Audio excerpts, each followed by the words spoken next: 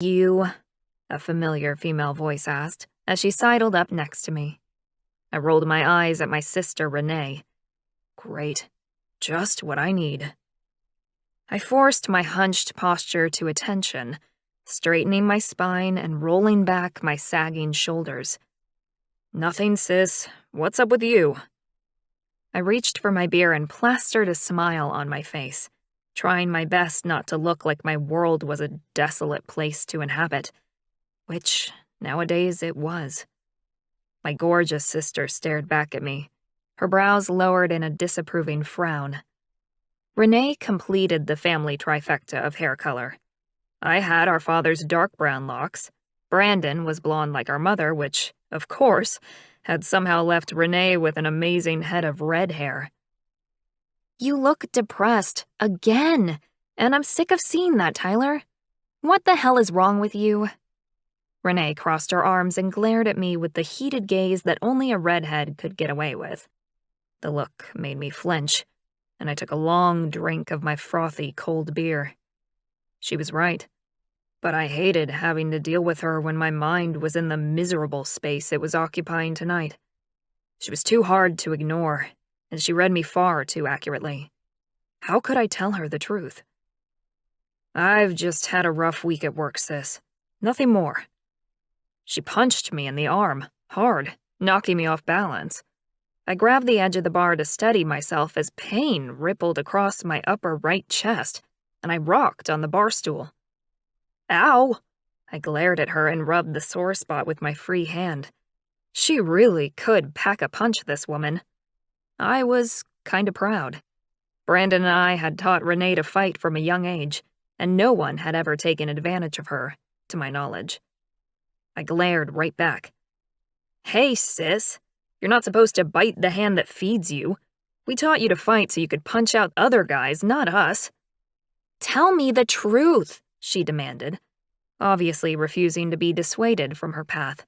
Her path being to find out what was bugging me. She stomped her foot and placed both hands on her hips. What a freaking princess. I rolled my eyes again and inhaled sharply through my nose. I knew she wouldn't give up until I answered. I'm lonely, okay? I finally admitted. Work's great, the family's fine, but I'm fucking sick of chasing random and meaningless tail. Renee's whole posture relaxed, and she slid onto the stool next to me. Whiskey, neat, she called to the bartender, and placed her hand on my leg, patting my thigh. You'll find her soon. I know you will. I grunted and lifted my beer again. I had no doubt I'd find my mate one day, but when? I'd already waited long enough, and I was losing patience. Yeah, but when? I'm damn sick of waiting. Dad told us that we have no control over our destiny, and that fate will take care of everything, but seriously? I'm fucking 32. I've been dating for 15 years already, and I'm done. I want a family. I'm ready for that. More than ready. I clenched my hand into a fist so tight that pain shot up my fingers and through my palm. Hey, Ty, I'm heading back to the house. You coming? Brandon, my fraternal twin, thumped me on the back and I grimaced. What? He wanted me to play third wheel again to whatever stray woman he'd come across this week? No, thanks. Nay will give me a ride. I looked at our sister to confirm and she nodded. I unclenched my throbbing fingers and tried to ignore how uncomfortable I was at this point in my life. Brandon took off with the blonde Barbie doll. Renee sighed as she watched Brandon leave and downed her whiskey with a quick flick of her wrist and a practiced swallow. It doesn't look like Big Brother is going to be lonely tonight. She was right, but she was also wrong. I knew how it felt to fill your cold nights with random women, and while it might satisfy a physical craving, it did not necessarily cure the loneliness. One-night stands were not the way to happiness, at least not for me. If anything, they only accentuated the lack of love in my life. I shook my head and called for another drink. Nope, not Brandon. Although at the rate he's going, we're gonna have to move soon, so he'll have fresh pickings to choose from. Renee laughed and elbowed me in the side. Hey, glass houses, brother of mine. It wasn't that long ago you were dragging some woman home every other night, too. I know.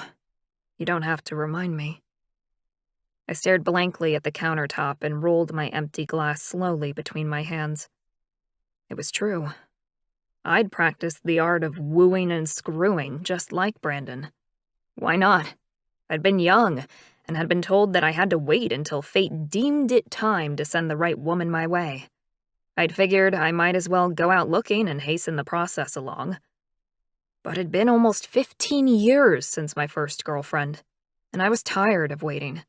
I wanted to find my forever now, the woman I was meant to love, who was created to be with me. My fated mate. Renee turned to me. What if you have to wait until Brandon's ready too? Frustration clawed through my heart. God, no, please.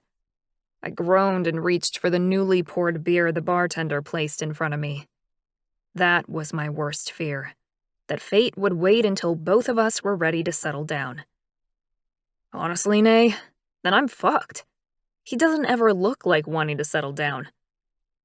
My family were shifters, mountain lion shapeshifters to be exact. We all lived in a small town at the base of the Canadian Rockies. My dad had pulled Brandon and me aside when we were nearly 10 to explain about the birds and the bees. The only difference in the speech we got instead of the normal one came at the end of the talk, when our dad explained our future. You two are a perfect pair, perfect complements to each other in physical appearance and personality. We'd nodded, not really knowing what that meant. I remember waiting for the signal to go back to play. That's when Dad hit us with the line that would change our lives forever. And that means that, when the time comes, you will mate with a single female. Together. What? We boys had glared at each other and pouted. Though twins, we rarely shared anything. If we fought over a bike, how would we possibly be able to share a mate? Our father had smiled and touched us both on the cheek. It'll be fine. Unfortunately, it was not fine. We were 32 years old and only one of us was ready for our forever woman. If I had to share her with Brandon, then so be it. I would learn to deal with that, but where was she? I glanced over at my baby sister. I can't imagine finding a woman that we're both gonna like. Brandon's always gone for tall blondes. And you've always gone for the short brunettes, Renee finished for me. We know, Ty. My head began to spin, and I finished the rest of my drink, embracing the wooziness. It was a nice reprieve from the usual cold feeling in my gut that had become more pronounced recently. You know, I think I'll walk home, Nay. Renee jumped to her feet and touched my arm gently. No, I'll drive you. I groaned and shook my head. Thanks, but I'll be fine. It's only 15 minutes. That'll give Brandon a chance to finish with the blonde. The last thing I wanted to do was walk in on that scene. Renee chuckled and squeezed my arm tight, the same way she had when I was younger and my first dog had been hit by a car, with love and compassion. Good night, bro. I stumbled forward and pulled my sister into my body for a one-armed hug. She was the best. She really was. Night, sis. I walked out into the cold night air and took a deep breath. My mountain lion wanted to run. But the last time I'd shifted while drunk, I'd woken up locked in a zoo cage. My mother would kill me if that ever happened again. I shook my head and laughed, imagining that conversation. My mother was not one to mince her words. So, instead of shifting and running through the forest like I desired, I began the lonely walk back to the house I shared with my twin. Chapter 2. Laura. I was going to kill my stupid sister if it was the last thing I ever did. I put my cell on speaker and dialed Belle's number for the 5th time, growling at the phone. "Where the hell are you?" Belle's phone finally picked up, and I heard a familiar giggling down the line. "Hello?" Oh, thank God. "Belle, where are you?" Belle giggled again, and I rolled my eyes heavenward. "A little help, please." "Belle, you have to be at that university open house tomorrow or you won't be accepted." Belle laughed as though that was the greatest joke she'd ever heard, and slurred into the phone. "I was at the little bar on the corner, and now I'm going home with Brandon." I grabbed my keys and headed out the front door. Calm. I needed to stay calm. "That's great, hon. Can you ask him to give you his address and I'll come pick you up in a little while?" I made my voice as light and friendly as possible, hoping to convince my horny little sister to come home early. "It's 48 Cabin Creek Drive," came a husky reply from a male voice, presumably the aforementioned Brandon. I shivered. His voice was like salted caramel over vanilla ice cream, so smooth and decadent, my knees almost buckled beneath me. Damn it, what the hell was that? I shook myself as I walked down the path, wrenched open my car door, and jumped in. Cabin Creek Drive wasn't far. "Don't leave. I'll be there soon to collect you." I put my car into gear and pulled out into the empty road. This was the last thing I wanted to be doing on a Friday night, chasing down Belle, again. But hey, what else was there for me to do tonight? Wasn't like I had a life of my own or anything. 22 minutes later, I pulled up outside a beautiful double-story house. It was at the end of a block of homes at the edge of the residential estate bordering the forest at the base of the Rocky Mountains. My eyes widened at the size of the place. Wow. I stepped out of the car and looked up at the well-maintained home and lawn, lit by attractive landscape lighting. Who was this guy? A luxury house builder? An architect? "Can I help you?" I spun around and fell back against the car as a force I didn't recognize almost knocked me off my feet. The man standing in front of me had a face that looked like it'd been carved by angels. Dark eyes that, even at a distance, burned with heat. His short, dark hair was styled casually, and his body looked strong and wiry. I swallowed against the lump that rose in my throat and felt an intense pull in my lower belly. My primitive side that I didn't like to admit was even a part of me responded to the attraction of this exceptionally hot-looking male. Yes, hopefully you can." I cleared my throat and staggered forward on legs that were shaking. I must have looked drunk. "You all right?" the man asked. He stepped forward and grabbed my bare elbow. I gasped as sparks flew up my arm and tingled all the way to my core. My heart thumped against my ribs, and I bit back a moan. I'd never felt anything like it before. "Fuck!" the gorgeous guy growled, letting go of me as though he'd been burned. Had he felt that electric zap too? He backed up so quickly I almost fell forward into the front hedge that bordered the property. He continued to growl, with weird, panting noises, sounding much like a large and very predatory cat. His eyes flickered from their dark brown color to a strange tawny yellow. I blinked, but the color change was still there. Was there something wrong with him, or was the dim light playing games with my eyesight? I looked at him, hard, and saw it again. Brown to tawny, and back to brown. What the hell was this guy on?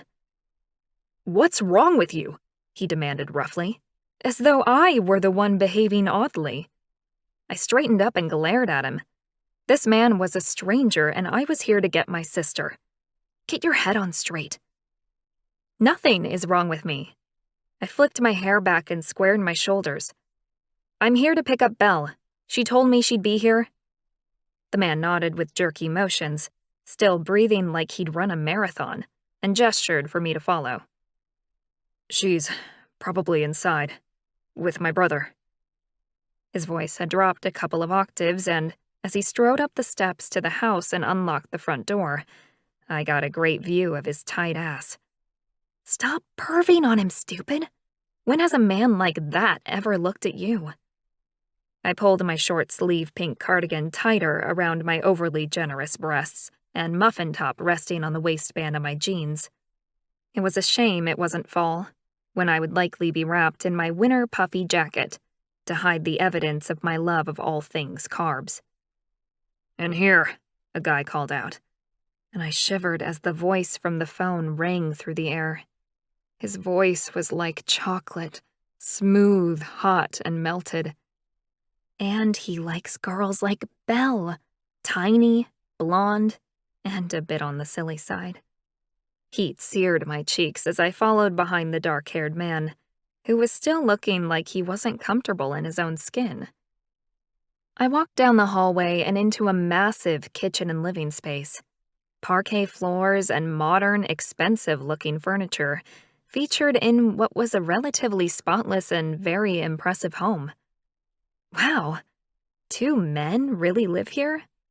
Maybe they're gay and I just made an idiot of myself. "She's in the bathroom." I dragged my eyes away from the garden and forest view out the floor-to-ceiling windows and looked toward the melted chocolate voice.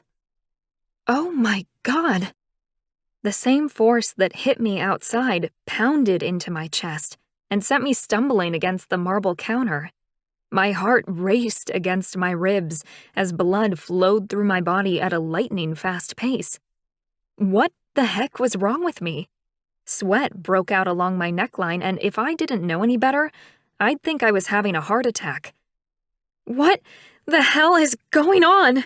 I gasped the words out loud, without meaning to, clutching at my chest.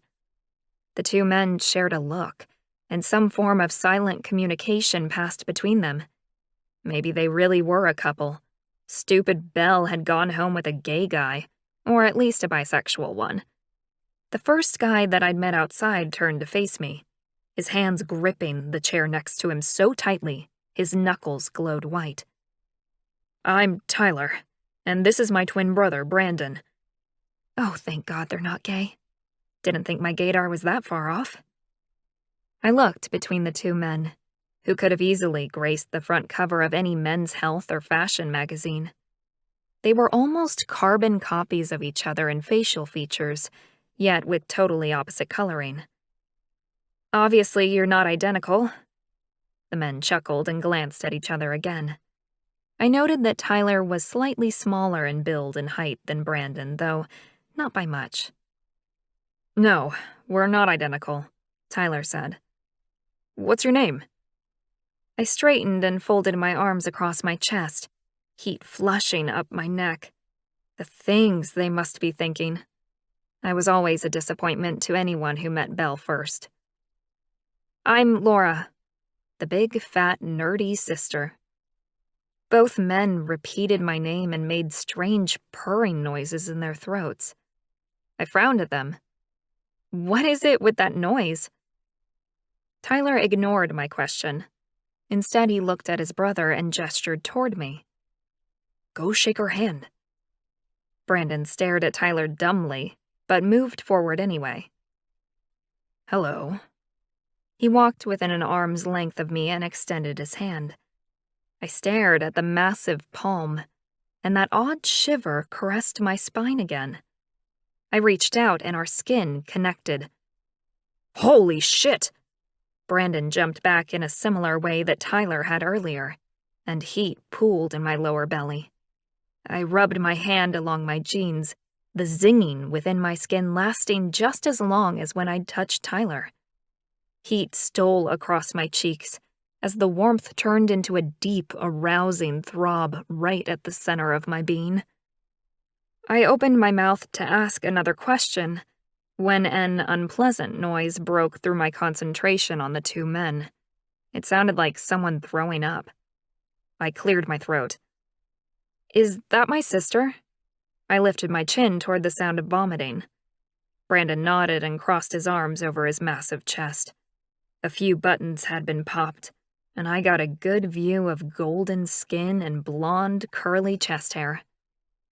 Had my sister been the one to unbutton that shirt, or had Brandon done it himself? I inhaled sharply and ignored the strange looks I was getting from the men. I strode forward, and a deep twinge of sadness tugged at my heart when both of them moved rapidly out of my way. Was I that repulsive that they couldn't bear to touch me again?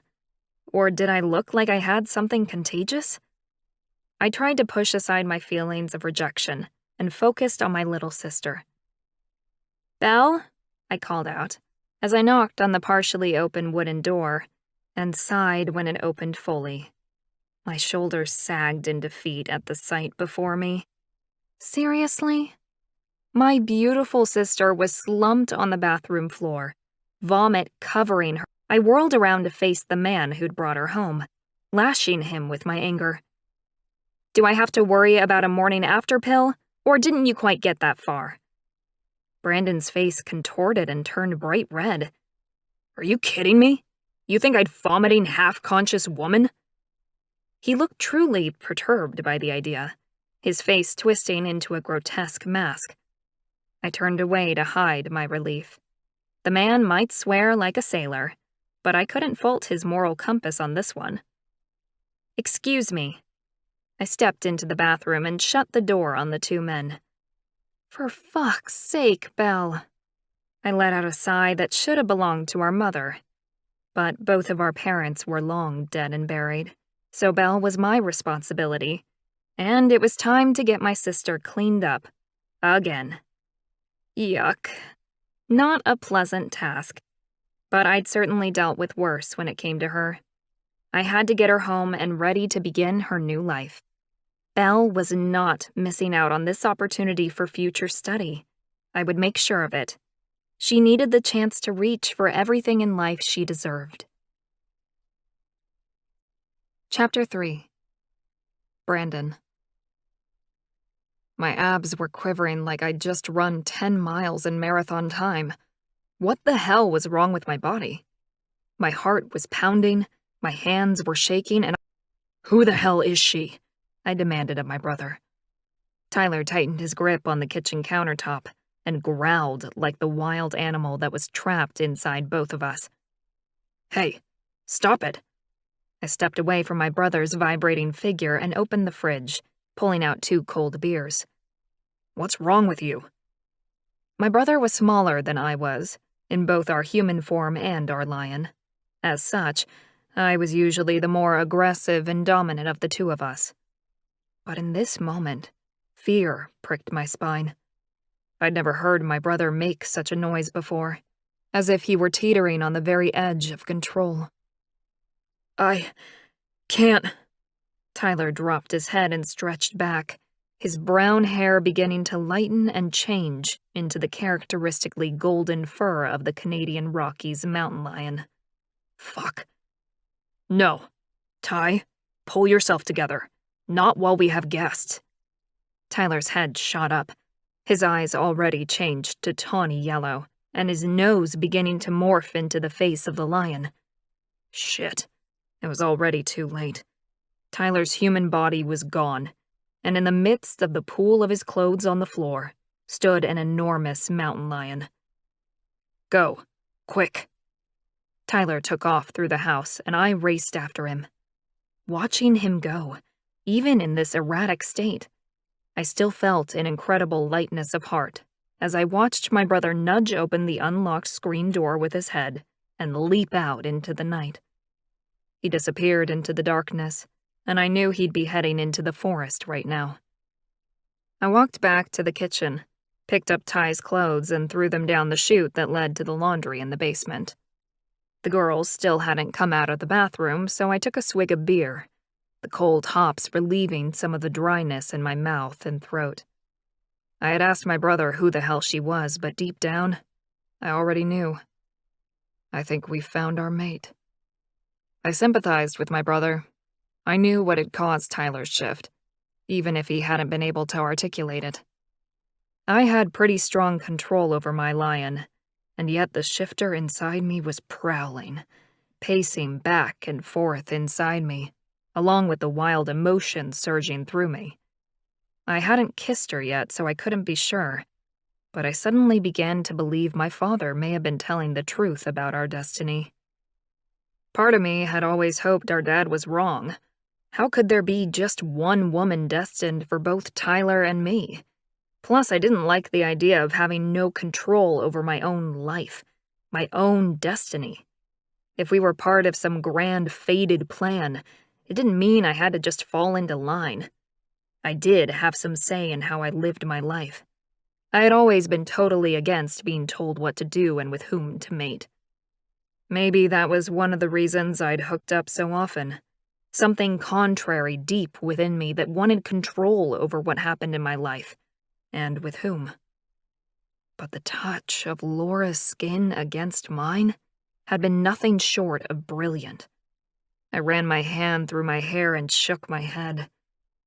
She was nothing like the woman I had imagined as a mate, nothing like what I normally was attracted to.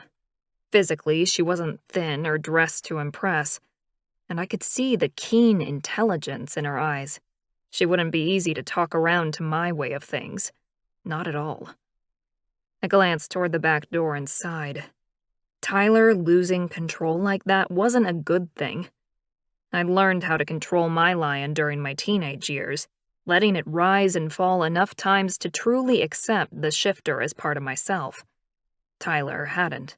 He'd fought our natural form every step of the way. "Brandon?" Laura's smooth, sensual voice called out to me, and I turned toward her like so many men before me, responding to the call of a siren. The hairs on my arms prickled as our gazes met. Damn, she had a beautiful face. "Can you help me get Belle into my car?" I nodded and set my drink down on the kitchen table, not trusting myself to speak. I wasn't sure words would come out, so I stayed mute and walked forward, swinging the tiny blonde up into my arms. I couldn't help the instant comparison of the two sisters that flashed through my mind.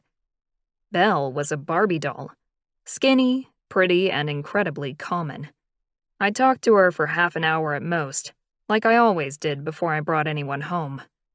I was a builder, not an architect like my brother, yet I still struggled to engage with airhead women. Dumbing down every sentence while flirting to keep them interested was not my strong suit. I generally ended up bored out of my brain, but at least they usually agreed to come home with me. For some reason, I hated sleeping alone.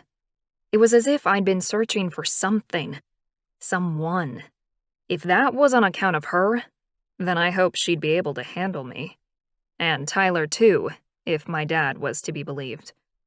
Laura walked ahead of us, her lush ass swinging seductively in her jeans. Okay, I had to admit it. Laura was pretty. Arousal sweeping through me as I imagined what Laura would feel like beneath me. Perfect, probably. "Thanks for this," she said, as we walked down the front steps of the porch and along the garden path. When we got to the car, she opened the door for me. I deposited Belle onto the seat. She was groaning and burping like a baby. She smelled like vomit, too. Great. "I'll strap her in." I stepped back to allow Laura to slide by me and got a whiff of her incredible scent. Honeysuckle and daisies, fresh, earthy, and clean. I wanted to roll in the smell, close my eyes and get lost in it. Fuck. Move away, now. That saving grace thought made me stagger away as my lion rose to the surface. There was pressure in my rib cage and a need to fall away into the abyss, allowing my cat to surface. He was calling for his mate, needing to claim Laura as his own.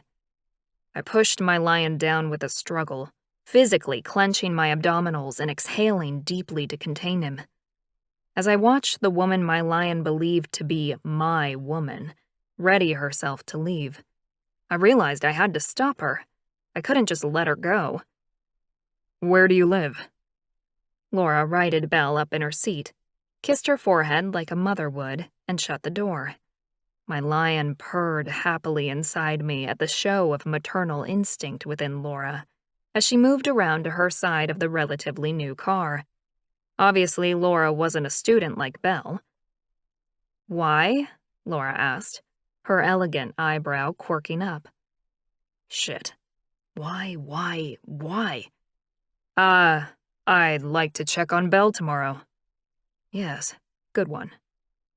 As Laura's mouth turned down, I realized using Belle probably wasn't the best way to stay in touch with the older sister. You didn't get her number? I shook my head. More than likely, I wouldn't have gotten around to asking for it, even if I had betted her. I probably shouldn't help you here, but you know what? Who am I to stand in the way of true love? Her voice dripped with sarcasm, and I worked hard not to let the flush spread across my face. True love. Yeah, right. What's your number? She asked. I recited my cell number and she pressed several buttons on her phone. There. Done. She gave me a mocking wave and slid into her car before driving away. Pride blossomed in my chest as my lion rose to the surface once again. She was strong and fiercely protective, exactly as a mate should be. I held it together by holding my breath and pressing down on my diaphragm until the car disappeared. Then I bolted inside. I had to join my brother in shift 2. My skin burned and my groin was on fire. I stripped as quickly as possible and roared as my body transformed. A contented rumble bubbled inside my chest as I stretched within my new body, then ran out the door as fast as I could. When I reached the lake, I inhaled my twin scent. Tyler had been here recently. I needed to track him down. We both needed to spend the night sorting out our own demons before we approached Laura once again. Tyler would accept our fate with an open heart. I knew that as surely as I knew my blood was red. My twin had always embraced our father's prediction of our fated mate being out there somewhere, but I had never been sure if it was fact or fiction. I'd always wondered if our father was just passing down a story or if it would happen no matter what I did. If Laura was the one for us, how was she going to be enough for us both? Even when I gave some woman a chance at a semi-relationship, within a couple of nights I was bored stupid, and sexually they couldn't keep up with my hunger. I would end up frustrated and feeling more alone than ever. I turned around and took a slower pace back around to the house, my body no longer burning in its need for freedom. This woman, Laura, was going to change everything. Instead of peace or happiness, inside me was restless fear, and I hated being helpless against it. My future was full of more waiting. Unfortunately, I could think of no other way out of this mess than to see how it went with Laura. If we developed some sort of menage mating situation, then I could always keep my one-night stands on the side if I needed to. Couldn't I? I'd be honest with her about it. I would owe her that. But surely if I was discreet, Laura wouldn't care. It didn't matter what my father had said. No destiny could be better than the freedom I had now, and no woman was going to keep me starving when there was a plethora of available females out there. Tyler. I woke with a terrible hangover, my head pounding and my body aching from the long overdue run last night. The beers hadn't helped my cause either. For crying out loud, I groaned as I rolled onto my back in bed and squeezed my palms against the sides of my head. It sounded like someone was ringing a gong in there. "Morning," my stupid brother called out as he walked through my bedroom door, already showered and dressed. "God, Brandon, how are you so fucking chirpy?" Brandon chuckled and handed me a glass of water with a couple of painkillers. "Practice." That'd be right. I forced myself to sit up, my head spinning faster with the change of altitude. "Thanks." I swallowed the white pills down with a splash of water, relishing the feel of the cool liquid sliding down my dry throat. "I'm going to call Laura this morning," he said. "You want in?" The hairs on my neck prickled, and I placed my glass down on the nightstand. I'd pushed most thoughts of last night from my mind, but Brandon's comment brought it all rushing back. Was it really possible? Had we found our mate? "You were attracted to Laura too?" Brandon crossed his meaty arms over his chest, then nodded once. "Yeah, I think so. I mean, she's not exactly my type." I groaned, frustration clawing at my gut. I knew Brandon was gonna say that. "Yeah, I know that, but you feel it too, don't you? She's our mate, right?" Brandon dropped his arms down and began to pace. "I always thought our woman would be a shifter." I nodded slowly, relieved to find my headache was disappearing. "Yeah, but we looked at them all years ago." And we had. Following our parents' urging, we dated most of the female mountain lion shifters and found nothing enthralling about any of them. We both knew it would be so much easier if our mate had been a shifter too. Someone we didn't have to introduce to everything. Now we had to get Laura used to the idea of us both wanting her, and the fact that we turned into animals whenever we wanted to. Not that I'd had much experience with telling non-shifter humans about us, but from what I understood, it wasn't an easy thing for a human to understand, or accept. And then, on top of that, we had to get her to understand the fated mate bond. "So, what's the plan then?" I looked up and saw a shadow of confusion cross Brandon's face.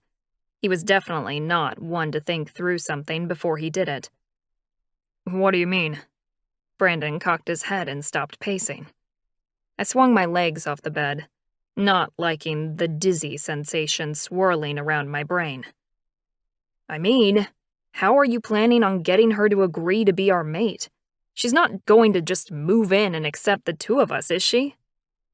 Brandon frowned, his handsome face wrinkling. "Why not?" I laughed without mirth and got to my feet.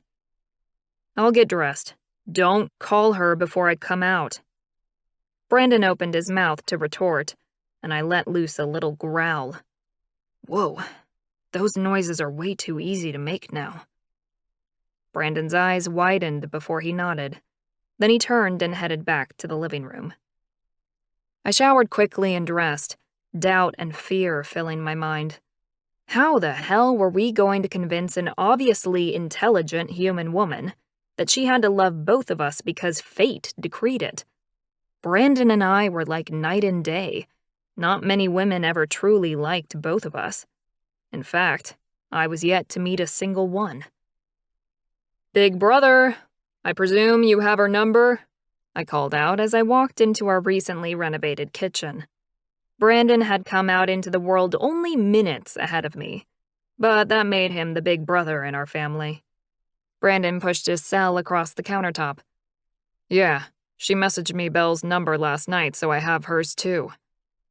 I was impressed. Smartest thing Brandon had done in years. "So, how are we going to get her to start seeing us?" Brandon shrugged and I rolled my shoulders back. We needed to be smart about this. The rest of our lives depended on it. I crossed my arms over my chest, my brain racing with ideas. We don't even know her last name or where she lives.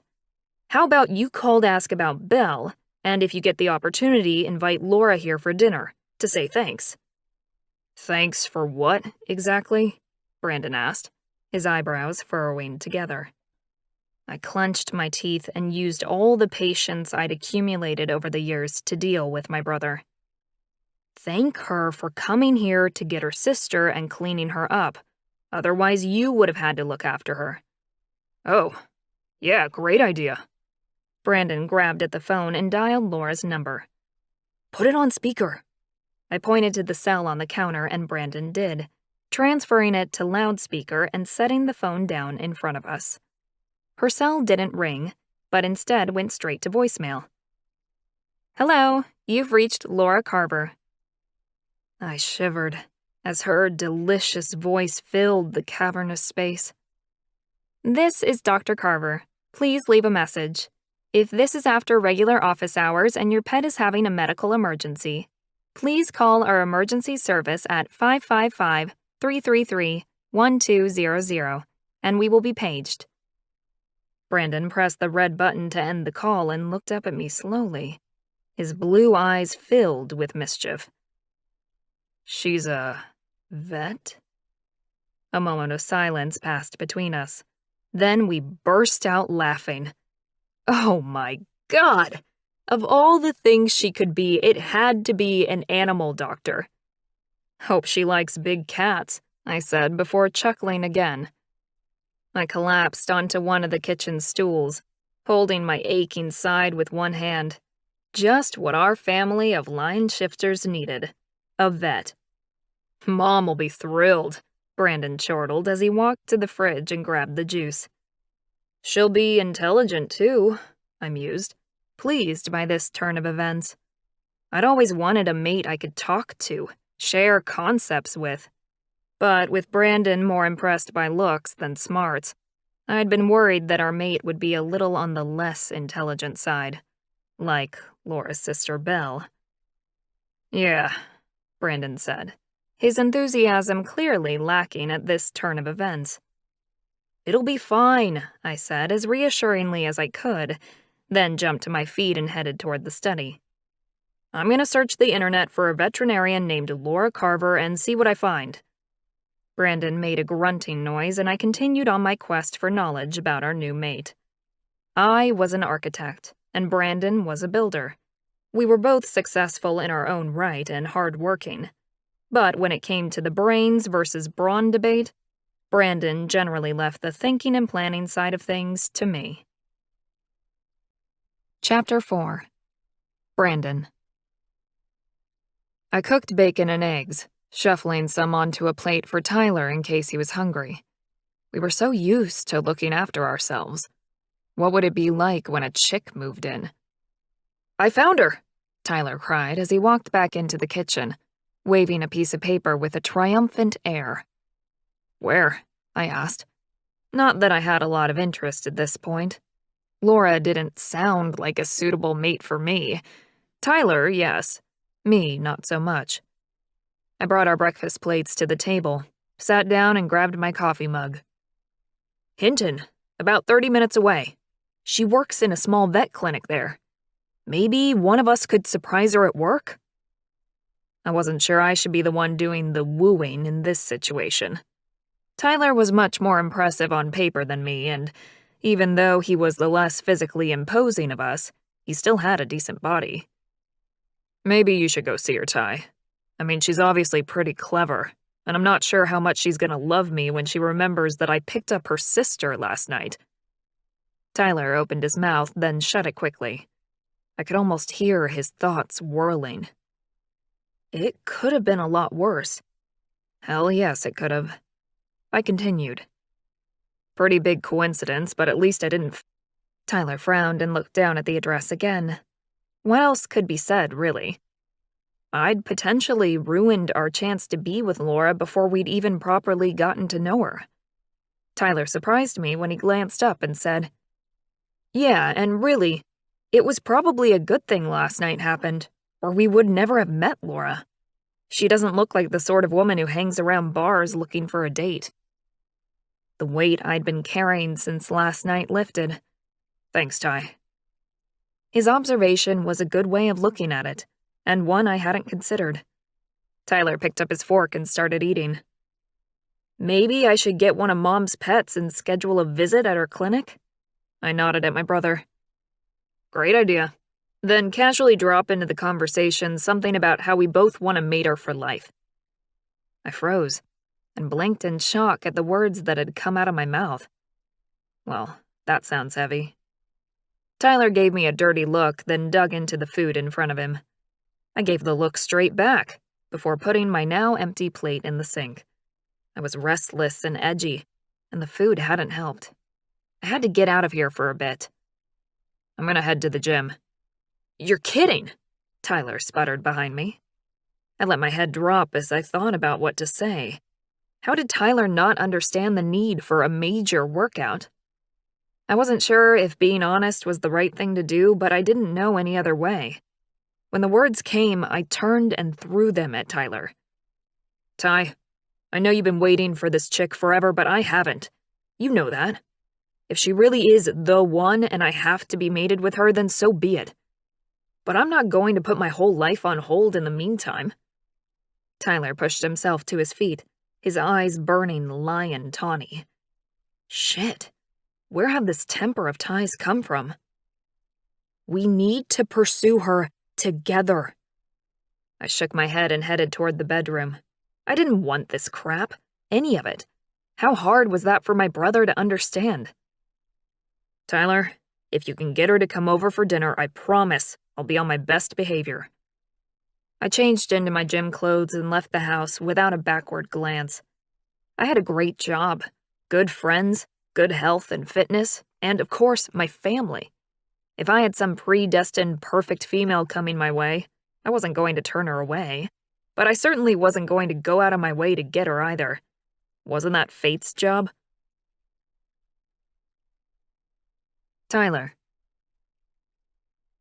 I stepped up to the front doorstep of Hinton Veterinary Clinic with an injured dog in my arms. Unfortunate for the dog, but fortunate for me that when I'd called my mom an hour ago to ask about her animals, she'd been about to head to the vet's office. Poor Cotton had been in a fight with a coyote and had come off second best. I opened the door and stepped into the clinic, the overly sterile smell of surgery assailing my sensitive nose. Yuck. Can I help you? A cute woman with freckles and red hair asked, from behind the desk. Yes. I walked forward, holding Cotton in my arms. She got into it with a coyote this morning and has a cut on her front leg, hind leg teeth punctures, and a ripped ear. Cotton struggled a little, and I held the dog firmly against my chest, soothing the warm lump with a soft pat. Oh, poor little thing. Please have a seat, and I'll have a tech get a room ready for you. No, I'd like to see the vet, Laura, if that's not too much trouble. The woman stared at me for a moment, then smiled. Dr. Laura's schedule is packed this morning, but she'll be in to examine Cotton as quickly as possible. We welcome walk-ins, but sometimes it takes a bit longer to be seen. I put as much warmth into my eyes as I could. Thanks. I appreciate it. I sat down on one of the uncomfortable white plastic chairs. My ass was almost numb by the time I was called into a small examination room 30 minutes later. The back door to the room opened and Laura walked in, her long hair tied up into a bun and wearing a pristine white lab coat. Hello, it's nice to meet. Oh, it's you. Her green eyes widened and her pupils dilated as she stared at me. She's attracted to me. Thank God for that. I brought Cotton in to see you. She got in a fight this morning. I placed the injured pup down on the stainless steel table, patting her soft fur when she whimpered. It's okay, pretty girl. I could feel Laura's eyes boring into me as I concentrated on the dog. Laura humphed and stepped forward, running her hands over the dog and connecting with my hand accidentally. Oh my God, what is that? Laura jumped backward. She was shaking her hands out in front of her frantically as though they were burning, which I could relate to. My skin was tingling, and I could feel her touch like a permanent tattoo. What was what? I asked, not wanting to assume she felt the same tingles running through my body, despite her actions. Every part of me was awake and alive. I wanted to grab her, hold her close, and kiss those beautiful lips. But instead of following those primitive urges, I withdrew my hands from the dog's fur and clenched them into fists behind my back. When I touch your skin, I can't explain it. Laura was shaking, and I hated seeing her like that. It's okay, I promise. Would you consider going somewhere with me this afternoon so I can explain? Laura stared at me for a moment, then looked down at the dog. Step aside for a moment and let me do my job. Then I'll give you an answer. I moved back as Laura stepped forward, running her hands expertly over the shaking dog, examining her from head to tail. She needs a shot for the pain and one to prevent a possible infection in her hind leg. I'll put some glue over her leg and ear. The injuries aren't deep enough to need stitches, but she's going to have to wear a cone for a few days to prevent her from reopening the wounds. Thanks.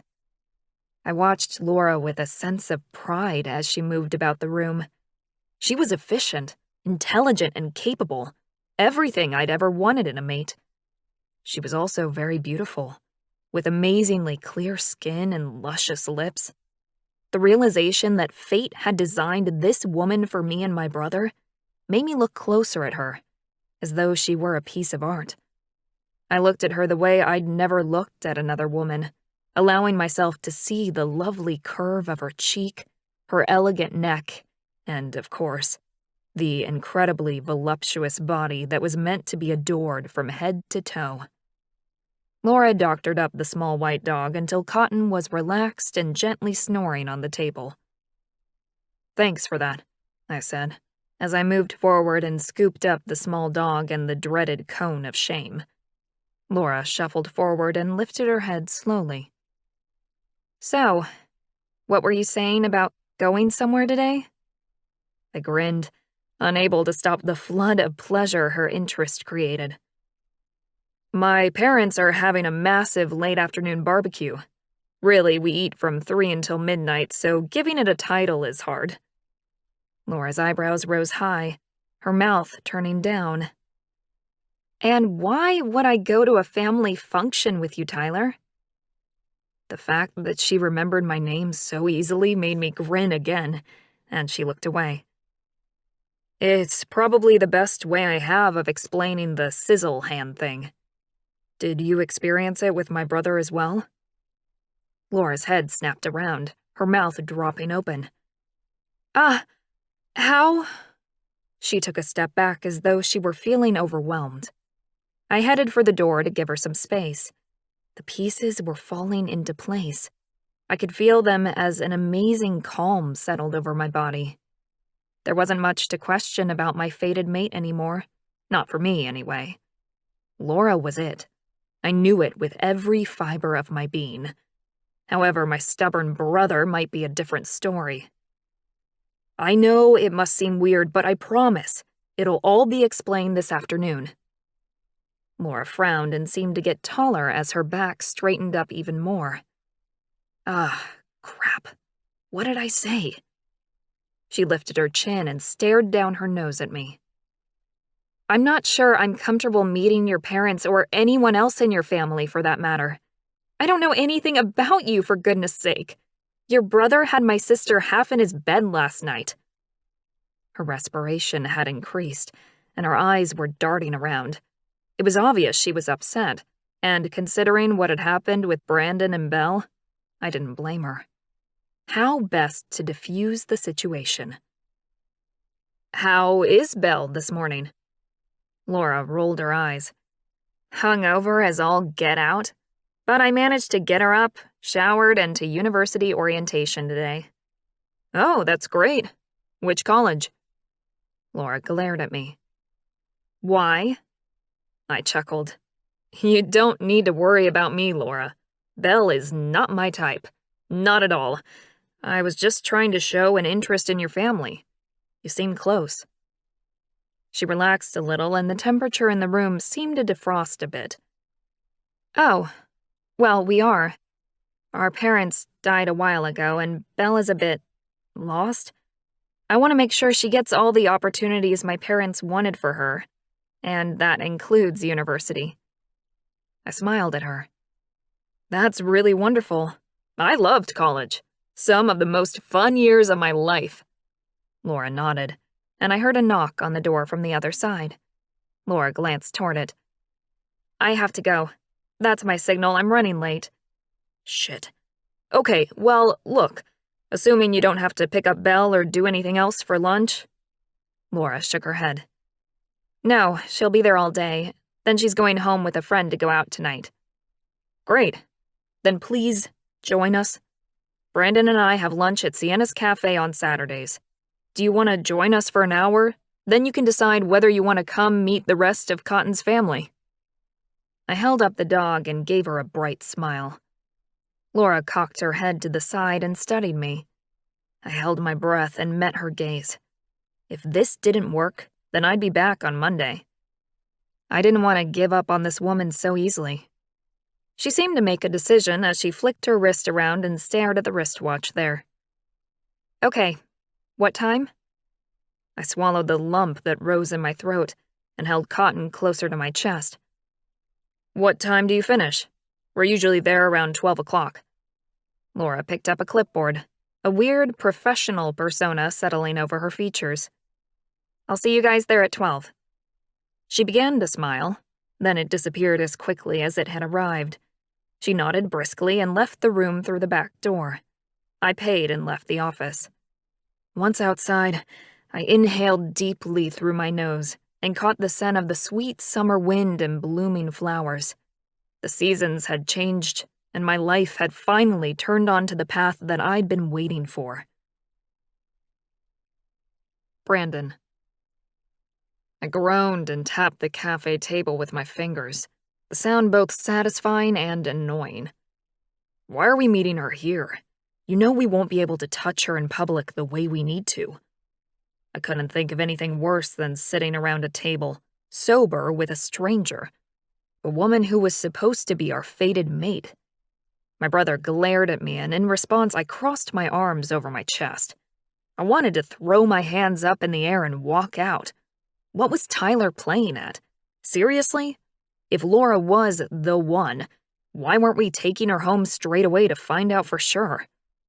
Tyler let out a warning growl as the door to the cafe opened with an annoying tinkle of the wind chime the owners had hanging over the doorframe. Laura walked in, and my heart leaped against my ribs. Fuck, that's intense. I huffed out a breath, trying to release the squeeze on my chest. Tyler, on the other hand, seemed perfectly fine, as he stood up and motioned to our potential mate to join us. I rubbed the painful spot on my chest. That better not happen every time I see her. It was freaking embarrassing. I could barely breathe. Laura walked over to us and sat down in the chair opposite me, a pleasant smile on her pretty face. A pleasurable feeling rippled through my chest. She was even better looking than I remembered. Hi again. She nodded at me in greeting, her green eyes showing a strong confidence I didn't usually see in a woman. I nodded back. Hey. What else was there to say? Tyler sat forward in his chair. How was the rest of your shift? Laura picked up her menu and flicked her eyes over the list. Pretty relaxed, thanks. Saturdays are a short day for us. What's good here? She glanced up, and my heart did another massive thump against my chest, and my belly rolled with the feeling. Damn, calm down. I reached for my glass of water and chugged some down, trying to chill out. This reaction I was having was just plain strange. Tyler answered, Anything, really. Their bison burgers are fantastic. I turned toward Tyler and frowned at the sound of my brother's high-pitched tone.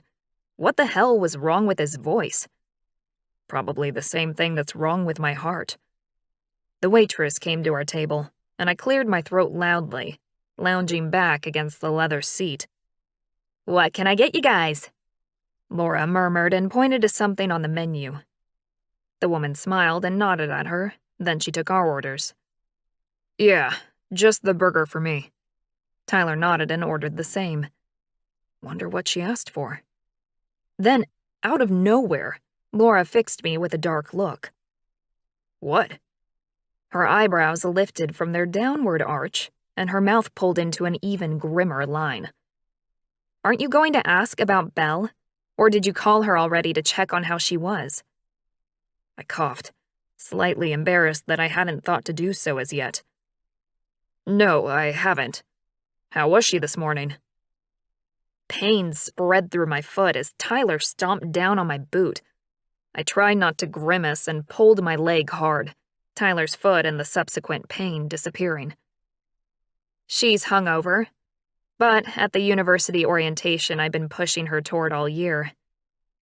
I hummed and shrugged, debating whether or not I should wink at the waitress as she set our food on the table. I decided against it.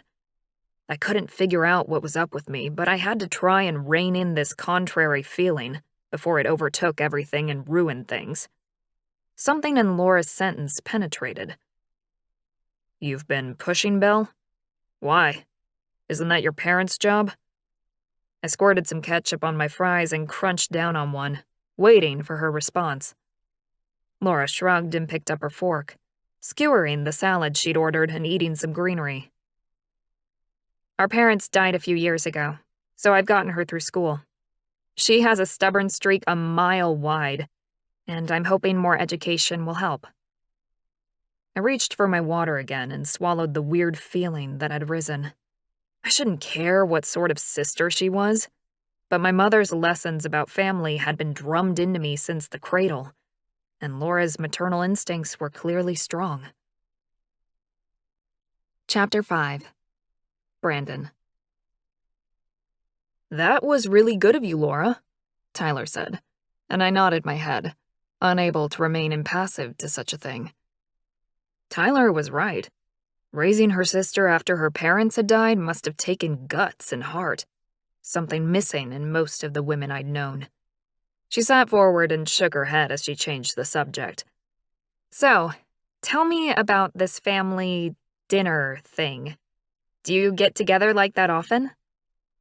Her eyes flicked between Tyler and me, and I noticed how much longer her gaze lingered on Tyler rather than me.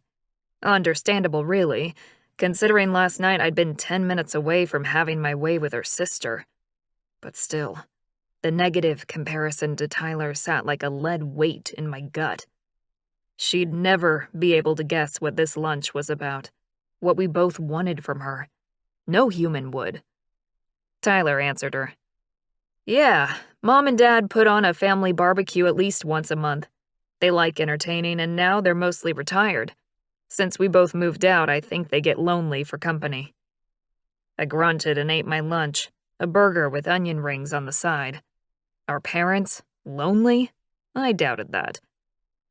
"You disagree with your brother?"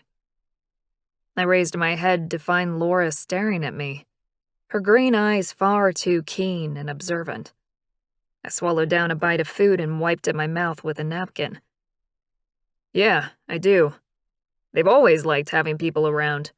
Our whole childhood was filled with friends and cousins dropping by. Nothing's changed. They just have more money and time now." Laura stared at me for a moment, then looked back at Tyler with a smile. "It sounds like you guys had a fun upbringing. Much more social than mine. Do you have any other brothers or sisters?" I grimaced. "Yeah, unfortunately." Tyler laughed. "Her name is Renee, and you'll meet her today if you decide to come." Enormous pain in the ass that she is. My phone buzzed with a text. I picked it up and read the message from my father. I looked at Tyler. "Dad wants us to come over and help set up." Our dad didn't request so much as command. Tyler frowned and looked at Laura apologetically. Should I send Brandon alone and stay with you?" Laura shook her head and pushed her salad away. "No, I completely understand." The waitress left the bill on the table and I pulled out my wallet, flinging a couple of bills beside my plate. Laura frowned. "No, I'll pay for my—" "No." I stood up, staring down into Laura's beautiful heart-shaped face. "What, you want to pay for a tiny salad? Next time, order some real food and we can fight about it then." She glanced away and picked up her things, standing slowly and facing me with that grim tightness around her mouth again. God, she's stubborn. Why do I love that? "I'm trying to lose weight," she said, and I could see the hurt in her eyes. I wasn't having that. It was bullshit. I said the first thing that came into my head. "Why the fuck would you do that? You're perfect just as you are." The gasp of the patrons around me was loud, but I didn't let them distract me from focusing on Laura and driving home the point. Somewhere inside my head, I marveled at the words. I'd always been drawn to skinny little blondes, but somehow, what I'd said was the truth. Laura was a major turn-on exactly as she was. Her eyes widened, and her pretty mouth opened and shut like a fish. I took advantage of her silence. "So, you gonna come to Mom and Dad's thing? Make sure you bring an appetite with you. Their pig on the spit is top shelf." Laura stepped away and turned to look at Tyler. "You said you'd explain about the ham thing." I glared at my brother. Did he now? And how was he going to explain a perfect mate's bond to a human? Tyler smiled at Laura with genuine warmth, and my lion growled and paced inside me. I stepped away toward the door, uncomfortable with the sensations flooding through me. I didn't like how much Tyler and Laura had bonded already. Being ignored was not a sensation I was used to. I heard them walk up behind me, so I opened the door and inhaled deeply through my nose, enjoying the fresh scent in the air that late spring always seemed to bring. Tyler was speaking behind me. "It would be so much easier if you came this afternoon. There will be quite a few people there and you'll be safe. I promise." I rolled my eyes before turning to watch my brother wooing our mate. She looked at me for a moment with hesitation, then went back to talking to my brother.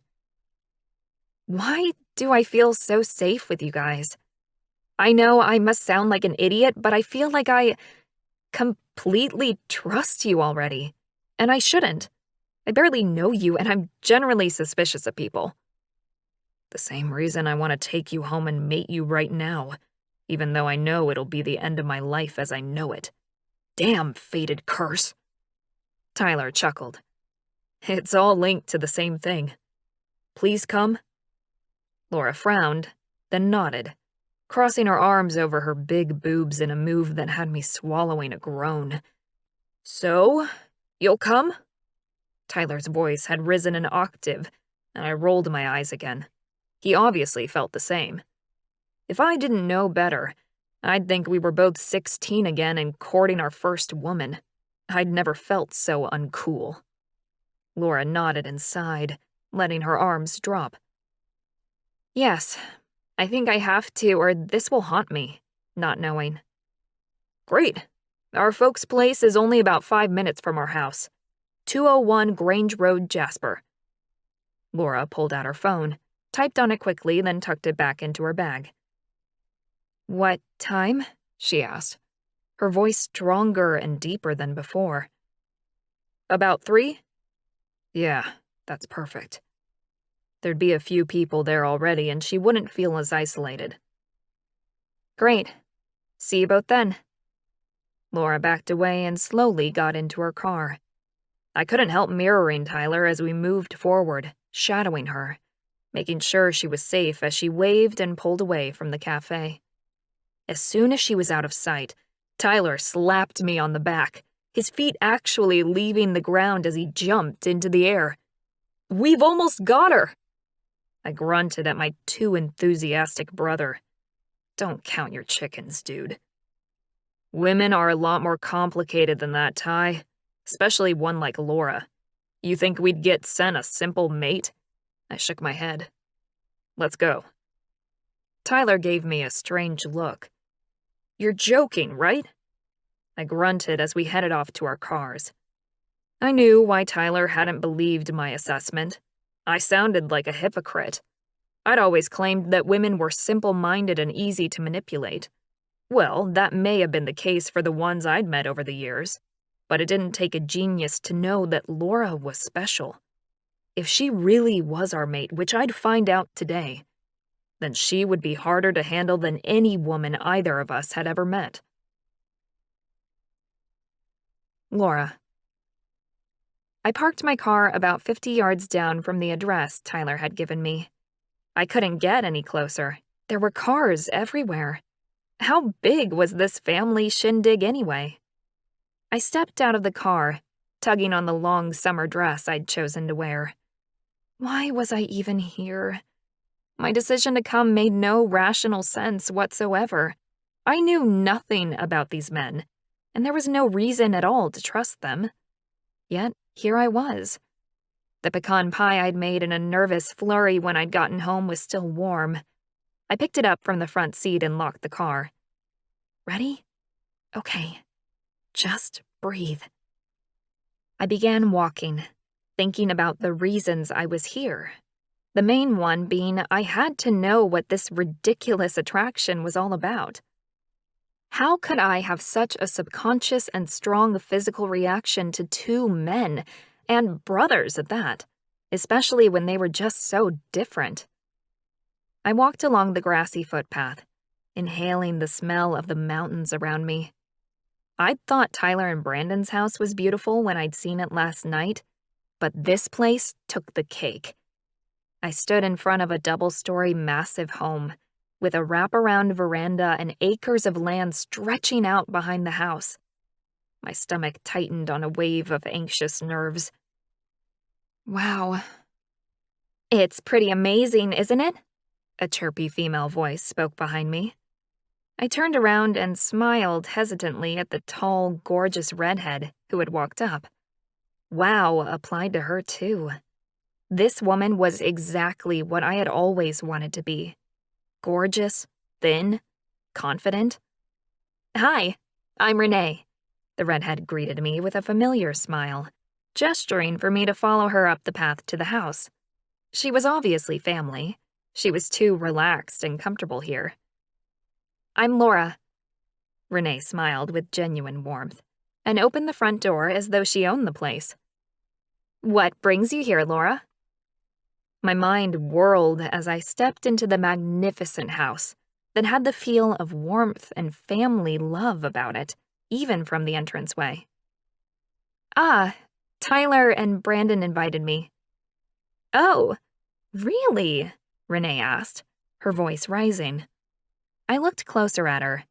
Renee didn't have any of Tyler's coloring, but there was something about the shape of her eyes and her smile. You're their sister, Renee chuckled, amusement sparkling in her green eyes. Got it in one. I'm impressed. Renee linked one arm through mine and took the pie with the other hand, holding it up like a waitress bearing a plate. Let's go meet my parents. Panic rose. Shit, no, where the hell was Tyler? Oh, I'm not anyone special, Renee laughed as she continued to lead me through the house. Don't be silly. You have to meet the hosts of the barbecue. The sound of Renee's voice was as soothing to me as Tyler's presence. Strange. Renee, who do you have there? The melodic voice of a woman who simply had to be the twins' mother rounded the corner and smiled up at me. But although she sounded like Tyler, Brandon obviously took after her in a physical sense. She had beautiful blue eyes and blonde hair that was the same shade as her son's. Mom, this is Laura. Laura, this is my mother, Rosalie. Lovely to meet you, I greeted my hostess, stepping a little closer to Renee for support. Rosalie surveyed me quickly, smiling broadly as she took the pie Renee offered her. Oh, thank you, Laura. You really didn't need to bring anything. Oh, it's nothing. Thank you for having me. Rosalie bustled off with a smile. Then Renee grabbed my arm and dragged me through the house. Come on, I'll give you a tour. We made our way through the kitchen full of laughing women and into a backyard filled with talking men. I froze at the intimidating sight. Whoa, what a family. There wasn't a man under 6 feet in the whole group. Laura, Tyler's voice rang out as he bounced up the stairs and onto the deck. God, he looks good in casual jeans and a t-shirt. My heart raced in my chest, deafening me as blood pumped in my ears. Tyler. Brandon crept up behind him, looking like a reluctant school kid being dragged to the principal's office. And yet, When his eyes rose to meet mine, the heat in their blue depths was enough to make my knees quiver. Not so reluctant after all. Brandon. I couldn't keep his name from sliding off my lips, too. Renee let go of my arm, and I glanced over to see ecstatic smiles stretching across both Rosalie and her daughter's faces. "I knew you were special the moment I saw you," Renee said, then turned to grin at her brothers. I stepped toward the men and away from the women a little, the effect calming my nerves instantly. Tyler and Brandon moved into the empty places on either side of me, the sensation of protection oddly soothing. "Sorry we didn't greet you at the door, but it looks like you found our family anyway." Tyler took my hand in his, and that odd sensation pulsed in my fingers, but this time it was more of a tingle. I looked up at him, not sure why I felt so safe when surrounded by these men. I let him link our fingers together, his smooth skin testament to working a job that wasn't manual. "You want a tour of the property?" I looked from Tyler's face to Brandon's, completely confused about why these two gorgeous men were so happy to see me, but I would hold my tongue for the moment. While in Wonderland, I may as well see where the rabbit hole led. "Sure. I should also check on Cotton while I'm here." Tyler chuckled and Renee asked, "Did I miss something?" Tyler grinned at his sister, but it was Brandon who answered, "She's a vet." Brandon's voice was even sexier than Tyler's, if that was possible, like liquid chocolate, smooth and deep. Rosalie's mouth dropped open, and Renee began to giggle and put her hand over her mouth. I looked up at Brandon, his mouth pulled tight. He obviously didn't find it funny. "Is there something wrong?" He grunted. "No, let's go." Brandon led the way, trudging down the stairs and moving through the crowd with practiced ease. "Come on." Now that was a talent. I could walk behind him forever and never run into anyone. Tyler escorted me through the crowd, interested glances being thrown our way, yet no one stopped us as Brandon opened the door to the barn. "You want to see the horses?" I grinned at the hulk of a man and stepped into the barn. "Absolutely. One of God's truly majestic creatures." I stepped away from Tyler and walked up to the first stall, running a professional eye over the stunning dapple gray. The family had good taste in horses, and obviously took good care of them. This gelding's coat was sparkling with health. "These animals are incredible. Do your parents look after them, or do you have barn help?" I leaned against the stall door, my heart kicking out when I saw Brandon staring at me. He had the most intense blue eyes I'd ever seen, so stormy and deep. There was something special about him, and I hadn't worked it out yet. He coughed. "We all help, but Mom does most of it." He stuffed his hands in his pockets and scuffed his boot in the dirt floor. He looked like a gorgeous little boy, all nervous and adorable. I looked across at Tyler to see if his body language was similar, but found him sitting on a hay bale. He was waiting for something. "Are you going to tell me about the hand thing?" I glanced back at Brandon, who nodded slowly. He leaned against the wall behind him, and my knees almost gave out beneath me. This man was way too sexy for my own good. "Yeah, it's something special that only people with our type of connection feel." My breath caught in my throat, and I locked my knees so they didn't collapse beneath me. What did that mean? "So, it's a sort of chemical reaction?" I hoped that was all it was. My scientific brain struggled with the idea of it being anything else. Brandon straightened up and nodded. "Yes, but it's pretty rare. The hand-touching thing is only the first step. There's a lot more to it." I bit my lip, not sure I wanted to know the answer to my next question. Yet I couldn't walk away now. "Like what?" He took his hands out of his pockets and twirled one of his hands. "Turn around, and I'll show you." "Pardon me?" He smiled like the devil himself, and I heard Tyler say, "Brandon, don't freak her out." I couldn't pull my eyes away from Brandon's face. Everything in me wanted to go to him and touch him, feel that connection again. Yet I was a little frightened to know how deep it went. "Laura?"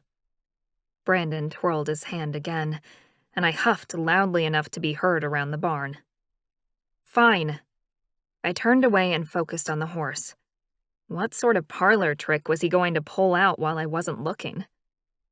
Warm hands ran up my arms, and I jumped, electricity zinging along my skin. Softer than before, but more sustained. I turned my head to find out which of the men's touch had made my skin tingle, and was unsurprised to see the more confident of the twins behind me. "Brandon, what are you doing?" I asked, as I spun around to face the blonde Viking towering over me. He gripped my arms and pulled me against him, the strength of his body undeniable, as my belly quivered in anticipation of what he might do next. "Showing you." And with that enigmatic statement, he dropped his head and kissed me. His lips were hot and soft against mine, strong but unhurried in their movements. "Push him away! You don't even know this guy!" But my hands were already moving toward his chest and up into his short hair. I moved them around to cup his skull and moaned as his tongue slipped into my mouth. His sweet, minty taste overwhelmed every sense. My knees weakened and I sagged against his large, strong body. He pulled back, and my eyes sprung open. Brandon was staring down at me with shock written across his face. Tyler stepped up next to us, and somehow managed to take me from Brandon. One minute I was in the Viking's arms, and the next moment I was with a dark angel. "What's happening?" I asked, and I ran my tongue over my suddenly dry lips. Tyler had the most angelic face. I had to touch him. I traced my fingers along his smooth jaw, a dreamlike calm coming over me. Never, even in my wildest dreams, had I imagined a man like this would want to kiss me. "My turn." Tyler swooped in and claimed my lips with incredible passion.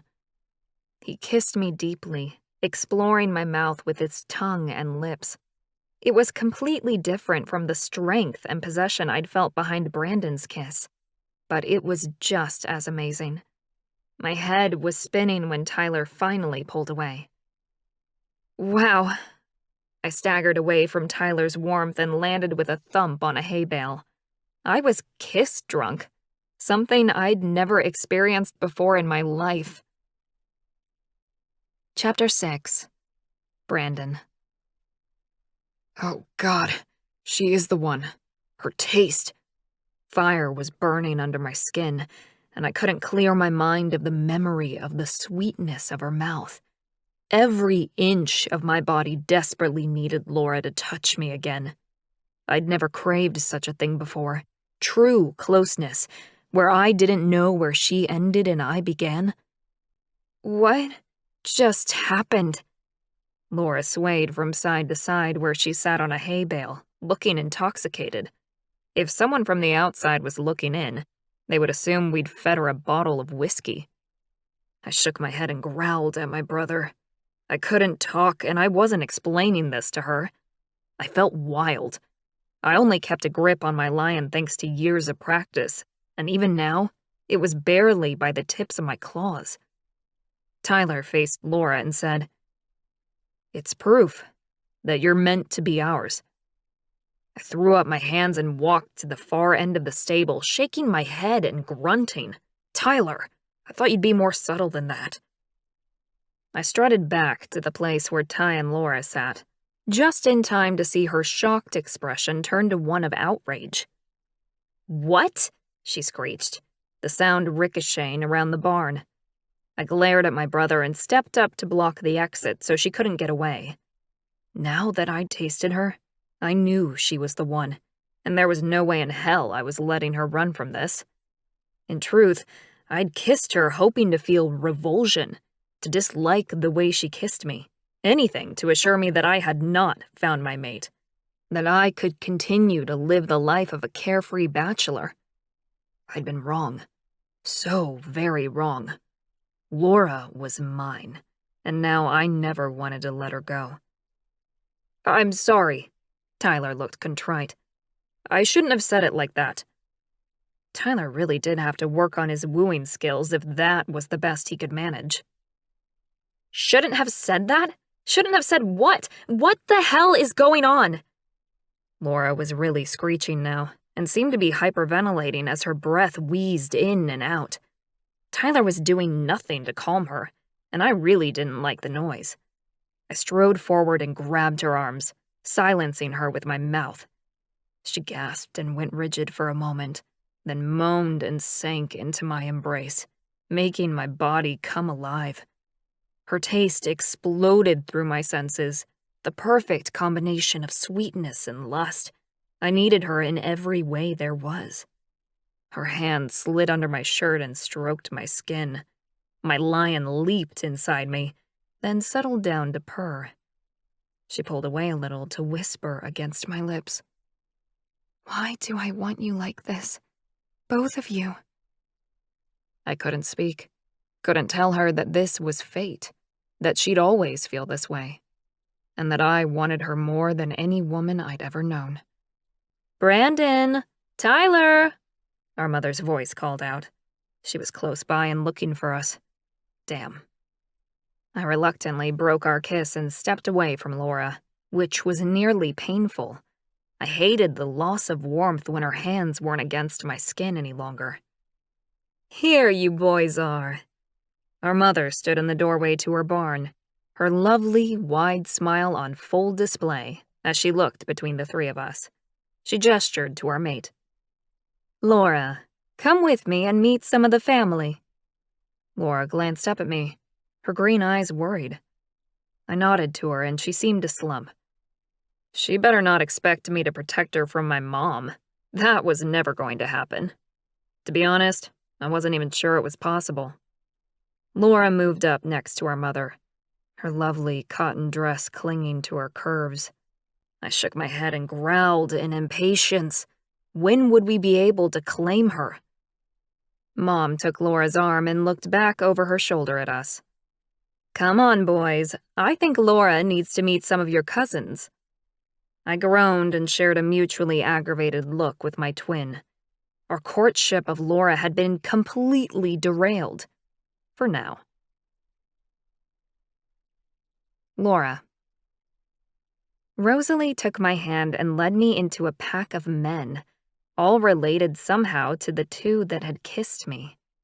I glanced around at the group of massive males who were staring at me, and heat filled my cheeks. Why were they all looking at me like that? "Laura, this is Jack and Scott, another perfect pair like my boys." Two pairs of intense eyes swung my way, and I tried to take a step back on pure instinct. Only Rosalie's arm stopped me. The men before me were magnificent, the same way a pair of tigers at the zoo were beautiful. They were older than Tyler and Brandon, probably mid to late 40s, but their aura was unmistakable. Virile, strong, protective males. Hang on, what had Rosalie said? Perfect pair? Sorry, what does that mean? Rosalie smiled at me and squeezed my arm tightly, as though to prevent me from going anywhere.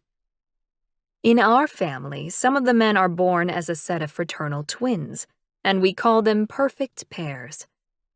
I glanced at Jack and Scott again, and began to see the similarities to my guys. One was blonde, though he was graying now, blue-eyed, extremely muscular and tall. The other had brown hair shot through with white, brown eyes like Tyler, and was shorter but still fit and lithe. "You mean because of being complete opposites in looks?" I asked, and Rosalie nodded. "Yes, but it's more than that. Their personalities are opposite, yet completely complementary too. One will be more intelligent, the other physically stronger. One will be more protective, and the other will be more affectionate. Think of it as having everything you can ask for in a man, split into two, so that you don't miss out on anything. I looked over the men again and watched the way their mouths turned down. Was there disapproval on account of what Rosalie was saying? Because they weren't correcting her. Tyler and Brandon had moved closer again, and I giggled a little to see the similarities in the two sets of twins. Wow, you guys have strong genes. The men shuffled their feet and looked anywhere but at me. They did say the truth hurt, but why would such a compliment be a bad thing? They were beautiful, all of them. Am I missing something? I asked the group as a whole. Scott, the bigger twin, looked at me and answered my question. Rosalie left off the most important thing about perfect pairs. The damn curse. Rosalie tisked loudly and held tight to my arm. I was going to have bruises tomorrow if the woman kept that up. It's not a curse, Scott. Just because you two followed your gonads rather than tradition does not mean it's a curse. She's still out there, but you have to find her. Both men rolled their eyes, and a rather stunning adolescent female ran up and grabbed onto Scott's arm. Dad, we need you for a minute. Scott smiled apologetically and bobbed his head. Nice to meet you. Jack saluted and headed off as well, following the girl who was sprinting off toward the side of the house. What's wrong? I asked, confused by the multitude of emotions radiating around me. The men had seemed possessive, jealous even, and sad. I turned toward my guys for more details. Brandon and Tyler looked at each other for a moment before Tyler stepped forward. Perfect pairs only have one mate, a woman they share, who is made only for them. When he paused for breath, I gasped, pain pressing down on my chest. He couldn't be serious. Tyler continued. But Scott and Jack chose not to do that. They both married and had kids with women who make them miserable, and we...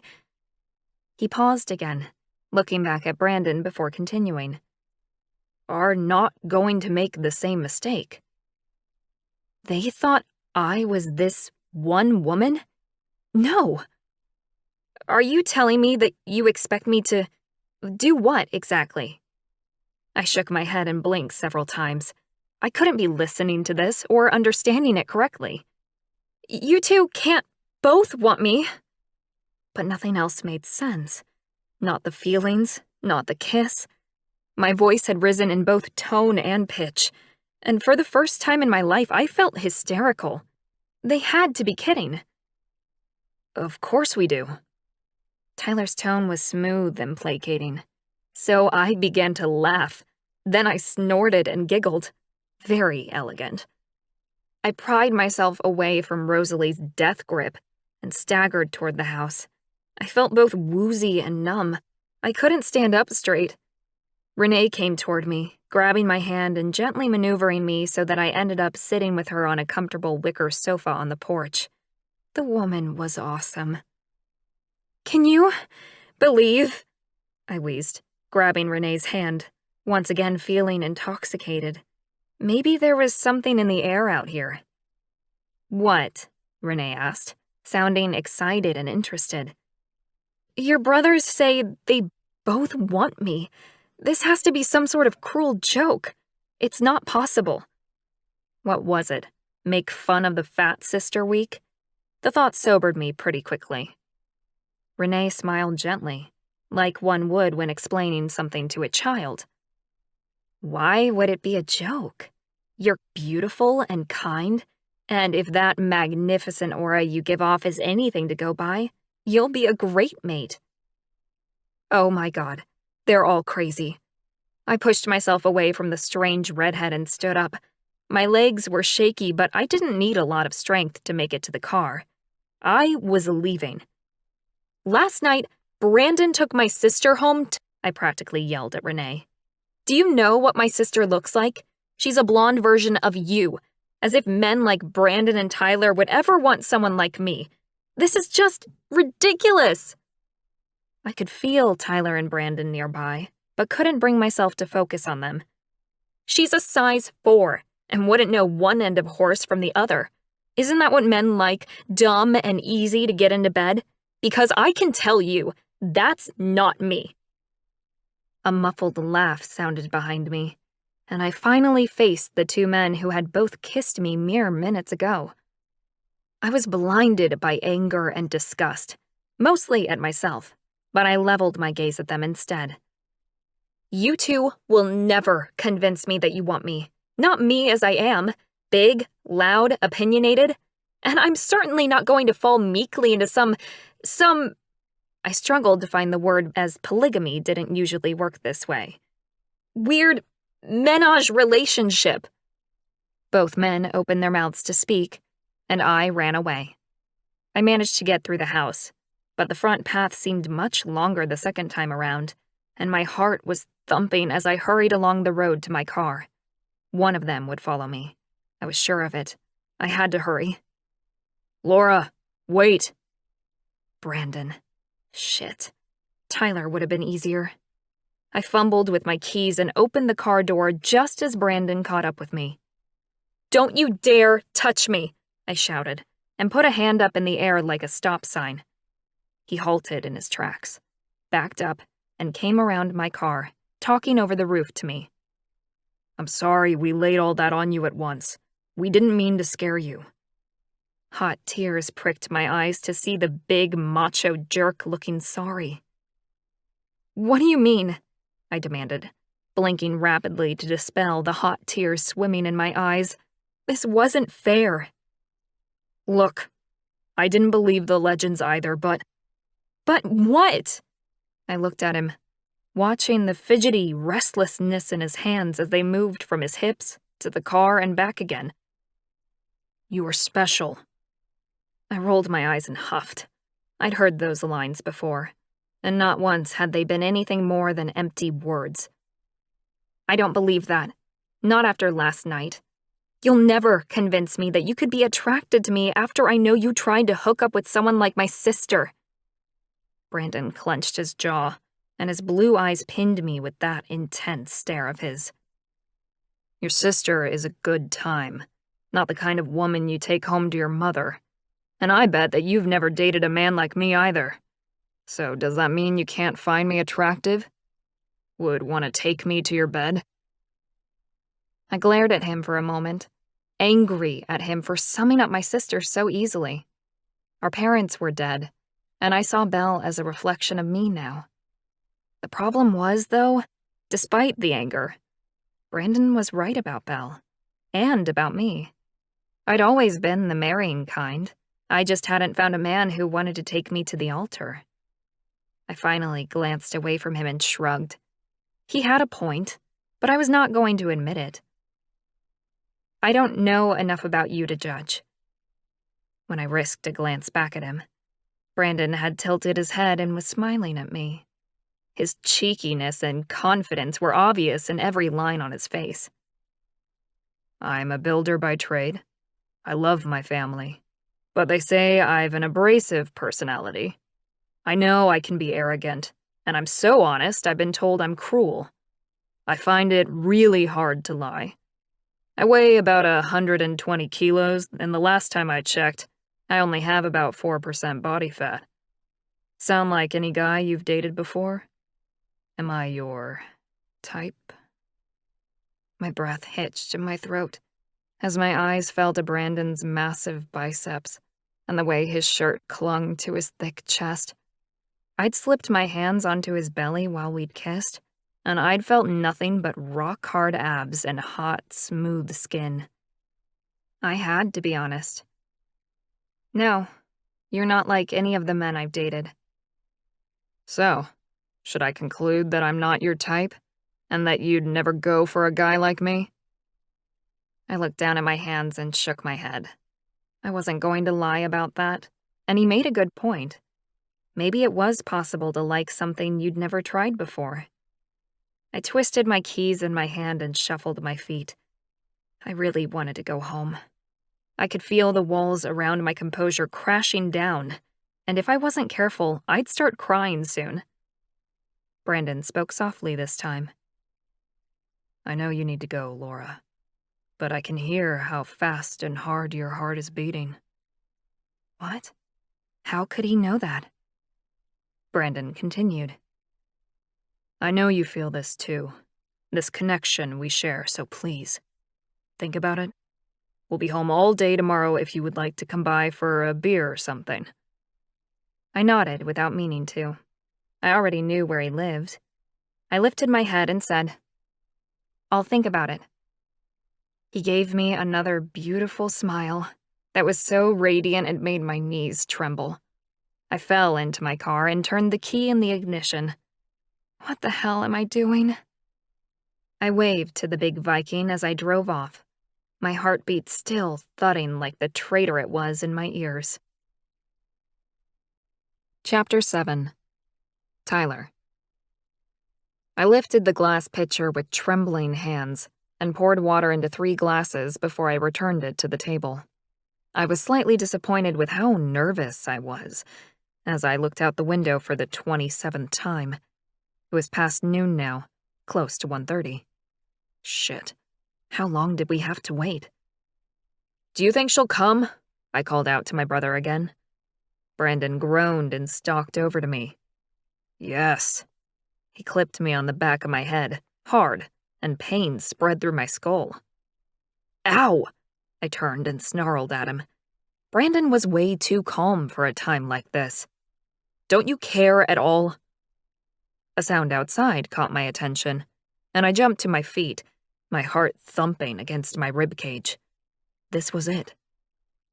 You need to calm the fuck down. Brandon glared at me and headed toward the front door. A knock sounded, and I jumped. Oh shit, she's here. Hey. Brandon's casual drawl made me roll my eyes. My brother was going to screw this up. I just knew it.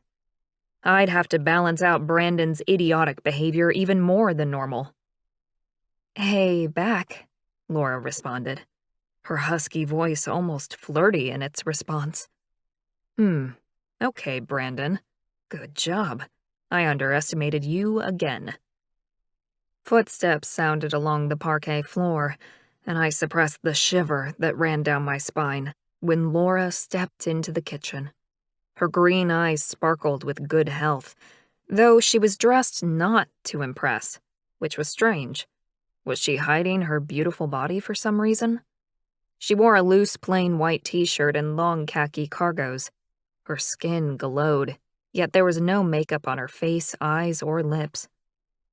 Hi. She smiled at me and placed a bottle of red wine on the counter in front of me. Thanks for the invitation. I grinned back at her and nodded my head, not quite sure how to speak at the moment. Action was probably better. I walked across to the overhead kitchen cabinets and pulled out 2 crystal wine glasses. You want one, Brandon? I knew the answer, but I didn't want to appear rude by not offering a drink to my beer-drinking brother. Me? Brandon barked out a laugh and headed over to the fridge, pulled out a beer, and popped the top with fluid, practiced ease. I shook my head, but at the same time, as I cringed at my brother's behavior, I loved the fact that Brandon was the most authentic person I knew. He wouldn't alter himself to fit in or impress, for anyone. I opened the bottle of wine and poured 2 glasses. Thanks for coming over. I handed Laura her drink and indicated where we should sit. She looked delicious, but seemed to be playing down her sensual body as much as possible. It was funny, really, that she thought by wearing loose, plain clothing I wouldn't desire her. She underestimated my imagination and my memory. I'm not really sure why I'm here, Laura muttered, as she sat down on one of the armchairs opposite me. I sat on the couch and Brandon prowled forward and fell into the armchair closest to Laura. I responded to her rhetorical statement. Because you want to know why you feel the way you do. Her eyes connected directly with mine, and the green seemed to swirl in their depths. "And how exactly do I feel, Tyler?" She placed her wine down on the coffee table and crossed her arms over her impressive chest. Ah, crap. I swallowed and thought quickly, how to handle this exactly. I'd done nothing but think about this moment since Brandon told me what had been said yesterday. But now that I was faced with Laura's pouting lips, I didn't want to talk. I wanted to dive over the table and kiss her senseless. I swallowed down the need and focused on seducing her, wooing her. "Your heart races when we're around. You're attracted to both of us, despite how different we look. And you feel safe in our presence." Laura's mouth dropped open, and her arms fell so that her hands ended up in her lap. Yep, honesty is the way to go. I waited, my eyes glued to Laura's gorgeous lips, as she finally closed her mouth. Then she wet them. "How?" She cleared her throat and her gaze darted to Brandon, before coming back to me. "How do you know that?" I grinned, thanking my mother for all the stories she'd told us over the years. "It's described in the legends, but it's also how we feel. Both Brandon and I are attracted to you to an almost painful level. And when you're touching us, we get a sense of both peace and fire, like coming home, but being passionately swept up in a storm at the same time." Yeah, that said it all. Laura stared at me, then glanced at Brandon. "Is that true?" Brandon looked away, then rose to his feet and headed to the kitchen for another beer. My twin was way out of touch with his feelings. I opened my mouth to fill the silence, but when Laura slumped like a deflated balloon, I forgot what I was going to say. Laura shook her head. "I'm still not sure why I actually came, Tyler. I mean, it's crazy."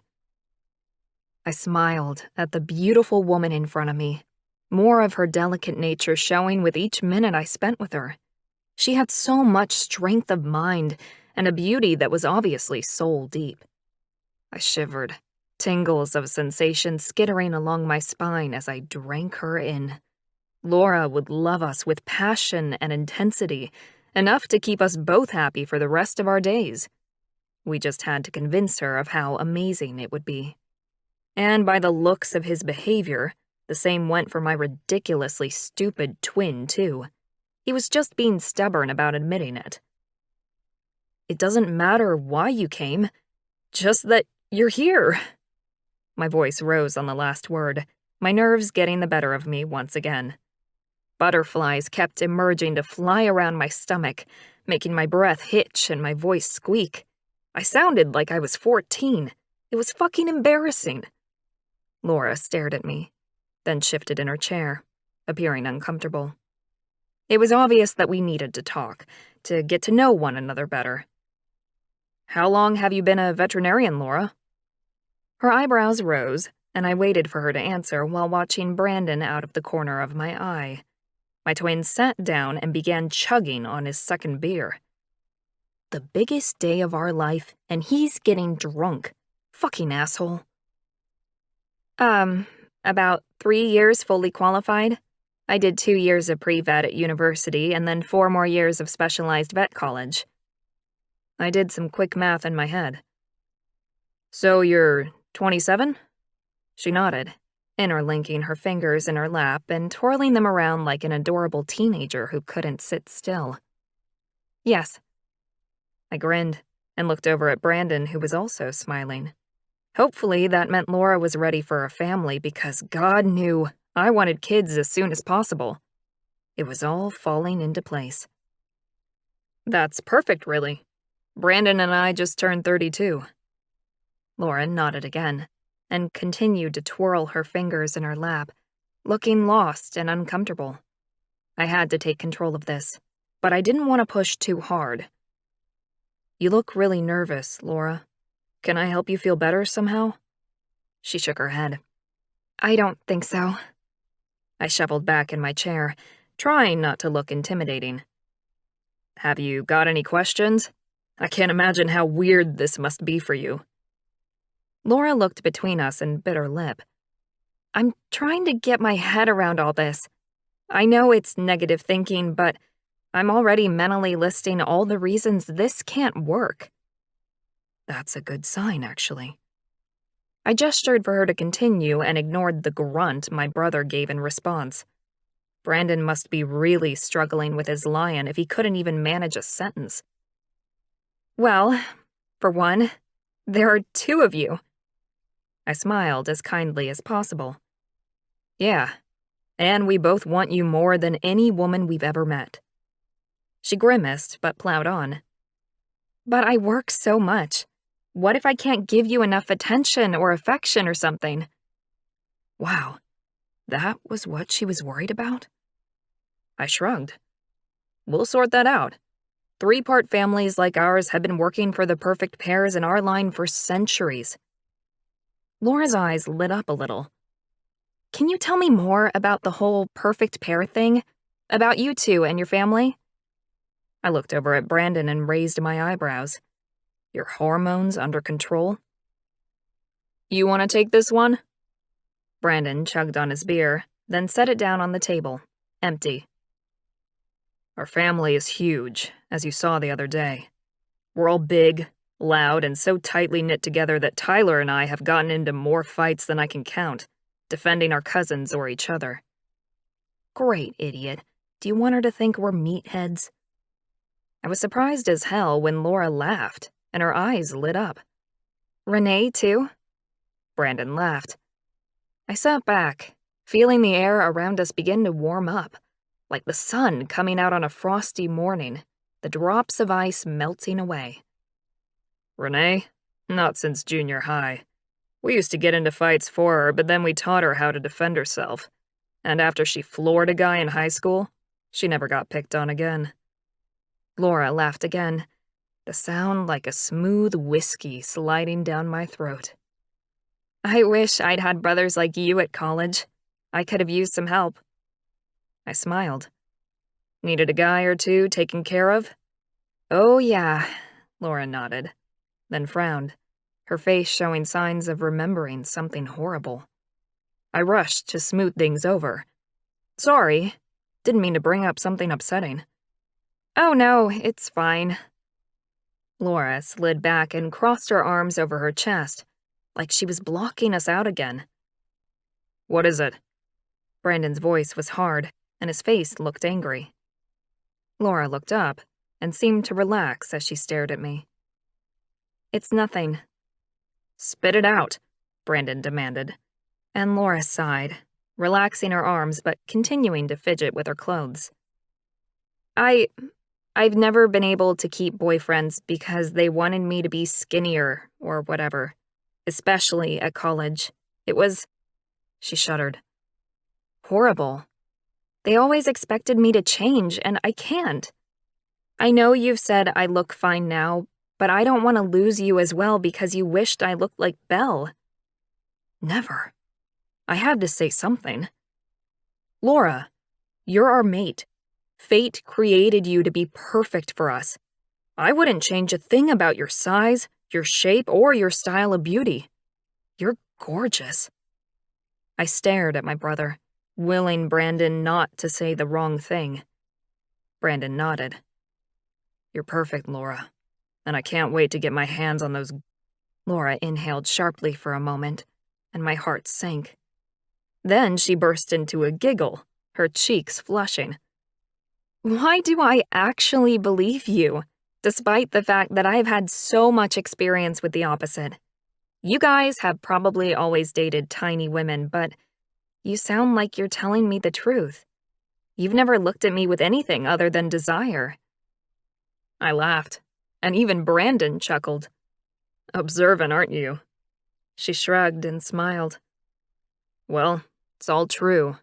And if you ever get worried, you need to remember that you are our perfect match. Laura relaxed enough to reach forward and take a sip of wine. Can you tell me about that? This was better for me to explain, probably. A perfect pair, by definition, is a fraternal twin set of men who complement each other. who have opposite strengths and weaknesses. This is so that we can give our mate everything she needs." Laura crossed her legs, and my belly tightened in arousal. "Well, wouldn't she be a lucky woman?" Her eyes sparkled as I watched her absorb the information we were giving her. I continued. "It's us who would be lucky. My perfect mate is beautiful, intelligent, sweet, and sassy, with a huge heart. Everything I've ever wanted." Brandon cleared his throat. "And if she was made for me, she'd be sensual, funny, affectionate, and hot as hell in the bedroom." I watched Brandon rake his gaze over Laura, and she reached for her wine again. "I'm not all that." She took a sip, and her cheeks grew rosier by the second. Brandon grunted. "Bullshit." He stood up so abruptly the chair skidded back on the wooden floor, making a horrible screeching noise. Laura stared up at him like he'd gone mad. "You want to see the house? Tyler designed it. I built it." I gazed at my twin for a moment, dumbstruck. "Brother, you are brilliant." I jumped up and held my hand out to Laura. "That's a great idea. Shall we give you a tour?" Laura looked between us, then slipped her hand into mine, the warmth of her skin making me shiver in longing and need. Laura moved to pull her hand away, and I flipped our hands around and linked our fingers together. I didn't want to let her go. "It's okay. It'll get easier. I promise." Or so I hoped. The tingles still pulsed through me with intensity. We walked toward the front of the house, and I started the tour. I designed the front door based on the mountain lions found in the Canadian Rockies. I made sweeping gestures toward the hand-carved wooden door that still gave me pleasure when I came home.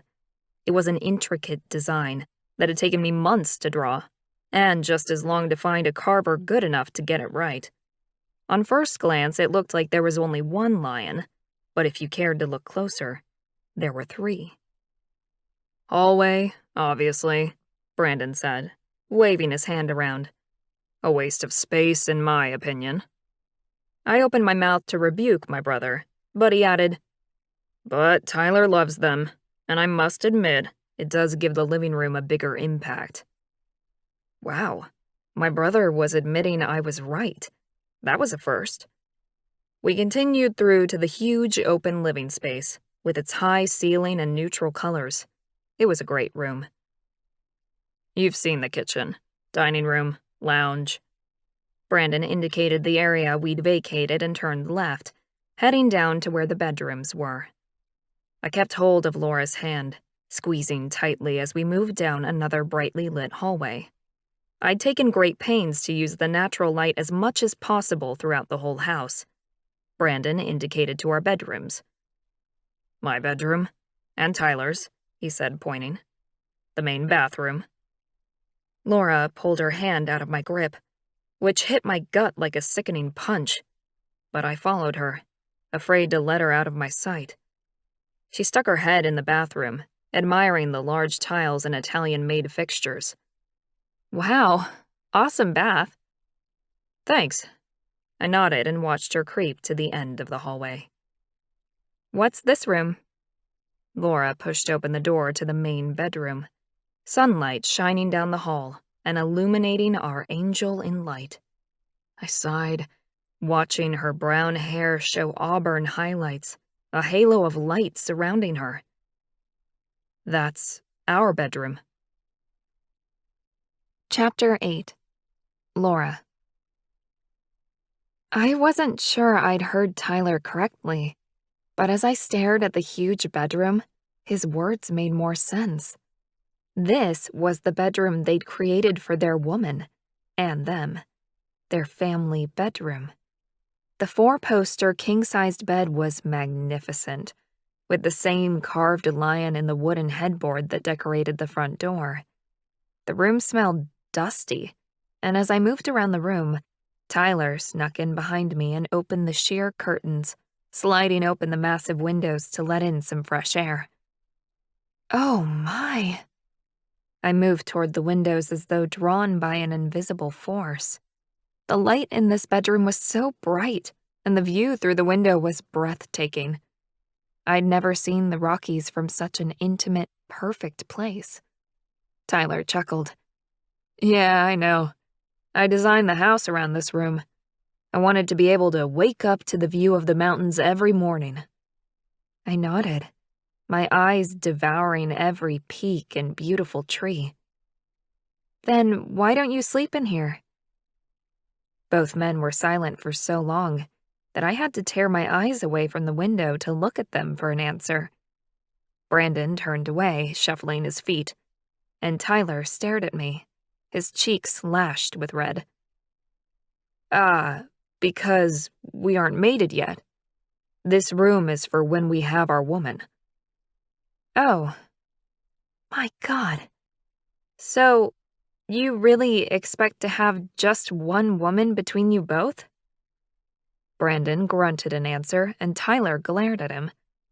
It's worked for our kind for centuries, Brandon.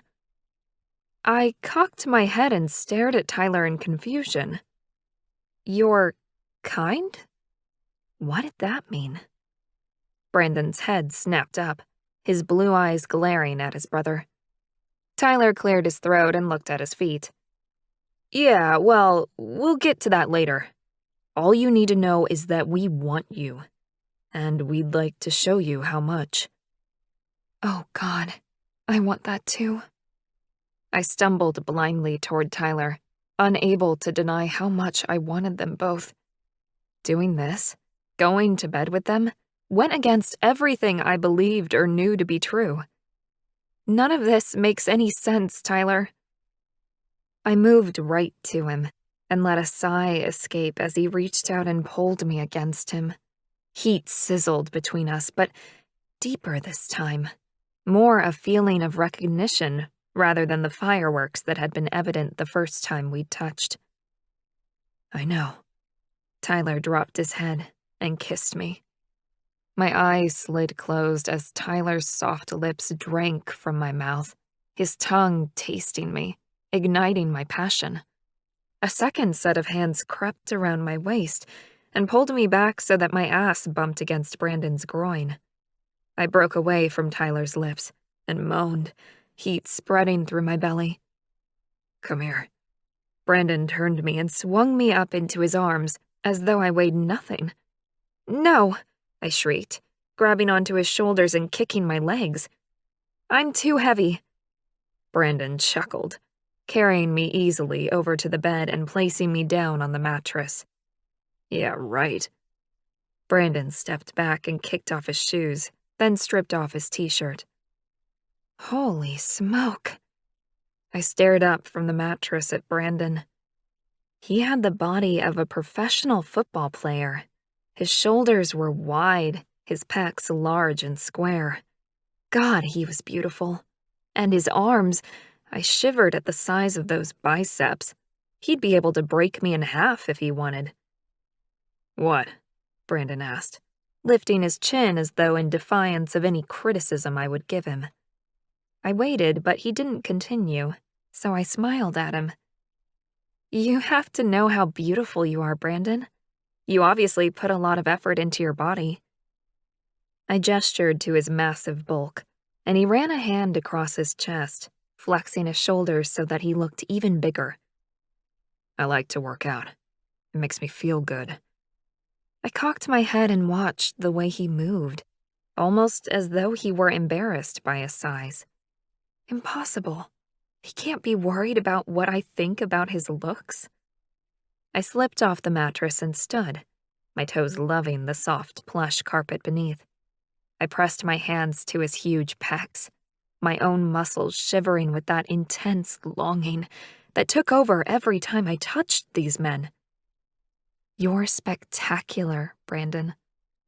He finally met my gaze, his blue eyes burning with a need I instinctively knew was only for me. As long as you think so, he said, though he didn't reach for me. A strange type of feminine power filled me, as a tremor ran through Brandon when I ran my hands over his chest. His skin was smooth and hot, his flat nipples begging for my attention. I reached for the tiny nubs and ran my fingertips over them until they pebbled. Brandon grabbed my white top and yanked it up. I didn't want to fight him. Quite the opposite. So I lifted my arms, letting him undress me with jerky motions. I didn't care that this went against everything I believed in, the rules I'd lived by. Never sleeping with a man I wasn't in a committed relationship with, let alone all the rules I had regarding monogamy and fidelity. But those rules were out the window. I'd never wanted any man like I wanted these two. When would I ever get to experience something like this again? Tyler, can you pull the curtains, please? I hated how bright it was in this room. They'd be able to see everything. Every dimple, every stretch mark, every flabby, not right part of me. Tyler didn't question me. Instead, the light dimmed as though a switch had been thrown. I released a sigh as Brandon reached behind me, unhooked my bra, and dropped it to the floor. My naturally huge boobs bounced out, and I held my breath, waiting for Brandon's assessment. Damn, you're beautiful. Heat seared my cheeks. I couldn't have been more embarrassed or pleased by his words. But rather than focusing on my own feelings, I looked at Brandon. And when I did that, I couldn't deny the need I saw in his eyes as his gaze scanned over my Pants off, Brandon demanded, reaching for my waistband. I brushed off his hands, undoing the button myself and pushing the khakis over my huge hips. They weren't easy to get off. I wiggled and eventually got them off, slipping my feet out of my flat shoes more easily than the clothing. I stood up again. I was standing in front of two of the most gorgeous men I'd ever seen in real life, and they were still dressed. Chapter 9. Laura. I giggled with a mixture of nerves and anticipation, and moved into a more central position on the huge bed, laying my head on one of the pillows. I was really going to do this. I put out my hands. Are you two going to join me or just stand there staring? The men shared a look before they crawled onto the mattress. Brandon kissed my lips, and I reached up and dragged him down. Tingles flared between us. I groaned with pleasure. I'll squash you, he said against my lips. I laughed a little. You're kidding. I loved the feel of your weight on me. I pushed down on his back and encouraged him to lay on me more. He slowly released some of the weight he was holding on his arms and let his body sink onto me. A contented bliss settled over me, and I sighed, yes. Brandon moaned and dove down to kiss my neck, then moving further down. I closed my eyes, unable to stop the whimpers that escaped me, as his mouth seared a path of heat and pleasure down my body. Some sort of pleading noise left my mouth without permission, and then I reached out for him with both hands. Good girl, Brandon growled at me, deep and guttural, almost animal-like. I took that for the compliment it was. Brandon was crude and dirty in the best way. He'd push my limits every day in the future. I could see it already. I turned my face toward him and kissed him, wrapping my arms around his neck and pulling him as close as I could. Tyler. I stared down at my woman and my big brother, wrapped in a passionate embrace. I'd always assumed my brother would be a good lover. After all, he'd had enough practice. But for the first time in a long time, I was glad to be a perfect pair with him. A wave of happiness caught me unawares, making my throat tighten and tingle with unshed tears. We'd found her. Finally. All that pointless dating finished. All those nights of cold comfort gone. We had reached our destination and the sunshine was warm. A charming blush rose in her cheeks, and a lovely smile graced her beautiful face. So, what happens now? Brandon slid onto the end of the bed. Now we date. Tyler and I want you. and we wanted to show you today how much. We're not fooling around here. We want you to give us a real chance." "Fantastic. Well said, brother." "We've got your numbers so we can message and call. Maybe catch up for dinner or something?" I suggested, and watched Laura light up like a Christmas tree. "Really? I mean, this wasn't a one-time thing?" Brandon and I laughed, the sound so natural and loud in the room that had lain vacant for so long. I walked forward and cupped Laura's face, kissing her soft lips as gently as I could. "Would you like to stay for the night?" Laura looked up at me, her green eyes wide and open. There was no facade, no hiding of the feelings she was fighting. Her heart and soul were there for me to see, and it was a wonder that such a person would be so vulnerable. "What time is it?" she asked, turning to see the clock. "Oh, shit! We slept for 2 hours?" I looked at the clock and took a step back. That was incredible. "I'd, like to go home if that's okay. My sister will need help with her university paperwork, and I need to think about a few things too." I took her hand and walked with her to the front door, wanting her to feel happy to come and go as she pleased. Brandon followed us down the hallway. "No problem. You do what you have to do. We just wanted to make you feel good."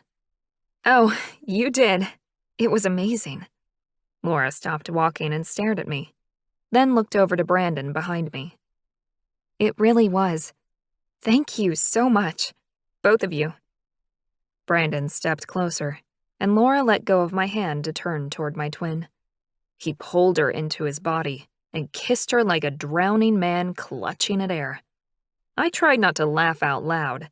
Brandon could say what he liked, but there was proof in the pudding right there. Over drinks over the years, Brandon had often boasted about what sort of women he liked in his bed. Those women who'd open their mouths or their legs for his cock, and preferably didn't want to kiss or cuddle after. Yeah, right. So much for the twin who didn't enjoy kissing and avoided connecting with his lovers. We were both already so in love, it wasn't funny. Laura and Brandon finally pulled apart, their eyes soft and their lips red. "You sure you don't want to stay?" I asked again, watching Laura share a heated and almost desperate look with Brandon before tearing her gaze away. "No, I have to go. But thank you for the best afternoon of my life." I swallowed the lump in my throat as we walked Laura out the door into her car. She climbed in and gave us a bright, huge smile before waving and heading off to her responsibilities. My chest ached as I watched her drive away. "Well, that went better than expected," I said, as we walked in the front door once again. Brandon hummed noncommittally and headed off to his own bedroom. An uneasy feeling spread through my gut, as I remembered that up until a few days ago, Brandon hadn't been ready to settle down with a mate. "Oh, I'm begging you, brother. Please don't ruin it for both of us." And with that disturbing thought, I walked into my office and sat down to try and concentrate on some work. Chapter 10. Laura. "Hey, Belle! Are you home?" I called out as I walked through our family home, the one for which I'd taken over the mortgage when our parents had died. Yeah, I'm here." Belle's tone wasn't good, which put a dampener on my high. I walked into the kitchen area to find Belle sitting at the dining room table with a huge catalog in front of her. "Hey," I said, sitting down at a chair opposite her. It was a Sunday night, and I really should be getting an early night for work tomorrow, but I could already see this was going to be a late one. "How can I help?" Belle just groaned and threw up her hands. 9 years my junior, Belle had been a miracle baby after several miscarriages. My parents had doted on her, and she was a bit of a spoiled princess in every way. I hadn't helped, since I'd pretty much written her college application and helped her with every project or assessment she'd ever done. I just don't know what to do, what to choose. This is too hard, Laura. Her classic catch cry. We'll sort it out. Don't worry, Belle. I pulled over a class schedule and roster and looked at the choices she had available for next year. Basic English, math, and general science courses would be appropriate for a liberal arts major. Where have you been? Belle asked, and I looked up to see her peering at me like a specimen under a microscope. What do you mean? I tried to smile casually, but I knew I was failing, as Belle looked at me with a disapproving frown. I mean, what gives? Spill. I didn't know you were seeing anyone. I struggled to hide my shock, and then the smile that rose on my lips afterwards. Okay, I rolled my eyes so that I could glance away. So, I may have done something this afternoon, but it's new, so I don't want to say anything. Belle slapped me across the upper arm. Tell me, this is so exciting. You haven't dated anyone in forever. Spill. What did I say to my sister? She'd gone home with Brandon. How did I tell Belle that he now wanted to date me? Well, the guys, oh my God, and I considered myself articulate. Guys? As in more than one of them? Belle looked shocked but so interested, and I laughed.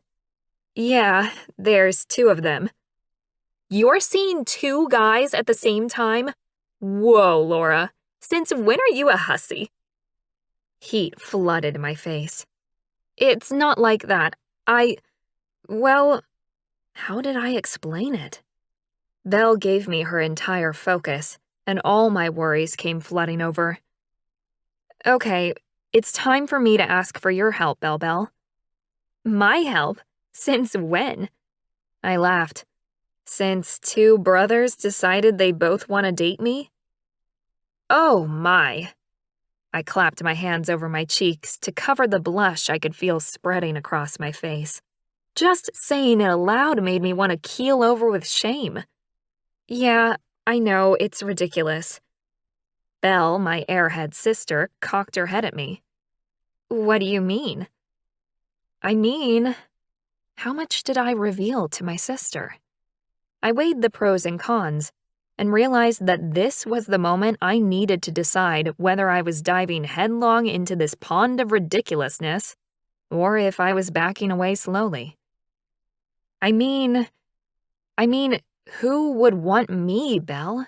I'm over the hill. I'm 27. I'm fat.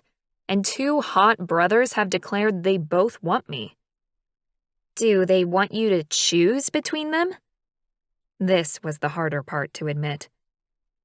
No. They want to share me.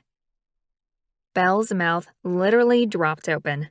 My stomach twisted and tightened with nerves as I thought about what I had to say next. And that's not the bad part, Belle. What's the bad part? I took a deep breath and plowed forward. I'd always been one to rip a Band-Aid off, fast. One of the guys is Brandon, the guy you went home with Friday night. I expected retribution, curse words, and horrible things said. But instead, Belle blinked at me and said, Who? I stared at her. Did she literally mean who was I talking about, or was she being funny? Brandon. You know, the guy I had to rescue you from on Friday night, when you were super drunk and... I trailed off. Had I been worried for nothing? Did Belle even remember him? Belle flicked her long hair over her shoulder and stuck her nose in the air. I don't remember much about Friday night. I know I went home with someone, so I have to assume he was all right to look at, but I wouldn't be able to pick him out in a lineup. Oh my God. I let my head hang down as I laughed to myself. I was so worried. When I looked up again, I had to wipe the tears from my eyes, amazed to find how much better I felt offloading my guilt over Belle. I hadn't realized how worried I'd been about this part of the equation. I thought you'd be upset with me. Upset? Because you want to date a guy I kissed when I was drunk, or... I didn't do more than that, did I? She asked. I don't think so, I replied. I could always ask Brandon for clarification, but from what I gathered, he'd taken her home and she'd started vomiting. Nothing else. Belle reached out and grabbed my hand. Are you sure about this, Laura? I mean, it's not like you to date two guys at once. I burst out laughing. I know. It's not like me at all. I don't know what I'm thinking, but But you what? For the first time in forever, I saw a hint of maturity in my baby sister, my mother's stoic strength. I want to give it a try, even if it's crazy, even if every part of me says that two guys like that should not want a woman like me. Like you? You mean beautiful, fierce, super intelligent, and successful? Whoa, that's how Belle saw me? No, I mean, I'm fat. Belle groaned and rolled her eyes. Not all guys like skinny, Laura, and you're way prettier than me. I don't know why you've been single for so long, but if you finally found a guy or guys who like you for who you are, you should go for it, or them. For the first time in 2 days, true hope flared in my chest. When did you get so smart? Belle shrugged and indicated back to the university schedule notes on the table. I'm not. I can't even decide which courses I want to take. I smiled and pulled forward the large university catalog. Let me take a look.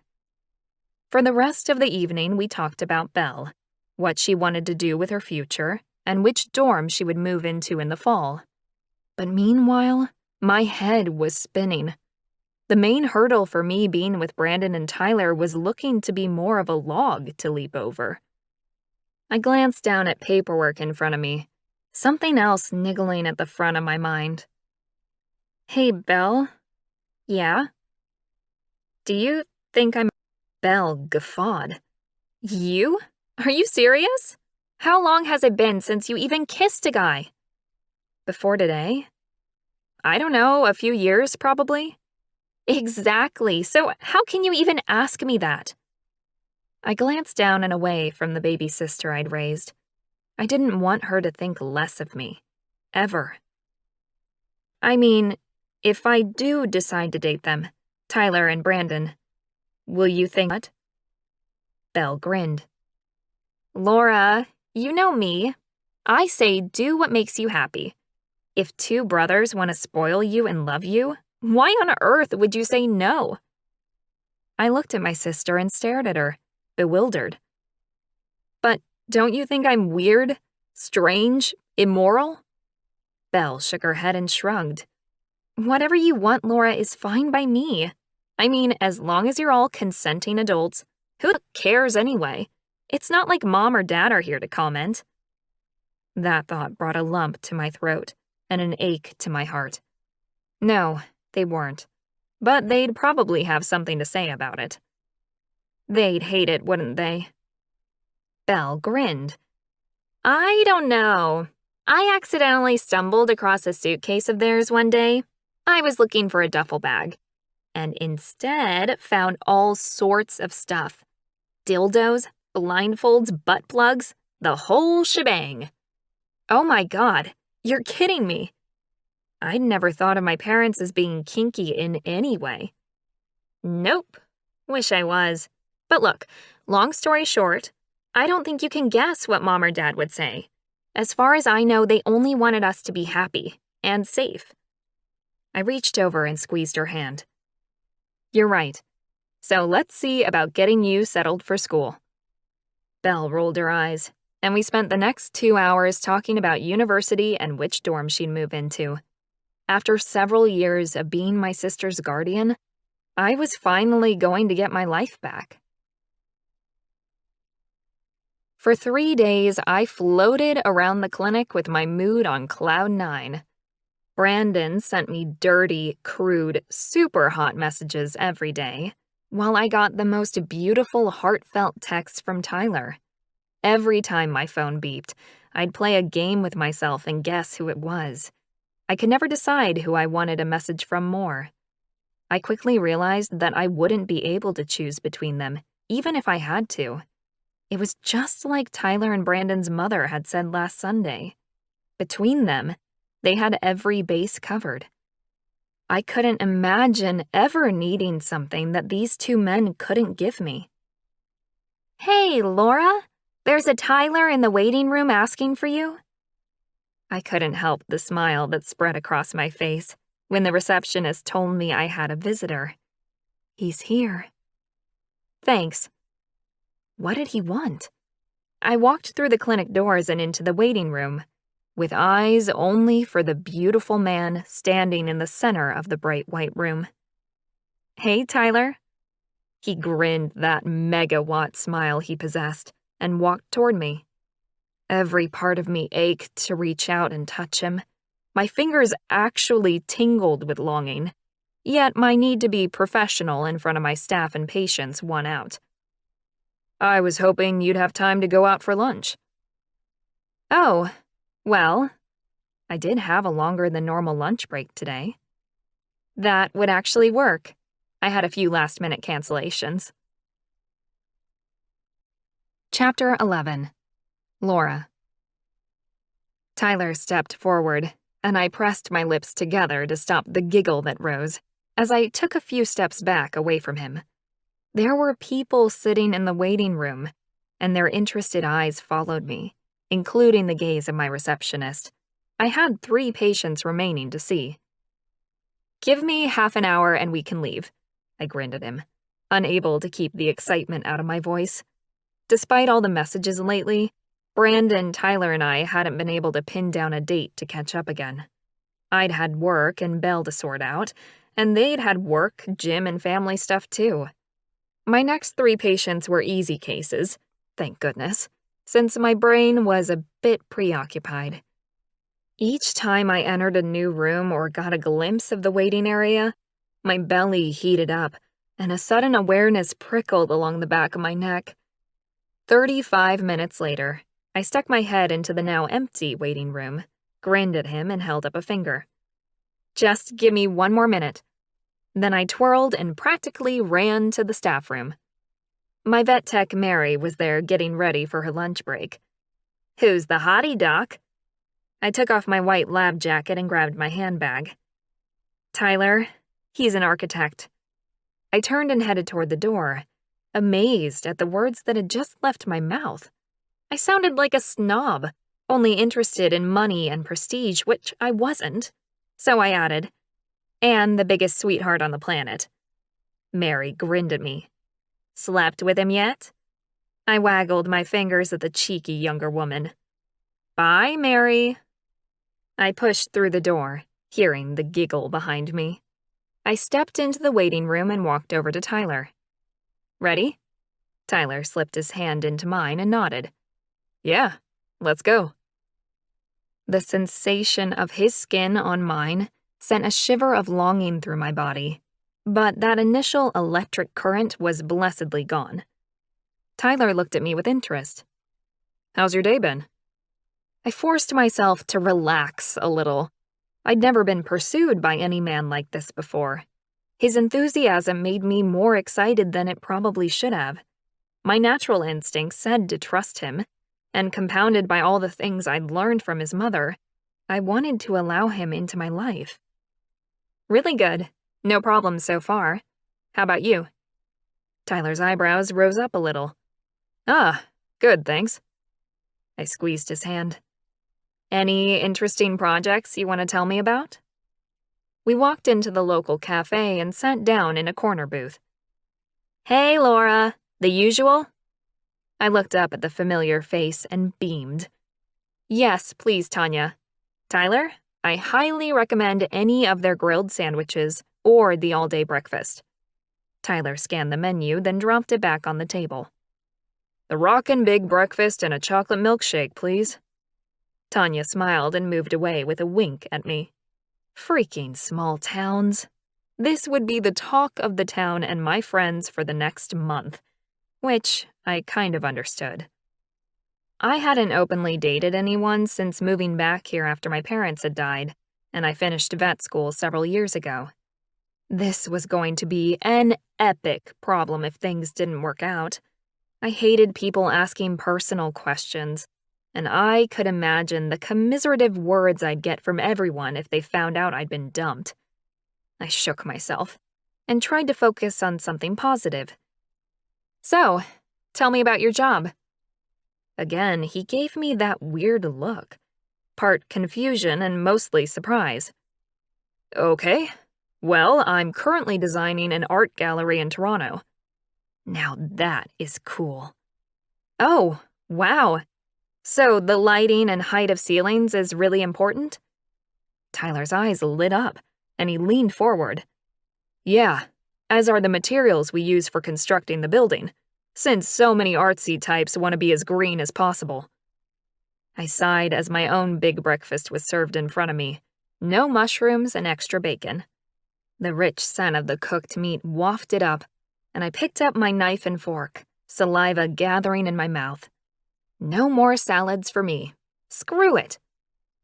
Wow, that sounds amazing. Challenging, too, which is great. Nothing worse than being bored or not enjoying your job. Tyler chuckled and began eating with gusto, the food disappearing off the plate and down his throat as though he were inhaling it. I took a few bites of my lunch and had a sip of my fragrant peppermint tea. It was so nice to slow down and relax a bit. Most of my lunch breaks were spent reading notes or answering phone calls. I rarely sat and really became present in the moment. When Tyler didn't continue, I cocked my head and asked the question burning in my brain. Why do you seem surprised that I want to know about your work? Tyler looked up at me, his brown eyes sparkling. I'm not sure I should say anything. I shrugged and continued to eat. I wasn't in the mood to push at the moment. My empty belly was filling with warm food, and I was settling into the booth so comfortably, I was considering never moving again. It's just... I glanced up and waited for him to continue. Tyler cleared his throat. I've never had a woman care about my work, let alone one be clever enough that I could discuss concepts and ideas with her. I shrugged again. So, you've been dating the wrong women. Tyler burst out laughing, the sound so rich and beautiful, it caused shivers of awareness to creep over my skin. He shook his head and went back to eating with a sigh. Ain't that the truth? I ate as much as I could, which wasn't as much as normal thanks to the jumping frogs inside my stomach. I laid my cutlery aside and picked up the cup of tea. I nursed it in my palms, warming them on the heated porcelain. Tyler, what did your mom mean about you and Brandon being destined for only one mate? Mate was such a weird word to use. Tyler stilled, like a deer caught in the headlights, then began to move again slowly and carefully. She meant that because we were born a perfect pair twin set, Brandon and I won't be happy unless we find a woman who will complement both of us. I nodded, cross-referencing all the information I had and still coming up short. But I've never heard of twins being described as a perfect pair before, and polygamy is illegal. Tyler sucked down his milkshake and placed it back on the table. Our kind are rare, and the general population wouldn't know much about how we do things. Were they in some sort of cult or something? You mean you all worship some demigod and have 6 wives? Tyler laughed again, loudly enough to draw stares. Heat flooded my cheeks, yet I remained focused on the man in front of me. No, not at all, but good guess. My cell phone beeped, and I glanced down to see a message from the clinic. A few swipes and presses later, and I groaned. I've got to get back. A dog had been brought in with a snake bite. I was needed ASAP. Tyler stood and moved over to the counter. paying the bill before I'd even gathered my things and made it to the front of the cafe.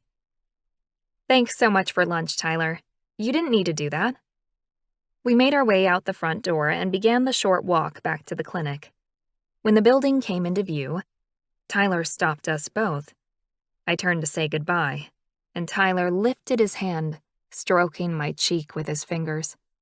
I couldn't resist the urge to touch him also, so I reached up and cupped his jaw, drawing his face to mine for a kiss. A soft, purring noise escaped his lips as I nuzzled his cheek and kissed the spot beneath his ear. What the hell is that noise? Brandon does that too. What are you, Tyler? He drew back and stared down at me, his brown eyes wide and searching. I held his intense gaze and didn't back down. There was something different about Tyler and Brandon, and it wasn't just the fact that they believed in weird menage relationships, like some sort of backward sister wives. I don't know what you mean. Tyler stepped back and swallowed awkwardly, his throat working hard. I placed my hands on my hips and tapped my foot against the concrete. I didn't like being lied to. I was a big girl. I could handle the truth, and I'd prefer to hear it now before I fell head over heels for these guys. Yes, you do.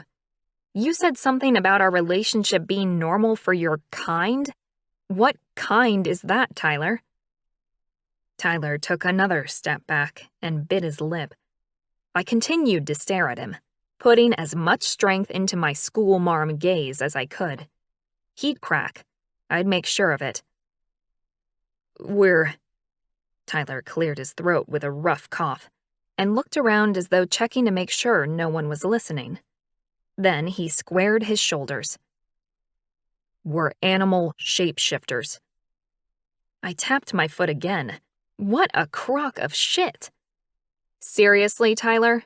I trusted you to tell me the truth and you come up with some bullshit like that? My rage mounting like a boiling pot, I turned around and marched back to the clinic. I must have been kidding myself to believe I was special to them. Tyler's strong hands grabbed my arm and whirled me around before I made it to the front door. I'm not joking, Laura. Would you come to our place for dinner tonight, and we'll show you? He didn't look like he was lying. His eyes were guileless, his hands moving over his hips and thighs with restless, anxious motions. The longer I looked at him, the more I saw the truth. He actually looked hurt that I didn't believe him. Oh my God, maybe he meant it metaphorically? I huffed out a breath and tried to be as reasonable as possible, considering the circumstances. Okay, I'm sorry, but you cannot expect me to believe that you are a... What did you say?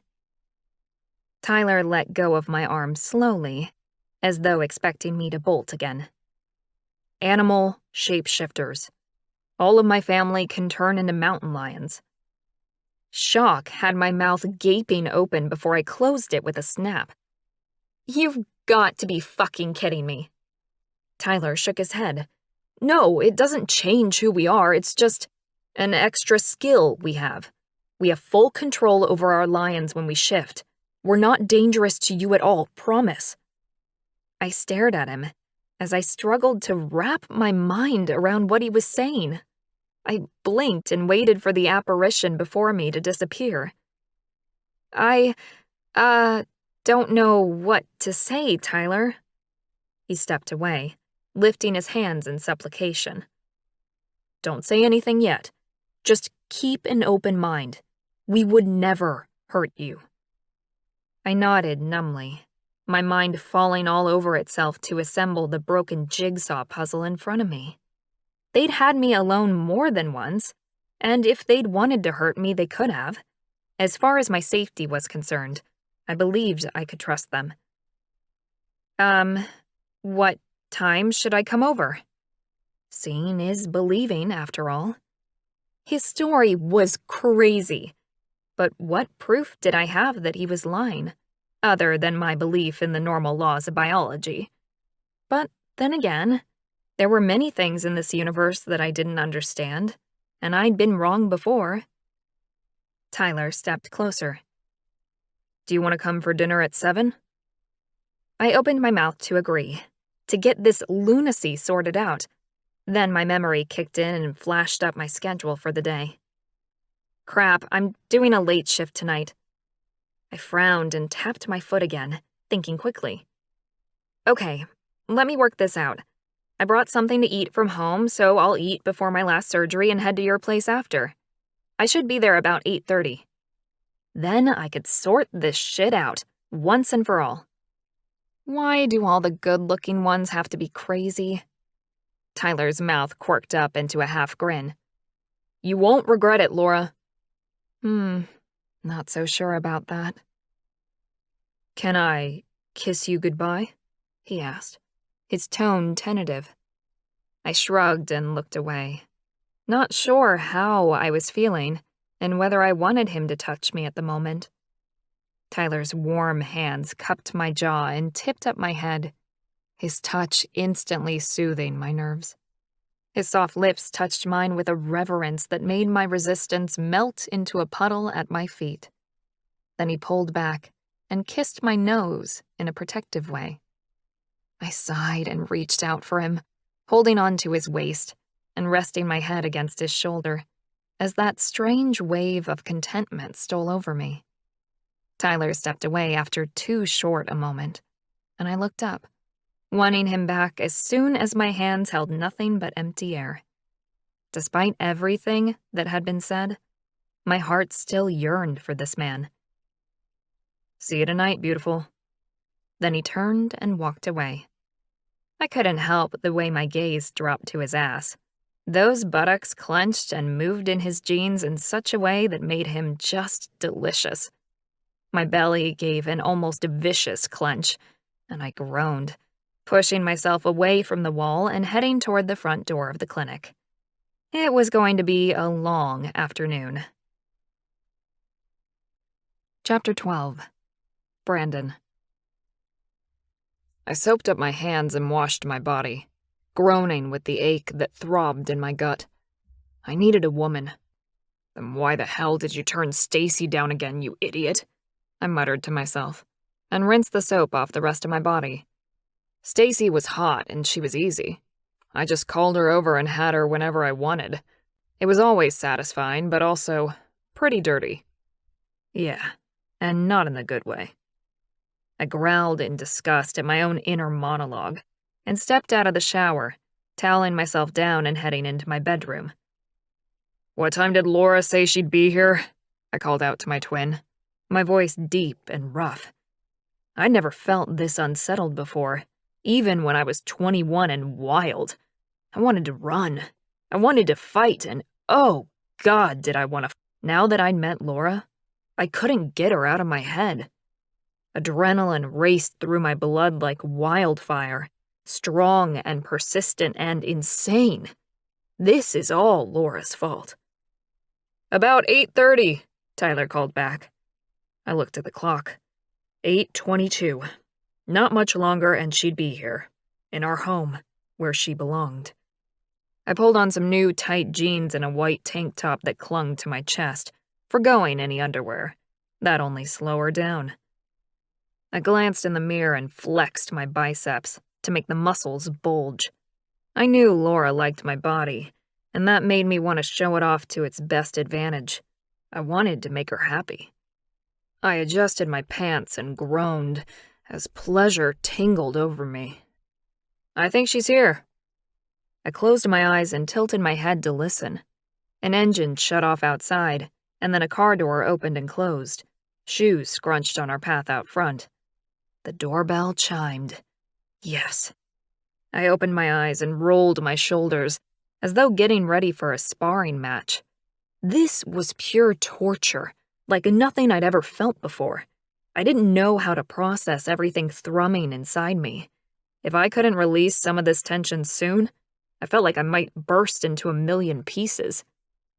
Tyler had headed to the front door, so I padded out into the living room, feeling my cat raise its head and purr. She was here. Laura stepped into the hallway, walking along the hall and into the sunlit living space. My heart kicked out like a horse's hoof against a barn door. I groaned with discomfort and pressed a hand to my chest. Why did this woman make me feel like this? Like I was all tied up in knots. Laura's lovely long hair was tied up, harshly drawn back away from her face. Her usually glowing skin was pale and slightly sweaty, yet I don't think I had ever seen her look more beautiful. "Hey, Brandon." Laura cocked her head, as she did when she was thinking. "You okay?" she asked, concern written all over her face as she studied me. She dropped her bag and started toward me. My shifter leapt up and took control of my mind. I hadn't been expecting it so fast, and I gasped as my throat began to close. I pushed down with all my strength, but for the first time in over a decade, I lost the battle. My control slipped through my fingers like a dream disappearing into the night. "Tyler," I managed to call the warning to my brother, hoping he'd be able to handle what I was about to do to my mate. I groaned with pain as I staggered back, feeling the shift come upon me. My shirt began to rip, and the jeans I was wearing were going to fall straight to the ground. Every inch of my skin heated and changed, golden fur sprouting out as I fell to my knees, my human limbs morphing into the strong legs of a mountain lion. I looked up to see my brother holding our woman. She was staring at me in silence, her mouth gaping open and her eyes wide. I stared back at her through my lion's eyes, damning myself for slipping like that, such an adolescent move. Instantly, I dropped to the floor and lay down like a domestic house cat, in the least threatening position I could manage. Then I flicked my eyes up at her. Laura continued to stare at me, but at least she hadn't run shrieking from the house. Something within my shifter self stirred to life. I began to purr with happiness, my lion content to finally be within reach of his mate. "It's okay, Laura." Tyler's voice was low and meant to soothe. "I'm sorry, I meant to explain before Brandon shifted, but he obviously couldn't control it." Laura stared at me unblinkingly, and I stared back. I didn't dare move in case I spooked her. I'd never forgive myself if she ran now. What?" Laura began to shuffle, moving back and forward on her feet like someone deciding whether she wanted to run or stay. "Please stay, sweetheart." I was feeling calmer now that I was in my lion form. My blood was cooler, and I could feel my humanity within reach. It was time to shift back. We needed to talk. I sat up and leaned back on my hind legs, let the shift back happen naturally. Watching my brother with Laura in human form made me yearn to touch her too, with my hands. I rolled up and into my body, feeling my bulk stretch and fill out my skin. My clothes were in a puddle on the floor, and I didn't want to step back into them. Laura screamed and bolted around the couch, holding onto the leather seat back with both hands as she glared at me. "Don't you ever do that again without warning me first. Do you understand?" I laughed, shocked into humor by Laura's unusual reaction. She was mad because I hadn't warned her I was about to shift. I loved that woman. Then my thoughts penetrated my consciousness. Love? No, oh, hell no. I sobered quickly and nodded.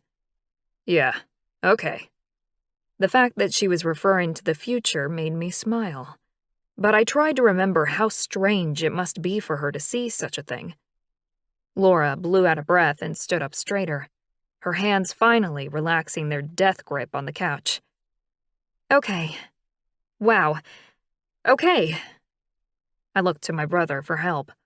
What were we supposed to do now? "So, okay. Your family, all of them? They can all do that?" Laura rattled off the questions, her voice high and squeaky. I watched her with pride. She was obviously confused and freaking out, yet she was still here. She got major credit for that.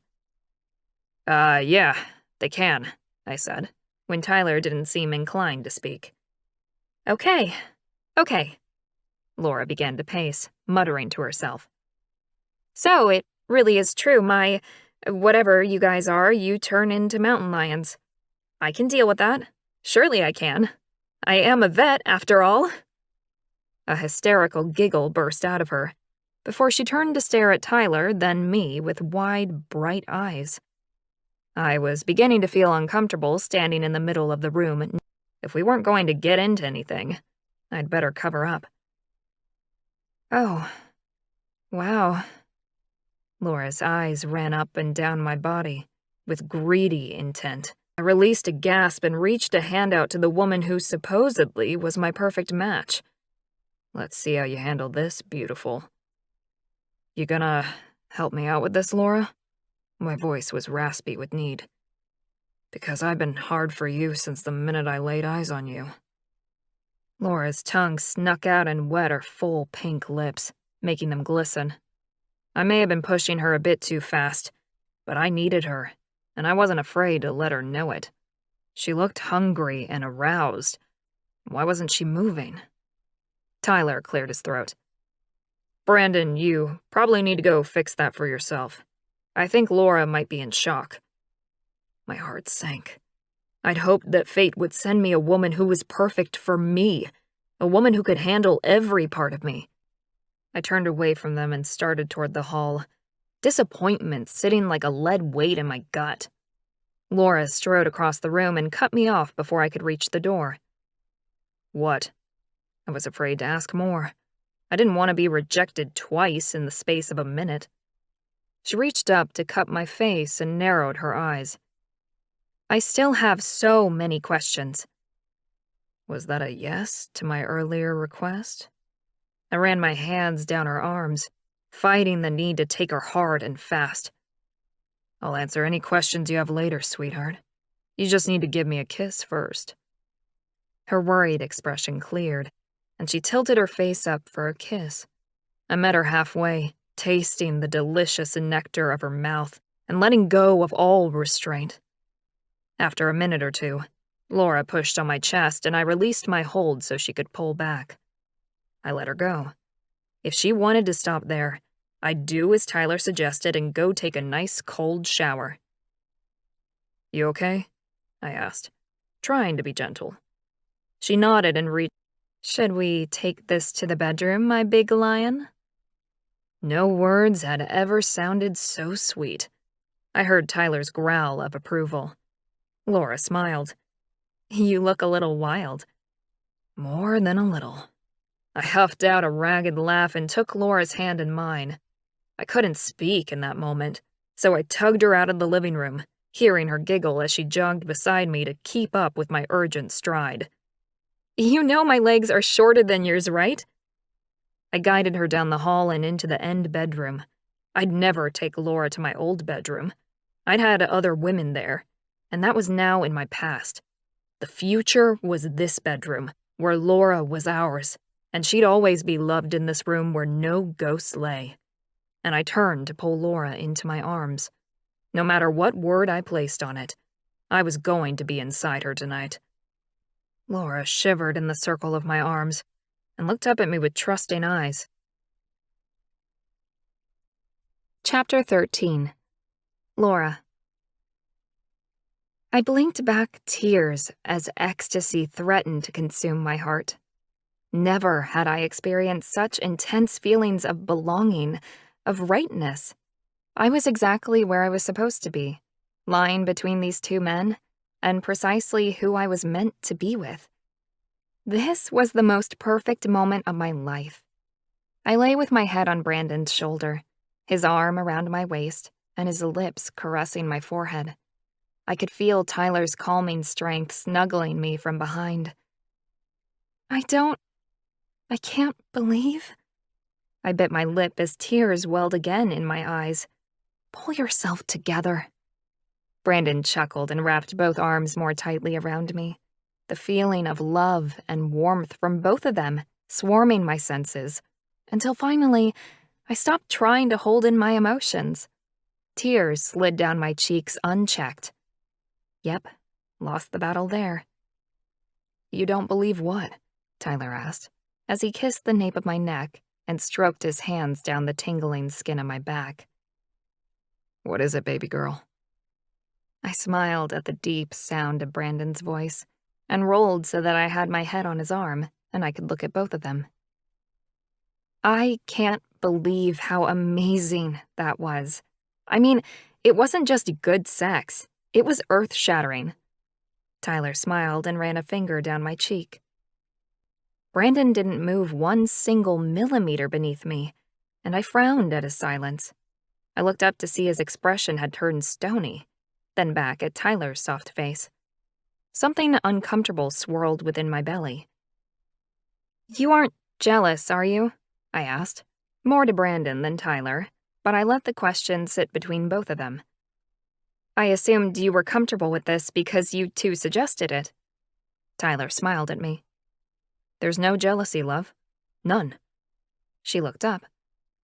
Brandon? His generous mouth twisted. No, that's not a problem. Then what is it? Is it what I said that's worrying you?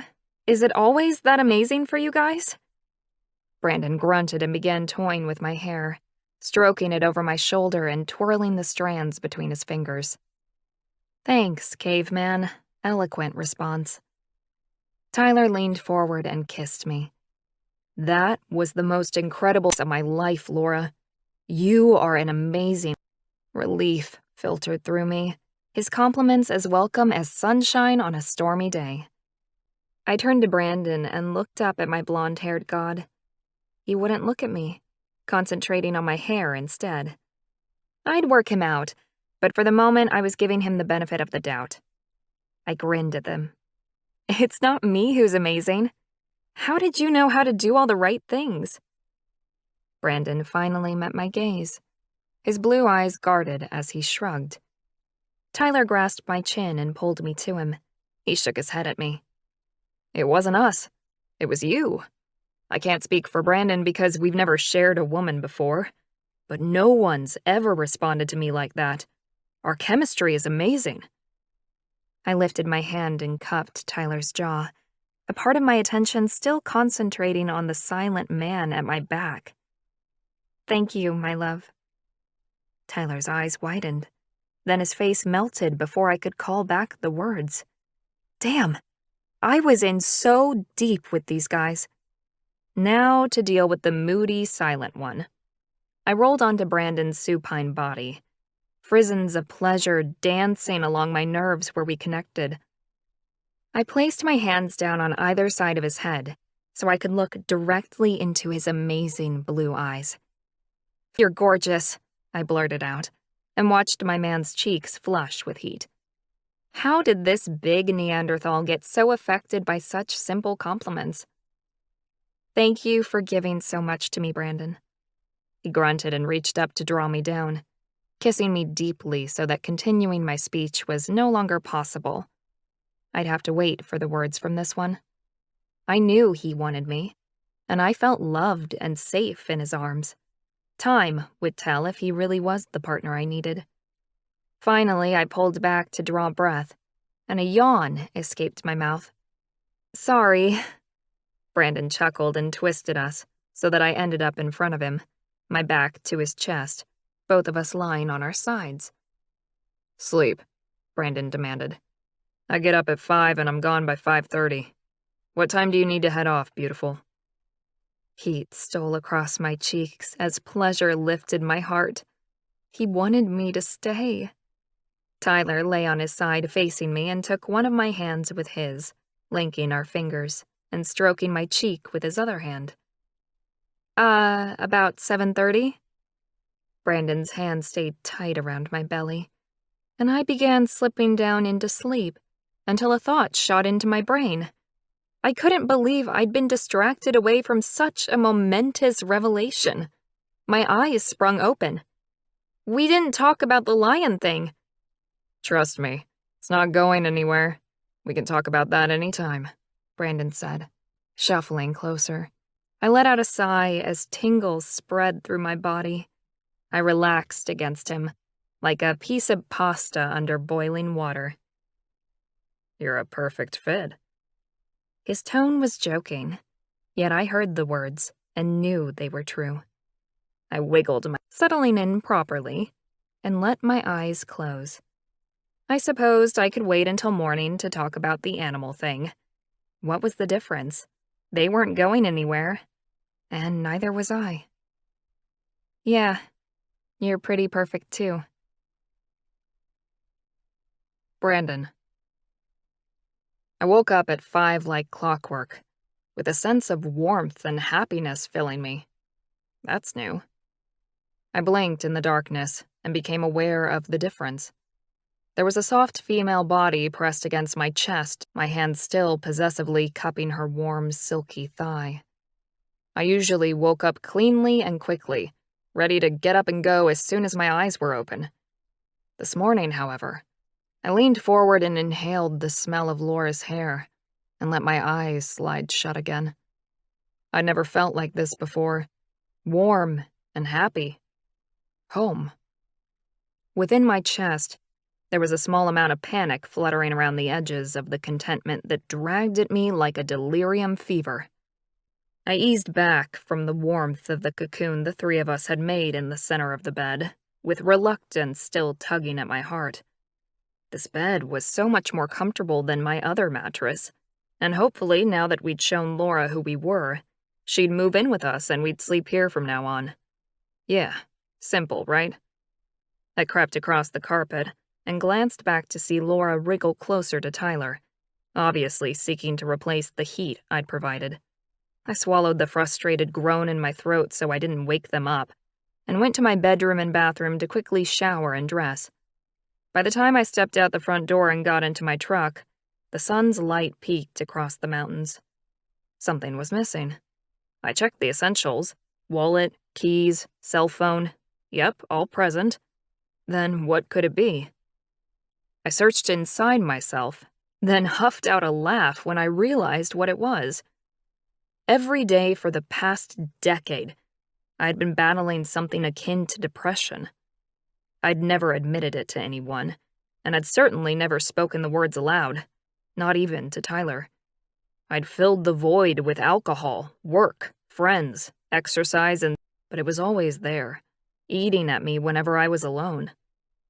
I sat in the driver's seat and searched for the black hole that had been chasing me for a decade, like a relentless Pac-Man. I burst out laughing, the sound coming from deep within my gut as I started the truck. It was gone. Who'd have thought that finding my mate would fix that? I drove to work filled with peace and an excitement for my world that I'd never felt before. Chapter 14. Tyler. I blinked awake. Good morning. Laura's smiling face beamed at me as her hand explored my shaft with confident strokes and caresses. I rolled on top of her, knocking her flat as our bodies connected. Her legs opened with invitation before she wrapped them around my waist, and her elegant fingers slid up my arms and around my neck, keeping me close. When I finally lifted my head to look at her beautiful face, sleep tugged at my subconscious, beckoned from its dark abyss. It's still early, gorgeous. Let's sleep. Laura nodded, her eyelids dropping. But first, let's clean up. We disengaged, and I grabbed Laura's hand and gently lifted her up and out of the bed. Her beautiful eyes were at half-mast as I led her into the bathroom and gently cleaned her body. I loved the look of pure contentment on her face as she hummed and smiled. I quickly wiped myself clean and guided her back to our room. We fell back into the bed in a tangle of limbs and soft words before slumber claimed us both. Laura. I giggled as I received the third message for the day from Tyler. We'd woken late and jumped out of bed in a hurry. I'd showered quickly and dressed in the spare work clothes I had in my car. Luckily, I'd popped home before going to their house the night before and packed a bag, just in case. And thank goodness I had, or I would have arrived at work a lot later than the 10 minutes late I was. Come over for dinner again. We miss you. I checked the clock and typed a response while a stupid smile spread across my face. I couldn't remember a time when I'd been this happy. I'll be there in an hour. I finished the paperwork I had to complete and changed into jeans in the staff room so I wasn't in my work pants again. I had a few questions for my beautiful males, and I needed answers. How was this strange relationship supposed to work? There were 2 of them and only 1 of me. Would I always be enough for them? What if Brandon decided he was going to date on the side or something stupid like that? Acid burned in my belly at the thought, and I swallowed against the sick sensation swelling like a wave as it approached the shore. I wouldn't be able to handle anything other than full exclusivity from both of them. I said goodnight to my staff and traveled the 20 minutes to my men's home, then walked up to the front door with butterflies the size of cats flying around in my tummy. The door opened before I had the chance to knock on the intricately carved timber. "Oh, hi." Tyler reached out and pulled me into the warmth of his arms. I laughed against his lips as he tilted me off balance. His strong arms held me as he showered my face with kisses. "Hello to you too," I managed. He chuckled and planted one more quick kiss on my lips before he kicked the door shut and brought me down the hallway and into the huge living area where Brandon sat on the couch. "You hungry, babe?" My blonde lover spoke up from his comfortable perch. I moved away from Tyler to greet him. Normally, I'd worry I was too fat to do this, but my men were supernaturally strong. They'd already proven that. "No, not yet." I leaned forward to kiss him, our lips meeting and heat building between us. When he stood up, I was still wrapped around him. I opened my eyes when he pulled back from the kiss to see his eyes flickered a lion yellow. I slid down his body and my feet landed on the floor. Was that flicker his lion shifter?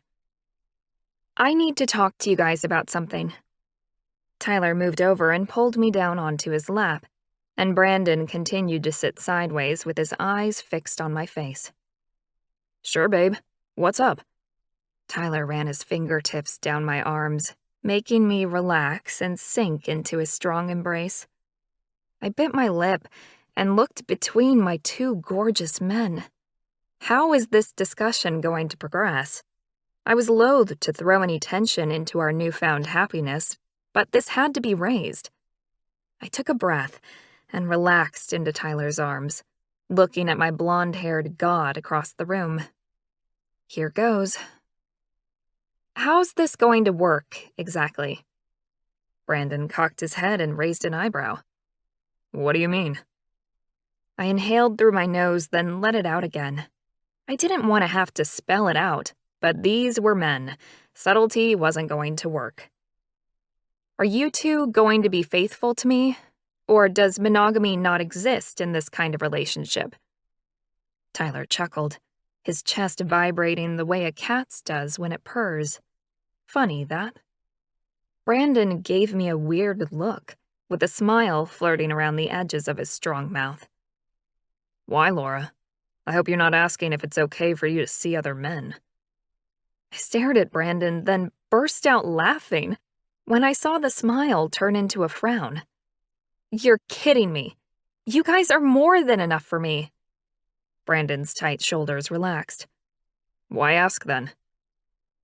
I grimaced, hating the weakness within me, and my logical brain that screamed at me for my hypocrisy. "Because, technically, I'm not being monogamous. I have both of you, and you only have me. I'd love to say you could have someone else if you really wanted to, but I think it would break my heart if you slept with someone else." There, I said it. Tyler chuckled again, wrapping his arms around my waist and squeezing hard. "Of course we'll only commit to you, Laura. I certainly don't want anyone else. And as far as the monogamy thing goes, you will be faithful. And that's more important. Just to 2 men, not 1. Tyler kissed my temple, the gesture sending warm honey through to my core. I glanced across the room and could almost see the internal struggle going on in Brandon's head. His face was twisted into a weird expression. "You okay?" I asked, attempting to rise to go to him, yet Tyler held me tight. Brandon shrugged. "Yeah, I'm fine. I hadn't really thought about it." I swallowed, fear fluttering in my belly. "Which part? About you being monogamous? Or the hypocrisy of me expecting it when I'm not really giving it?" Brandon nodded, and his eyes took on a glazed sort of look. "Oh God, it's going to kill me if he doesn't want to be monogamous." I hurried on. "If you aren't ready for this, Brandon, I understand. I don't think I can choose between you, but if you aren't comfortable or you want some more time to enjoy being single, maybe I can stay with Tyler and you can—" "No!" The words shot out into the room, silencing anything else I would have said. Brandon sat up straighter in his chair and flicked his head at me. "Come here." Tyler released me and helped me to my feet. I walked over to my big Viking, my legs trembling with each step. He grabbed me and pulled me down into his lap as soon as I was within reach, his solid bulk supporting me and making me feel safe and small. "I've never been monogamous before. I've liked the freedom of being able to do whatever and with whoever I want." I struggled to get off Brandon's lap, anger filling me up so quickly I could see red flashing in my vision as I growled. Brandon's arms clamped down, and I struck out at him, my futile attempts to get away making tears spring to my eyes. "Then let me go. If you don't want me, I'll leave." A wounded noise sounded behind me, and I ignored it. Tyler wouldn't like the idea of me leaving, but I couldn't stay if it meant Brandon kept sleeping around. "Stop it, silly woman. That's not what I meant. Now let me finish."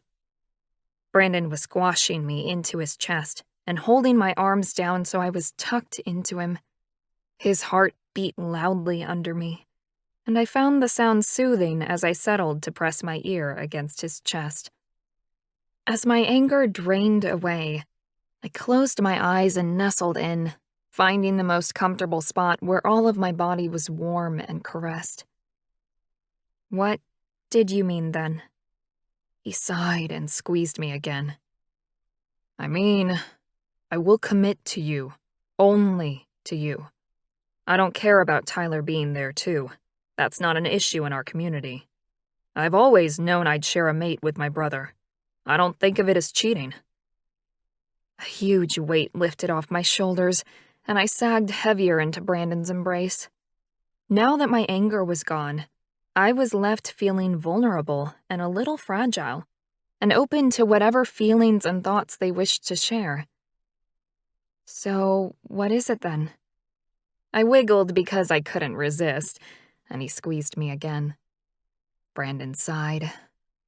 "Just remember that this is new for me.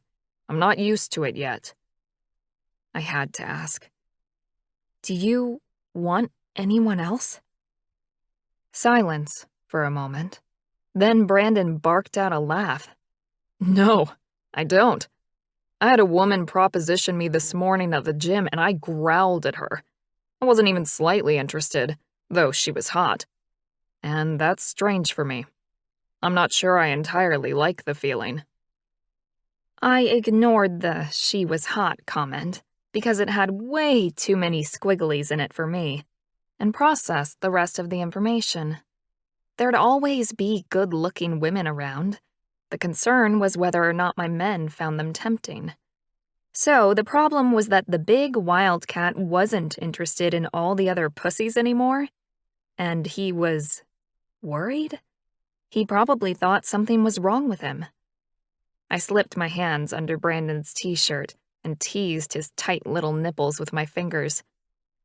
I like the feeling. I began gyrating on his lap and loving the feel of the feminine power. "I love the fact you want me above all others." Brandon grunted, though I wasn't sure whether or not it was in agreement with my assumption. I raised my head to stare into his blue eyes and found them strangely cautious looking. I smiled up at him with as much warmth as possible. Because I need you. Brandon crushed me against him and kissed me, his hunger evident in the thrust of his tongue into my mouth and the way his hands clung to my body like a dying man in need of my love. Chapter 15. Laura.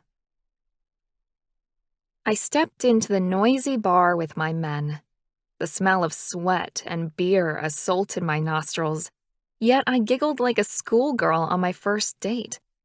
I felt so special standing there. Brandon and Tyler's protective postures resembled strutting peacocks and angry gorillas all in one. Some huge guy stood in front of us, grinning like he'd won something, his muscular build very similar to Brandon's. "Hey, Ty! Brandon! Who's your friend?" I waited to see what they would do, and was surprised when Brandon spoke up. "Jim, this is Laura.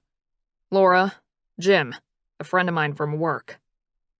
Brandon's mouth was turned down, and he was shifting from foot to foot, as though readying himself for a fight. "Calm down, honey."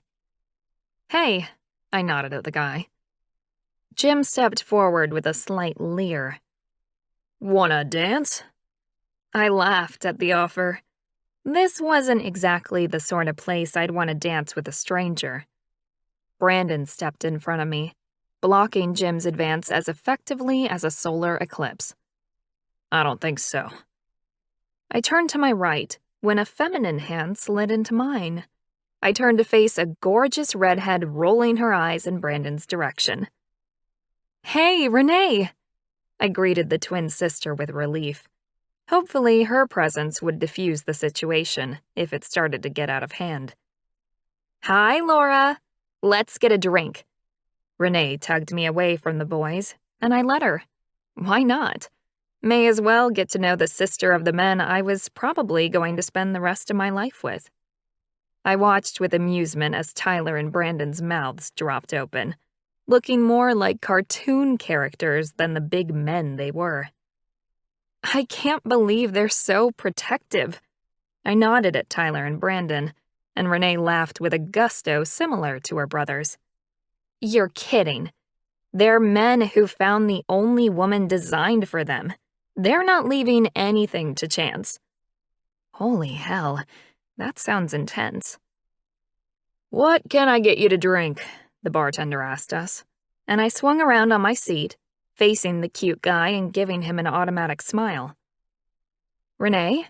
I turned to the woman who had befriended me last Sunday, before she'd known a thing about me. "Yeah, whiskey for me." I grimaced. "Yuck. Red wine for me, please."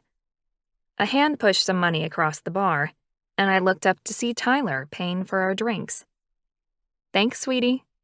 Tyler dropped his head and planted a kiss on my lips. It was hard, possessive, and very thorough. I threaded my hands through his hair and held him tightly, as white light tingled around my brain. When he finally lifted his head, his expression was soft. "You okay?" I nodded. "Of course. You go talk to your friends. I'll hang with Renee for a bit." Tyler glanced over to the corner where Brandon was standing with a group of guys. "Okay, but come find me as soon as you want." He kissed me once more and swaggered over to cheers by the group. What was that about? I indicated to the men, who were handing beers around. Renee laughed. "Tyler's been sulking for months now. His friends will give him a bit of crap tonight about that little display. But don't worry, they're happy for him and Brandon." I frowned, watching the back-slapping and beer-guzzling with a jaded eye. Is this what every Saturday night is going to be like from now on, then? Renee handed me a glass of red wine, and we clinked our glasses together. Cheers. And to answer your question, no. I have a feeling this may be one of the last times you'll be here. The boys are too in love with you to take you to places like this. I was forever grateful I hadn't been actually drinking my wine when Renee said such a thing. I would have sprayed my drink all over the gorgeous woman in front of me if I had. Did you just say, in love with me? Renee could not mean that. Yeah, of course. Renee grinned and tossed back her whiskey, swallowing it in one smooth motion. But it's only been a week. This made no sense whatsoever. Shifters are like that. Mate for life, fated soulmates, blah, blah, blah. Heat seared my cheeks, and she looked away for a moment. I was still finding it a little hard dealing with the whole men who turn into mountain lions thing. But Renee, of course, had been dealing with it her entire life. Nay! Rosie! Renee waved at a cute blonde woman across the bar. Do you mind if I run over to chat with Rosie for a minute? I waved her off. Go. I'm going to enjoy my wine and think. Renee winked and jumped up, her sexy little bum sashaying away. I would have been jealous of Renee's physique once upon a time. So, you're the new girl Tyler's screwing. I swiveled on my stool, gaping at the woman sneering at me. Was she really talking to me? Excuse me? I stared at the woman in front of me. This could not be the sort of bed partner Tyler usually went for. She was dark and short, attractive in a skanky sort of way. But her aura was horrible, all ice and flint. The woman tossed her head like a horse. Tyler and his brother have slept with most of the women in this bar. I wanted to warn you not to get too attached. Another woman, this one tall and blonde, stepped up beside the dark one. Yeah, you know you won't last, right? Those two never keep any woman around for more than a week or two. I swallowed the burning in my throat and tried not to think about my lovers taking these women into their beds. Why are you talking to me? The dark one nodded. You should be warned. You look like a nice chick. They take you to their beds, make you feel loved, act like you're special, and boy, do they know how to screw, right? Acid burned in my tummy, and I placed the wineglass down with shaking hands. Do they know? How would you know? Had both of them have you? The blonde narrowed her eyes at me. They never cross swords. I slept with Brandon a few weeks ago, and he told me his brother and he never share. A small flame of triumph flared in my belly, despite the anger and jealousy threatening to consume me. My heart was pounding, and I could barely swallow the bile rising in my throat. This was a nightmare come true. I gathered my courage and pushed forward. Well, I'm glad you weren't good enough for both of them, but I am. The woman reeled back as though I'd struck them. What? The blonde gasped. These women had shared the same things with Brandon and Tyler as I had? Impossible. No, I make love to them. The woman began to laugh, a cackling, evil sound. You're kidding, right? They may talk sweet, but they don't even remember your name when the girls around me continued to laugh with cruel intent. And I was back in high school again, the butt of everyone's jokes. I was going to be sick. Visions of my men doing those things to me flashed before my eyes. Heat bloomed in my cheeks, and I gripped the bar so I didn't topple off my seat. Another woman came along, and the dark one grabbed her. This is Tyler's new chick. The new one, who had beautiful eyes, smirked. Lucky bitch. Enjoy him while you can. He has the most talented tongue. I've tried to get back in with him for another go, but he likes new flesh. The beautiful eyes looked me up and down, showing her true colors as the ugliness surged, transforming her once pretty face. And there's plenty of you to go around, so you might last longer than us. I was really going to be sick now. My stomach surged and I jumped up. I have to go. I pushed through the group of women, their laughter following me as I made my way to the bathroom. I burst into the dirty little room and locked myself in a stall, shaking uncontrollably as hot tears rolled down my face. How many historical romance novels had I read that professed that the best men to love were reformed rakes? A bad boy who turned good just for you. It so wasn't true. Damn it! Loving men like that hurt. The sobbing started, and I covered my mouth with my hand, rocking back and forth. I couldn't compete with women like that. I didn't want to. How could I ever believe that they'd stay with me if those were the sort of women they liked? I unrolled some toilet paper and wiped at my face. Memories of our times together flashing in my mind. I'd believed them when they said I was special. But I wasn't. I was just one of the many and the first they tried sharing. How many women had they licked? How could I make love to them now that I knew what sort of men they were? I took a deep, shuddering breath as a group of girls burst into the bathroom. I needed to get home. Now, where I could be alone. I stood up on shaky legs, making sure my breathing was at least a little regular. Then I stepped out into the room. The women all stared at me, one little redhead stepping close. "You okay?" I nodded, walking to the mirror and inspecting the damage. Crap. Thank God I didn't wear much makeup. I turned to the woman who'd showed me some empathy. "I need to get out of here, but don't have my car. Are there any cabs out front?" The redhead lay a gentle hand on my arm. "No. I'd call an Uber if you have an account."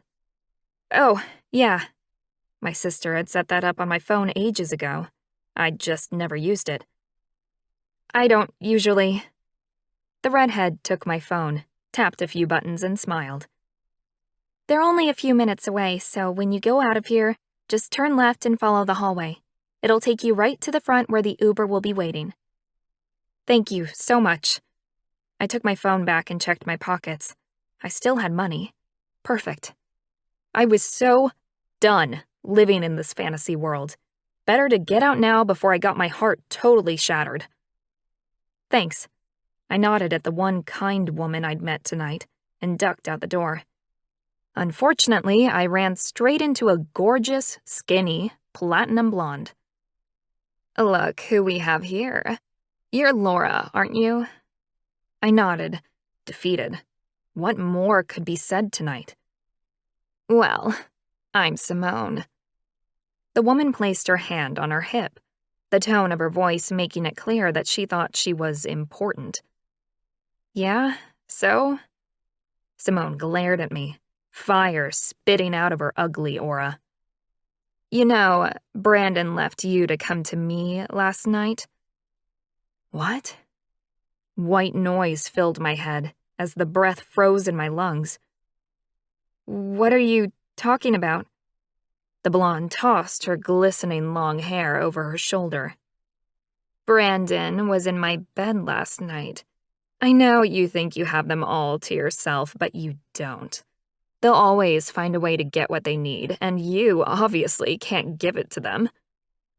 Pain shot through my chest, a piercing, crippling sensation that had me staggering back and fumbling along the wall toward the back door. This wasn't happening. I should have listened to my inner voice when it had told me this was all too good to be true. My phone vibrated in my pocket, and it made me move faster. My men were too smooth-tongued for me to trust them to tell the truth. I fell out the back door and into the cold night air. A white Uber waited by the curb, and I stumbled toward it. I yanked open the door and told the man my address. My swollen eyelids slid down over my painfully gritty eyes, and I wrapped my arms around my shaking body. I felt cold, empty, and disgusting. Had I left a part of my soul back in that bar? As the silence fell on me like a brick wall, I knew I'd have to face the truth. I'd already fallen in love with Tyler and Brandon, and without them, I'd live my life with half my soul missing. Tyler. I walked to the back of the darkened bar again and looked over to where Renee stood by the bar. She lifted her arms in a confused shrug, and I briefly closed my eyes. What the hell had happened? 1 minute I'd been drinking beer with some buddies, and the next thing I knew, our woman was missing. I made my way back to Renee in time to meet up with Brandon, who'd been doing another lap outside. One of the bouncers said she left about half an hour ago. What? I couldn't believe it. Why would she do that? I turned to my sister. Nay, what did you say to her? Renee held up her hands and stepped back as though she'd been struck. Nothing, I swear. Although I probably shouldn't have left her alone for so long. I did see a couple of women talking to her, but I didn't think much of it. I shuddered as an ex of mine walked past and gave me fluttery eyes. I looked away with a grimace. Did we do something totally moronic bringing her here? I asked Brandon. A feeling of cold dread slithering up my spine and circling my chest. I'm gonna call her again. No, you've already called her 10 times. I thought quickly. What to do? Let's drive over to her place. If the lights are on, we'll bang on the door, and if they're not, we'll go back in the morning. Brandon grunted his agreement, and we headed toward the door. 20 minutes later, we were sitting in the car outside Laura's house, staring at the bricks and mortar. No lights on. I'll call her again. I let Brandon do whatever he wanted, but I knew she wouldn't pick up the phone. Something was wrong. Pick up, pick up, pick up, Brandon chanted, tapping his foot on the floor of the car. I shook my head and turned the car back on. Let's get some sleep. Tomorrow is going to be a very long, interesting day. We drove home in silence, my head buzzing with recriminations while my heart sank lower into my chest. What if we'd lost her forever? I wouldn't be able to live. I wouldn't want to. Chapter 16. Laura. Someone was pounding on my front door, and my cell phone was vibrating its little heart away on the coffee table. It was barely 8 a.m., and I didn't need 3 guesses to know who was behind both. I closed my eyes and picked up the remote control to turn on the TV. Loud. Laura, we know you're in there. Please open the door and tell us what's wrong. Did something happen last night? Tyler's voice was calm, but I could hear the strain behind it. Go away, I shouted through my front door, before whispering, please, just leave me alone. I didn't want to do this. Bang, bang, bang. A bigger fist this time. Laura! I shivered at the growl behind Brandon's words. I half expected him to ram the door, which I wouldn't deny he probably had the strength to do. Squeezing my eyes shut, I realized I was going to have to let them in before they did some damage to either themselves or the door. I didn't want to, but at least we could have it out once and for all. I stalked to the front door, took a deep breath, and wrenched it open. On my doorstep stood my 2 powerful men, my night and day, the moon and the stars of my world, and at least one was a bloody, cheating bastard. I have nothing to say to either of you.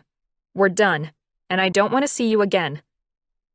Brandon's eyes grew impossibly wide, and Tyler actually put a hand over his heart, as though I'd shot him with a bullet to the heart. I tapped my foot, then threw my hands in the air. They looked pathetic standing out there. Fine, come in.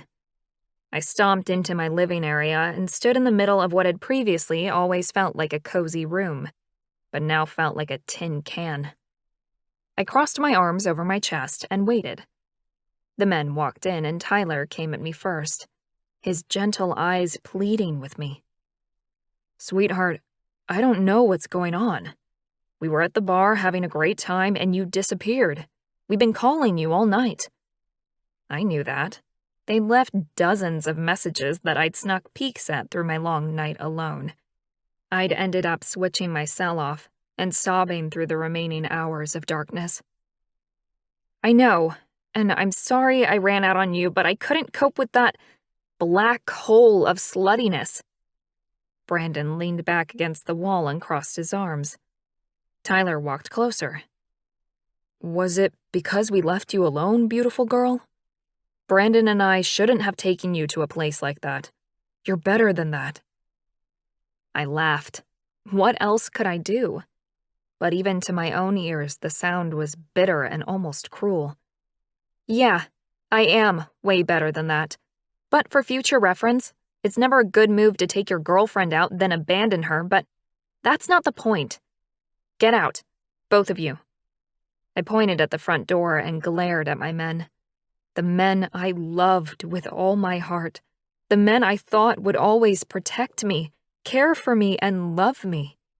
Where had they been last night when I was attacked by all those bitchy women? Laura, I don't know what's happened. Tyler, my beautiful, sweet man stepped forward again, so that he was within arm's reach. I backed up 3 feet. Ask your brother. I threw a dirty look at Brandon and watched as shock registered on his handsome face. Me? What'd I do? I groaned. I know you were with Simone Friday night. She told me. I heard nothing but stories about you guys all night. The women you've slept with, the legions of broken hearts you've left behind. Brandon growled a little, the sound causing the hairs on my arms to stand up. What? Simone? I was not with her. Then where were you? I shot back. You didn't get home until 3 a.m. I remembered because I'd woken up when he slid back into bed and I'd looked at the clock. I was running. I shifted after dinner and needed to get out. Really? That's the best excuse you can come up with? Bullshit. You fought this 3-way mating thing from the start. I know you don't really want me or the commitment I need. Brandon began to shake his head, hissing angrily as he paced my wooden floors. I waited for him to correct my arrogant presumption, but he didn't. I knew it. And you, I rounded on Tyler. Every woman in that bar knew what you were like in bed. God, if I had to hear once more how amazing your tongue is, did you leave a single ass unturned or were you trying to break some sort of record? Tyler's mouth fell open, and he gaped like a fish. Didn't these idiots have any idea what women were like? Could they even comprehend what it felt like for me? To know that my men had groped 100 women the same way they'd touched me. It made me feel dirty, common, and completely unloved. Like I said, get out. Laura, you've got it all wrong, Tyler said. Me? Me? Heat and pain exploded inside my head as angry tears gathered and slid down my face. Get out! Get out! Get out! I marched over to the front door and threw it open. My heart was hammering in my chest and I was struggling to breathe. The men finally moved, dragging their feet like schoolboys who didn't want to go. Tyler looked hurt and lost, while Brandon was making wild cat noises and prancing like he was near a female in heat. As soon as they'd both stepped over my threshold once again, I slammed the door and slid home the bolt, collapsing on the floor in massive, heartbreaking sobs. Didn't they understand? What had I done wrong to deserve such treatment? And after Brandon had promised that I was enough. I wrapped my arms around my knees and tucked myself into a ball. I had no fight left in me, and the misery consumed me. Hot, salty tears rolled down my face, choking me and making me gasp and wheeze. I would never get over this. I could never make love to them the same way as before. Not now. How could I kiss their lips, feel their hands against me, take them inside my body and my heart, knowing that none of it was special to them? I stayed on the floor until my ass was numb, and I was utterly exhausted. Then I rolled onto my side and fell asleep. It was Sunday, my one day off each week. Belle had stayed over at a friend's house, and I had no responsibilities for a few hours. There was no need to get up off the floor. even to stagger to my bed. Brandon. Tyler glared at me. Brandon, I swear to God, if you've screwed this up for us. Simone lied, I roared at Tyler as we ran to his car and threw open the door. That stupid, lying skank. I could feel my mountain lion rising like a flood. Heat prickled my skin, and my eyes shifted so that my sight was clearer and more distinct than a human's would be. I pressed down into my gut with my diaphragm and exhaled. I didn't know if I could hold my shifter back, but I had to try. Shit, I roared. We weren't in a safe place, and it was hunting season. I didn't even know the quickest way to the mountains from here. Brandon, look at me, brother. I forced my gaze back to Tyler, who was staring hard. It gave me something to focus on while I pushed my animal down, holding on to my humanity by the proverbial skin of my teeth. We can fix this. I know we can. You weren't really with Simone Friday night, were you? I growled and shook my head, panting and pacing alongside the car. No, of course not. I tossed her aside months ago. I shuddered as my mind conjured up memories of Simone. Then why did she say you were? Tyler asked quietly. I took a deep, calming breath and let it out slowly, not sure how or why the woman would do such a thing. Jealousy, probably. Or spite. Because she's a bitch. Tyler frowned, obviously not happy with that answer. I don't have a better answer for you, Ty. Simone had nothing to gain from breaking us all up. Tyler's eyes widened, and his face turned a sickly pale gray. Hang on. Did Laura just break up with us? I growled. Yeah, she did. Tyler wheezed next to me. Wait, she can't do that. I agreed, and yet she had. We were meant to be together. Sure, I'd fought it a bit. Who wouldn't when he was losing his carefree lifestyle basically overnight? But that didn't mean I didn't want her. Flushes of pain crashed over me in waves. I stopped pacing and stared at the house, where I could still hear sniffling noises coming through the door. She was crying, the silly woman. What the fuck do we do? I said. We can't leave her like that. I pointed toward the house, glaring hard. Part of me didn't want to go in and deal with her tears. They'd break my heart. But another part wanted to rush right in and scoop her up into my arms. I wanted to comfort her, protect her from pain. Standing out here feeling impotent and lost was like torture. Tyler looked back over his shoulder, then opened the car door. We'll make it worse, Brandon. We're in way above our head here. My baby brother slid into the car, and I followed suit. A massive pain in my chest blossoming over the anger and hurt consuming me. I couldn't breathe right. Let's go. Tyler's voice was firm and authoritative, which was perfect because I could not have found my way out of a paper bag at the moment. Where are we going? I asked, as Tyler pulled the car onto the road and headed out of Hinton. Mom and Dad's. They'll know what to do. I groaned, but did what I was told. My head was clearing now. At least we had a plan of attack. You sure about that? Mom's always looked down on us for partying the way we have in the past. She may be on Laura's side. Tyler sighed and shifted in the chair next to him. Yeah, I know. But if there's anyone who can help, our family can. We stayed quiet for the rest of the car ride, before finally pulling up in front of our family home. I sighed and dragged myself out of the car, my chest still aching like I'd been run through with a knife. Laura. Loud banging on my front door made me jump.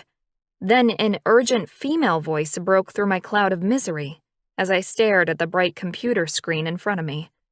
I'd been trying to do some research for a much-needed vacation. Laura, help us, please! I ran to the front door, my heart pumping wildly as I wrenched it open. There was Renee, her face pale and streaked with tears. "What is it? What's happened?" I looked across the lawn and saw Brandon and practically his whole family parked outside my house, an old pickup I hadn't seen before parked behind my car. Renee grabbed my hand. "Tyler's been shot!" "No." Adrenaline surged at her words, and I bolted across the lawn, headless of my bare feet and no bra. I grabbed hold of the side rails of the pickup truck and stared down into the bed. Brandon held a magnificent mountain lion in his arms, while Rosalie pressed white gauze to the side of the animal. His golden fur and black-tipped ears were perfect, but the blood seeping from his side sent my thoughts into a tailspin. "He can't shift back or he'll die. Please." Rosalie's voice cracked with pain, and tears rolled down her puffy cheeks. "Help him." Autopilot settled in, and a stillness crept over me, calming my muscles and heart. "I need to get the clinic keys, then you guys can follow me there. I don't have the necessary equipment here to operate." I didn't wait for a response. I turned and fled, quickly grabbing shoes and keys before bolting to my car. "Renee, with me," I called out. I was more grateful than I could express when the redhead jumped into the passenger side of my car without question, and we took off. "Tell me what happened." "Well, I only got there after Ty had taken off, but from what I was told, the boys came to Mom and Dad for help with how to win you back, and Ty got so upset he shifted and ran off." I nodded, but refused to allow my heart to register anything but the bare facts. Now was not the time to get emotional. Blame would be waiting for me later, like luggage left at the bottom of the stairs after a holiday. "Go on." "When he didn't come back, Brandon and Dad shifted and took off to find him, only to return carrying him. It's hunting season out there, and we're usually extra careful at this time of year. He'd been shot by some hunter and was barely breathing. Mom knows enough first aid to patch us up when we get injured, but she didn't want to even try this time. Not with a bullet wound. We just loaded him up and came straight to you." I swung my car into the clinic parking lot and turned off the engine. Maybe I should invest in a mobile clinic at home. "She did the right thing. Let's go." I stepped out, feeling the panic washing away in front of the clinic's imposing facade. This was my domain, and if anyone could save him, I could. I unlocked the door and moved into the staff room with short, sharp moves, tying up my hair and pulling on a clean scrub top. I opened all the doors and began ushering people through like a traffic director. "In here, on the operating table. I need 2 sets of hands, preferably Renee and Rosalie. The rest of you wait somewhere else." I really should call one of my vet techs in, but the last thing I wanted to do was expose Tyler or any of his family to the local community. There was probably some shifter law about that. I turned back to the sink to wash my hands and focused on nothing but my knowledge of mountain lion anatomy. They weren't too different from any other large cat. But this wasn't just a normal 4-legged feline. Tyler's mine. I shook my head to clear the thought. No point in thinking too vividly about who was lying on the table. "Renee, is there any special physiology that I need to know about, being a shifter, or can I treat Tyler like a normal mountain lion in this form?" I turned back to the room, now empty of all the men except for the patient lying still on the table. Renee shook her head and lay her hand on Tyler's hind legs, while Rosalie stroked his head and murmured to him. "No, I don't think so. Mom?" Rosalie shook her head, tears beginning to leak down her cheeks once again. "Okay, I'll need to remove the bullet and repair any damage it's caused. I'll gas him to keep him unconscious while I operate, and give him some painkillers and antibiotics when he wakes up." Both women stood straighter and nodded, seemingly gaining strength from the straightforward instructions. I pulled over a silver tray of newly disinfected instruments and set up the anesthetic gas. I set the dial and reached down to attach it to Tyler's snout. I had assumed he was already unconscious, but he groaned softly as I lifted his head. "Tyler, if you can hear me, I want you to know that you have to stay strong and survive this. Okay? Do you understand? I'm still mad at you. and if you die, you won't be able to make it up to me." A strange, purring noise came from his chest, and Rosalie burst into tears. Pain shot through my heart, and I pushed it down away to deal with later. I settled the mask onto my precious patient and stroked his head with my fingers. "Sleep well, beautiful boy." Tyler's body began to relax, and I pinned the two women opposite me with the hardest stare I could muster. "Listen, I can handle this on my own if I have to. If you can't be in here, I totally understand, but I need your undivided attention and concentration if you're staying." Rosalie started to back toward the door. "I don't think I smiled at the beautiful mother who could barely look as her baby went under the knife. "I understand, Rosalie.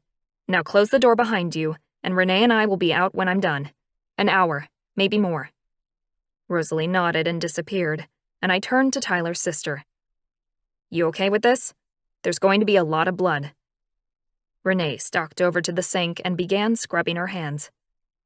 "I've seen more of Tyler and Brandon's blood over the years than I care to mention." Water ran in the sink, and Renee finally turned back, her green eyes hard. "Where do you want me?" I smiled, my approval at her attitude, and pointed to the top of the table. "Here, watch his breathing, make sure the mask stays in place, and hand me items when I ask for them." I carefully shaved around the wound area so that his fur wouldn't interfere with the surgery, then set the clippers down. "Oh God, this is Tyler." "It's okay. You can do this." I took a deep, steadying breath, picked up the scalpel, and set it to the bloody mess that had once been Tyler's beautiful shoulder. "All right, here we go." Chapter 17. Brandon. I paced the floor back and forth so many times my feet ached, and if I looked down I'd probably see the path I'd worn in the clinic waiting room. "What the hell's taking so long?" My mother sniffed and lifted her wrist to look at her watch for the 100th time. "It's only been 43 minutes and she said an hour. That bullet could have gotten lodged anywhere. If Tyler dies because of something I said..." I tossed up my hands and made a disgusted noise in my mother's direction. "Mom, if there's anyone to blame, you know it's me. Or fuck Tyler. Seriously? He's never learned to control his mountain lion. And just because Laura dumped us doesn't mean he had to go running off into the woods in the middle of the day. During hunting season, how stupid can he be?" My parents' eyes shifted to the space behind me. I whirled around to see Laura standing in the doorway, blood covering her scrubs and her shoulder keeping the door open. "Tyler's in recovery." "Is he going to be all right?" I asked, swallowing the lump that had risen when I saw the woman who was meant to be our mate standing there. Laura nodded and straightened, that strength I admired shining through. "I'm going to clean up and then I'll come back out. I just wanted to tell you right away that he's alive and doing well." She turned and disappeared back into the surgical area, and my heart began to thud with sickening, slow thumps. My knees weakened, and I staggered to one of those flimsy white chairs and crashed down into it. Renee came bolting through the door, her eyes wide and a little crazy. "Oh my God, she is amazing. I'm in love with her. How did she do that? I have no idea.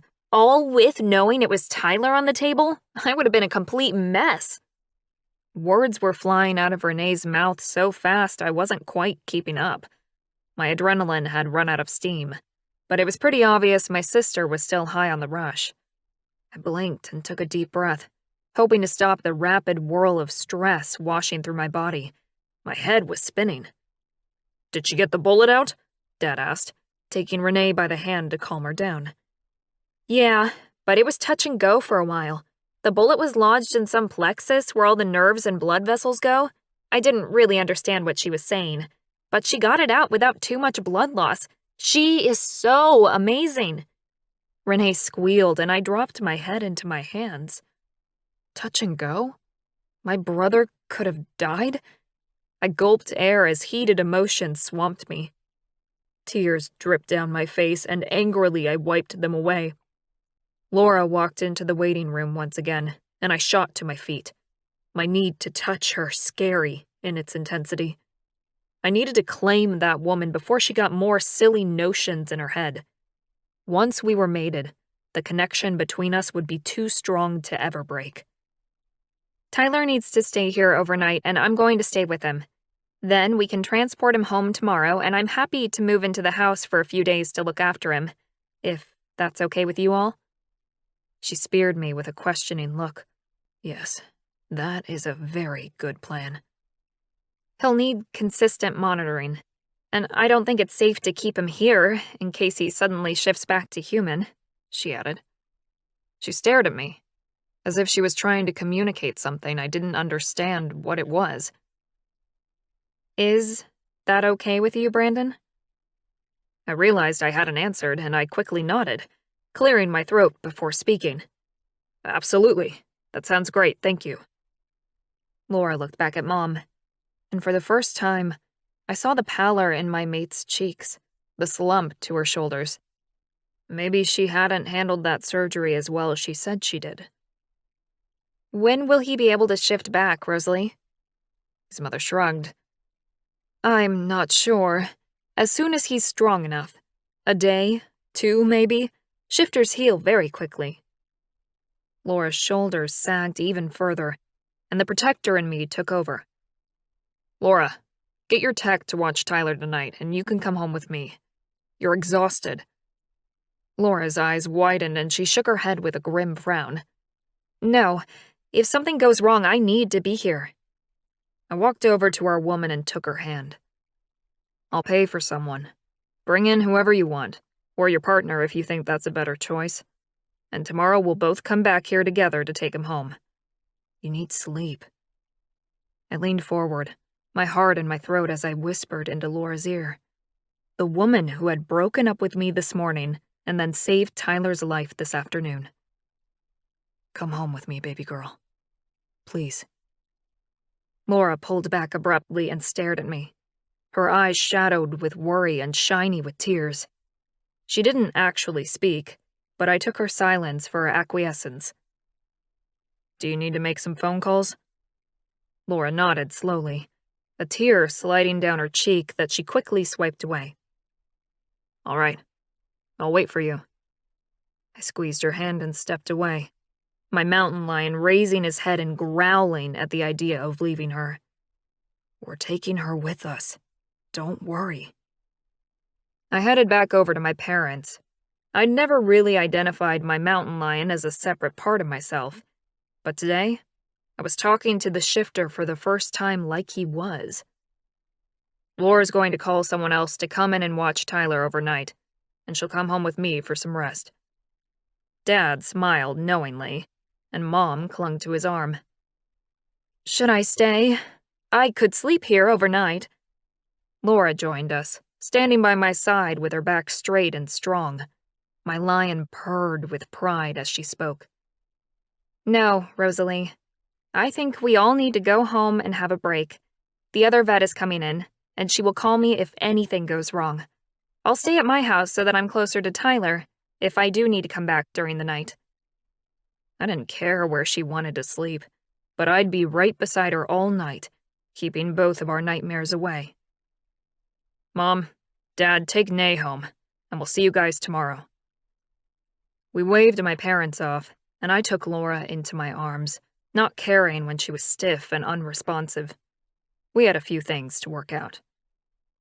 Go get organized, and I'll wait for you here. I leaned forward and kissed her, not sure if she'd turn away, but not caring either.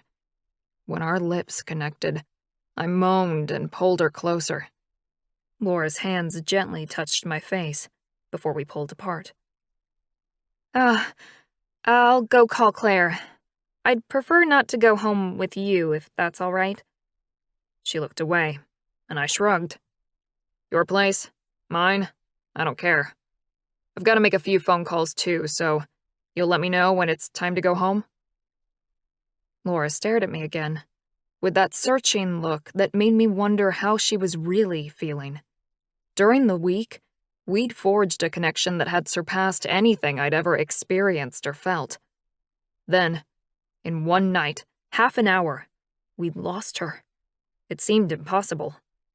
I didn't understand, and she certainly didn't seem inclined to explain either. Laura finally nodded once and headed into the clinic. I pulled out my phone and called my boss to let him know I had a personal emergency and needed the week off. I would find out exactly what had gone wrong with Laura, and then I would fix it. Chapter 18. Laura. I checked in on Tyler once more, then heard the front door open and close. "Laura, it's Claire!" I bent down and kissed Tyler's head, closing my eyes for a moment to inhale his scent. "I'll see you tomorrow." I'd never operated on a boyfriend before, but I suppose there's a first time for everything. I headed out into the waiting room and smiled at the woman whose skill I trusted almost as much as my own. "Thanks so much for coming in, Claire. I removed a bullet from a mountain lion's shoulder a few hours ago, and I need you to monitor him overnight." Claire's eyes widened with shock. "You have a mountain lion in recovery? I hope he's doped up so he won't move until tomorrow." Panic fluttered in my chest, and I rushed to explain. "He's on 100 milligrams of xylazine and 100 milligrams of romifidine every 4 hours. Tyler is the pet of a family friend. He's been raised by humans since a cub, so he's no danger to you. If something happens to him, I'll never forgive myself." My voice broke, and Claire rushed forward. "Oh, don't worry. I'm sorry. I'll look after him like he was my own pet. I promise." Claire stroked her hand down my arm, and I took a long, shuddering breath. I was holding on to my tears like a starving woman to food. I couldn't fall apart. Not yet. "I need to go home, but if you need me, if he struggles to breathe for one moment, you call." I blew out a breath and wiped at the tears sitting on my lashes. What a fucking long day. "Of course I will. No problem at all." I grabbed my bag, numbness stealing through my rapidly cooling body. I made it out the front door and headed toward her car. Brandon snagged me as I walked past and pulled me into his body. "I'll drive. Jump in." I couldn't look at him, but allowed him to guide me into his car and drive the few minutes back home. When we arrived, I struggled out the door and started up the sidewalk. Brandon's strong hands wound around my arms like the roots of a tree, giving me strength when I needed it. He took my keys when my hands shook too much to open the front door and led me into my bedroom where I stumbled on the carpet. I tugged at my dirty, sweaty clothes, wanting to be rid of any evidence that today had occurred. When I was down to my underwear, I fell toward the bed, pulling back the covers and climbing in. I rolled over, and hot flesh pressed against my back. "Thank you for saving my brother's life." Pain slid through my chest, shattering the cold cloud that had consumed me. "He wouldn't have—" My voice cracked and I stopped talking, raising my hand and pressing it against my mouth, in the hope it would stem the sob that was rising. The truth is, Tyler could have died. He nearly had. "Wouldn't what?" Brandon probed, running his hand up and down my arm in a move that was both reassuring and devastating. He was being so kind, so thoughtful, like he had been all week. Oh God, what have I done? Sobs rose and escaped my lips. Tears rolled down my cheeks and snot blocked my nose so that I couldn't breathe. I had no strength to fight it anymore. I let it all go.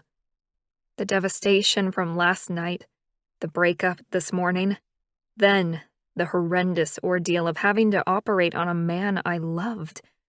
There was a reason I'd become a veterinarian and didn't go into medicine, and that was because I didn't like cutting people open. "Shh, baby girl. You're okay. I've got you." Brandon held me and didn't try to stop me from crying. His arms were like a tight band around me, and the tears kept flowing. I seemed unable to put the brakes on once I'd released them. "Oh, sweetheart, please stop. You're only hurting yourself." I let the pain descend and consume me. I deserved it. The tears finally subsided, and I wiped them away with fresh tissues Brandon handed me. I let him pull me into his arms. It was nice to be held, though I didn't know why he was bothering. I'd ended everything between us, and there was no going back now. "How are you feeling now?" He seemed to be holding his breath, and I shrugged, wiping at the tears that gathered and fell once more. What was wrong with my eyes? Brandon squeezed me tight and asked again. "Seriously, Laura, you okay?" I blinked a few times, my eyes sore and scratchy. "I feel numb." And I did. There was little else going through my body now. I could barely even feel my arms as I raised them to wipe my cheeks. My tear ducts seemed to be the only things in tune with my pain. The rest of me had shut down. Even my brain was no longer processing anything. I closed my eyes tightly and willed sleep to take me. "I can't allow that, sweetheart." Brandon rolled me over and got up on his knees beside me. I needed the distraction, to be punished for being selfish and stupid. I hadn't even given the guys a chance to explain. I'd been judge, jury, and executioner, a flaw my mom had often told me off for. "Damn, you're beautiful." I sobbed again, covering my wet face with both hands. "Inside and out, you're gorgeous. I want you to feel how much I care about you. How sorry I am about how badly those girls treated you on Friday. It was all bullshit. Lies. And I'll prove it to you, if you'll just give me the chance." I nodded my head, but didn't really believe him. When the shudders finally stopped, I clung to him. "Thank you," I said, kissing his face, his shoulders, unable to contain the tears of joy. Somehow he'd managed to drag me out of despair by reaching into my body and finding my love for him, and gifting me with his in return. Brandon lifted his head and kissed my lips gently, trembling as he pulled away, then tucked us into a sleeping position. His lips pressed against my shoulder, and I smiled into the semi-darkness. Peace settled over us, and I drifted off to sleep. Brandon didn't leave me alone for a moment during the night, and I knew that my love for this man was more than complete. But could I accept them for who they were? I wanted to, more than anything, but only time would tell if I actually could. Brandon. Back at our house, I opened the carved front door and directed the men who carried Tyler on a stretcher, still in mountain lion form. "Bring him in here." I gestured to Tyler's bedroom, that Laura had set up with equipment to keep him hydrated and out of pain. The men lay Tyler down and cautiously stepped back. I patted them on the back as they left, chuckling to myself. So many people were afraid of large cats, and rightly so. A wild mountain lion, even an injured one, could rip your arm off. I waited for the front door to close, signaling that the men had left, then turned to grin down at my brother. He's home. I couldn't see Tyler's shoulder through the bandages, but it wouldn't be long now. He'd heal quickly, now that he was in his own environment. Laura entered the room and ran a hand down Tyler's front paw. His breathing and blood pressure are normal. I don't think it'll be long before he wakes. Great. I watched with relief as my brother's lion body transformed back into his human one. Golden fur disappeared as skin reappeared. His limbs elongated and thickened as his head and torso reshaped and grew. A groan sounded, more frustration than pain. Thank God for that. Tyler's voice was weak but laced with humor. I've been wanting to shift for hours, but they were watching me too closely. Tyler turned onto his back and grimaced, running his hand over his injured shoulder. Laura threw herself down onto the bed with a cry and wrapped her arms around him. "What's happening? Laura? Oh, sweetheart, are you okay?" Laura was sobbing her heart out and burying her head in Tyler's neck like she was trying to become part of him. Tyler looked up at me with a panicked expression and a hand signal for help. I grinned and walked over, staring down at the two of them with a heart close to bursting. Laura and I had started the process of mending our rift, though we still had a lot to discuss. Dealing with Simone's false accusations, for one thing. But in the face of death, that could be put aside for the moment. Now Laura had to reunite with Tyler, in human form and not possibly dying on her operating table. I should probably leave them alone, do the honorable and selfless thing. Fuck that. I wasn't missing out on a chance to be inside Laura's hot body again. "Good to see you, brother." Tyler looked at me, confusion evident in his eyes as he stroked Laura's long brown hair. "You too, bro. Sorry about yesterday." I nodded and placed my hand on Tyler's ankle for a moment. We'd both said some stupid things at our parents' place in the heat of the moment, but nothing that couldn't be forgotten just as quickly. "Yeah, me too." Tyler shifted his attention back to Laura, forcing her head up by grabbing her chin. Hey, what's with all the tears? The last thing I remember, other than the agony of being shot, is you breaking up with us because we'd slept around too much before we met you." Laura sobbed once more and shook her head, snuffling like a seal. "I was jealous." Tyler's eyes widened in surprise. "Jealous of what? They're in the past, beautiful. Now we've met you. No one else matters." Laura drew back a little, but didn't quite let go of Tyler. "They knew so many intimate details about you and what you do in bed, and I—" "You what?" She shrugged. "I didn't feel special anymore." Tyler laughed. "Oh, sweetheart, how can you say that?" "Because they were so descriptive and vile. It made me want to vomit. I could just see you." "Nope. Hold on right there. We never made love to any of them. Not one. The only one I've ever made love with is you. As far as my skill set is concerned, honey, all of it was practice for you, so that when my mate came along, she'd never leave me." Laura didn't say anything. Tyler looked at me for help. I cleared my throat. "It's true, Laura. It's not easy being male and a good lover. Our bodies are designed to get in, deposit the seed, and get out. Lions mate for all of 10 seconds. That got a laugh out of her, but I continued because she had to know the truth. "Sweetheart, there is no comparison between the way I make love to you and the way I used to for women. They were sport, exercise, a way to kill time before meeting you. Nothing more." She met my gaze and assessed me as she always did, with those searching green eyes of hers. "You mean it?" She shifted her gaze to Tyler. "You both do?" "Of course we do." I spoke more vehemently than I meant to, but she had to know the truth. There was no one else for us, not anymore. "And you still want me? Even though I can tell you that this is going to come up again. I'm gonna have issues and insecurities, and if I see one of those women in public, I'm probably going to cry again. I just can't imagine you ever wanting me after I saw what you normally go for." Tyler growled and pulled her close. "Of course we want you, and only you, beautiful. You're a real woman.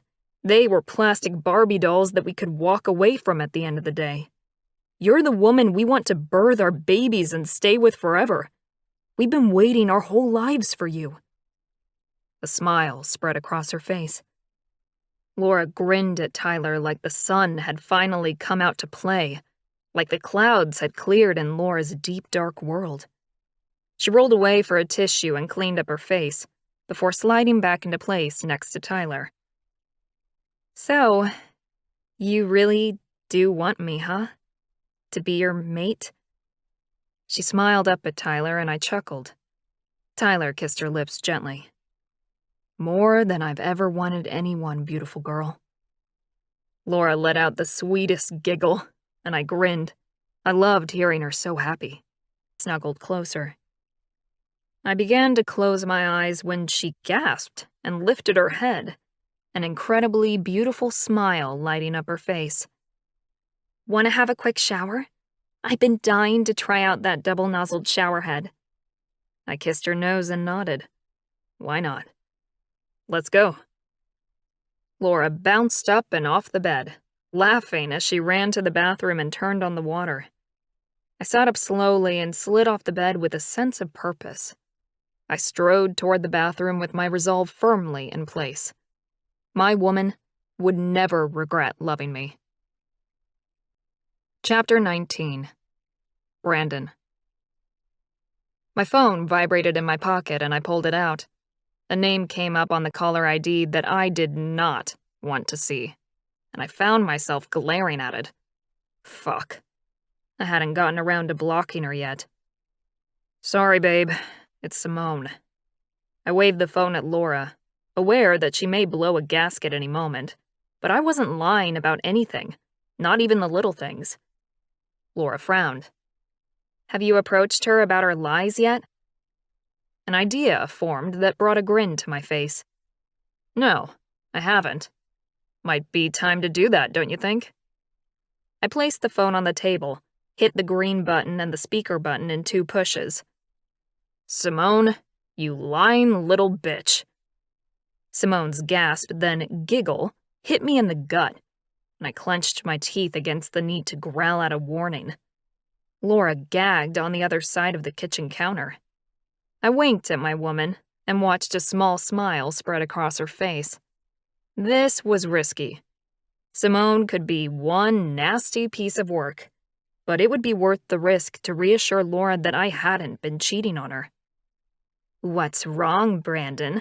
Have you missed me? Her voice was sickly sweet, and I couldn't repress the shudder that rose. God, she was cold. Not one tiny little bit, sweetheart. But I would like to know why you told Laura that we were together last Friday night. There was silence on the other end of the line, and I waited. Come on, Simone. You always have a reason. You deserve better than someone like that, Brandon.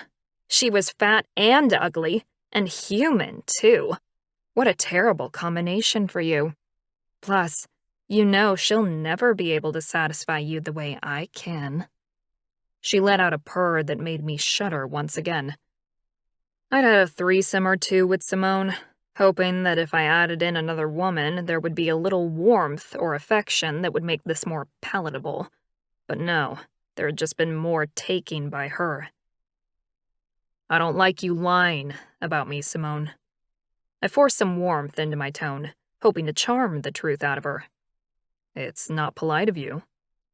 She laughed, the sound a little strained now. I wasn't really lying, Brandon. I saw you running toward the mountain and I shifted to chase you. I know how much you love mating in the moonlight. I clenched my teeth and lifted my gaze, mouthing sorry to Laura. She fluttered her hands and smiled at me. I was wavering now. Push forward and get the truth, and risk hurting Laura some more or not. I leaned my forearms against the cold marble and focused on the phone. Yeah, but you didn't find me. I ran to the cave and back and didn't see anyone. And that was the truth. She huffed a little. Yeah, I know. I couldn't catch you and cut my paw on a rock near the pond, so I went home. I grinned in victory. I stood up straighter and looked at Laura. She smiled brightly, and love filled me up. Thanks for straightening that out, Simone. I couldn't have Laura thinking I'd lie to her. What? You can't be with her, Brandon. She's not even a shifter.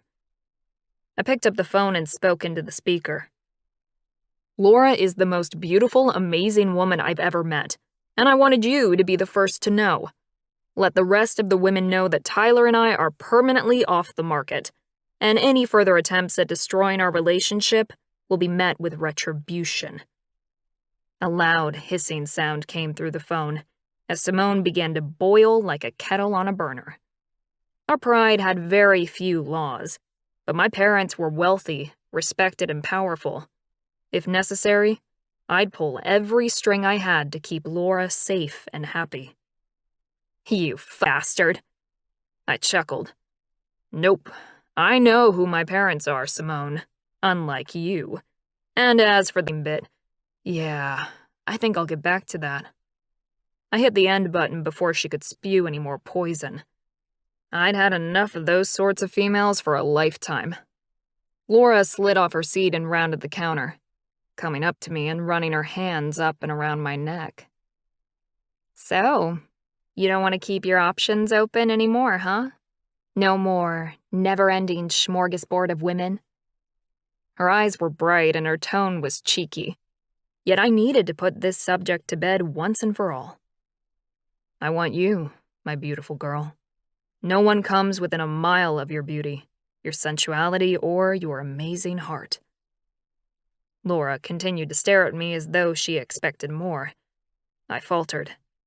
I loved her and I needed to tell her, but something held the words back. "Thank you, Brandon. I really appreciate you doing that for me." She went up on her toes and kissed me, drawing me into her taste. When she moved toward the bedroom, I went willingly and happily kept her there all afternoon. Laura. I sat on the bed the following day with my feet tucked up under me. I'd decided to take a week's leave and give myself time to look after Tyler and get past the weekend's events. I stared at my men, because that's what they were, whether they loved me or not. I certainly loved them, or how else could I get over everything so quickly? And I knew one other thing. My heart would never allow another in. "What's up?" I cocked my head and watched them prowl around the large room in their human form.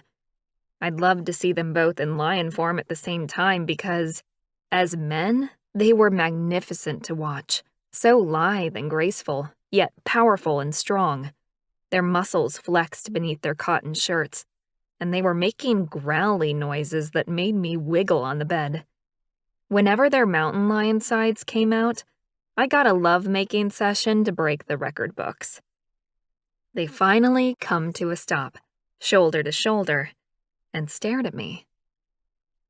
"We want you to mate with us," they said in unison. It would have been funny if it didn't make me want to cry. Mating with someone was the same as marriage in the shifter world, I was pretty sure. I wasn't sure I could do that. Not yet. I wasn't ready. I looked down at my hands, examining the lines of my palms and my 2 short fingernails. I'd always wanted pretty, painted fingernails. They look so elegant when done right, but I couldn't, not with work. "Laura?" Tyler's gentle voice encouraged me back into reality. I forced myself to raise my head and sighed as longing for my men passed over me. "I'm sorry, but I can't." Brandon's jaw hardened and tightened, his blue eyes glittering with rage. "Is this still about those stupid skanks?" I snapped my gaze to the Viking, clenching my jaw as fire spread over my face. Why didn't they understand how big a deal that was for me? "It's not just that, but yeah, I'm still worried about that. I know it's not fair to blame you for your past. You've made your choices, and that's your right." "It's not like you were a virgin either when we met you, Laura," Brandon fired back. Ouch. Well-aimed shot. My chest ached and I slumped. I considered myself a rational woman, and refusing to see beyond their past decisions wasn't fair. "I don't think 3 lovers over 10 years puts me in the same category as you two." I dropped my gaze again, exhaustion swimming through my muscles. "Can't we discuss this later?" A growl sounded, and I glanced up to see Brandon pacing like a caged animal. "No, We need to deal with the issue once and for all. 1 woman or 100, it's all in the past. It's you that we want now. Sure, but for how long? Until another woman passes by and you want her? How can you tell me that you just want me after all the variety you've had? And I've seen them, Brandon. They're all blonde and skinny. I don't even know how you can touch me after them. I trailed off and bit my lip as the tears rose again. I'll stay with you as long as you'll have me, but I just can't. How can I explain it better? Mating would be like a human marriage, and where would I be when they moved on to someone else? I'd be broken, discarded. I wouldn't survive that. Brandon walked forward and fell to his knees in front of me, taking my hands in his. His eyes were beseeching as he spoke. You have no idea how much better it is with you. I sniffed and focused on his words. My brain was utterly exhausted from going over this too many times. What's better? He grinned at me, that lopsided, ultimately charming smile that I adored. Everything, including... Oh, you... Fire flared in my belly, and I tried to pull my hands back, but he held tight to them. Laura, I've never been with a woman who makes me feel so free, so relaxed. Everything with you is easy and natural, and you blow my fucking mind with how much you give. Give? I repeated, and stopped struggling, not sure I understood. You touch me and give me pleasure. You aren't focused on yourself. What was he talking about? Of course I'm not. Nothing feels better to me than hearing you losing control. The way your face looks when I touch you. You take me places no one has. I love you for that. And 1,000 other reasons. I couldn't have heard right. Brandon had avoided talk of love like the plague the last few days, despite everything we'd gone through. Did you say you love me? Brandon swallowed, his large Adam's apple bobbing up and down. Yeah. My heart burst open, with happiness surging in my chest. I really don't think... Please, Laura. You have to listen to us. I turned toward Tyler, who sat on the bed next to me, cupping my face with his smooth, gentle hands. You're everything I've ever wanted in a woman. You are intelligent, smart, and beautiful. And best of all, you have the warmest, most giving heart. The way you love Brandon and me. It's the best thing ever. Tears prickled my eyes, and I tried to blink them back. But staring at the adoring faces of my men made it impossible. I had at least 10 reasons ready as to why we shouldn't be together. But as both of my magnificent lion shifters stood up and began stripping off their clothes, I couldn't think of a single one. Tyler kissed my neck and I sighed. They were my everything. I knew in my heart of hearts that as long as I trusted them and loved them as they did me, there was no hurdle we couldn't fly over together. Epilogue. 3 months later. Laura. Laura, Brandon, and Tyler, you are now bonded for life. A roar went up around us, and I lifted my face toward my men. I was so happy, I could barely contain the scream of excitement that threatened to let loose. Brandon kissed me first, his mouth possessive and strong, his tongue slipping in to taste me. When he stepped away, Tyler slid into his place, cupping my face and kissing me with such sweetness and love that tears slipped down my cheeks. My perfect pair, everything I'd ever wanted, and so much more. I love you, Tyler whispered against my lips as he pulled back. I looked into his brown eyes, blinking away the happy tears that had gathered once again. And I love you. I extended my hand and Brandon gripped it. I love you, I said to my big lion, who grinned and winked. Classic Brandon. but his eyes spoke volumes. "I love you," he mouthed, and I squeezed his hand. "I know." Tyler turned me toward the group of people who had gathered on Tyler and Brandon's parents' property to witness our mating. I had legally married Tyler during the week, in a small ceremony surrounded by our friends and family. But this was the more important of the two ceremonies. "Let's celebrate." I was pulled forward into a maelstrom of people. Hugs, kisses, and congratulations flowed around me as I was whirled from one set of strong arms to another. By the time they'd all finished taking a piece of me, I could barely stand up. I collapsed onto a garden seat, gasping for breath in my tight wedding dress. "Laura, you look absolutely beautiful." Scott and Jack stood before me, looking powerful and handsome in their black suits. "Wow, you two look amazing." They inclined their heads, but seemed distracted, their eyes continually straying to an area near the food tables. I turned and looked in the same direction, but couldn't see anything of note. "What are you two staring at so intently?" I put out a hand and Jack lifted me to my feet. "Oh, that's better." My bodice was boned, giving my waist a beautiful indent, but it wasn't the easiest thing to maneuver around in. "Laura, who is that woman in the gray silk dress?" Scott asked. That's interesting. That was a lot of detail for a man to notice. And what was with the tone of his voice? I turned around again and scanned the area. Happiness filling my chest when I realized who they were talking about. "Oh, she came!" I clapped my hands and took a step in that direction. Scott's hand came around my arm as quickly as a rattlesnake and stopped me in my tracks. "Is she a friend of yours, Laura?" Scott's voice was even deeper now, raspy even. I stared at him, then at Jack, then back to the woman in question. Uh-oh.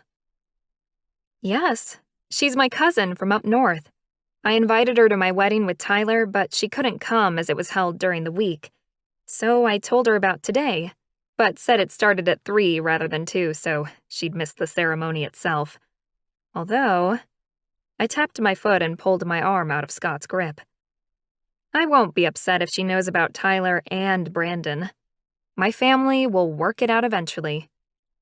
My sister had been great, supporting me as much as she could, given she was now settled into university. But she was also envious of my relationship, and even though she'd been a bridesmaid for me today, she was currently standing about 10 feet away, scanning the area for more sets of twins for herself. "Can you introduce us to her?" Jack asked, his face showing a weird type of strain that I hadn't seen before on this man. But I had seen it on Tyler and Brandon. Sure. I walked through the throng of people and made my way to Ashleigh's side. If I was right, then my gorgeous cousin's life was about to change forever. "You came!" I threw myself on her and hugged her tightly. Ashleigh, a few years older than me, had doted on me when I was a child. Ashleigh laughed and hugged me back, our heights and sizes in almost exact proportion. I pulled back and stared at her. I hadn't seen Ashleigh in 5 years, and she didn't look as well as I expected. "You look like shit, Ash. I don't want to be rude, but are you okay, hun?" Ashleigh smiled, though sadness was evident in her beautiful blue eyes. The radiance I remembered about my older cousin was gone, the glow of her skin tinged with gray. What had happened? "Thanks, sweetie. I know. Whereas you look freaking fantastic." I did a twirl and stuck my hip out at an angle, playing the game. "Why, thank you, darling. The love of a good man and all that." Ash quirked an eyebrow at me. "Or men, perhaps?" Heat flooded my cheeks and my stomach dropped. I searched my cousin's face for signs of discrimination or disgust, but there were none. "Yeah, well..." Ashleigh chuckled and reached over to squeeze my hand. As long as you're happy, honey. I nodded, and the heat of a man pressed up behind me. Scott was standing there, almost dancing on the spot in his impatience. I'd forgotten he and Jack were even there. Oh, Ash, let me introduce you to Brandon and Tyler's cousins. It's common in their family for men to be born into fraternal twin sets.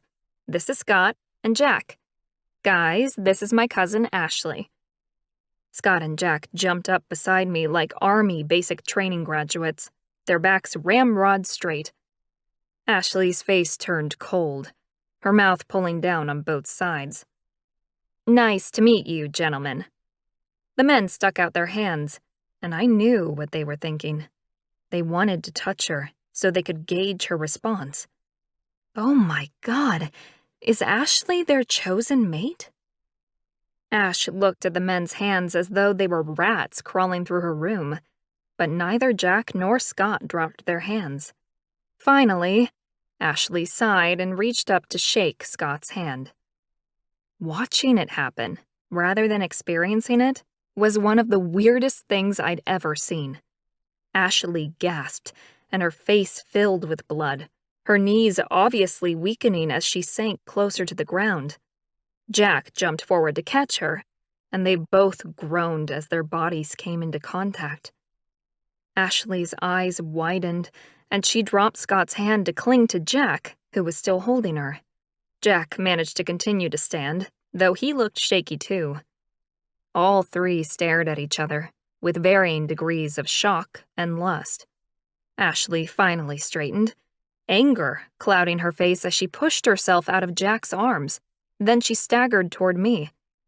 I grabbed my cousin, holding her arms and supporting some of her weight. I knew how confusing such a moment could be. What that? Ash spat the words at them, her tone harsh enough to make the men around us growl a little. Scott and Jack stared at me, their eyes burning with something painful, so much hurt, love, and need. It was too intense for me to handle as an observer, and I had to look away. I focused on my trembling cousin. Ash, how long are you here for? Ashleigh straightened up and looked into my eyes. She wasn't the same person I'd known all those years ago. Something about her felt off. A week or so. I took some leave. That was fantastic. Maybe Scott and Jack could put some sunshine back into Ash's world. Brilliant. We're only going away for the weekend, but we have honeymoon plans for later in the summer. Will you stay with us through next week? Ash looked back at Scott and Jack for a moment, frowning, then back at me, nodding slowly. Yeah, sure, I'd love to catch up. Jack cleared his throat and held out his hand to Ash once again. Would you like a tour of the property? Ash glared at him, her blue eyes firing ice chips. No, Faye, and keep your hands to yourself. She turned tail and headed off, her chin stuck high in the air as she stomped her way up the steps and back into the house. A giggle bubbled up and escaped my throat. I turned to face the shocked men. You two are going to have your hands full with Ash if she's yours. She is ours, the men said in unison, their voices deep and growly. Brandon and Tyler's hands slid around my waist, and I smiled as I was engulfed in the heat of their bodies. Hey, Scott. Jack. Brandon's deep voice made me sigh and lean toward him. The men nodded mechanically, their eyes strained to the house again. Congratulations to you all. They began to edge away, and I laughed, waving my hands at them. Go! I've asked her to stay at my place, so I'll get the boys to send you my address. You have the weekend with her, then I'll have her from Monday. Their gorgeous faces broke into identical grins, and they headed off without a backward glance. I sighed and watched them hurry away. Was that what my men had gone through? What's up with them? Brandon asked, while Tyler stroked my hand in rhythmic possession. I looked up into Brandon's blue eyes. My cousin Ashleigh is their mate. Brandon's eyes widened. You're shitting me. I laughed out loud. Nope. Looks like there's something about my family that mingles well with you boys. Tyler slid his hand over my abdomen and rubbed gently. Will we be seeing how our blood mingles soon? I inhaled sharply. I hadn't thought they'd noticed. I nodded. I'd gone off the pill as soon as we'd ironed things out a few months ago, and my period was now a week late. I'd taken a home test that morning. I haven't been to a doctor yet, but yes, I'm pretty sure we're going to have a baby. Tyler's face lit up in a spectacular grin, and Brandon picked me up in his arms, twirling me and whooping loudly. Hey, put me down. My head was spinning. Brandon placed me down and kissed me until my head was clouded with need.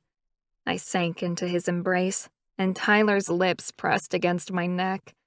My belly quivered as I lifted my arm, sliding one hand into Brandon's hair and the other into Tyler's, holding my men to me, where they were forever meant to be.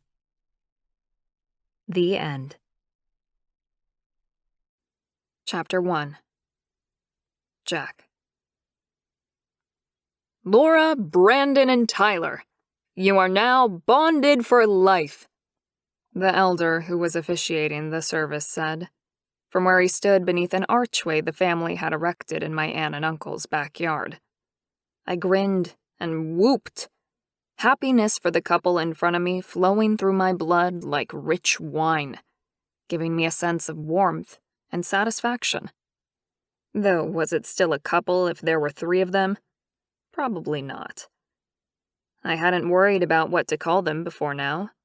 We didn't have many menage relationships in our family. Laura, the bride, lifted her face toward her men. Brandon, my big cousin, pressed his lips to his mates. Then Tyler, his twin brother, turned their woman toward him, cupping her face and kissing her. A quiver of pain pierced the happiness within my chest, like a needle sliding through a balloon, deflating it. Such a small thing to witness, but oh, so powerful. The image before me was a dream. What my brother, Scott, and I should have. We were a perfect pair, too, just like Tyler and Brandon. But we were 15 years older than our younger cousins. We should have already had our mating with our fated woman. But we'd chosen a different path. In retrospect, the wrong path. I swallowed hard, trying to dislodge the deep-seated feeling. Scott, who stood beside me, jammed his elbow into my side. Pain spread through my ribs. "Don't you dare go all maudlin on me today," he said in a low voice. I scowled, leaned forward, and hit my brother with a swing of my shoulder. "Why the hell would I do that?" Scott chuckled and lay his arm across the back of my plastic garden chair. "Because I know you still think she's out there. Some perfect woman made just for us." He huffed out a laugh, but there was no humor there. "But you know that won't happen now. We're pushing 50, Jack. We're done."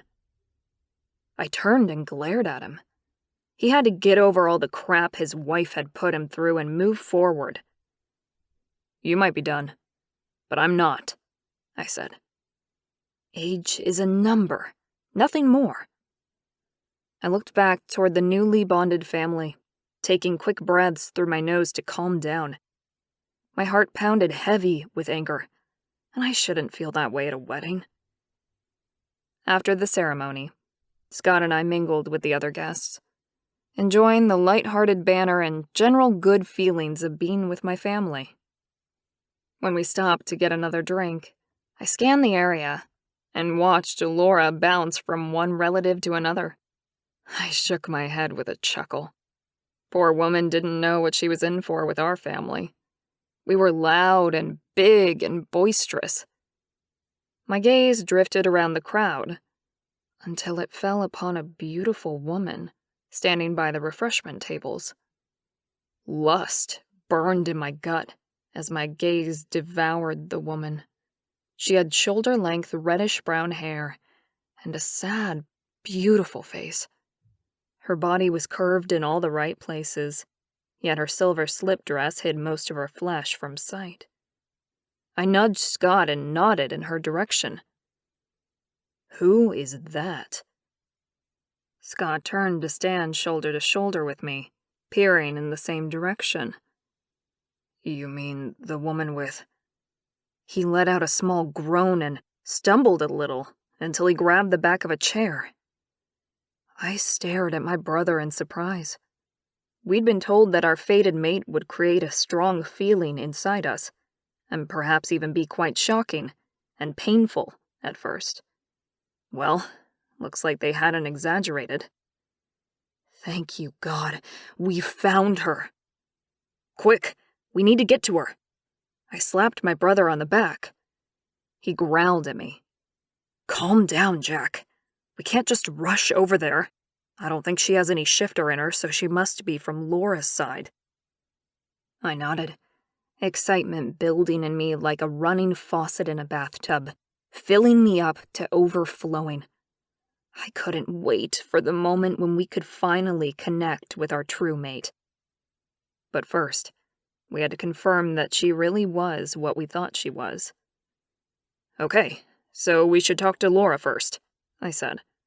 "Ask for an introduction." I grinned at Scott.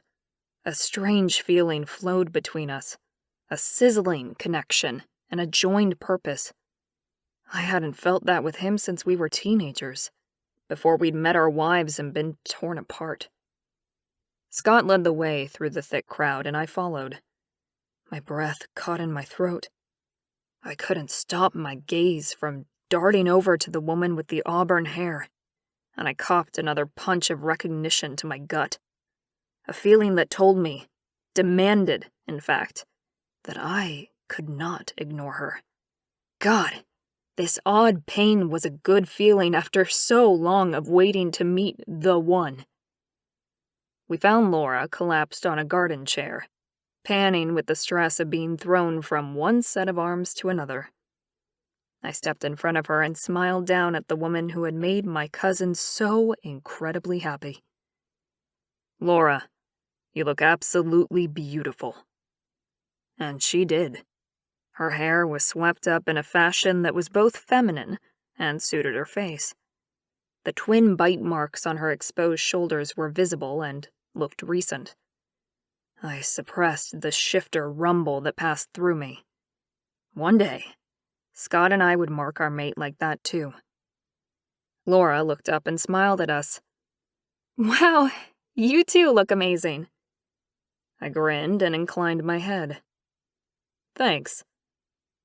My gaze strayed to where the woman in silver stood, eating one of the pastries that adorned the table. I forced my attention back to Laura. It was a struggle, though. The other woman's pull was magnetic, and I clenched my jaw to stop from turning back. Laura sat up straighter and glanced in the same direction, a puzzled look on her face. "What are you two staring at?" She put out a hand and I lifted her off the chair, steadying her as she wobbled. "Oh, that's better." She adjusted her white dress, which looked like it had some sort of corset thing underneath. It gave her a lovely hourglass shape, but I wasn't sure how comfortable it would be. "Laura, who is the woman in the silver dress?" Scott asked. Laura's eyes widened, and then she turned and scanned the area while I held my breath. "Oh, she came!" Laura clapped her hands and took a step in that direction. Scott's hand shot out as quickly as a rattlesnake and stopped her in her tracks. "Is she a friend of yours, Laura?" His voice was deeper than usual now. I'd never heard him sound like that before. He'd always put up a strong front when it came to the subject of our fated mate. He'd been adamant that he wouldn't even want her if she finally did show up. But that was all it was. A front. "Yes, brother, we found her. I haven't even touched her yet. I can feel her drawing me in. You can too. And I know you're probably terrified, but don't be. Laura cocked her head and stared at Scott. She's my cousin from up north. I invited her to our church wedding that I'd organized for my human family, but she couldn't come that day. So I told her about today and extended the time on her invitation so she'd miss the ceremony itself. Though... She tapped her foot and pulled her arm out of Scott's grip. I won't be upset if she knows that I'm mated to both Tyler and Brandon. My family will work it out eventually. Ah, I'd forgotten about that complication. Non-shifters didn't understand the bond that could form between three people like we did. My stomach flickered, and I ground my teeth. Back to the issue at hand. Can you introduce us? I needed to touch Laura's cousin to confirm whether she really was our woman or not. Sure. Laura sashayed through the throng of people and made her way to the woman's side.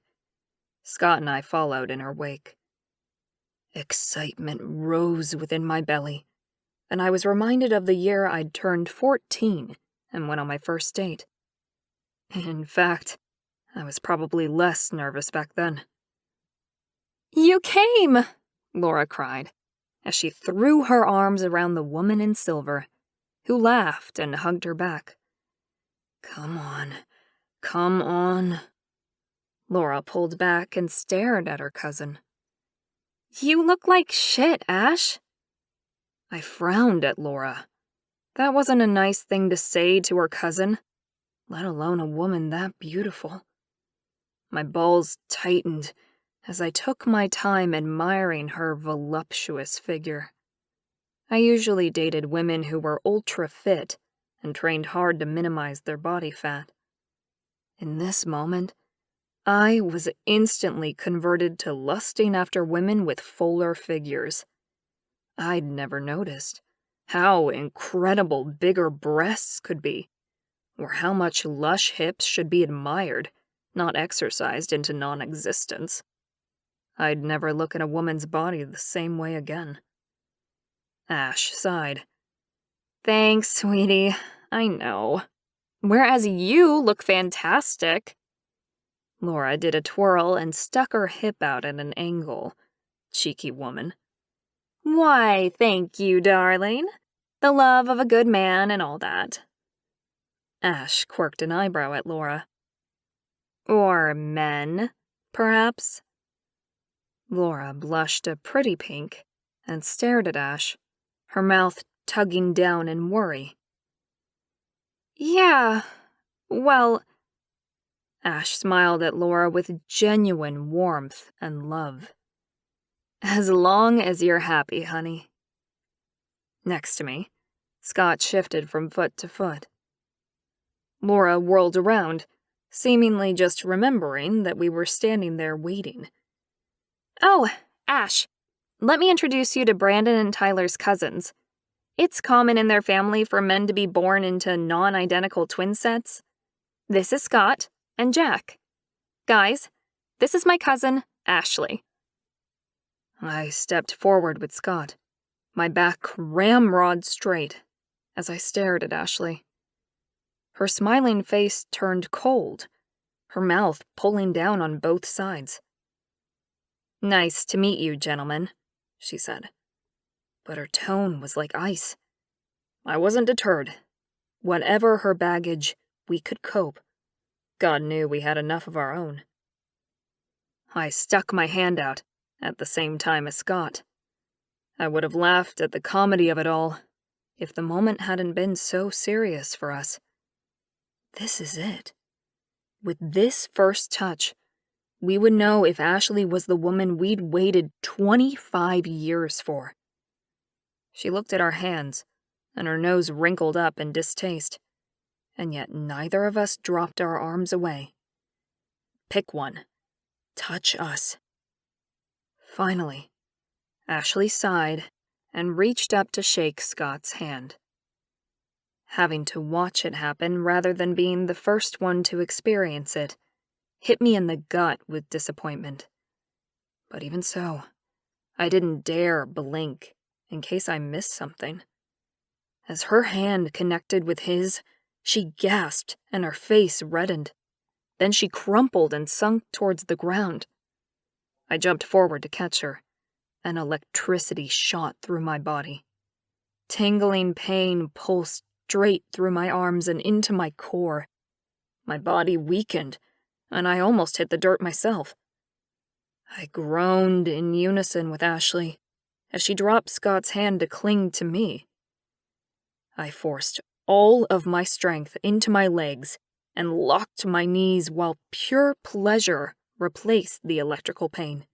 Like a cleansing white light, it slid through my chest and down my arms and legs. She's ours. She stared at me from the circle of my arms, her blue eyes shocked and vulnerable.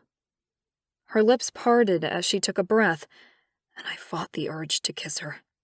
She began to struggle, her eyebrows lowering as her mouth took on an angry tilt. I reluctantly let go of her solid warmth. She staggered toward Laura and grabbed hold of her like a life raft. My arms still tingled, like I'd lifted weights for too long. Yet I yearned to have her back and pressed against me, no matter the cost. "What the fuck was that?" Ash spat at us. I bristled and lifted my hand to signal that everything was okay. Several male cousins around me growled in warning. They could feel my anger and didn't want me shifting amongst mixed company. They didn't need to worry. I was in full control of my mountain lion. I shared a look with Scott, and then stared back at Ashleigh. What was the next step now?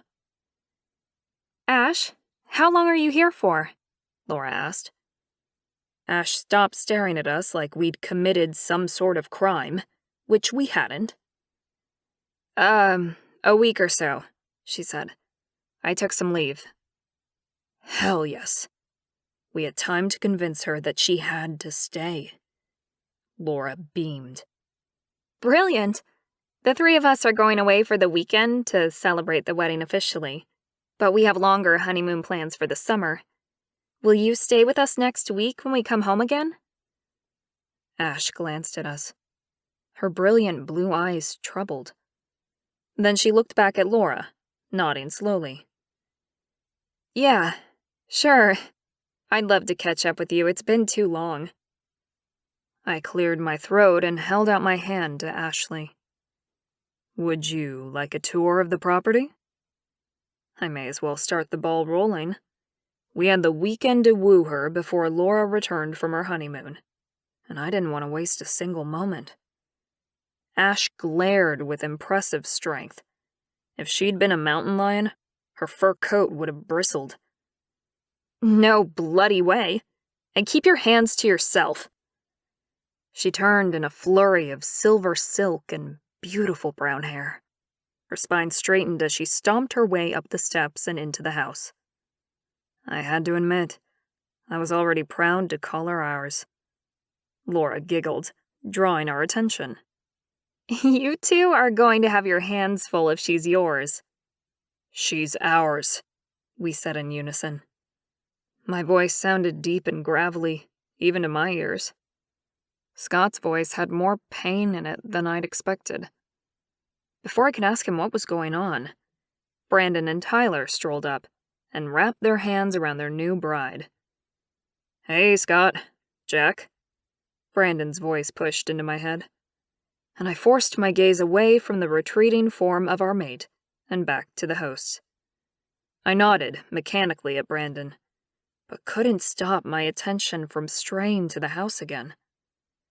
"Congratulations to you all," Scott said, as we began to edge away. "We, have to..." I couldn't speak for him, but I was pretty sure he didn't want our long-awaited fated mate getting too far away either. Laura laughed at us. Go. You have the weekend with her, then I'll be back and we'll have her from Monday." I gave Laura a grateful smile and took off toward the house. I can't believe she's really... Scott's voice drifted off. I looked at him and grinned as we mounted the steps. Pausing on the well-made back patio, we peered through the door and inside the house. Ashleigh stood with our Aunt Rosalie in the open-plan kitchen. She really is our mate, Scott. Can you believe it? I mean, fucking 25 years and we... I trailed off, a lump rising in my throat. We finally found her. Scott and I had decided when we were young that the prophecy we'd been told about perfect pairs was bullshit. We'd gone our separate ways, followed our gonads and married women who didn't suit us. Then, even worse, we'd bred with the bitches who'd tormented us for 20 years. 2 divorces and 5 children between us. Scott cleared his throat with a rough cough. I didn't think she was real. I nodded, and couldn't help the smile that spread across my face. My heart was pounding and my hands were shaking. A thin film of sweat covered my brow. I feel alive, Scott. For the first time in... forever. Scott nodded, and wiped his own brow with a handkerchief. I laughed, something inside my chest opening like a bird spreading its wings. I jerked my head toward the kitchen. Let's go. Wait. Scott grabbed my arm, stopping me from going to our woman. I twisted my arms out of his grip and glared at him. What's wrong now? Do you think, we should talk to her one at a time? He hesitated. You know, since she's not a shifter, she won't understand about perfect pairs. I frowned and glanced through the glass patio door. Aunt Rosalie was still engrossed in conversation with Ashleigh. That's probably a good idea. I stared at him, clenching my teeth and putting some heat into the glare. I was the oldest, and yet he got to touch her first. I'll go in, and we can tag team if need be. Scott's jaw pulled tight, and he huffed through his nostrils. But after a moment, he nodded. Okay, but don't take all night. I want to speak to her too. I chuckled and turned around, squaring my shoulders as I stared at our woman. Let the chase begin. Chapter 2. Ashleigh. As I stood with Rosalie in the kitchen, I struggled to focus on the woman in front of me, whose face lit up every time I asked her a question about her children. I was a 35-year-old divorcee with a successful business and multiple degrees. I could do this. What on earth had happened outside when Jack and Scott had touched me? It had been like they'd reached inside me and attached electrodes to my soul, shooting pleasure into my belly and destroying any ability I had of holding my own body weight. If Jack hadn't stepped forward when he had, I would probably have ended up on the ground, a pulsing mess of sensations. I couldn't stop thinking about, were the men standing outside watching me? I was trying, God knew I was trying to forget their presence. But if my eyes had been capable of dividing, one would be staring straight at those men, warning them to back off. Why were they showing so much interest in me? They were gorgeous, older, yes, maybe 10 years or so my senior, but sexy as hell. Men like that were never interested in me. It must have been hard, taking time away from your business to come down for the wedding, Rosalie continued. Or do you have someone you trust back home? I forced my brain back to the conversation I was having with Laura's new mother-in-law, Rosalie. There was only one way to do that, so I turned my back on the men standing on the patio. A week isn't too much time to take off, luckily. But yes, any longer and it becomes more stressful. I have some fantastic pharmacists working for me, and I trust them not to burn the place down while I'm gone." "That sounds interesting," a man said from behind me. "Who's burning what down?" I jumped, turning around. My heart pounded against my ribs, and heat spread up into my cheeks as Jack sauntered through the patio door. Jack strolled over to her and kissed her on the cheek. I gulped air into my lungs. He smiled at Rosalie. "Hey, Aunt Rosalie. Congratulations on finally marrying those two off." "Yeah, well, they had to wait for the right woman to come along, didn't they, Jack?" Rosalie's stern tone snapped my attention back to the conversation. A slash of red colored Jack's handsome cheeks. "Yes, they were much smarter than I was." "Oh, so he was married? He wasn't wearing a ring, although that wasn't always the case for men. Divorced then? Or had he let someone go?" Rosalie turned back to me, blue eyes glowing with warmth. "Jack, have you met Laura's cousin Ashleigh? She's a pharmacist from Toronto." My belly tightened as Jack's sparkling azure eyes met mine, a smile tilting up his full lips. "I did, outside for a moment, though I didn't realize she was a pharmacist." I swallowed the lump that had risen in my throat and straightened my shoulders. I could do this. I could conduct a conversation with a man I couldn't keep my eyes off. "What do you do, Jack?"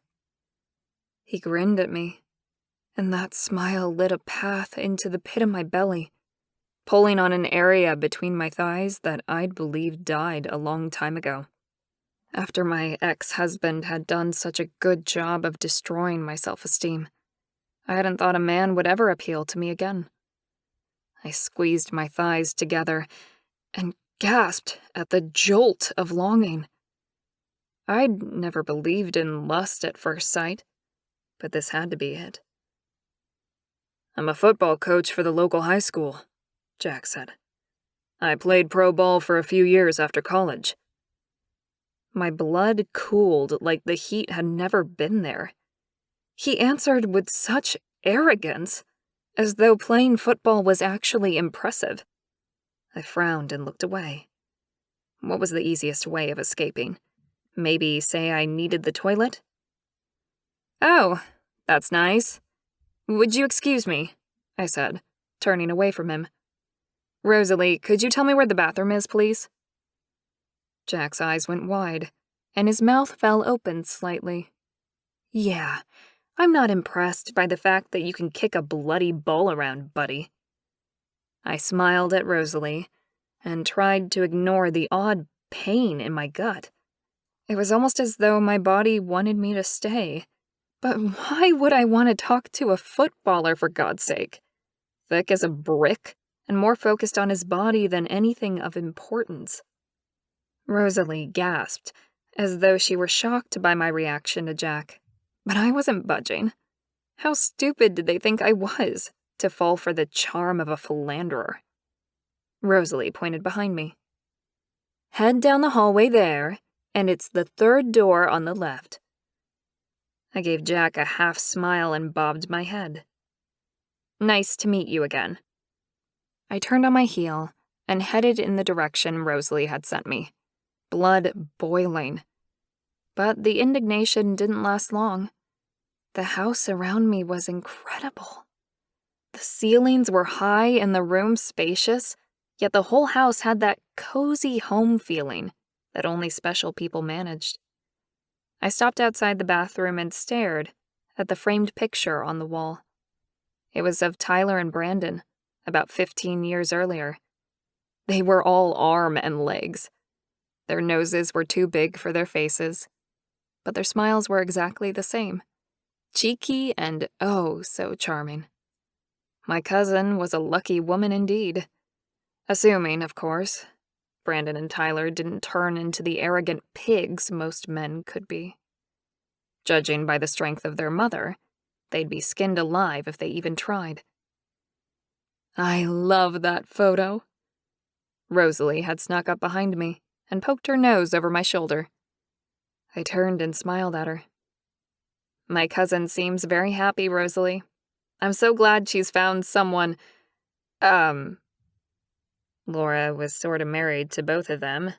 At least I thought so. I'd read the invitation wrong and turned up 2 hours early, expecting to find a backyard set up for a wedding, but with not a guest in sight. I'd decided to just sit down and relax for a while. God knows I needed the rest. Instead, I'd been shocked to walk in and find that the wedding was in full swing, and not only that, at the custom-made altar was my cousin with 2 grooms instead of 1. My shock hadn't lasted, though. Laura's happiness had been too evident, and it was impossible to judge her harshly. I mean, men who will look after her. Love her, I said. Rosalie swiveled so she was blocking my escape into the bathroom, her abundant figure beautiful in its feminine shapes. She is lucky, but so are they. I nodded. I don't know your sons at all, but I do know Laura. That woman is a gem. Rosalie crossed her arms over her impressive bust and looked at me with intense eyes. I cocked my head. Is there something you want to tell me, Rosalie? Her beautiful eyes were troubled as she worried her lower lip with her teeth. My sons are a perfect pair, which means that they are perfect complements to each other, in both looks and personality. Pretty much think of it as your perfect man divided into 2. I laughed, the bubbles spreading through my belly and up. I had to cover my mouth with my hand. The laugh became too loud. Well, in my experience, that would be the only way to get a halfway decent man. Rosalie frowned at me, and I stopped laughing. That was probably too much information for a woman I barely knew. She continued. Jack and Scott are a perfect pair too, so please, don't dismiss Jack because you think he isn't educated enough. He has a college degree, but chooses to spend his life educating young men about the strength of their bodies. Scott is a scientist with the government. He chose a different path. Heat seared a path up my neck and blossomed across my face as shame swamped me. The tone she had taken with me could only be called chastising, and I was feeling it right down to my sickened belly. Guilty as charged. I don't like football or footballers, Rosalie, I said. I've recently endured a nasty divorce, so please excuse my rude behavior.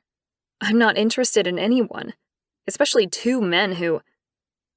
I trailed off, my cross-referencing brain pulling together fibers of information that I'd gathered from the afternoon. 2 men. Oh my God. I took a breath and stared directly into Rosalie's blue eyes, seeing the truth there before I even asked the dreaded question. Rosalie, do all perfect pairs marry 1 woman? I placed my hands on my hips and barely stopped myself from tapping my foot when she looked down. Then she looked back up, her mouth tight as she nodded. Yes, they are designed to find 1 perfect woman for them. They... What? Did she mean in their family, their culture? Hang on, they better not think that's me. Is that why Jack and Scott are pursuing me? I asked. Does it have something to do with that weird electricity thing? Rosalie's gaze sharpened, and she stepped a little closer. Electricity thing? I frowned and rubbed my hands over each other, remembering the first contact I'd had with Scott, and then Jack when his arms had wrapped around me. Those moments of pure sensation. Neither science nor common sense could explain why I'd had such a strong reaction to 2 men I'd never met before. Perhaps Rosalie had some answers. Yes, I began slowly, when they shook my hand, something happened. It felt like sparks flying through my skin. Rosalie's eyes grew wide, and her breathing sped up. Why was she getting excited? And my nephews, how did they react? Not as weirdly as I did, which was just embarrassing. I shrugged. Not sure, but they haven't stopped staring at me. I feel like I'm being pursued, which is ridiculous, I know. I sound vain, which isn't me at all, but... A strange sort of giggle burst out of Rosalie, which she stifled with her hand. Sorry. Okay, well, thank you. I'll leave you alone and, well, yeah. She disappeared in a hurry. What had that been about? I didn't even try to guess. Instead, I stepped into the bathroom and sat on the toilet, with no real need to go. I'd taken a week of leave to attend my cousin's wedding, but I'd had another reason too. I needed some time out to recover from the year of hell. Now this? What sort of rabbit hole had I fallen into? Scott. I swaggered into the kitchen, and there stood my barely older brother. I was still in shock over the idea that we may have found our fated mate, but the jury was still out on whether we could make it work. For me, too much water had gone under the bridge in this lifetime for me to ever be happy again. I stepped up beside Jack and crossed my arms. How had the golden boy fared with a woman who could supposedly handle us both? Not that I've even met a woman who could do that. Go well, did it? A low growl left Jack's throat as he glared at me, his blue eyes firing like a roiling lightning storm. I couldn't help the grin that spread across my face. Struck out, had he? What? You're the suave one, I said. What'd you do wrong? Jack was way more charming and handsome than me. He was also the one who had always believed that our fated mate was still out there, even with all the evidence to the contrary. It was hilarious that he'd struck out so quickly. I'm a footballer, he said with a roll of his eyes. That seems to be a problem. My eyebrows shot up. Since when did my twin being an amazing sportsman, with all the successes and muscular body that went with it, cause a problem? You're kidding me, I said. I've never met a woman who didn't love the fact that you played football. He shrugged, his posture tight and stiff through his shoulders. She's pretty smart, I think. Probably thinks I'm a typical jock. We both know footballers can be a bit thick. My interest peaked, like a cat popping its head up from a sleeping position. Smart? Like how? Laura was a vet, so maybe her cousin was too? Not that I had an easy time believing that one woman was made for both of us. But if she were, I'd need her to be smart. Not to mention a great communicator, affectionate, loving, and sensual as hell. Yeah, good fucking luck. You looked forever and never found a woman who came within a street of that. Jack shrugged. She's a pharmacist, I think. She owns her own business. I inhaled sharply and moved my weight from foot to foot. My heart thumped louder inside my chest as I took in that important piece of information. That meant she was more than smart. She was highly intelligent, and probably had a decent amount of common sense, too, if she ran a business. Wow. Well, she's got brains, then. Yeah. And the booty. Jack whistled, and pulled a face that was close to a grimace. I lifted a brow, surprised that Jack thought Ashleigh had a good physique. I thought you liked him lean. I didn't mind lots of curves, but Jack always seemed to go for the women whose waist you could span with your hands. 2 of Jack's ex-girlfriends would need to be stuck together to make up the weight of Ashleigh's voluptuous figure. Jack shrugged, thrusting his hands into his pockets. They're just the ones that hang around the places I go. The gym, football games, I don't pick them on purpose. Besides, her curves are a fucking turn-on. Aunt Rosalie came at us from down the hall, bustling toward us like a steam train, her face set and determined. I can't believe it. She's your mate, isn't she? After all this time, you found her! I groaned and threw my head back. The whole family knew how I felt about this. Even if there was such a woman for us, it was too bloody late to have any sort of life. I growled at the ceiling. How can you say that to us, Aunt Rosalie? I brought my head back down and glared. She just beamed back, her blue eyes bright and clear. Fuck. Because you two are following her around like puppies, and you had the instant contact firebolt, didn't you? She slapped her hand against my arm. And what do you mean? I know you both stupidly married women who didn't suit you. But that doesn't mean that you don't have the perfect woman out there waiting for you. She leaned closer, her gaze flicking between the two of us. And it sounds like you're going to have your work cut out for you. Ashleigh has just gone through a messy divorce and is pretty cut up. You're going to have to work a little bit of magic. Stop. I don't want to know anything about her. I turned and walked back through the glass doors and stood on the patio, my heart galloping in my chest as though it were trying to escape. I didn't want this. I didn't. Sure, I'd wanted to touch her to see what would happen, but I hadn't thought I'd actually feel anything when I did. I thought touching her would prove the strange feelings flowing through him wrong, but it had done the opposite. Jack came up beside me. His big hand slapped me on the back, and the breath left my lungs in a fast, painful rush. Damn caveman. You okay, bro? He asked. I shook my head and crossed my arms over my chest, then dropped them when the move pulled on my shirt too much and made it feel like a boa constrictor was wrapping around my torso and arms. Bloody monkey suits. I preferred casual attire any day.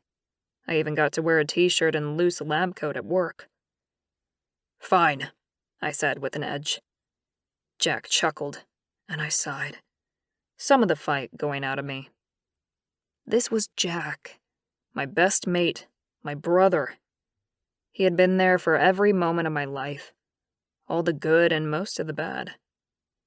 No one knew more about how much damage my ex-wife had done to me. I don't want to get married again, Jack. There was that chuckle again. That's cool, he said, but I'm going for it. You don't mind, I assume. A heavy growl rose and vibrated through my chest. My hands balled into fists, and the mountain lion within me rose to the surface. No, she's mine too. Settle down, Scott. It's okay. Jack's placating tone and hand on my arm was enough to calm the lion. I was so used to controlling him that he submitted quickly. 20 years with an abusive, degrading human wife tested one's control to its limit. I don't. Eloquent words weren't possible at the moment, and as my chest tightened further, a sense of helplessness washed over me. Oh, fuck it. I can't do this, Jack. I'm going home. Tell the boys I said goodbye. I gave Jack a smile that was closer to a grimace. I couldn't do any better right now. Crow's feet lined his normally young-looking face. He was worried about me. I slapped my hand on his shoulder. Don't stress, big brother. All good. I stepped through the crowd of family and picked up my jacket. Thankfully, I'd brought my own car. and the kids were with my ex for the weekend. No one stopped me as I made my way through Rosalie and John's house. I flinched as I stepped through the carved front door. I took a few steps down the path, and then realized I couldn't resist the tug of the front door's beauty. I had to look once more. I turned and clenched my jaw against the feelings that assailed me. It was only a door, a pretty entranceway to a house. It's more than that, and you know it. I sighed and let my shoulders sag, the deep ache and longing flowing over me like a cold shower. Within the door was the carved shape of a mountain lion, which was beautiful on its own, but the image was also designed to be deceptive. In the backdrop were 4 other lions carved into the wood. The family surrounding and supporting their alpha, their father, their husband. I'd wanted that. I still did. The wooden carving stared at me, mocking me with everything Rosalie and John had together. Everything I didn't. I blinked back the tears and made my way through the throng of cars until I found my old Mercedes, jumped in and started the car. I'd been young and blind when I'd married my wife. I hadn't believed any of the stories about perfect pairs, and I'd hoped that I'd be happy, that the woman I bred with, trusted and loved would be right for me. But I'd never been more wrong, and I'd paid for it, time and time again. Why would anything be any different now? Ashleigh was a woman, like all others. Surely she couldn't be that unique. I tightened my grip on the wheel and put my foot on the accelerator. I couldn't afford to make any more mistakes. My heart wouldn't recover from another break. I'd barely survived the first time. No. The best thing to do was run, hard and fast, and never look back. Chapter 3. Jack. I sat on a chair facing the dance floor they'd erected in John and Rosalie's backyard. I took a sip of my beer and let the cold hops slide down my gullet, contentment settling over me in a way it had never had. We'd found our mate, our true mate, and my life was officially made. My eyes trained on the sway of Ashleigh's rounded hips, while she danced with Laura on the makeshift wooden stage.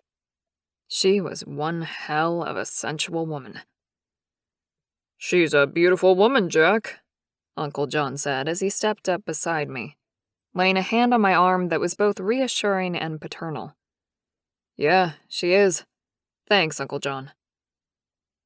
She threw back her head and laughed at something Laura said, color flowing into her cheeks and brightening up her whole face. Something had happened to her. Both Rosalie and Laura had alluded. A messy divorce was one thing. I'd had one of those. But there was something more going on, and I was going to get to the bottom of it. "You spoke to her much yet?" John asked. I chuckled and shook my head.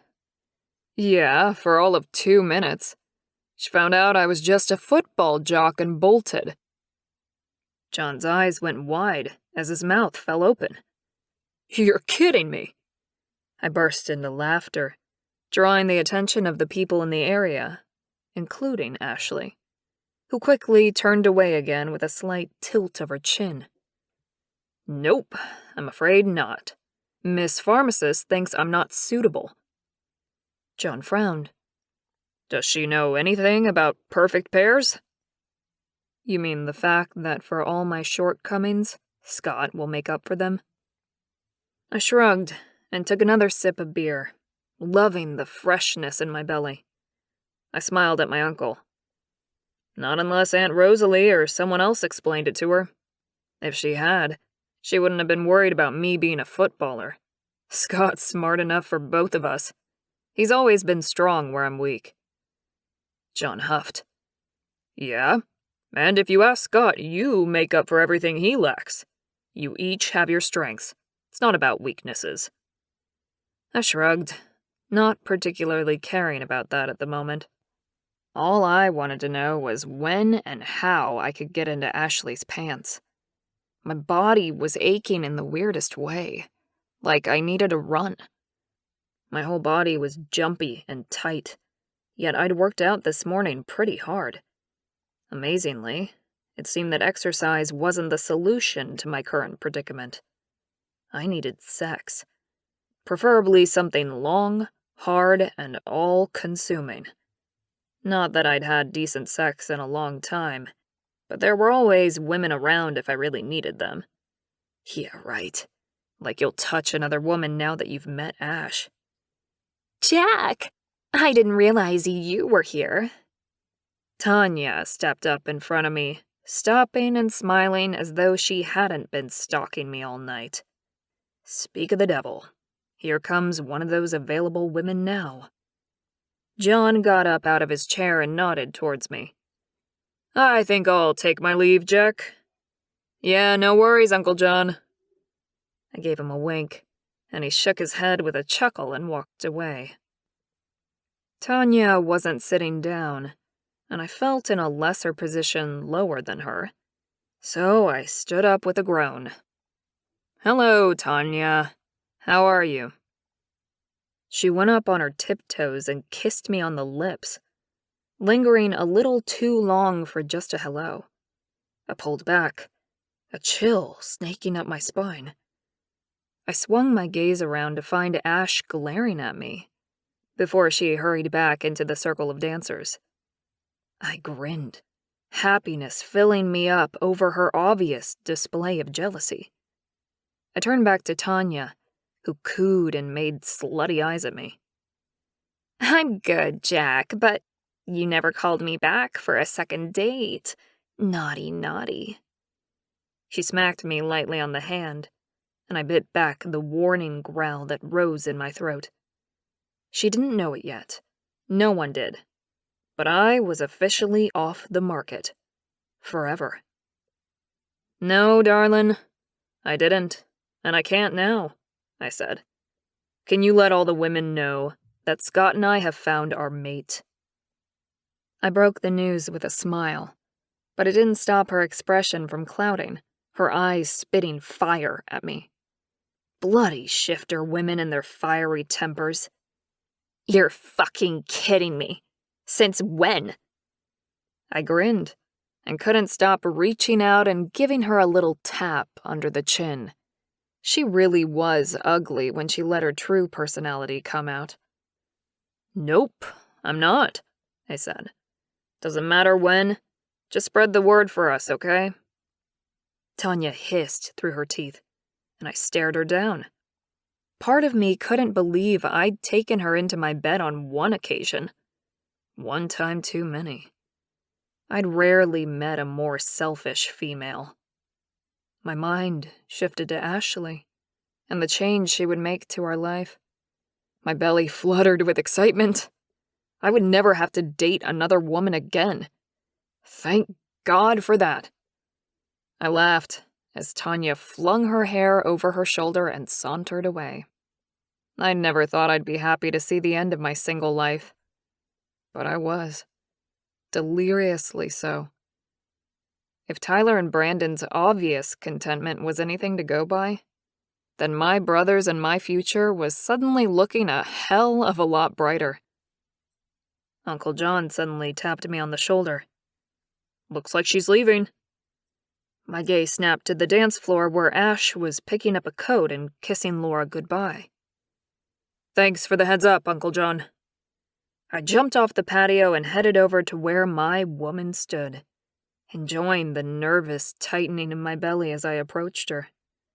Ash pulled out her mobile from a small handbag and tapped at the screen a few times. You need a lift? I asked, as I stopped in front of her. She looked up, and her eyes clouded by alcohol. Then there was a flick of her eyebrows that showed her registering who I was. You're aware of me too, aren't you, beautiful? No, I'm calling a taxi, thank you, she said. Laura stepped up beside me, squeezing my arm. Ash, you won't get a taxi out this far. There's barely any in town. Let Jack take you home. He's safe as pie, I promise. I'll vouch for him. Well, I wouldn't have said that myself, but I appreciated Laura's support. Where are you staying? The Terenthy Inn? I asked. It was the only decent accommodation this side of the city, and I wouldn't want her staying anywhere else. Ash nodded, glancing between Laura and me like an animal pressed into a corner. Thanks, Jack. Laura patted me on the shoulder, like it was all sorted, and headed back to the party. Ash sighed, her shoulders sagging in defeat as she placed her cell phone back in her bag and pulled on a black jacket that had been slung over the back of a chair. Shouldn't you be taking someone else home? I shook my head, placing my hand on the small of her back, and guided her around the house and toward my car. No, my brother went home hours ago. I was talking about the redhead. The words were said with so much spite, I couldn't help the chuckle that escaped my lips. Jealous, beautiful? You don't need to be. I told her to take a hike. Ash's eyes flicked up at me before she pulled the jacket tighter around her body. Not many people liked how honest I could be, but I didn't want to be anything else. This is mine. I indicated the silver 4-wheel drive, and Ash moved around to the passenger side. I clicked the button so that the doors unlocked, and Ash slid in and buckled her seatbelt. I shook my head and moved to my own door. She was such an independent little thing. I climbed in and started the car, carefully negotiating around the street full of vehicles. The party would go well into the night, probably only stopping when the sun peeked over the mountains. I turned the radio on and began to hum, not wanting to rush her into a conversation she wasn't ready for. Terenthy was a good 20 minutes away. We had time. Ashleigh stared out the window, not speaking. After a few minutes, she turned back to me with a jerk and a huff. Why didn't you go home with the redhead? She wanted you. Good reading of the play. I glanced over at her and grinned before I returned my gaze to the road. Honestly? Because I'm done with dating. I told her that Scott and I were no longer single, and that she needed to tell the rest of the women. The other women? Why would she need to do that? I shrugged, not quite sure she wanted all the details about our shifter family yet. We have a pretty tight-knit community, I said. Word will spread quickly now. Ash crossed her arms over her chest and went back to staring out the window. Butterflies fluttered like crazy in my belly. I held my breath and waited for her to ask the more obvious question. Go on, beautiful. I know you want to ask. Her expression was angry, yet her words lacked heat when they finally filled the quiet of the truck's cabin. But why are you both now off the market? I glanced over to find her still staring out the window.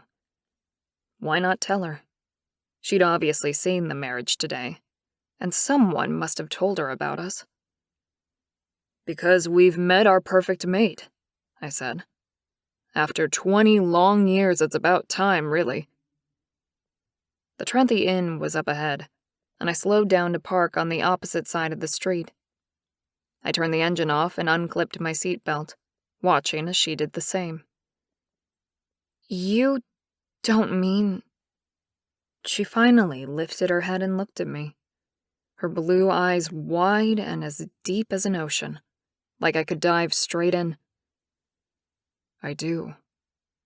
I reached over and cupped her face, pulling her toward me as I moved to meet her halfway. Our lips met, and I gasped as spiraling pleasure consumed me. I pulled her closer, sliding my tongue between her open lips and tasting her for the first time. Oh, wow.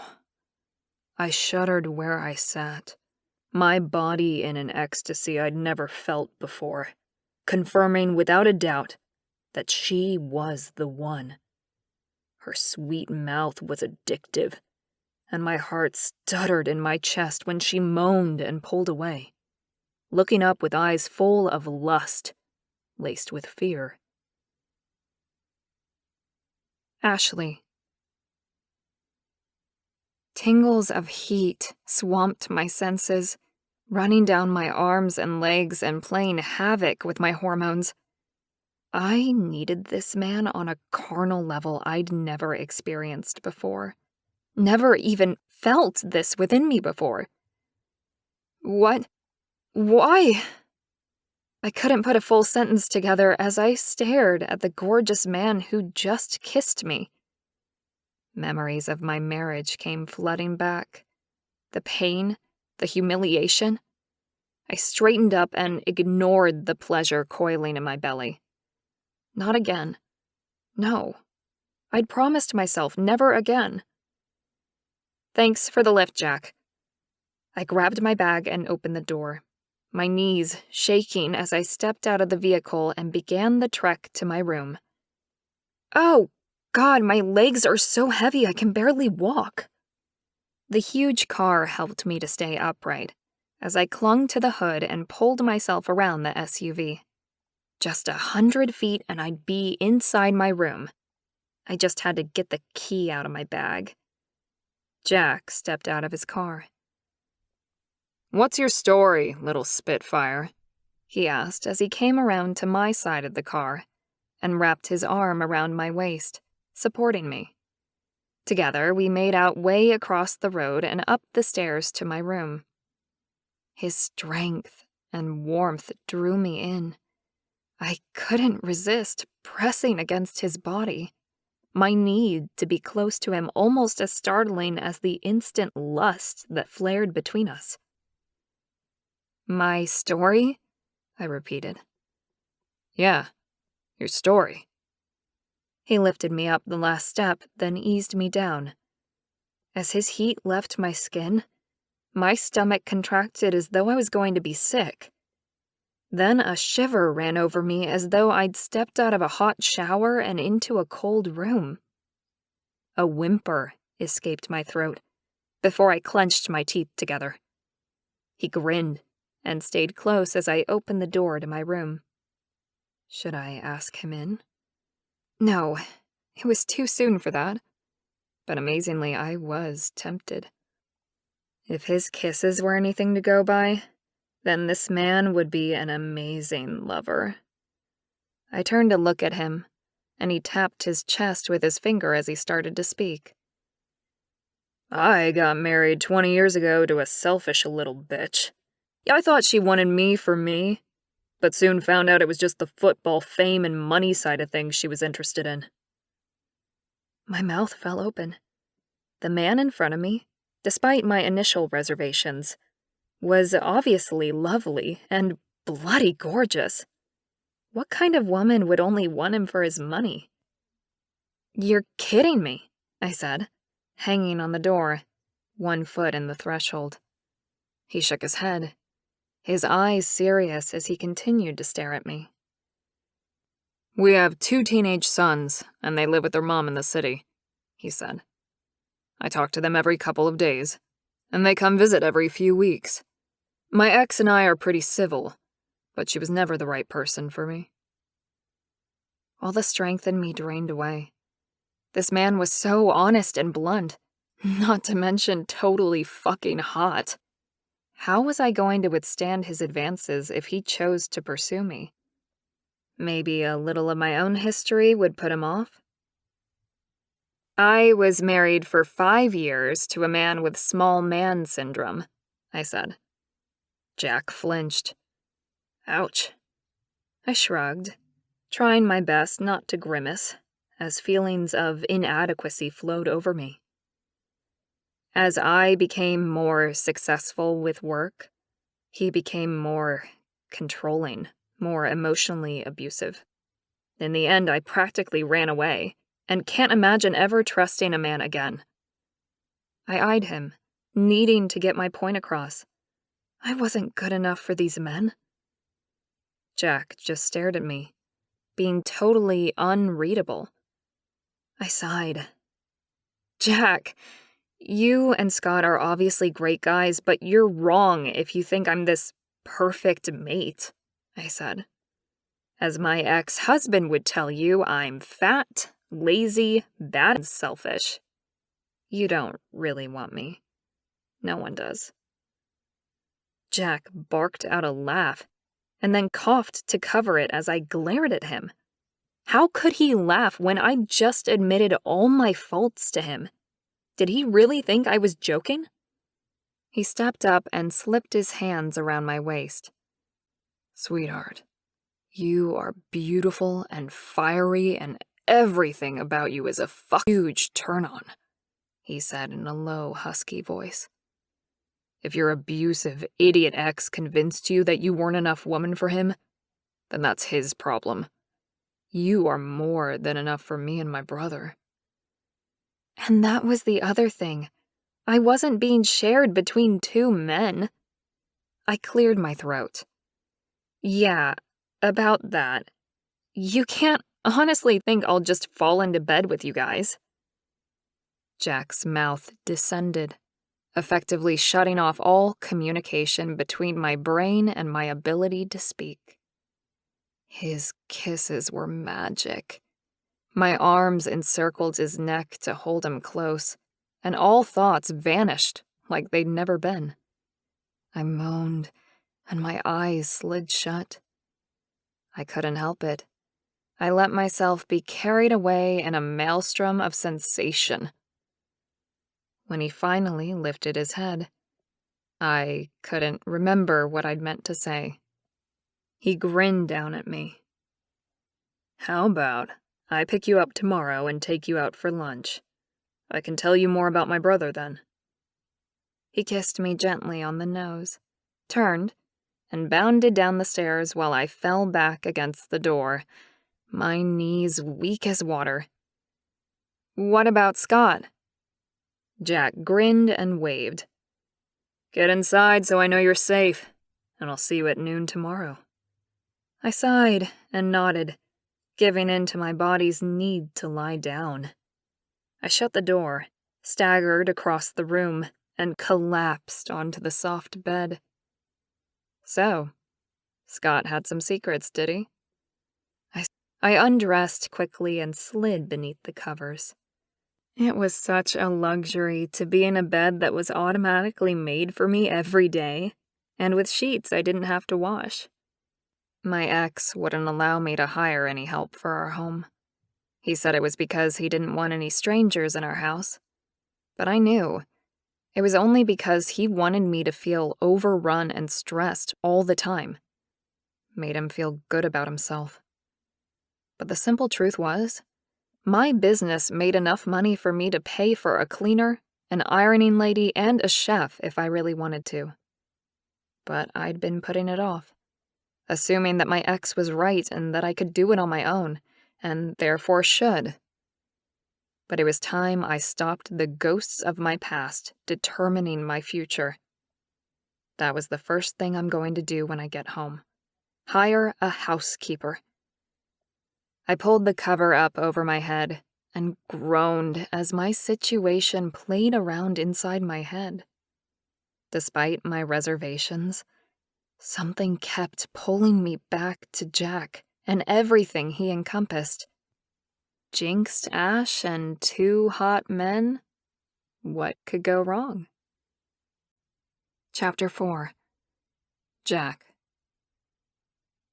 I pulled up outside the cafe, my woman beside me, already in the car.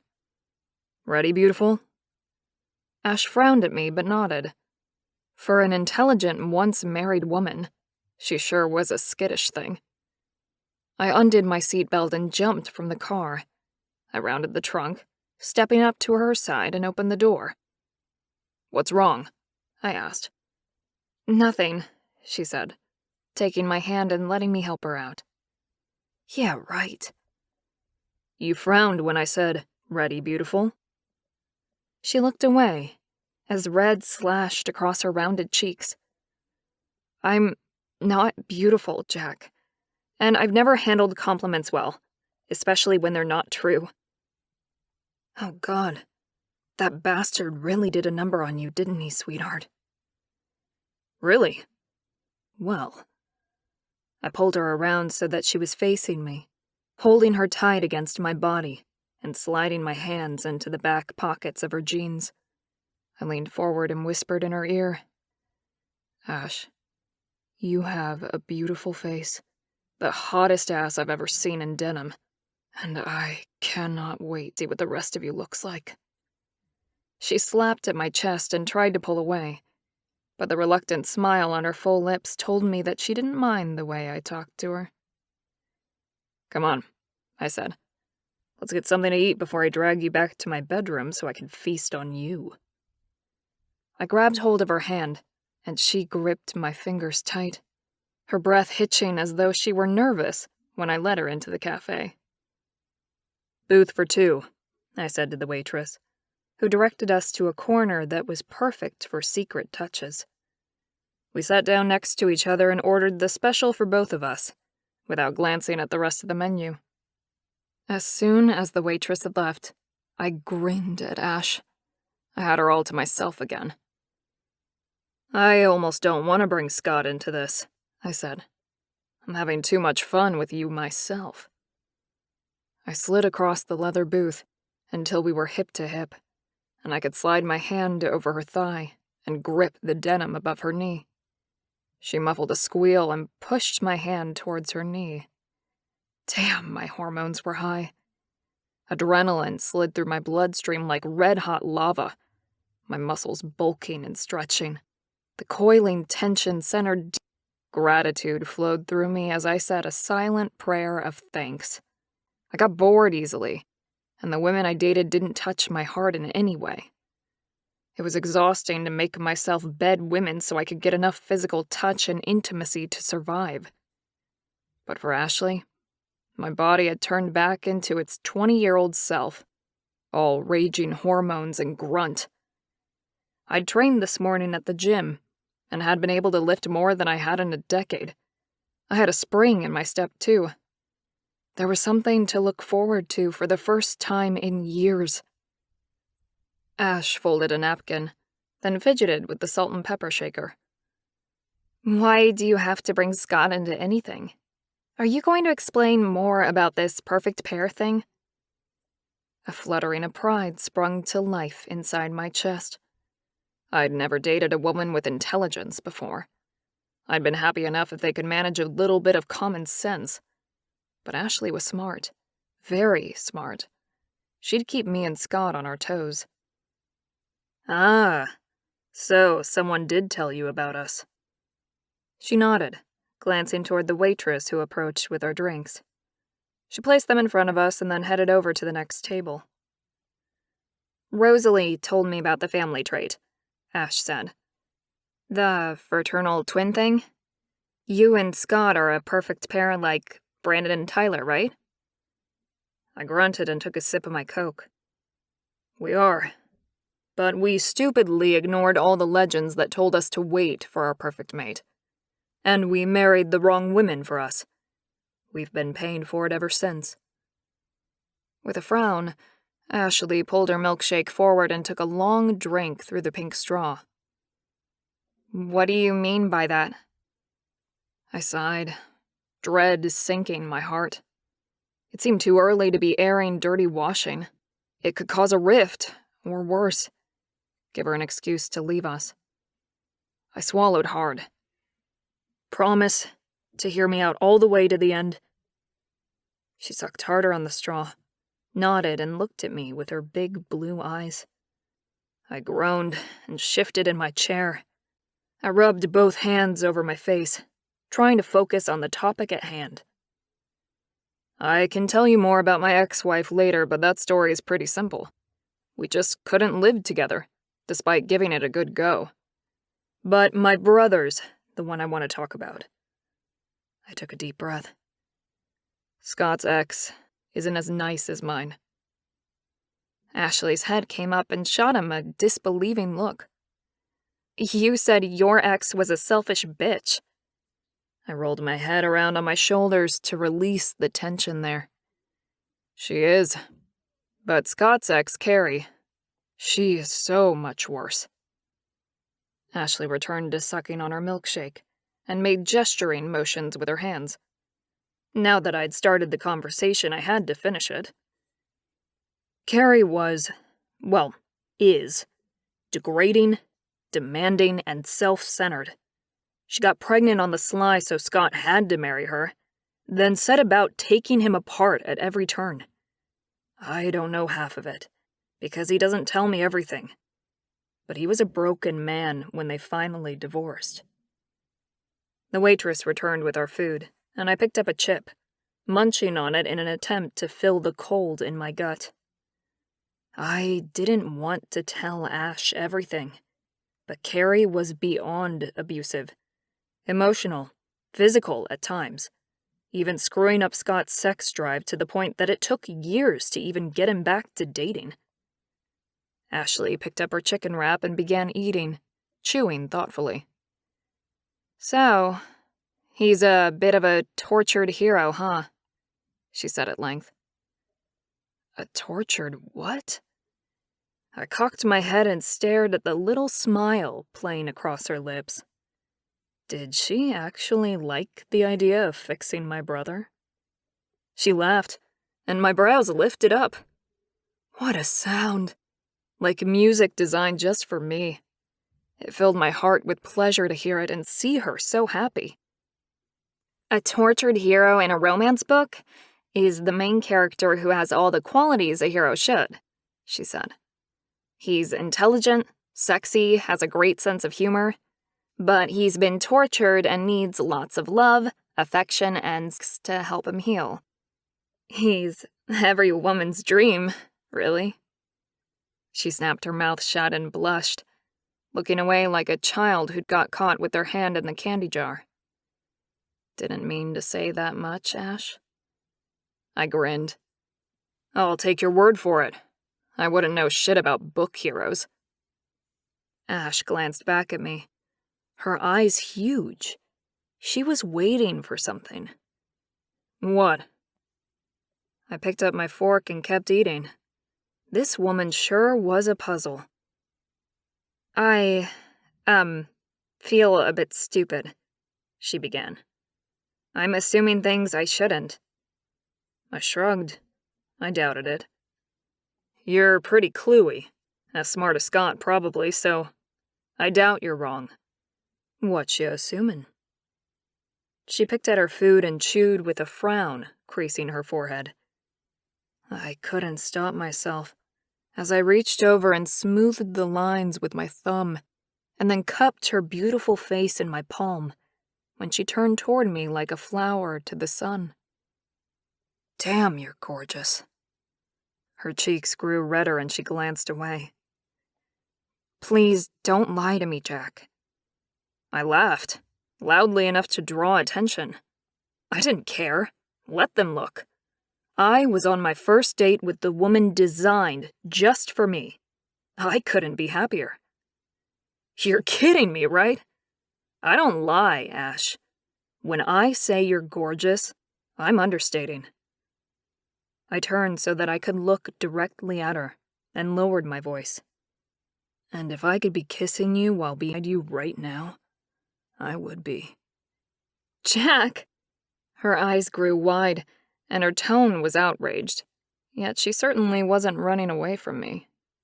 I shrugged and let the chuckle rumble within my chest, happiness filling me up like a never-ending fountain.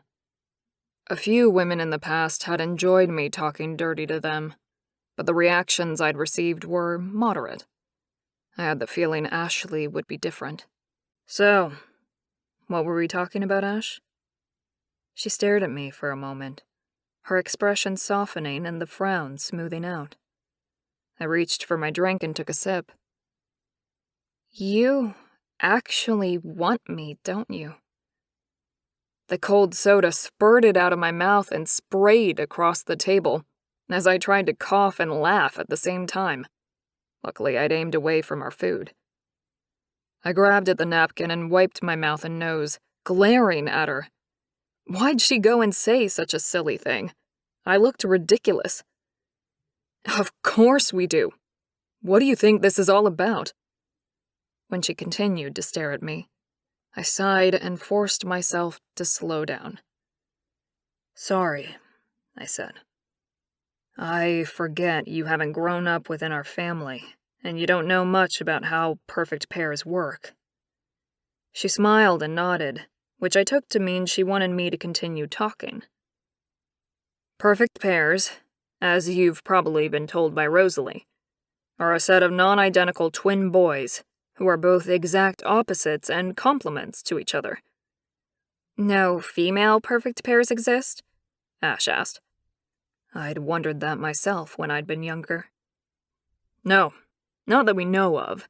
But anyway, what it means for us is that we can offer our mate a combination of physical and personality attributes that don't usually exist in one single male. I'm pretty rough and ready, and Scott's quieter and more proper. I'm more likely to throw you onto the bed and kiss you, whereas Scott likes to talk about everything. She gave me a strange look.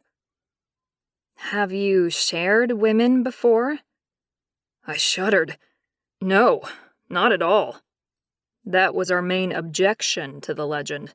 Neither of us liked the idea of sharing one woman. When her smile dropped and her gaze fell to her lap, I could have kicked myself. I reached out and lifted her chin up with my fingers. That was until we met you, our true mate. We are designed to love you together, and I finally know why. You're an amazing woman, Ashleigh. I know you need more than I can give you alone. Scott and I will fulfill all your emotional and physical needs. I leaned forward and waggled my eyebrows at her. And I, for one, can't wait to start. A soft laugh left her as she looked up, shaking her head slowly. How do you make me believe that so easily? She picked up her wrap and began to eat again, humming a little as she ate. Was that a rhetorical question? Man, this woman really was a puzzle. Because I mean it, I said. We've been waiting for you our whole lives. Ash giggled and continued eating, speaking between bites. Me? Are you sure? You know I'm fat and I'm lousy in the bedroom. I've heard nothing but negative comments for years, and yet you think you can wipe it all away with one touch and make me into someone I'm not? I sat back. This was the core issue. Sweetheart, you are neither fat nor bad in bed, and I'll prove it to you. We've always been told that our perfect mate will match us in every way. Do you know what that is for me? She shook her head, looking up with sparkling, beautiful blue eyes. Tell me. I searched my soul and brought up everything I'd ever craved in a woman. I could say I want someone with a high drive, who makes me laugh and will stick around forever. But do you know what I really want? A woman who will, of her own desires, kiss me every day. Pardon? I shrugged. That about covered it. If a woman wanted to kiss me, then the other things would fall into place. I like affection, and my ex wasn't affectionate at all. I want to wake up with you wrapped around me, feel your hands on me. Then I want you to kiss me when I go to work. Kiss me over dinner. I need touch. I can't go without touch. You think you can handle that? A tear welled and flowed down her cheek, and she let it drip onto her t-shirt unchecked. What about the housework? Don't you want someone who cooks your meals, keeps the house clean? I laughed. I have a cleaner, and I cook for myself. I'm a pretty simple man. I want someone who loves me, Ash, and who I can love in return. I need a woman with a heart, who accepts me exactly who I am, and shares that love with me. I clamped my mouth shut as she slid closer. I didn't want to force her into anything. She looked down at the table, biting her lip and gradually drawing her gaze back up to mine. She inhaled deeply and lifted her hands to cup my face. I closed my eyes, enjoying the warmth of her palms against my skin. My eyelids snapped open again as she drew me in for a kiss. She hesitated just before our lips met, her blue eyes showing so much uncertainty. I had to clamp down on my need to take over and reassure her with words and touches how much I wanted her. Finally, she lifted her chin, and our lips met, a mutual sigh rising. Her touch spread through my senses, and I moaned, reaching for her and bringing her closer while tasting her soft lips and unique scent. My inner mountain lion stood up and purred, preening in happiness. We'd found her. Ash pulled back, her pupils dilated. I'm a workaholic. I'm too pedantic about how I like things. She bit her lip, and I kissed the tip of her nose. I love the fact that you're intelligent and hardworking. Be as pedantic as you like. Just try not to rip me apart when I don't fall into line. If she wanted a lapdog, there'd be trouble. Surely fate wouldn't design a woman like that for me, though. Ash shook her head. No, I wouldn't. It's just my things. I kissed her forehead, her nose, her now slightly swollen pink lips. Fantastic. But you'll kiss me every day? Smile at me and make me happy to be just as I am? She hiccuped out a laugh. You make it sound so easy, and yet I don't even live here. I'm on holidays for 1 week. How are we meant to find out if we suit each other in such a short amount of time? Let alone the question of what we'll do if we want to stay together. I waved my hands to dismiss such foolish talk. Don't even use the word if in that sentence. And don't worry about all that, sweetheart. We'll sort something out. Jobs are flexible, and homes can be bought and sold. You're the most important thing to me. I don't care about anything else. She stared at me, her beautiful eyes swimming with tears again. A cold wave slipped over my soul as I forced myself to face one of my biggest insecurities. Can you deal with the fact that I'm just a footballer? I know you think I'm not bright enough for you, but that's where Scott kicks in. He's super smart. Ash pressed her lips to my mouth and just held herself there, melting against me and pushing waves of acceptance towards me. When she pulled back, her eyes were blazing with heat. Maybe you can teach me a thing or two about football, so I can appreciate the game more? You bloody magnificent woman. I chuckled and slid off the seat, pulling her with me so that we were standing next to the table. I took out my wallet and dropped some cash next to our plates, more than enough to cover the cost. So, where are we going? I asked. You want to see my property? Go find Scott, perhaps? She shook her head and gave me a sultry look I'd never seen on anyone. My stomach muscles clenched, and my breath hitched in my throat as I waited for her to make the next move. Finally, she said. No. I think you should take me back to the motel. I need to know if there is any truth to what you've been saying to me, Jack. And that means I need you to show me. Surprise and lust moved over my body in alternate waves, making my groin tighten. I grinned at her and planted one more quick kiss on her succulent lips before grabbing her hand and linking our fingers. I liked having at least one hand on her at all times. Sure, sweetheart, I said. That sounds like the perfect plan to me. We made our way to the car and were back at her motel within minutes. My mate wanted me. I could see it. hear it, smell it. Now the only question was, should I wait for Scott to make up his mind about her, or mate with Ashleigh myself? Chapter 5. Ashleigh.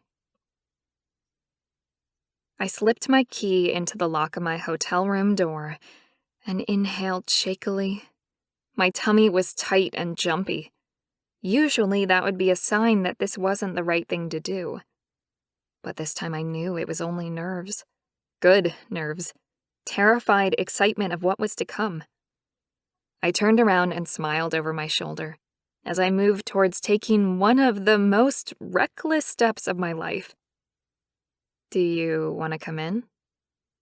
Jack grinned and rocked back on his heels as he stood opposite me in the hallway of the motel. His smile was devilishly handsome, and his eyes sparkled with mischief. Of course I do. You sure you want me to? Before I lost my nerve, I nodded, turning my back on him, and opened the door with hands that shook. I stepped through and held back the door so Jack could walk in. His swagger exaggerated as he moved. Butterflies wiggled inside my belly, my palms hot and sweaty as I rubbed them against my pants. Jack wanted me, and if I was being honest, I wanted him too. Jack. I looked down at the most beautiful woman I'd ever seen, and couldn't understand why she was staring at me in what appeared to be shock, or maybe outrage.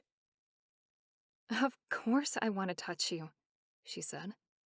"You just gave me the most beautiful experience of my life." Pride flooded through me. I grinned and kissed the tip of Ash's nose.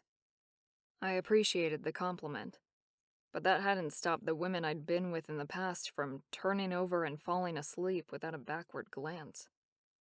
I kissed her lips, closing my eyes, and a strange noise escaped my throat. Was that really me making all those moaning noises? I thought it was her originally, but I could hear it clearly now. And it wasn't Ash. And her sweetness sent a jolt of pleasure through my body. Every muscle shivered in anticipation of our mating. She pushed me back a little, so I broke the kiss, a frown marring her exquisite face. "Seriously, what did you mean by that?" I smiled down at my lover, an amazing feeling of relaxation passing over me. My eyes were heavy, and my shoulders were releasing their stress. God, I feel good. I mean, most women just use me, I said. But you're not, are you? You honestly want me. She nodded, redness coloring her face. "Of course I want you. You're amazing. Generous, selfless, confident, funny. I've only known you for one day, and I already feel closer to you than I do some of the people I've known all my life." She picked up one of my hands and pressed a kiss to my rough palm.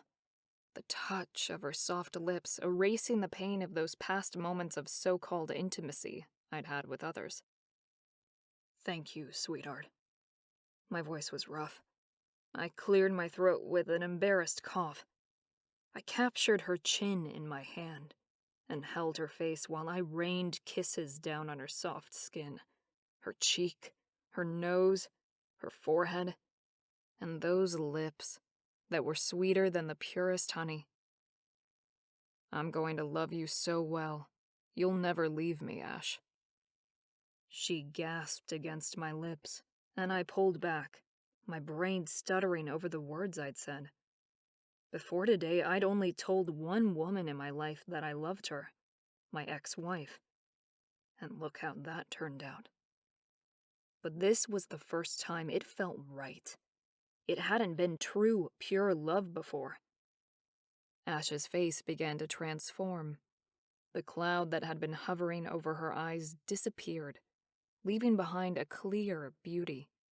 Her blue eyes lit up, and a smile like the summer sunshine broke across her face. She began to laugh, and I lay there and watched.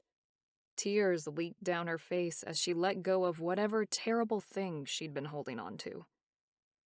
When she finally stopped chortling, she wiped the tears away and looked at me with a warm expression bordering on wonder. "Why do I actually believe you?" I growled and rolled on top of her, pinning her gorgeous body and settling between her thighs. Because I never lie. And I was going to prove it, every day, for the rest of my life. If only I could work out a way to get Scott in line. Chapter 6. Jack. I bent my head to suck on Ash's neck, loving the feel of her heartbeat fluttering beneath my lips.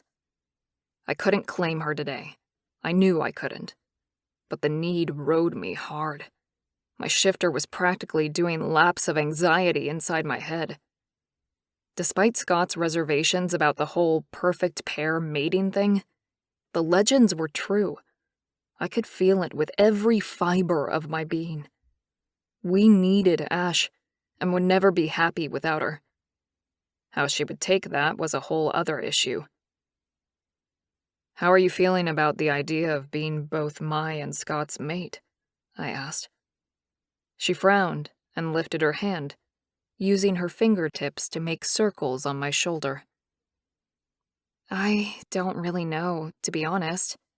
If you'd asked me last week how I felt about threesomes, I would have been horrified at the very idea of it. But having seen my cousin with her 2 husbands, and knowing a bit better how the dynamics of it all works, thanks to you, so she was struggling with the fact that she didn't mind the idea now. Women were so bloody contradictory. "All I'm asking, Ash, is for you to keep an open mind about it," I said, lifting her hand and kissing her knuckles. "I know in theory it seems strange, but I have faith in the legends of my people." She cocked her head and smiled up at me.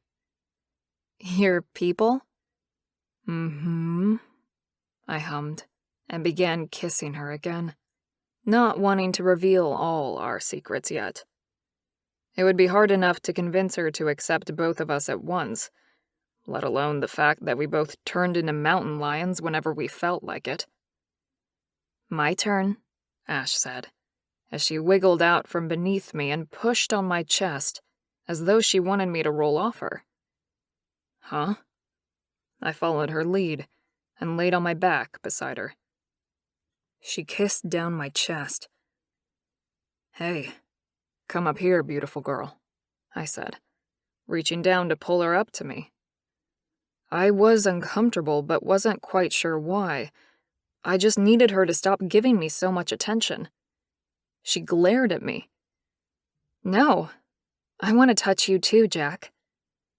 I chuckled and lay my hand over where hers gripped my bicep. "You are?" She shook her head. "No, I mean I want to be able to enjoy your incredible body without you distracting me or stopping me."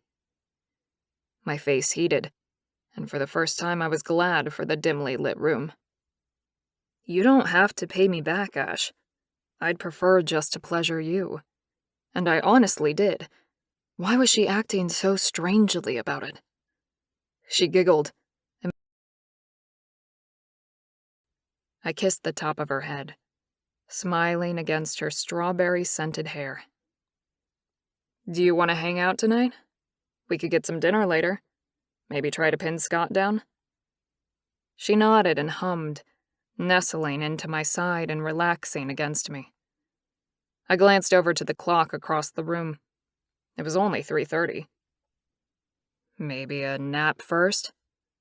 I rolled to the side and drew her body flush against me. Her breath was against my chest as she nuzzled into my shoulder. "Yes, please." I let my body relax and sink down into the darkness. For the first time in my life, a soul-deep happiness fell over me, wrapping me in its warmth. Scott.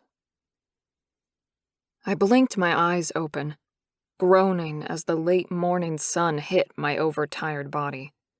My shoulders hurt, my quads were tight, and my head was so foggy I could barely manage one clunky thought at a time. I'd barely slept a wink last night, which was bad even for me. I usually managed at least a couple of hours of solid sleep, but last night I tossed and turned, even reaching down to stroke myself to orgasm around 5 in the morning, hoping the lethargy would knock me out. No such luck. I'd seen every minute of the clock tick over until 7, and must have fallen asleep after that. I ached everywhere, and if I hadn't been in perfect health last night, I'd think I was coming down with a virus of some sort. I couldn't ignore the pain in my lower abdomen a moment longer. I rolled out of bed and staggered to the toilet, my head pounding with a persistent headache and my knees shaking as they struggled to carry my weight after no rest overnight. I growled and stretched in front of the mirror, noticing the black circles beneath my eyes. Bloody Jack. Something was up with my twin. I'd only felt this terrible a few times in my life, and it was always linked to something massive happening to Jack. Stupid damn mystical twin connection. Was something threatening him? I showered and dried myself, my lion pushing up at me for a run. It'd been so long since I'd let my animal shifter loose. Probably too long to be healthy. I glanced at my wardrobe and decided against getting dressed. Instead, I focused on my tingling body and opened the back door. It was time to embrace my lion. I let go of my humanity and allowed my shifter to take over. Cinnamon fur sprouted over my skin, and I dropped to all fours as my body and face transformed into a mountain lion.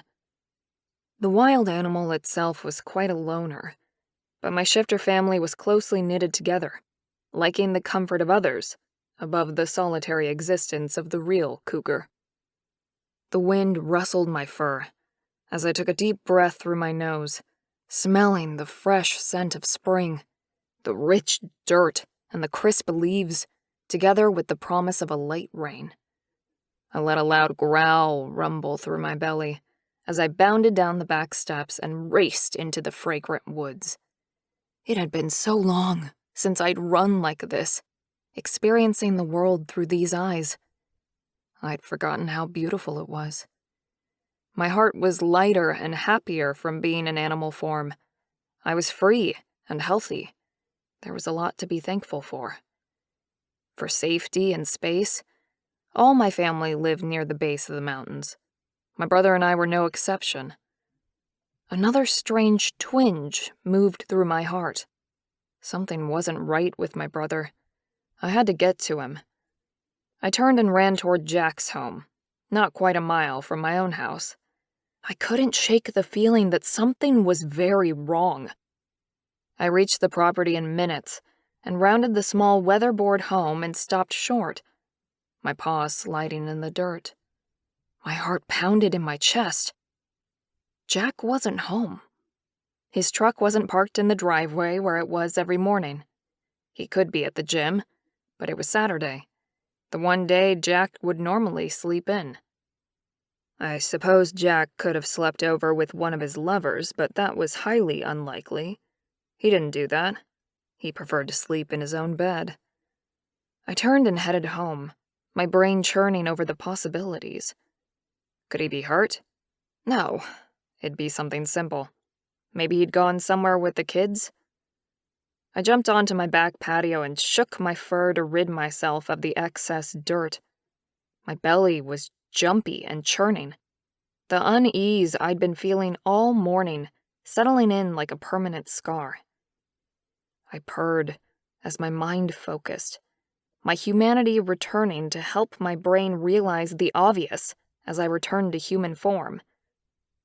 Jack's with her. That was the answer. Ash. My stomach clenched at the sound of her name, and I ran inside. I panted and paced my sleek kitchen. I couldn't do anything about the situation now.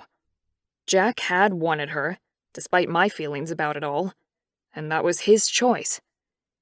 Instead of giving my anger any more thought, I threw myself into my work, doing some online research and reading the latest journals. That was until the need to get up and move became impossible to ignore. I ate lunch and paced, grinding my teeth. Jack, fucking Jack. I snatched up my cell phone and scowled at the screen. He could not be with Ash. He couldn't.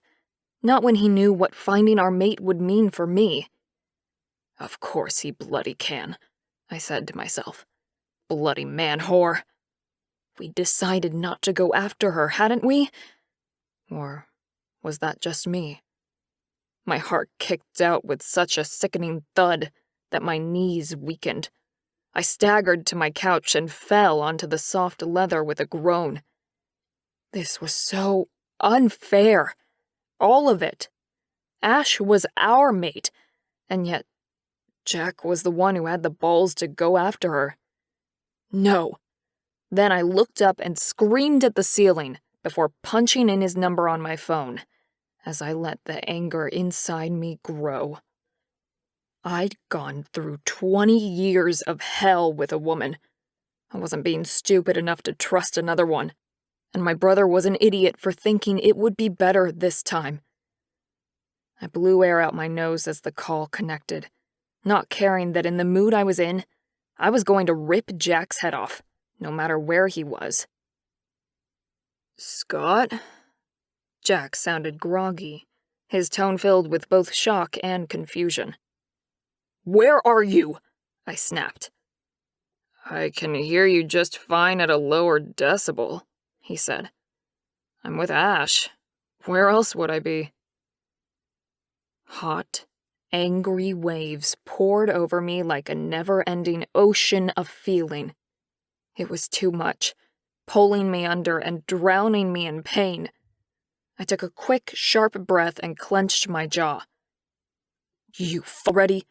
God, Jack, you don't waste any time, do you?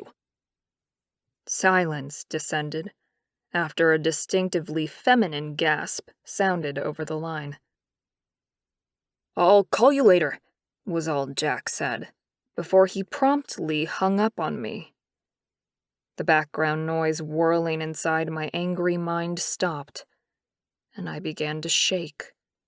I pushed myself to my feet and rushed toward the kitchen, making it just in time to feel the burn of stomach acid clearing my throat and spilling into the sink. I retched several times, salty, hot tears stinging my eyes, while I took deep breaths through my nose in an attempt to calm down. Sweat broke out over my body as alternating waves of hot and cold flowed through me. When my stomach had stopped clenching with painful contractions, I splashed some water onto my face and swirled it around my mouth before spitting it out. Then I sank to the floor, the cold tiles jolting me when my palms came into contact. I coughed, my lungs seizing for a moment before resuming their wheezing. My head slumped forward, and I concentrated solely on breathing. So, my twin was with our mate, a woman we both had decided didn't exist. I wanted to believe the attraction I was feeling, the rightness of the situation, that it was true this time, and a small part of me did. The other, larger part was fucking terrified. The scientist in me was baffled and critical of the alleged bond, despite feeling the connection between us as though it were a physical thing. I had to get up. I forced myself to my feet, my legs like lead beneath me. I dragged my feet along the corridor and threw myself into the shower, blasting my sluggish body with cold water. I screamed as I jumped from foot to foot, the freezing water like needles against my skin, knocking any lingering lethargy from my body. After I washed, I stepped out of the cubicle and began toweling myself dry. Ash and Jack had mated. Whatever the hell our kind did with the woman meant for them. I had to get used to that fact. Jack had taken the opportunity to pursue her, to bond with her, and if she was as smart as she seemed, she'd jump at the chance to be with my fun, good-looking, kind-hearted brother. But where did that leave me? Between a rock and a hard place in the middle of fuck nowhere, that's where, I said under my breath. I dressed, my head swimming from a lack of food and too much stress. Sadly, it wasn't an unusual event, with the way my life had gone. I had to make a choice. Either watch Jack be with Ash and be happy for them, or get over my fear and join them. And of course, that was contingent that she forgave me for what I'd said to Jack this morning. There was one thing I was certain of, though. I couldn't lose my brother's love due to envy. The three of us being together was how it was supposed to be. I'd looked at Brandon and Tyler during their wedding and knew it to be true. But I was too broken to be part of a relationship, especially one as perfect as a truly mated perfect pair should be. Wasn't I? Chapter 7. Jack.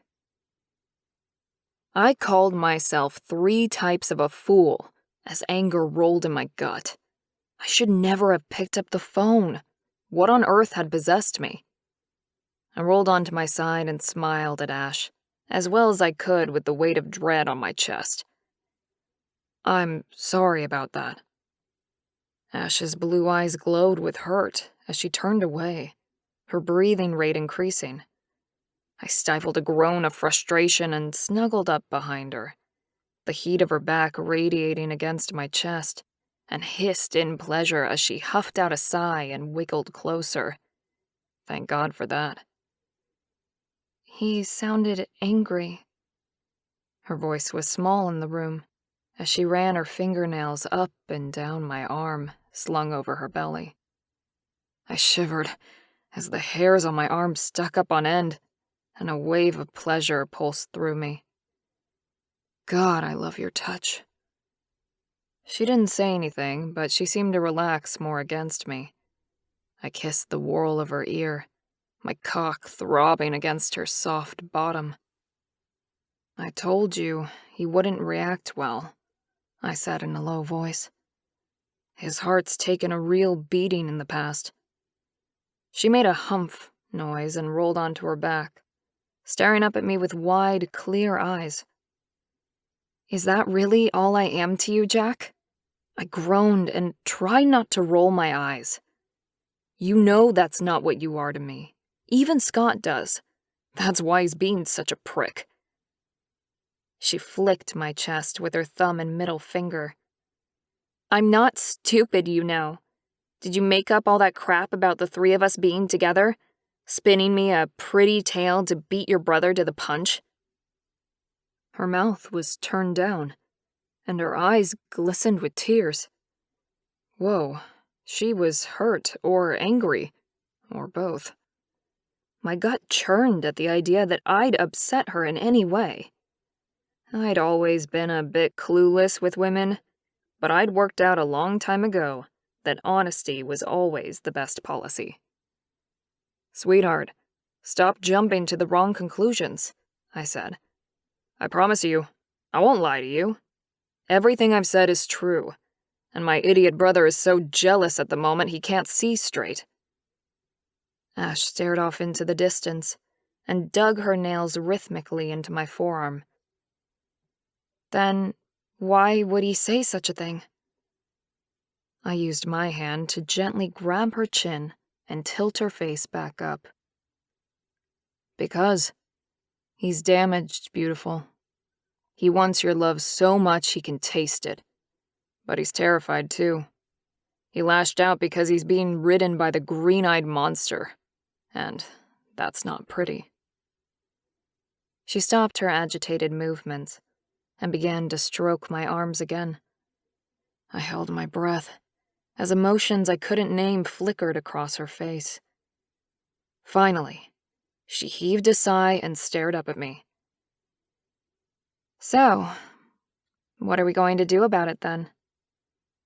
Relief flooded my soul as she proved to me once again why she was my fated mate.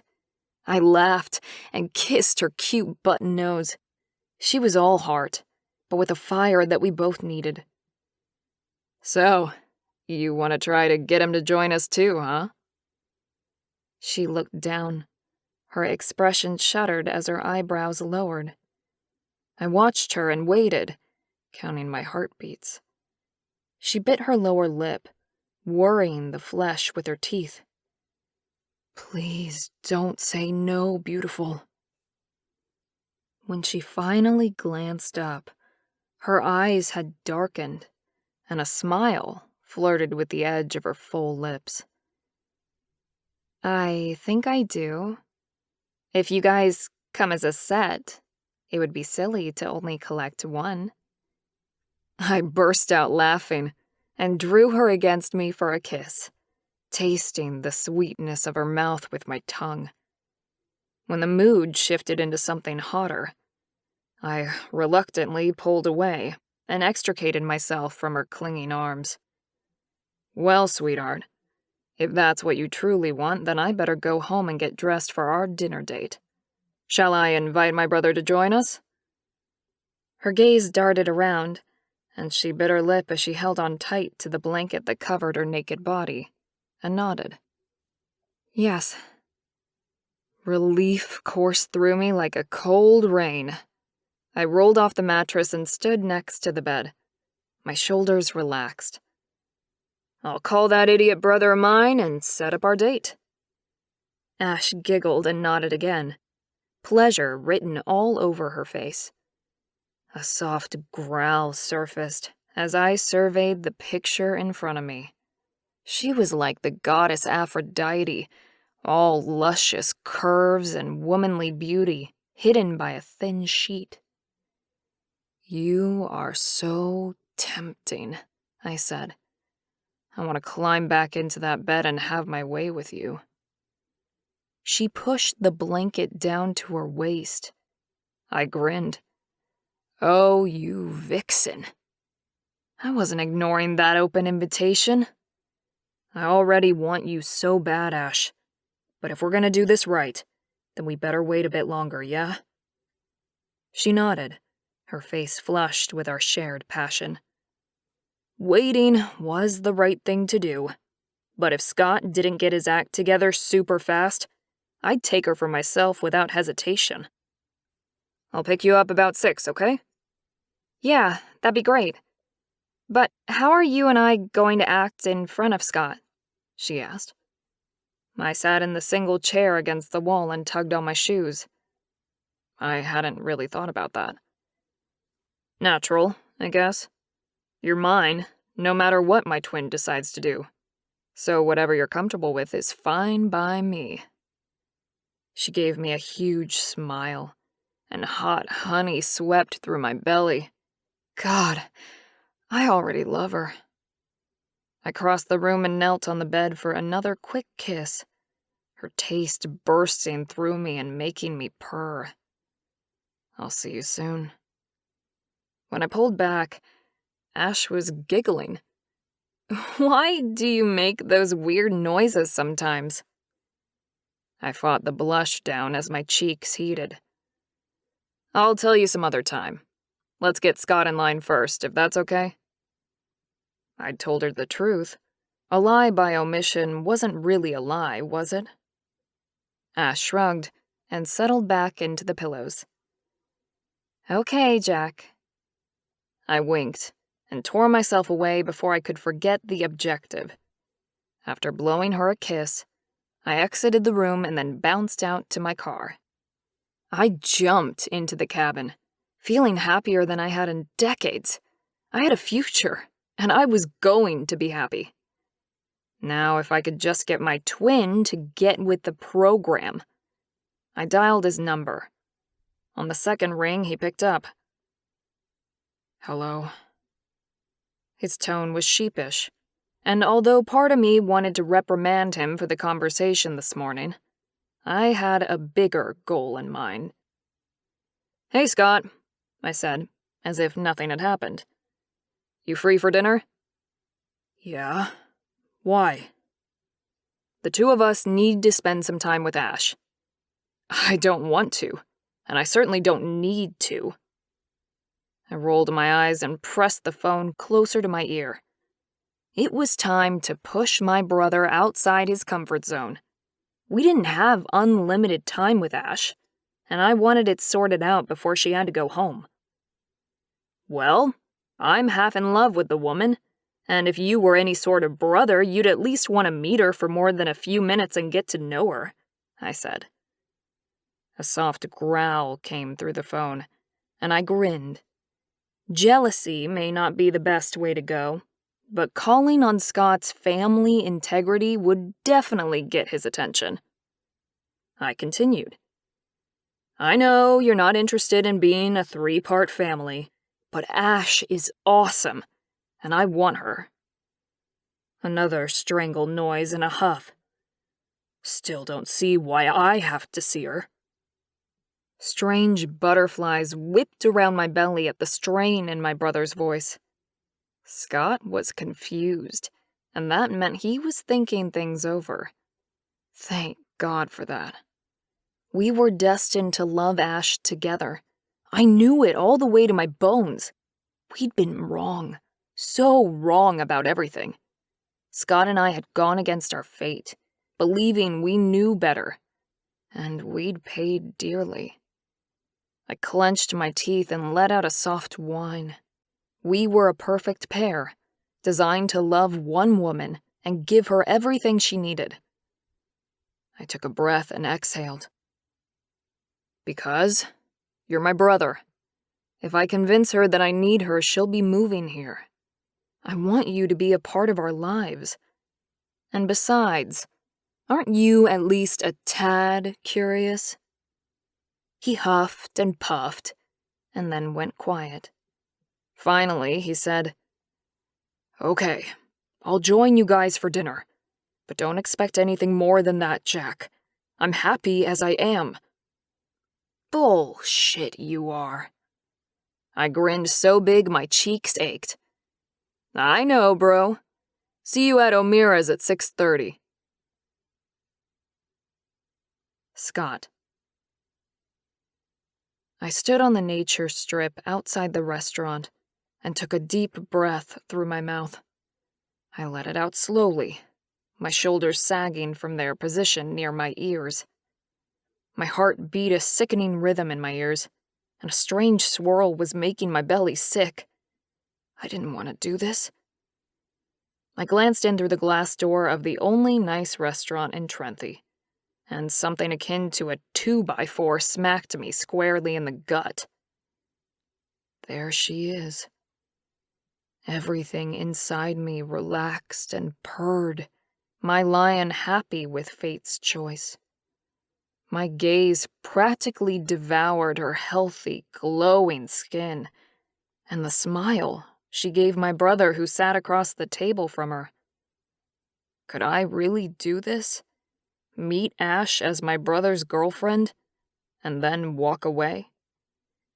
Get some balls, would you? Or did Carrie remove them completely? I stiffened my resolve, shook my head, and reached for the door handle. I wouldn't be able to walk away once I got to know her, and that was my biggest fear. My hand shook as I pulled open the door and stepped over the threshold, the light of the brightly lit room making me blink as I took another deep breath to calm the racing of my heart. Together, Jack and I had decided that our fated mate didn't exist, and after my horrendous marriage had finally ended, I'd been certain I'd spend the rest of my life alone. I probably still would, of course, but I'd been wrong about one thing. Our fated mate was most definitely real. With each step I took through the restaurant, my thigh muscles flexed and shook a little more. Definitely. It was the safest possible route and outcome for me. But as I walked closer to Ash, the inevitability of my future came barreling at me, like a river breaking its banks and flowing over new land. Was this really going to be my life now? This wasn't how I'd planned it. I'd wanted to hold on to my pain forever. That might have sounded stupid if I'd said it aloud, but it was all I knew. It kept me safe. It was the space where I was most comfortable. I stepped up to the table, my skin now slick with a sheen of sweat, as Ash turned toward me. Her quick intake of breath and the lust swirling in her eyes made me want to sink to my knees and thank whatever supreme being had sent her my way. Oh God, this was worse than I thought it would be. "Hi, Scott." Her voice was husky and soothing, yet warm and welcoming. I swallowed past the lump in my throat and rubbed at the aching spot on my chest where my heart was kicking out. I'd never believed in love at first sight. But God, if there was such a thing, this was it. "Sit down." Jack pulled out a chair next to him, and I fell into it, absurdly having to blink away hot tears as Ash continued to smile at me like I'd just come home from a long stint away. I coughed and cleared my throat, picking up the menu lying on the table in front of me. "Cool. Stay cool. You have no idea if she even wants you as her second mate." "You guys ordered yet?" I asked without looking up. Jack swiveled around from the chair next to me and slid onto the booth next to Ash, his arm moving around her with familiarity as he pulled her close. I held my breath and almost groaned as she settled against him, her gaze flicking up to his face with a smile before turning back to me. Oh, that's right. They're dating and I'm just the third wheel. "No, we were waiting for you. I've never been here before. Can you recommend anything, Scott?" She smiled at me again, and I stared down at the printed words on the white paper. My eyes kept crossing, which made it impossible to read. I breathed deep through my nose as I fought with the molten jealousy that had begun to flow through me. I made humming noises as I struggled with my breathing, my throat closing up on me. Jack spoke in my stead. "The steak's good, but I haven't tried much else." I looked up at him and he grinned. The bloody caveman wouldn't eat much else. "The white wine risotto's nice, and so is the salmon." I glanced at Ash and forced the red haze from my brain. I could be happy for my brother, I could. Yeah, with the one woman designed for you too. Oh, shut the hell up. I frowned and called a waiter over. I couldn't even control my own thoughts at the moment. "Can we get some drinks?" The waiter nodded and pulled out his pad and pen. "I'll have a glass of Cab Sauv. Ash?" I turned toward the happy couple and clenched my teeth so tightly together pain splintered along my jaw. Jack had his lips pressed against hers, his hand cupping her face with a reverence that was almost beautiful to watch. Almost. I glared back at the waiter, who looked down to avoid my gaze. "I'll have the chicken risotto. No mushrooms, extra parmesan." "Ash, honey," Jack said, parting from her. "What would you like?" I forced my gaze back to them. "I'll have a glass of Chardonnay and the duck, please," she said with a smile at the waiter. Good choice. Jack tapped the menu. "Steak, medium rare, and a beer. Thanks." Typical. The waiter left, and I concentrated on my body. Breath flowed in and out. I linked my fingers in my lap and relaxed the tight muscles in my arms. With a deep breath, I asked, "What did you guys do today?" I could do this. I'd made my choice. Told Jack I didn't want her. Now I had to man up and live with it. Ash grinned and looked up at Jack, the blood in her cheeks making her shine even brighter. We just stayed in bed for the morning mostly. Talked about life, past crap, everything and anything. Flutters of unease rippled through my belly as I looked between my brother and Ash. They wouldn't have discussed me, would they? Past stories? I forced a smile to my face and some humor into my voice. Like the football games Jack led to victory? Ash smiled and leaned against Jack. She had obviously been intimate with him already. Acid burned in my guts so badly, I had to lay a hand on my belly to still the spasms. Yeah, but more important stuff than that too. If I really am the person that fate designed for you to. She stopped, and my heart jumped in my chest. I'm sorry, I mean, for Jack, I suppose. Anyway, then I want to know about the good and the bad. My heart thumped so hard it made me sick every time it hit my ribs. Like what? My voice squeaked and I coughed. The waiter delivered our drinks, and I lifted my glass in desperation for something cool in my throat. Jack leaned forward and lifted his beer. To new beginnings, and to you, Ash. You are a godsend, my beautiful girl. Ash blushed and clinked her glass with his, and then turned to do the same with mine.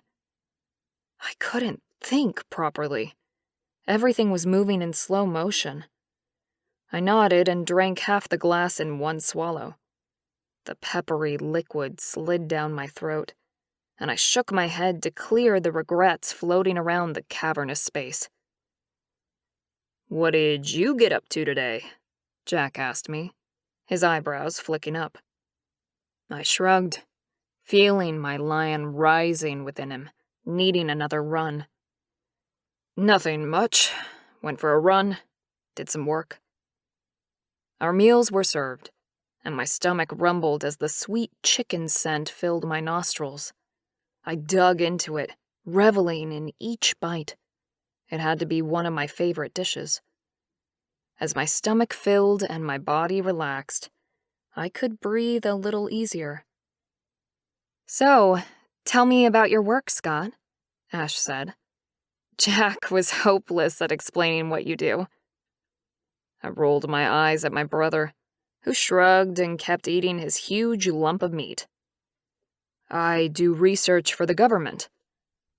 I picked up my glass and took the last sip of wine, savoring the taste of the red, while the warmth of it swilled around my palate and down my throat. What sort of research? She asked. I froze, and then slowly placed my glass on the table. No one had ever asked me a question past the initial one. In fact, my answer usually ended the conversation. Who wanted to know about boring research, especially when my brother, the footballer and coach, was around? Genetic research into the origins of cellular memory and possible uses of junk DNA. Her eyes lit up, and she straightened in her chair. Really? That is awesome! Tell me more. I stared at her for a moment, taking in her excited features, and then shrugged. I couldn't tell her too much because my sector was being funded by the government, but I could tell her some things. I began talking about my work, giving her more details than I'd ever given anyone, because she was the only one who'd ever pushed for a real answer. She asked intelligent questions, and knew a lot more cellular anatomy than I'd thought a pharmacist would. The waiter came and cleared away our plates, and Jack drew Ash back into the circle of his arms. She smiled a little stiffly, flicking her eyes back and forth, before settling against his side. A heavy weight pressed against my chest as I watched Jack's fingers slide up and down her bare arm. The waiter came back with a smile. Would you like to order some coffees? I shook my head and glanced back at the beautiful woman staring at me with massive blue eyes and the fullest lips I'd ever seen. Jack grinned. You want to come back to my place for another drink? Air whistled through my teeth as I inhaled sharply. I nodded before I could talk myself out of this stupid decision, and stood up, not quite sure what I'd do when it was just the three of us in a room. The attraction to Ash was so intense it was going to be almost impossible to stay away from her if I had the opportunity to touch her. What would she taste like? My mountain lion purred within me, and I forced my shaking legs forward to the front of the restaurant to pay. If Ashleigh was my destiny, shouldn't I put myself to the ultimate test? It was only fair, and then I would make the final decision. Chapter 8. Jack. I drove Ash back to my place, my lion practically dancing inside me with excitement. As I pulled into my driveway, my skin tingled and my muscles bulged with the effort to keep my strong animal contained. I'd made the decision not to join with my mate last night, or this morning. Without the other half of my perfect pair, it hadn't felt right. Ash was made for both of us, and none would feel complete unless all three of us mated together. I inhaled sharply, my breath skimming over my teeth. I had faith that the fates would pull it all together for us when, in a few minutes, I'd have them in my bedroom. A grin spread across my face as happiness flooded through me, like sunshine blessing the ground with its kiss as it rose each morning. In the passenger seat, Ash fidgeted with her fingers. Do you really think Scott wants me? It doesn't seem like it, not at all. I laughed as Scott's car pulled up behind us, my belly rippling with a real humor I hadn't felt in a decade. This beautiful woman could not be so insecure, surely. My brother's need for her was as clear as fresh spring water. I patted her thigh. Oh, he wants you, sweetheart. So bad he's sweating bullets. What do you mean? I laughed again. Scott is trying to work out how to get away from us tonight before he reveals the truth and jumps on you. She gave a high-pitched, nervous laugh. I stepped out of the car and joined her at the front, pulling her into my arms as we headed to the front door. Scott's door slammed as he got out of his car, and I dropped my head and claimed Ash's mouth. Her honeyed sweetness tempted me as I licked along the seam of her lips before delving between them. Scott cleared his throat loudly behind us, and Ash stiffened in my arms. I tightened my hold on her to reassure her that I wasn't going anywhere, and then eased back. I dropped a kiss on her nose before finally turning away to open the door. Like most of my family, I owned a home close to the base of the Rockies, with a substantial parcel of land around it. The location made it safer for us, not to mention convenient, when we needed to shift and run. Our animals didn't belong in a cage, no matter how comfortable. Come on in, I said, gesturing her to follow me. I walked down the narrow hallway and into the small kitchen. I smiled to myself as I heard the front door close, so I pulled open the fridge. You want a beer, Scott? I called. I've got some white wine if you'd like some, Ash. She said, Yeah, thanks, Jack. That'd be great. I turned to watch my brother and our woman eye each other from the doorway. He nodded slowly in response to my question. The atmosphere was tense, but in the best way, with sexual heat and tension. I grinned and grabbed 2 beers and the wine. When was Scott going to admit that he really did want the love we'd both been denied all our lives? I tilted my head, and we moved into the lounge room, full of old but comfortable furniture. I was proud of my home. It was small, but it was paid for. despite the fact that I still continued to financially support my ex and the kids. Have a seat. I placed the beers and the bottle of wine onto the wooden coffee table, and then snapped my fingers. Shit. I turned back to grab a glass for Ash. When I returned, the atmosphere had changed. It was now strained and fragile. Ash was sitting on the couch by herself, and Scott was in the armchair opposite her. Crap. You could cut the tension with a knife. Time to grab the bull by the horns, so to speak. Hey, bro, can you move onto the couch with Ash? You're in my favorite chair. He glared at me and then stiffly got up and sat down on the couch with Ash, on the opposite end. I swallowed a groan of frustration and took a sip of my beer as I collapsed into my comfortable recliner. Ash turned toward Scott, her hands folded elegantly in her lap. So, Jack tells me your ex-wife is a real piece of work? Pain shot through my throat as I choked on my beer. I coughed and spluttered, but managed to get the alcohol down rather than breathe it in. Scott glared at me, the look of surprise more than betrayal, before smiling grimly. Then he relaxed his posture and turned toward our outrageous woman. She is, he said with a shrug. Ash moved closer to him, turning her body towards him, but they weren't touching. Not yet. Is that why you've been reluctant to spend time with me and see if we're a perfect fit? Fuck. Our woman has balls. She wasn't just outrageous. She was downright aggressive when she wanted something. I needed to make sure I remembered that for future reference. I thumped myself on the chest to remove the remaining fluid from my lungs, while Scott squirmed and cleared his throat. Yeah, I suppose. I hadn't really thought about it. Ash narrowed her eyes at him and didn't even spare me a glance. Good girl. Keep going. She was on a mission, and obviously as impatient as I was. You're kidding, right? We have the electricity thing. You know I could be your perfect match. You're single, and you're not even curious to see if it's true? If what's true? Scott swallowed, his throat working hard.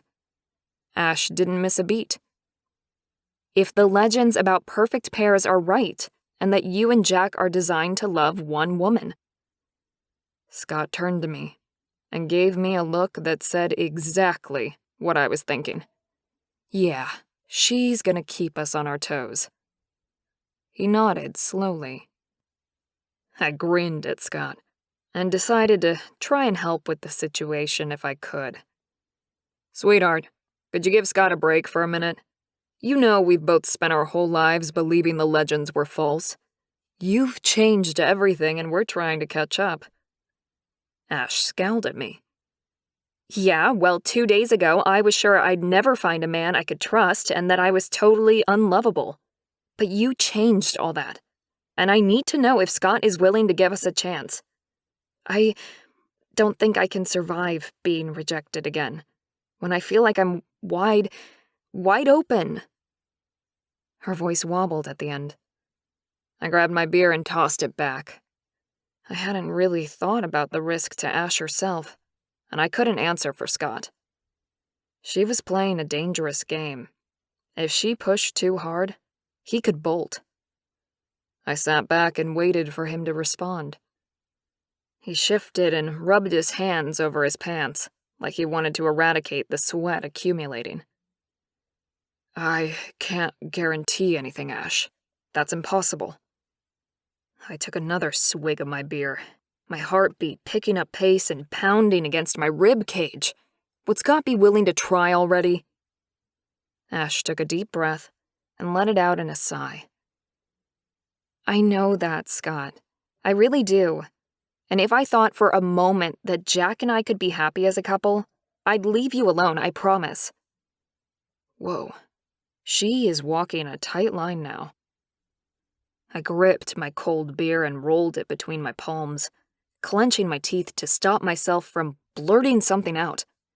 My whole life and future happiness hung in the balance, and these two were talking it out in front of me like it wasn't the most important thing in the world. Scott cleared his throat and asked the question that hung in the air. You don't think you can be happy with just Jack? Ash shook her head. No, I don't. Don't get me wrong. Jack's awesome. But when I saw my cousin at her wedding, I saw the balance her men gave her. You will have all the things I need that Jack doesn't have, just as he has things you don't. A perfect pair sounds, well, perfect for a woman like me. And I believe Jack when he says that we need to be a family to be happy. But I won't force you.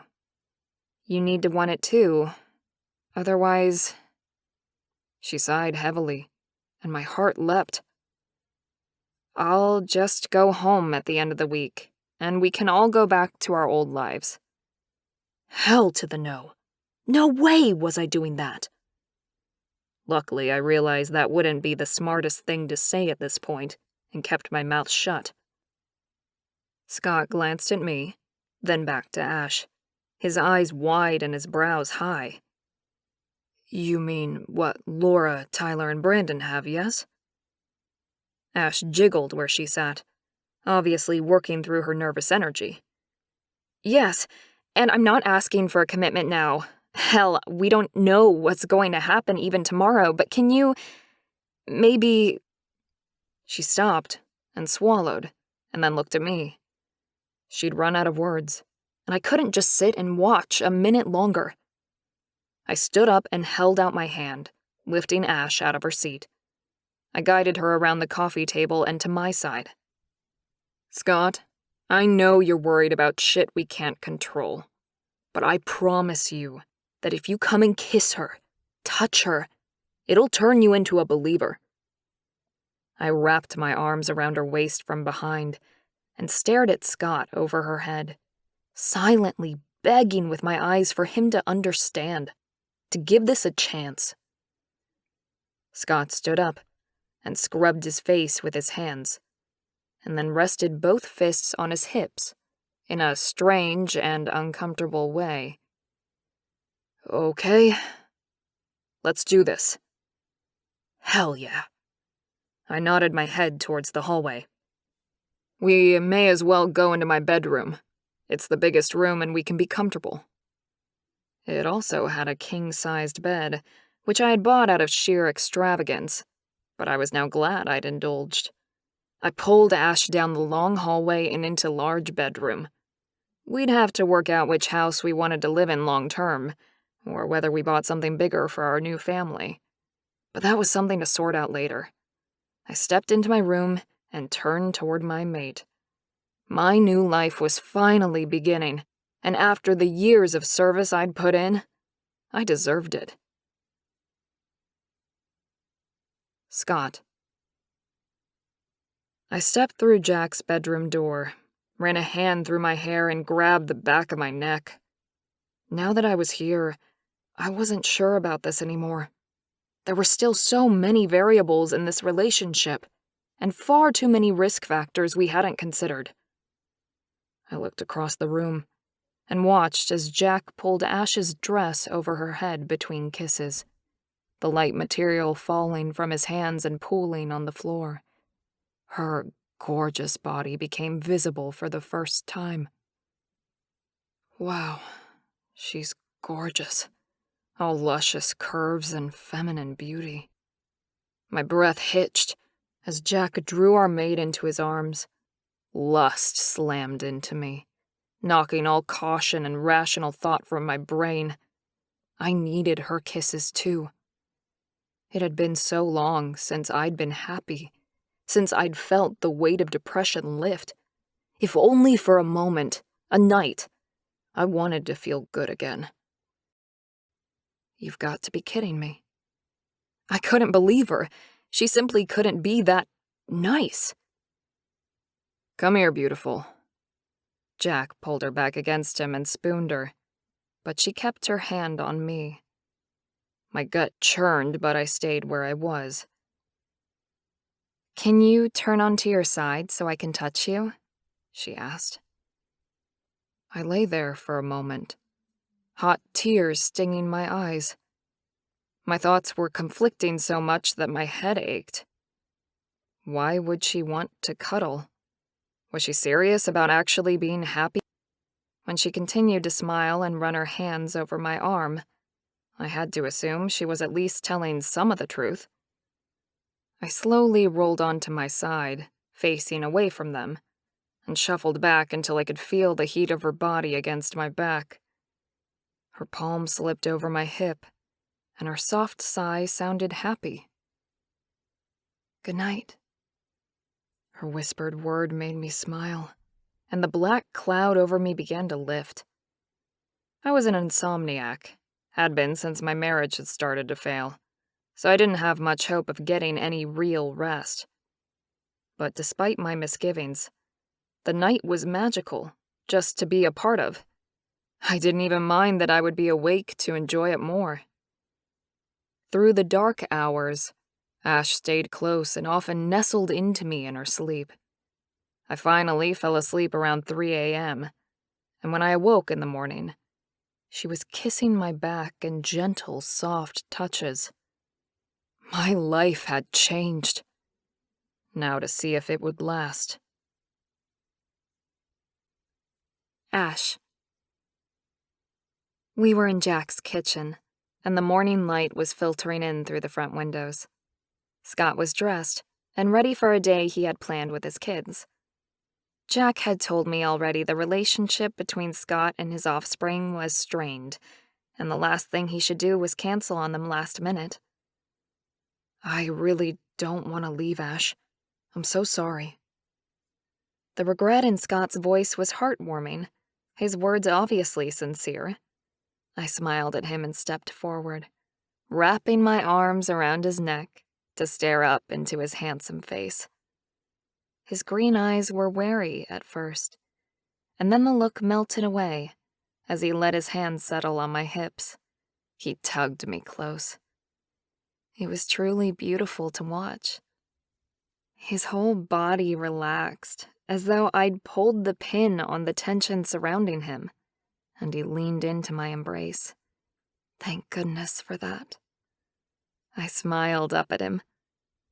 I know, but I respect the fact that you have to. And I did. Not that I'd ever thought I'd date anyone who had kids, but I loved the fact that Scott took his responsibilities seriously and hadn't allowed my presence to derail plans he'd already made with his kids. How many kids have you got? He smiled softly. 3. Megan's 18, Tommy's 16, and Ryan is 15. I whistled softly. That's close together. He shrugged. Suppose so. He hummed gently as he moved closer and rubbed his nose against mine, the gesture speaking volumes about his need for touch. I lifted my hands so that I could touch his face, and he jerked back. Oh, sweetheart. I looked him in the eyes. I'd never hurt you, Scott. Never. Especially not physically. His green eyes went wide, and I couldn't resist leaning forward and pressing my lips to his, the sweetest moan reaching my ears as I shifted closer. Why would someone, especially a woman who professed to love him, hurt a man like this? Why would anyone deliberately hurt anyone? You two starting without me? The joking tone broke through our intense moment, but I didn't mind. Jack would hopefully balance us out and stop Scott and I from being too serious all the time. I turned away so I could look at Jack, who was walking into the kitchen, but stayed close to Scott, pressing my body against my sweet man. The soft touch of his lips against my hair made me sigh and snuggle closer. I'd never get sick of this type of affection. Hopefully, if there were 2 of them to give cuddles and kisses to, the touching and love wouldn't disappear like it had from my first marriage. "No, just saying goodbye," I said. Jack nodded and reached out for me, a look of hunger in his blue eyes. "Really? You want to cuddle too?" More than a little amused at their need to be holding me all the time, I put my hand in Jack's, and he pulled me away from Scott. I let a laugh fill the space around us. When was the last time I felt this happy? Easy answer: never. Jack twirled me around so my back was against his chest, and his arms went around my waist, holding me tight. I relaxed instantly. There was something comforting about having such a big, strong male holding me. I felt so safe. "You got kid shit to do?" Jack asked his brother, and I smiled to myself. Lovely language, Mr. Football. Scott nodded, scraping his keys noisily along the kitchen bench before palming them. "Yeah, gotta see Megan for lunch, but I'll be back later. You guys going to be here?" I glanced up as Jack looked down, his eyebrows raised in question. I shrugged. I haven't got any plans other than being here with you. Although, I did need to work out what on earth I was going to do at the end of the week, when I was meant to go home and resume my life. Both men purred like sated cats, and I glanced up in alarm. That wasn't the first time I'd heard them make that particular sound. "What the hell is that noise you guys do?" The happy sound stopped like a switch had been thrown. Jack squeezed me tight and kissed the top of my head. "We'll explain it to you later. One shock at a time, I think." Scott nodded. "I agree, and I better run. See you guys later." I frowned, but waved at Scott as he headed out the door. I didn't like them avoiding a question I was pretty sure was going to lead to something important. But I would let the men distract me, because if they didn't tell me soon, I'd just ask my cousin. Laura would make sure I knew everything I needed to anyway. "So, what are we doing today, beautiful girl?" I leaned into Jack's strength and wiggled my ass against the rising hardness pressing against me. My body ached from the night before, but there was a hunger that was rising once again within me that I was beginning to recognize. "Bed, maybe?" I said, as I wiggled again. I released a squeal as my feet left the ground and I was ceremoniously carried back to our room of pleasure. While Scott was out with his kids, I stayed at Jack's house. I got up, had a shower, and enjoyed the feeling of my happy mood infiltrating my whole being. The music inside my head swayed my whole body, the music in my head making my hips swing from side to side. I hummed a little and smiled to myself. Maybe I could make us some dinner? What did Jack eat other than steak?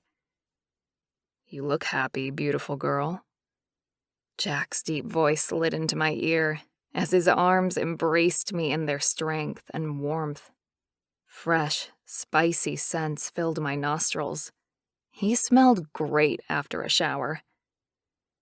I am. How could I not be happy?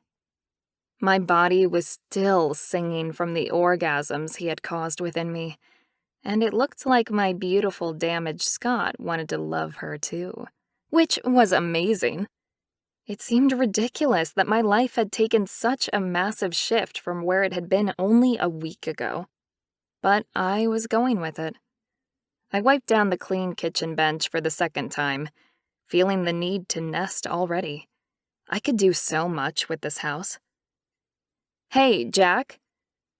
I opened my mouth to ask him about the boundaries of his property, when a loud commotion outside the house reached my ears.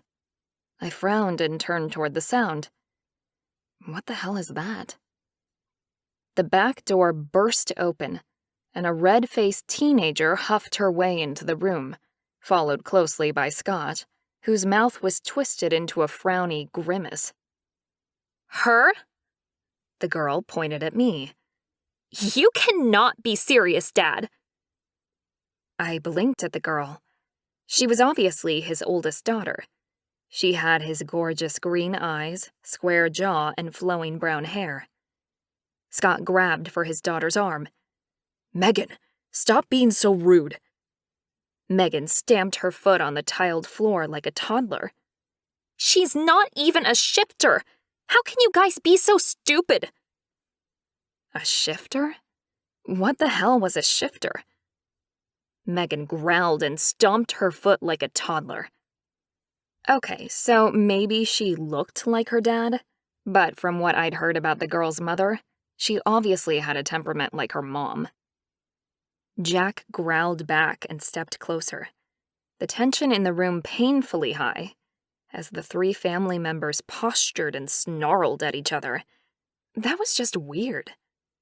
Megan turned back toward Scott. "You're supposed to be with Mom. You never even worked on it. You can't just give up on your marriage." Scott groaned and threw his hands up in the air. "Megan, I worked on it for 20 years. 20 years! I know you don't even have a concept of how much time that is, but I did everything I knew how to do to keep us all together. There was nothing left for me to do." Megan growled again, louder and deeper this time, and when she spoke, her words were garbled. "No! It's her fault. She broke up our family. You would have come back to Mom if it wasn't for her." Horror struck me across the chest. Was that true? It couldn't be. I couldn't be responsible for breaking up a family. Scott shook his head and crossed his arms over his chest. "Megan, the marriage ended 5 years ago, and you know it never really should have begun. Your mom and I never suited each other."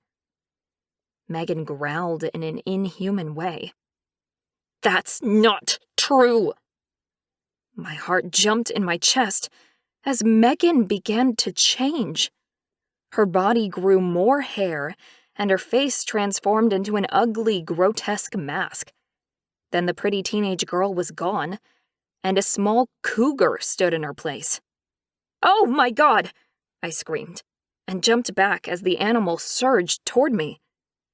My men disappeared, and suddenly there were 2 more, very large cinnamon-colored cats circling each other, growling and hissing.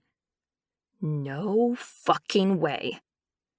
I inched back and hopped up onto the kitchen bench, lifting my legs and curling up into a ball. A thin film of sweat coated my body, and I slipped against the stone bench top as I trembled.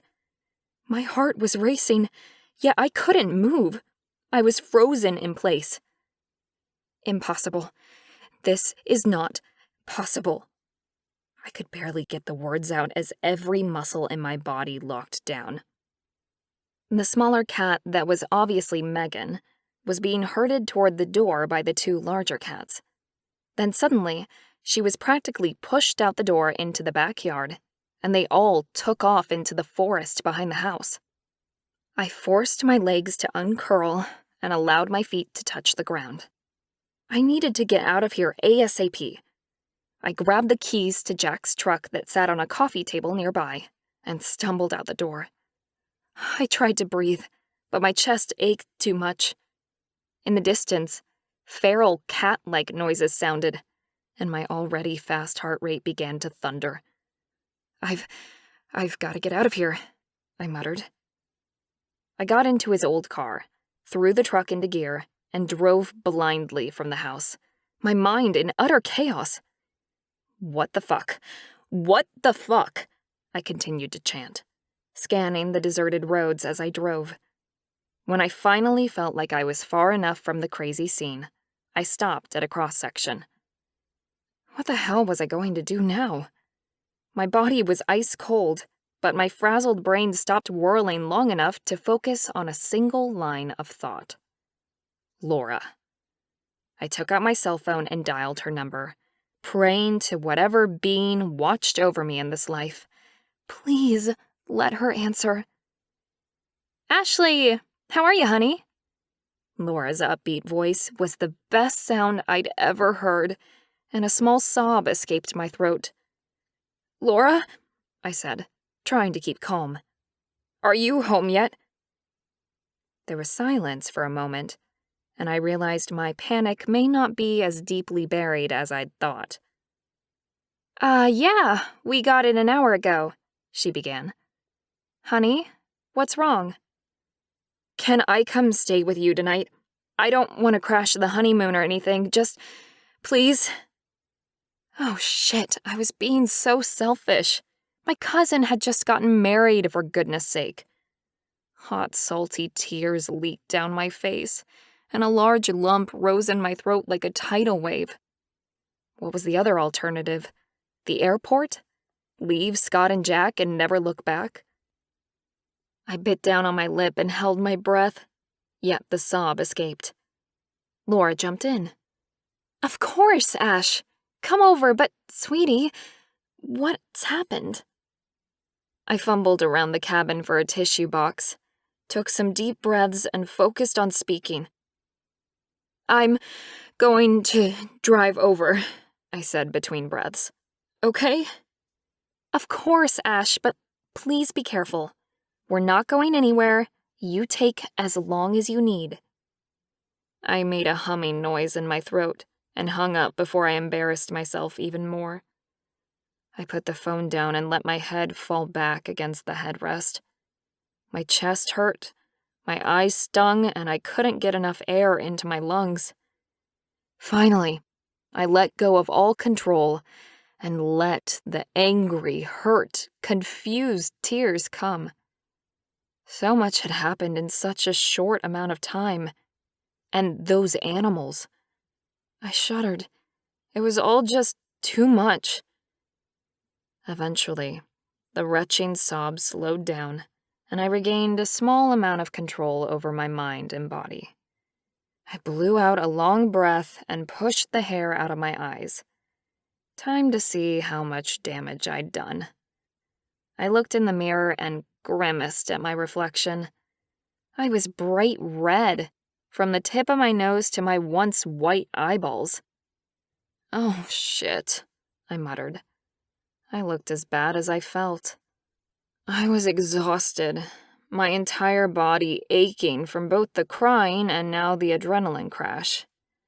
I huffed and sat up straight in the car seat. Okay, Laura's house. I pressed buttons on my cell phone, put the location of Laura's new home into the navigator, and slid the car stick into drive. It was time to find out exactly what I was dealing with. Chapter 10. Scott.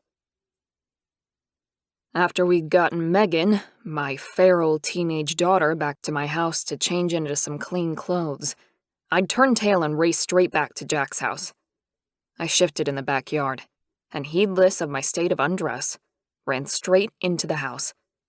My muscles trembled with the amount of adrenaline pumping through my bloodstream, but I needed to find Ash. Guilt and anger threaded through my gut. I should never have tried to talk to Megan about Ashleigh.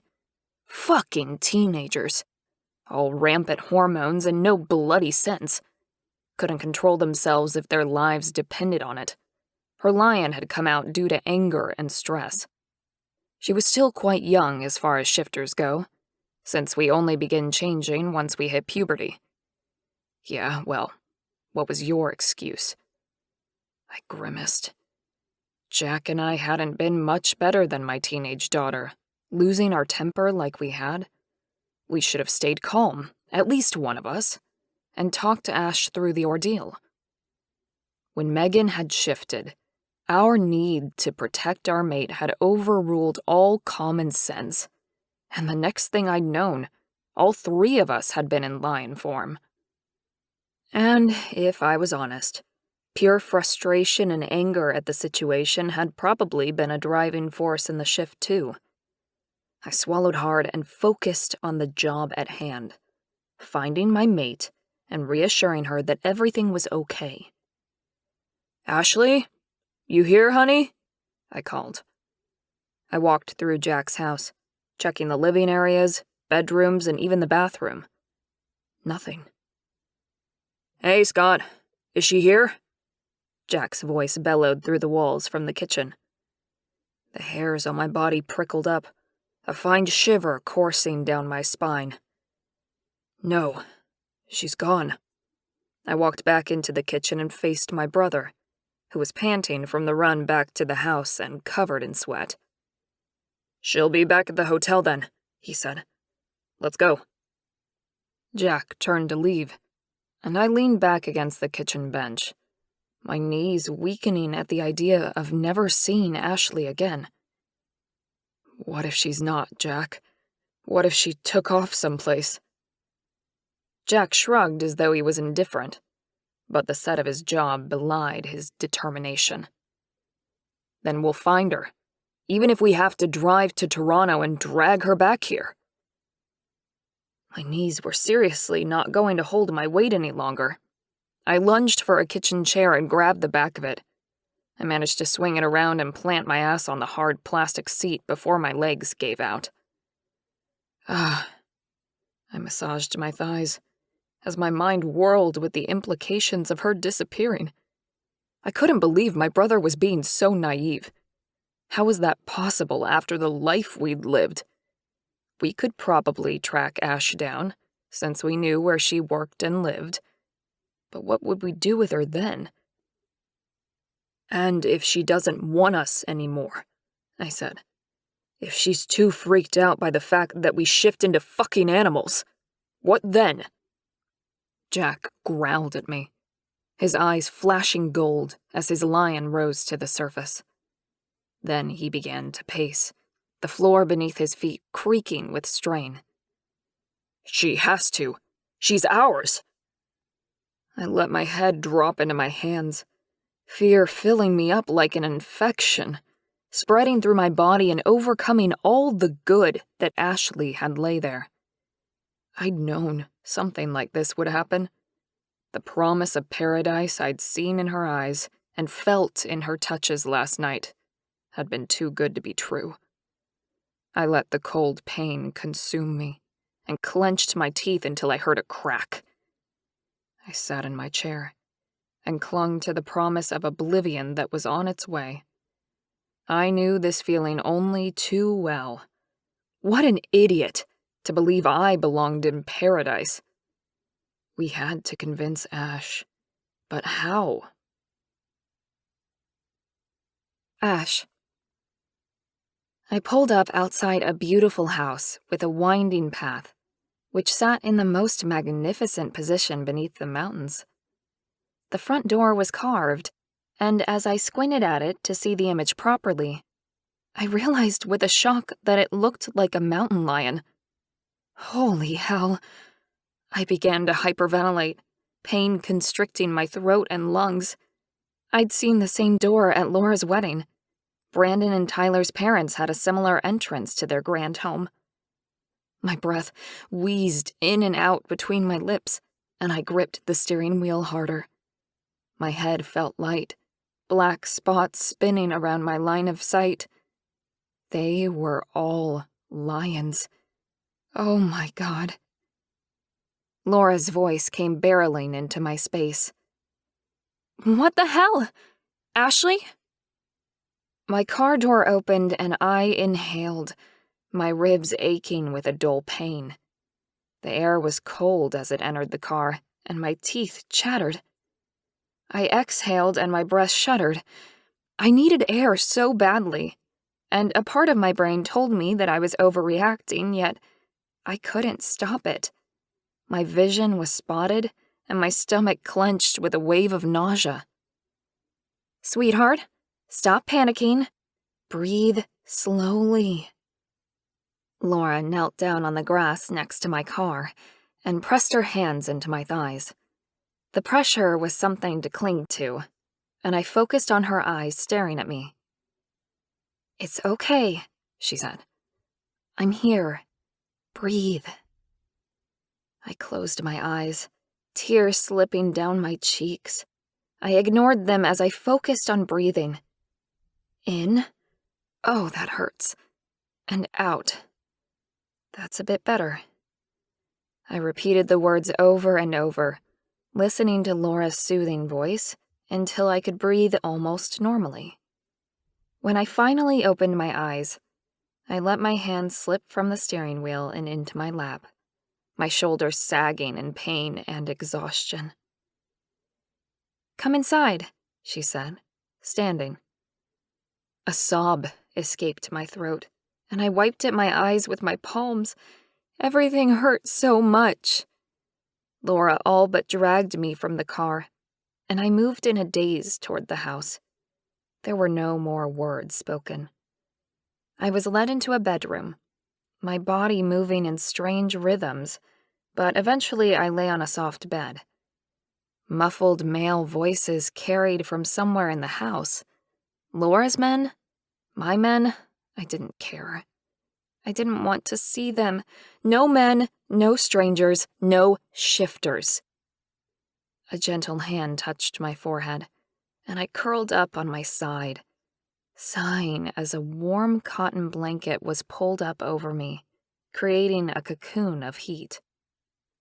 "Sleep, sweetheart," Laura whispered. I nodded and let the blackness consume me. I opened my eyes and stretched out my aching legs, a welcome relief as the muscles lengthened and popped. God, that's better. I blinked several times and rolled onto my back, stretching again.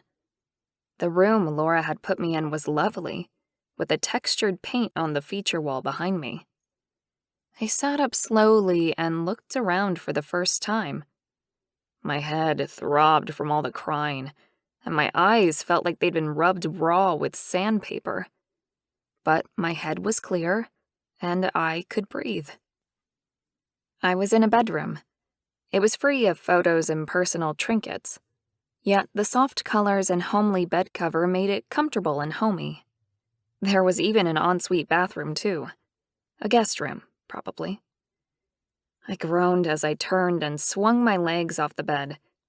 The world wasn't quite steady yet. I stood up and waited a moment while my head spun and my stomach tightened, in need of nourishment. I take it back, I said to myself. I feel like crap. It was the understatement of the century, but it made me feel better to say something out loud. I pushed myself to walk to the bathroom and splash some cold water on my sore eyes. I gasped as the icy water touched my skin, then let it slide over my lips and into my mouth, swallowing some. My belly gurgled as I stood up and stared into the mirror. My cheeks were flushed, my eyes were red and bulging, and my hair was just about sticking up on end. I splashed more water on my face and patted down my skin with a hand towel that lay next to the sink. Then I ran my hands through my hair, straightening it out. My stomach jumped again, and I placed a hand over my belly, trying to quiet the nerves. I needed to relax. I'd come here for help, and I was sure I'd find it here. I checked my reflection once more before I crept through the bedroom, opened the door, and crept along the hallway toward the sound of voices. I was almost at the end of the corridor when a rather sexy male voice came from the kitchen. "Are you going to get her up soon, Laura?" I halted and listened. They were talking about me. "Maybe," Laura said. "It's getting dark and she might be hungry." As though on cue, my tummy gurgled so loudly, I was sure they would have heard it. I gathered my courage and stepped into the modern, brightly lit kitchen. "Yeah, I kinda am." My heart thumped against my ribs as Laura, Tyler, and Brandon turned to look at me. The men jumped up, and I stepped back, the testosterone and energy in the room moving the same way it had with Jack and Scott before they'd turned into lions. I pushed out with both hands at them, as though I could stop them. "No, don't do it, please." Laura jumped up from her kitchen stool and put both her hands out, It's okay. It's okay. Tyler and Brandon won't hurt you, honey. They're just big. Sit down, boys, please. There was a moment of silence in which all the air from my lungs left me, and a squeezing sensation wrapped around my rib cage. I didn't want to see those lions again. I really didn't. Brandon and Tyler both sat back down, and I sucked in some much-needed oxygen as the atmosphere in the room calmed. Laura moved forward and gestured to the stool on her side of the island bench. Sit down here, sweetie. I'll make you something to eat. Do you want a sandwich, or there's leftover chicken stir-fry? My stomach growled, and I giggled nervously. I'd love some stir-fry, Laura. Thanks. I needed something to drink, too. Tyler, the dark-haired husband, crept over to a fridge and took out a few bottles. Without speaking, he placed them on the table in front of me and took out a couple of glasses from the cupboard. He lifted his gaze to me once he'd backed away and sat in his chair once again. I swallowed the lump that rose in my throat. Why had I been so afraid of these men? They were obviously kind and loving. I'd seen it at their wedding. Thanks, Tyler, I said, voice hoarse. I took the bottle of apple juice with 2 hands, opened it, and poured some into a glass without spilling any, which was impressive, considering the amount of shaking my hands were doing. Laura placed a bowl of hot food in front of me, and I picked up the fork and ate. The chicken had a beautiful honey soy marinade on it, and I ate most of it without lifting my head. Once my tummy was happy, I looked up to see my cousin staring at me with those assessing green eyes of hers. What? I asked, holding my fork over my bowl. Laura burst out laughing and then slapped her hand on the table. What? What do you mean, what? What the fuck happened? I couldn't help it. I laughed, lowering my fork. Did you just... I put a hand over my mouth, and another over my stomach as happy ripples filled my body. Had my very proper cousin, the talented Dr. Laura, just said fuck? She grinned at me, her understanding obvious. Yeah, well, some situations call for it. The hysteria dissipated, and I wiped away the tears that had gathered. That was just too funny. Yeah, don't change the topic. What happened since our wedding? The last thing I knew, Jack and Scott were sniffing around you, looking very much like another perfect pair that had found their mate. And now you're here in tears, having stolen Jack's truck, I might add. So, I'm guessing that would be 'cause you saw them in lion form, yeah? Laura's summation was like a bucket of cold water, sobering me instantly. How did you... Yeah, that's about right. The men moved, slowly, as though I'd bolt like a frightened animal, and pulled up stools next to Laura at the kitchen bench. Brandon spoke first, his muscles a little too like Jack's for my mental health. God, I missed him already. Brandon's lips turned up at the edges as he said, They obviously screwed it up. Even Laura didn't bolt the first time she saw us shift. I huffed out a little laugh. Yeah, well, I'm sure she had some warning. I knew something was up with the whole perfect pair thing, but animals? For goodness sake. Tyler poured more juice into my empty glass and smiled kindly. What happened exactly? Can you start from after the wedding? They'd missed so much. I sighed and let my shoulders sag. I didn't really want to regale them with the whole scenario, but I had come here for help, so... Well, Jack took me home after the wedding and pretty much told me I'm their chosen mate and... Oh, shit. Now that makes sense. I never got the whole mate thing. Weird word to use. Anyway, We spent some time together, and despite all my hang-ups about men, Jack somehow managed to convince me that we were perfect together. It all seems so stupid now. Laura smiled at me and glanced at both her men. Of course he did, because you are, honey. Did you get the electrical zap thing when you touched them? How did you... I glanced between the trio and shrugged. Of course, it's one of the signs, isn't it? Laura nodded with a grin on her pretty face.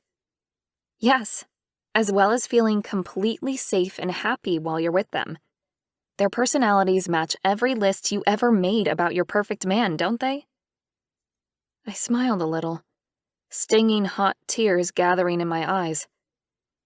Yeah, they do. I always knew you couldn't get a guy that was relaxed yet serious, smart yet crass, super funny and super intelligent.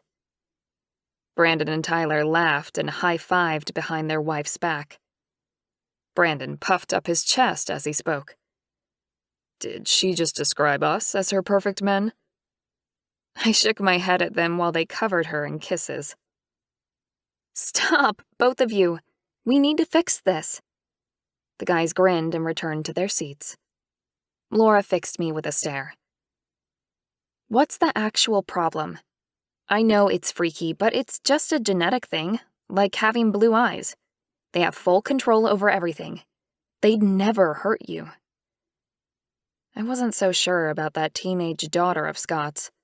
But really, Megan was the least of my worries. I looked away and down, picking at my nails and trying hard to focus on something that I actually understood. Ashleigh, Laura said. What?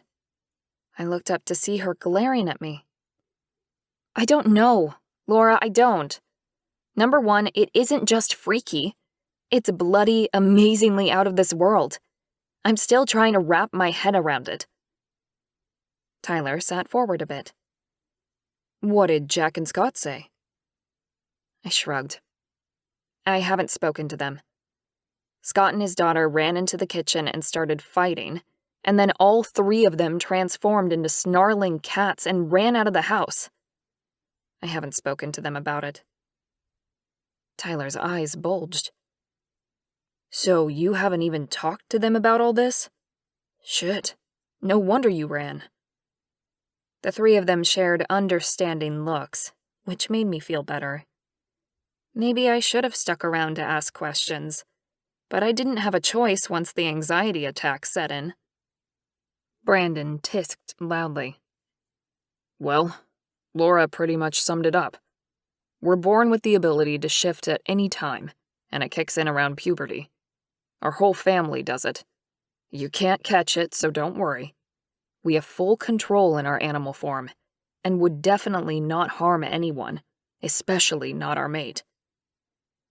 My head began to ache, and my brain was definitely overloaded. I think I might go lie down again. I slid off the seat, a weird sort of numbness slipping over me. Is that okay? Laura jumped off her chair and walked back around the bench, taking my hand in hers. Of course it is. Let's go. We walked down the long hallway to the guest room, and I made my way to the bed. I climbed onto the comfortable mattress, pulling up the blankets. My eyes were heavy, and everything was too hard at the moment. I needed sleep. Everything would make more sense in the morning. I hoped. You know they love you already, Ash, Laura said from the doorway. No matter what else is going through your head, you need to know that those men would have fallen in love with you from the moment you touched. Nothing will keep them from working everything out with you.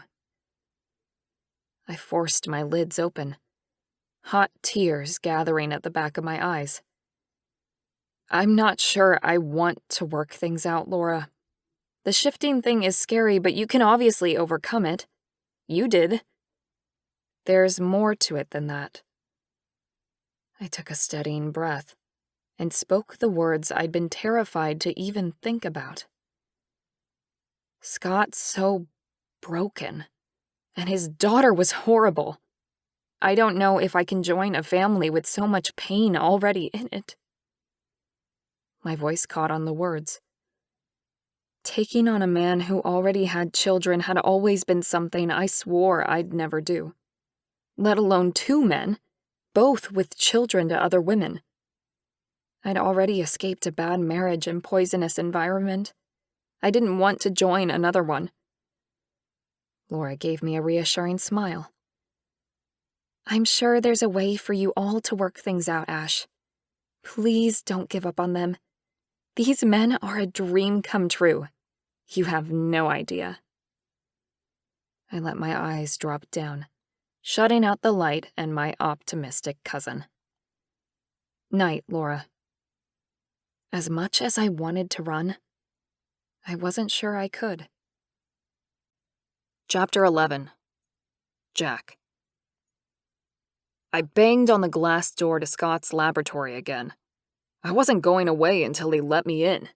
We needed to sort this bloody mess out as soon as possible. Scott's narrowed gaze finally surfaced behind the glass, and the door swung open. "What are you doing here?" I glared at him. "We need to talk." Scott groaned and turned away, marching back across the sterile environment of stainless steel, white floors, and microscopes.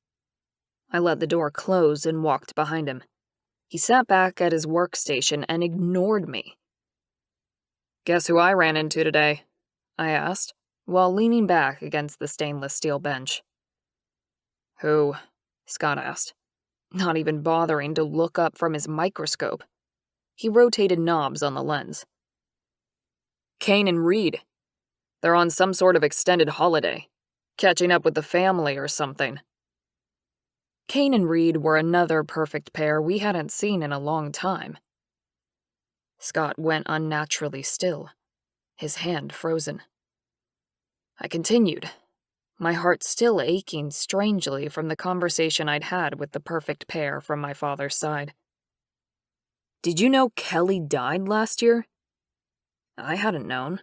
No one had told me. Kane and Reid were second or third cousins, and rarely talked about on our side. Not that I would have listened anyway. I'd always been insanely jealous of any perfect pair that had managed to find their mate. Scott sighed and swiveled on his stool to face me. "Yeah, I did. I can't believe they're back in town, though.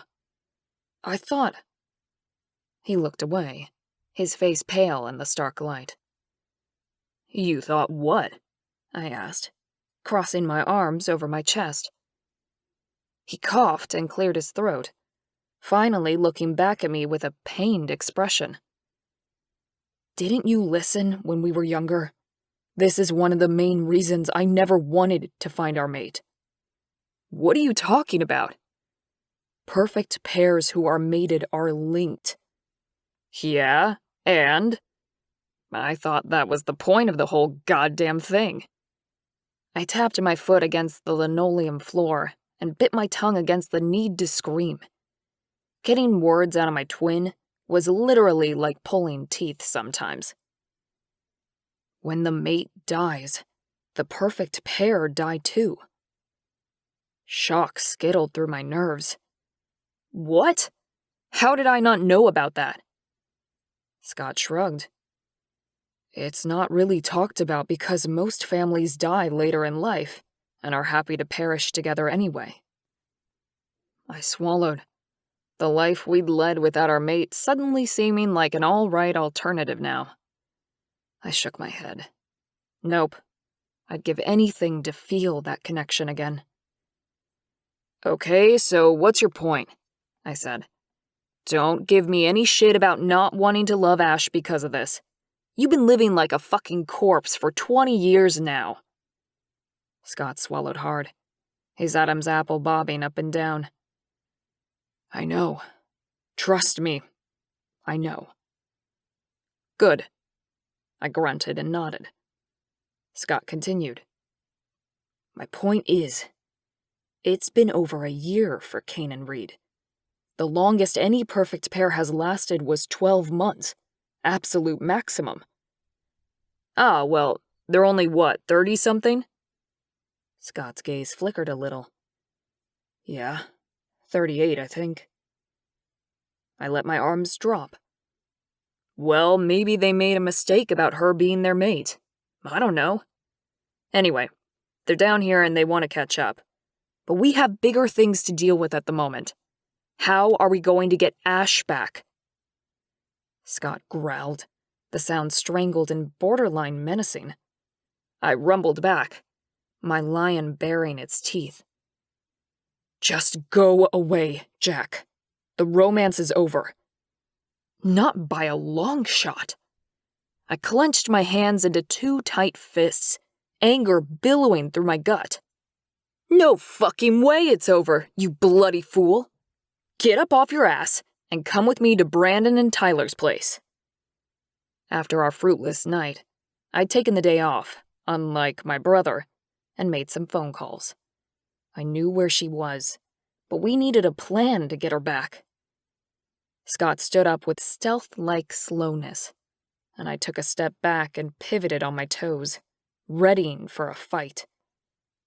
For the first time in my life, I wasn't sure what my brother was going to do. We had our night with her, and it's done, Jack. Why can't you just let it be? I relaxed my arms and let my mouth drop open in shock. Then the anger set in. Let it be? Let it be? I slammed my fist into the metal table and jerked when I heard glass shatter nearby. I didn't give a shit what I'd just broken. We have been missing a piece of us for 40 fucking years. We finally found her and you want to let her go? Didn't you feel anything Saturday night? He blinked a few times and then looked away, his voice cracking when he spoke. Of course I did, but... I waited, my belly clenching with fear and anger. Oh, what I wouldn't give to plant my brother right into the wall. But what? I waited, biting my cheek until I tasted blood. Scott straightened his shoulders and looked directly at me, all warmth gone from his green eyes. We aren't meant to be together, Jack. It's too hard. Too much water has gone under the bridge. Maybe you and Ash can work something out, but I can't. I grabbed the closest thing to me, which was a heavy microscope, and threw it as hard as I could across the room with a roar. The microscope slammed into the wall with a loud crack. Fuck! Scott, no! I roared again, hot anger spilling over every cell of my body. My skin was vibrating, and fur began to push through. I couldn't shift here. It wasn't safe. If anyone from his work saw him, his life would be over as he knew it. Stop. Just stop. I forced the animal down, focusing my mind on Ash's smiling face, her tender kisses, her warm hands on my skin. My humanity returned, and I panted hard, twisting to glare at Scott. This is on you, brother mine.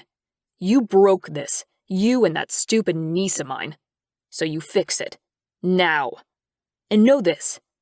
I will never forgive you if you don't at least try. She is our destiny, do you understand? Ours. And if you let her walk away over this stupid bullshit, I panted, running out of words as my anger peaked once again. You'll what, Jack? Scott's words were soft in the room. With a growl, I marched over to the exit and wrenched open the steel door.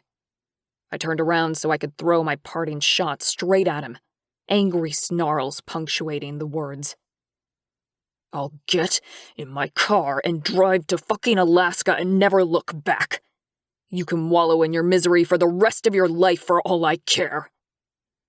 I slammed the door behind me and clenched my fists as I stormed out of the building and into the sunshine. I cried out as I closed my eyes, letting the heat and light filter through my skin and inside my soul. I always tried to put my best face first. I got the most out of every situation because I wanted to. It was a conscious choice. People found it strange, but I found it easy to smile, even in the worst situations. But this was... I started running, my arms moving as fast as they could. I desperately needed to shift into my animal form. My heart pumped as I weaved through the parking lot and made my way to the forest a few blocks away. I hated that I had to count on not just one person, but two for my happiness. It left me feeling powerless and totally out of control, which were two things I had sworn I'd never allow myself to be. Scott. I lifted my trembling hand, mentally fighting the intense urge I had to run. Instead, I knocked on the intricately carved wooden door. Oh, fuck. Oh, fuck. My heart was thundering in my chest, and my brain was tearing me apart. There were so many different thoughts and emotions running through me that I felt like a ping-pong ball in an Olympic match. My base instincts wanted me to turn and run.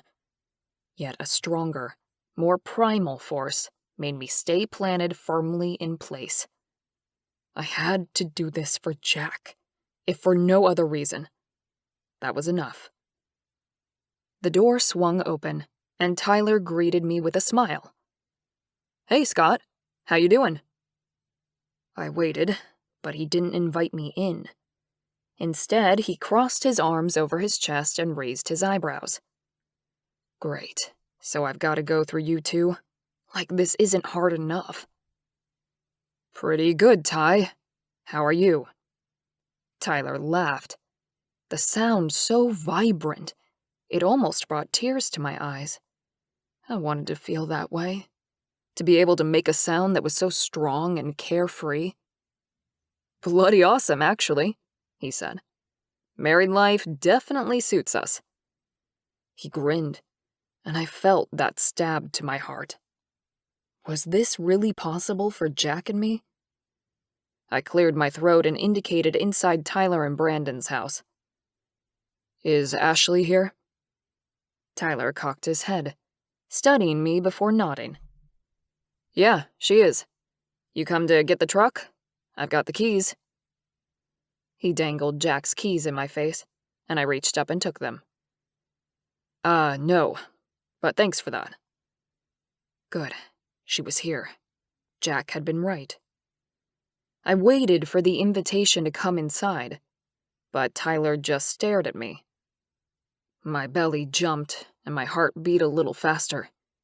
It'd been so long since I fought for something, anything that actually mattered.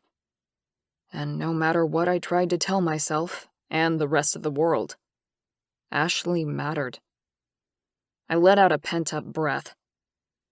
I need to see her, Ty. Can I come in? Tyler stepped back and waved toward the kitchen. Of course. Come on in. I stepped over the threshold, giving him a playful shove. What's with the bodyguard treatment? He punched me in the shoulder and chuckled. I'm the easy one. You have to get past my wife next. I stopped and looked into the house with a nervous smile. Are you serious? Tyler pushed at me. Yep, and you think we're the lions? Ha! You haven't seen a mate protecting her family yet. Oh, shit. My heart fell as I trudged along the hallway. My mother had always been pretty fierce when it came to her husband and children. Would Laura be the same? The answer to that was in the slightly evil-sounding chuckle behind me. I stepped into the kitchen. Ash sat with Laura, drinking from a mug. My spine straightened as I stared at her. A wave of something quite primitive, similar to possession, passed over me. Would Ash be like Laura and my mother? Would she attack to protect those she loved, like a true woman and alpha female should? That would mean she was the complete opposite of my ex-wife, who chose to tear me down any time she was able. Both women turned toward me, and I froze, pinned by the pain in the depths of Ash's blue eyes. "Hi," I said. A smile trembled on her lips. "Hey there, Mr. I turn into a lion." My mouth turned up into a grin at the teasing tone behind her words. Whatever I'd prepared myself for, this wasn't it. "I came over to check on you and explain," I said.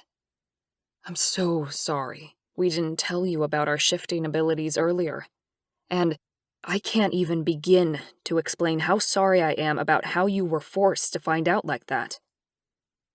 Her face fell, and she glared at me. That strength and fire I loved about her returning. "You mean when your nasty little daughter came in ranting and raving and got so mad she made all three of you shift?" My cheeks heated, and I clenched my teeth in the struggle not to jump on Ash for calling my daughter a bitch. She deserved it for how she'd behaved. Megan was a manipulative miniature version of her mother, but it still cut me deep to have someone insult my daughter. I exhaled sharply. "Ah, yes. We should have explained it before any of that." Laura stood up and glared at me. "You both handled the whole thing badly, Scott. I expected better from you and Jack." I raised my eyebrows. She barely knew us. Who was she to judge me? I ignored her comment and continued to address Ashleigh. "And I'm very sorry about Megan.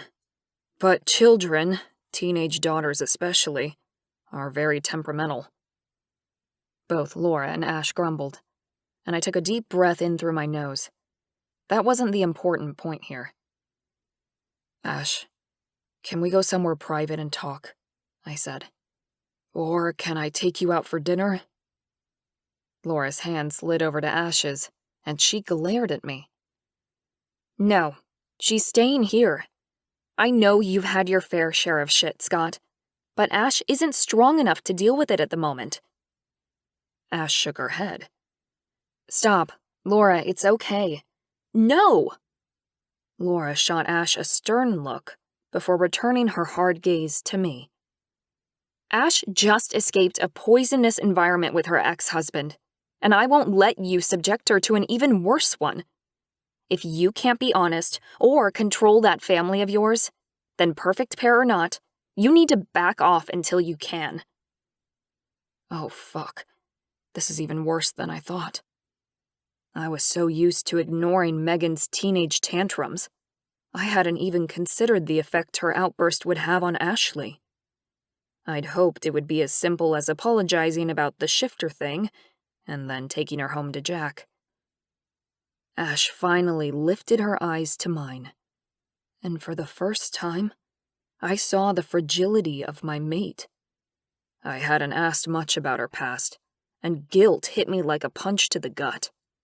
I'd been so focused on my own scars, I hadn't even considered that she'd have some of her own. "I'm ready to be completely honest with you, Ash. Please, give me a chance to explain everything." I held out my hand and waited, my arm trembling as adrenaline pumped through my system. Ash stood and moved over to me. Relief flowed over me like a warm shower. "Ashleigh, you know you don't have to talk to him alone," Laura said. "You can take Brandon if you want. He's in the garage." Brandon? Seriously? I was insulted. He was an even bigger meathead than Jack. As if Ash needed his protection. I wasn't going to hurt my mate. I growled a little at Laura, and Ash squeezed my hand. "It's all cool, Laura. You told me they wouldn't hurt me even in lion form, yeah?" Laura nodded with a begrudging look. "Well, you can use the backyard if you want. There's a table and chairs out there." I inhaled through my nose and nodded sharply. I wasn't sure I should speak at the moment. My tone would give away my feelings toward Laura a little too obviously. "Come on, Scott." Ash tugged my hand outside, into the warm air. I took a deep breath and let my shoulders slump. I can't believe she was going to send Brandon out to chaperone us, for fuck's sake. Ash chuckled and dropped into one of the padded outdoor chairs. "What's wrong? Couldn't take him in a fight?" I growled, my lion ready for anything. At the moment, I think I could. She laughed and patted the seat next to her. "But he's the brawn of his pair and you're the brains of yours. I'd expect you to work out a way to get out of it without using your fists." I bent over and grabbed her face, kissing her hard and fast. "We have lots of similarities, too," I said with a grin, standing upright. I fell into the chair next to her, my hormones raging, my breathing fast and erratic. One moment, I'd convinced myself I was getting Ash back for Jack, and then the next, I couldn't help grabbing her and acting possessive and needy. "You okay?"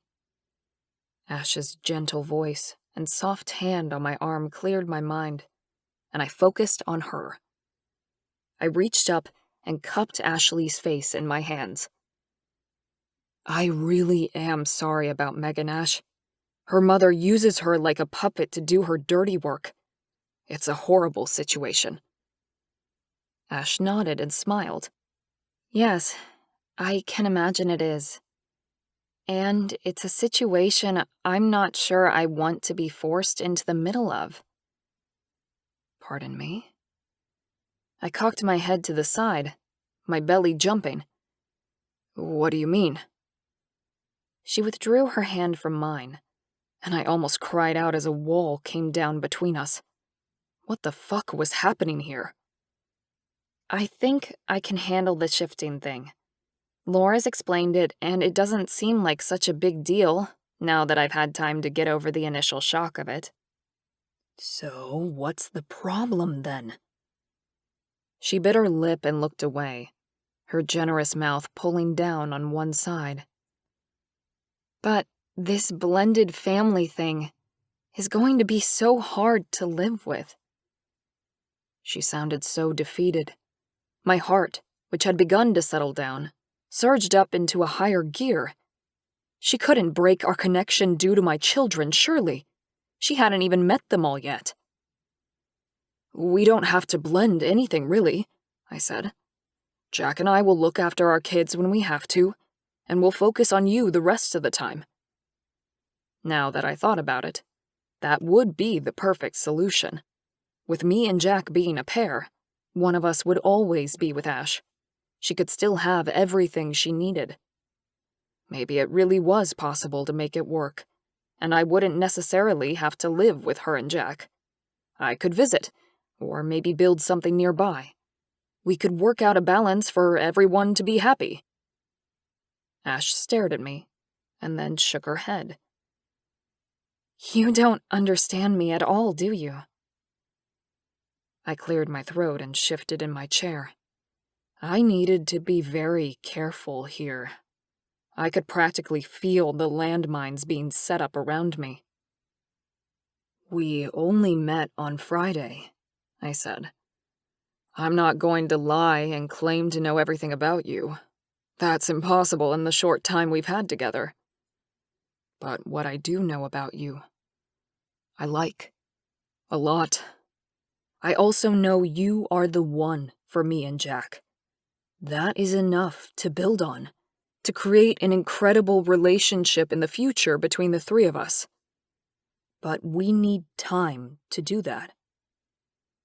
Wow. I blinked. When had I decided she was the one for me? The first time you touched her, you idiot. I grimaced and focused back on my woman. It was true. I had a long way to go to understand her, but the fact that she was designed for us was obvious. "I know that, but you don't understand," she said. "I want to love you. all of you with all my heart. That means being a part of your lives. All of it. I don't want to ignore the fact that you have 3 children. I want to be part of their lives too. And with an ex-wife like yours, how the hell are we going to make it work? I laughed. I didn't mean to, but it just burst out of me. She glared and crossed her arms over. Come here. I grabbed her elbow and pulled hard, arranging her so she was across my lap, all stiff and indignant. Don't make fun of me, Ash groaned. I wrapped my arms around her wriggling body and chuckled. My gorgeous woman, I adore you. Please stop, I'm only laughing because you have more heart than any woman I've ever met. She slapped my shoulder before settling to glare at me. What the hell are you talking about now? I moved my hands up to her face and cupped her cheeks, loving the feel of her warm skin. You want to love me that much? Bloody hell, woman. Where have you been all my life? The soppy words kept spilling out, and I knew I should feel like a fool. But I was too happy. She really was the intelligent, loving, sensual woman I'd always hoped for. She was our mate, our perfect woman. Now I had to win back her trust. She slipped her hands around my neck and cocked her head. Aren't you the least bit concerned about how we're going to get this to work? I pressed my lips to hers and moaned as she responded with a sweet little groan of her own. I pulled back and stared at her. No, I'm not. Jack and I tried to make our own lives separately and failed miserably. And I finally know why. She grinned at me, a playful light entering her sparkling blue eyes. And why is that? I growled, letting my lion come out to strut a little. Because we were both meant to love you. She giggled and wrapped herself tighter around me, kissing me until we were both panting. Shall we go home? I asked her, rubbing my nose against hers and hoping to hell I'd done enough to convince her to give us another chance. She slid off my lap and stood up on wobbly legs. Yes, but don't think you're totally off the hook yet. I want to see you guys in lion form, and you have to prove that I'm safe around them. From what Laura had said earlier, it also sounded like I had a lot to learn about her past. But we'd get there. I took her hand and proceeded to lead her inside to get her things. It will be our pleasure, sweetheart. If she wanted us to shift for her, then done. She wanted us to beg her forgiveness, then done. The only thing we wouldn't do was let her go. Chapter 12. Jack. I paced up and down Scott's kitchen, sweat on my brow and adrenaline pumping through my bloodstream. I'd gone to the gym, but it hadn't helped to quell the building panic. I was slowly losing control, and my bloody brother was nowhere to be found. My phone rang, and seeing it was Scott, I picked it up within the first vibration. Where are you? Scott's chuckle made its way down the phone, and I slid onto one of the kitchen stools as a wave of relief passed over me. Something good had happened. I'm in my car, on my way home, he said. Where are you, brother? I cleared my throat. I hadn't heard a happy tone in Scott's voice for a long time. I'm at your place. I let myself in.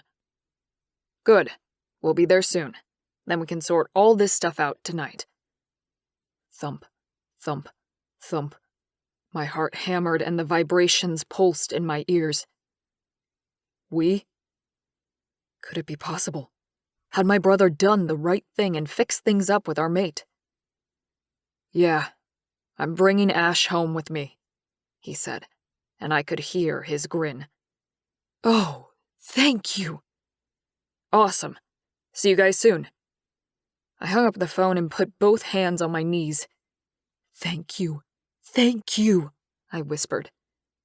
I wiped away the moisture and laughed at myself. It was finally time to start living our lives, assuming Scott hadn't done anything to fuck this up for us. Ash. Scott opened the car door for me, took my hand in his, and led me up the path to his house. I was still trembling and wasn't sure I wanted to stop the feeling. It made me feel alive and reminded me that I really was awake. I'd spent hours thinking about my return to my old life, my house, my business, my friends. Now that I was back in Scott's arms, my morning plans were ridiculous. Talk about an overreaction. As if I could just walk away from everything I'd ever wanted, plus more. 2 men who would love me for who I was, and someone who made me feel loved. Now, thanks to this impromptu wedding trip, I was closer than I'd ever been before to that dream.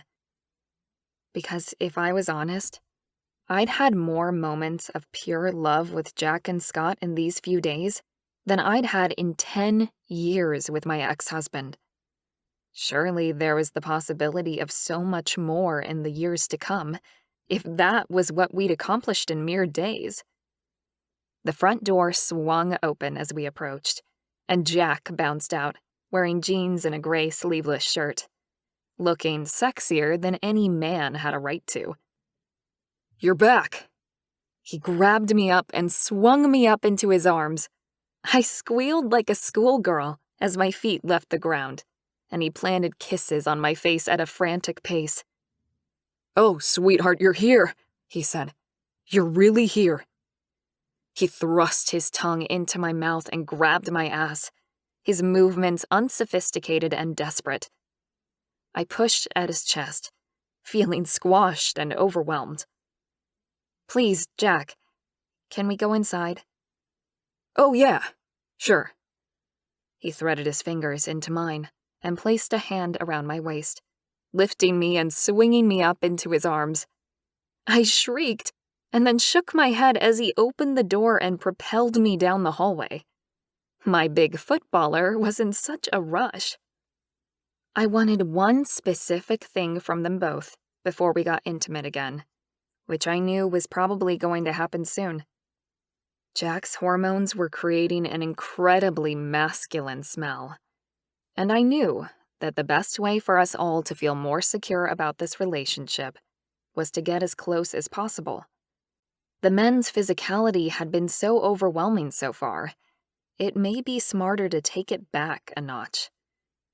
Once Jack put me down, I moved into the modern lounge room and put some distance between us, dislodging his hands from my waist and walking across the room. Jack walked forwards, his hands outstretched, palm up. "What's wrong? I don't know what Scott told you, so I'm not sure what you need." My poor sweetheart sounded pained, and he probably was. He'd done nothing to hurt me, except omit to tell me about their shifting ability, which I kind of understood, considering the shock value of it.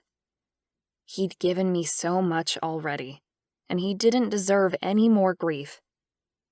"It's all good, Jack. Scott explained everything." I made a mental note to ask Jack about his kids and ex-wife at a later date. His initial explanation seemed to indicate that they wouldn't be a problem, but I really should check that out. "Well, why'd you pull away then?" His shoulder and arm muscles flexed and bulged as he shifted from foot to foot. He looked as uncomfortable as a cat on a hot tin roof. I burst into a round of giggles at the thought.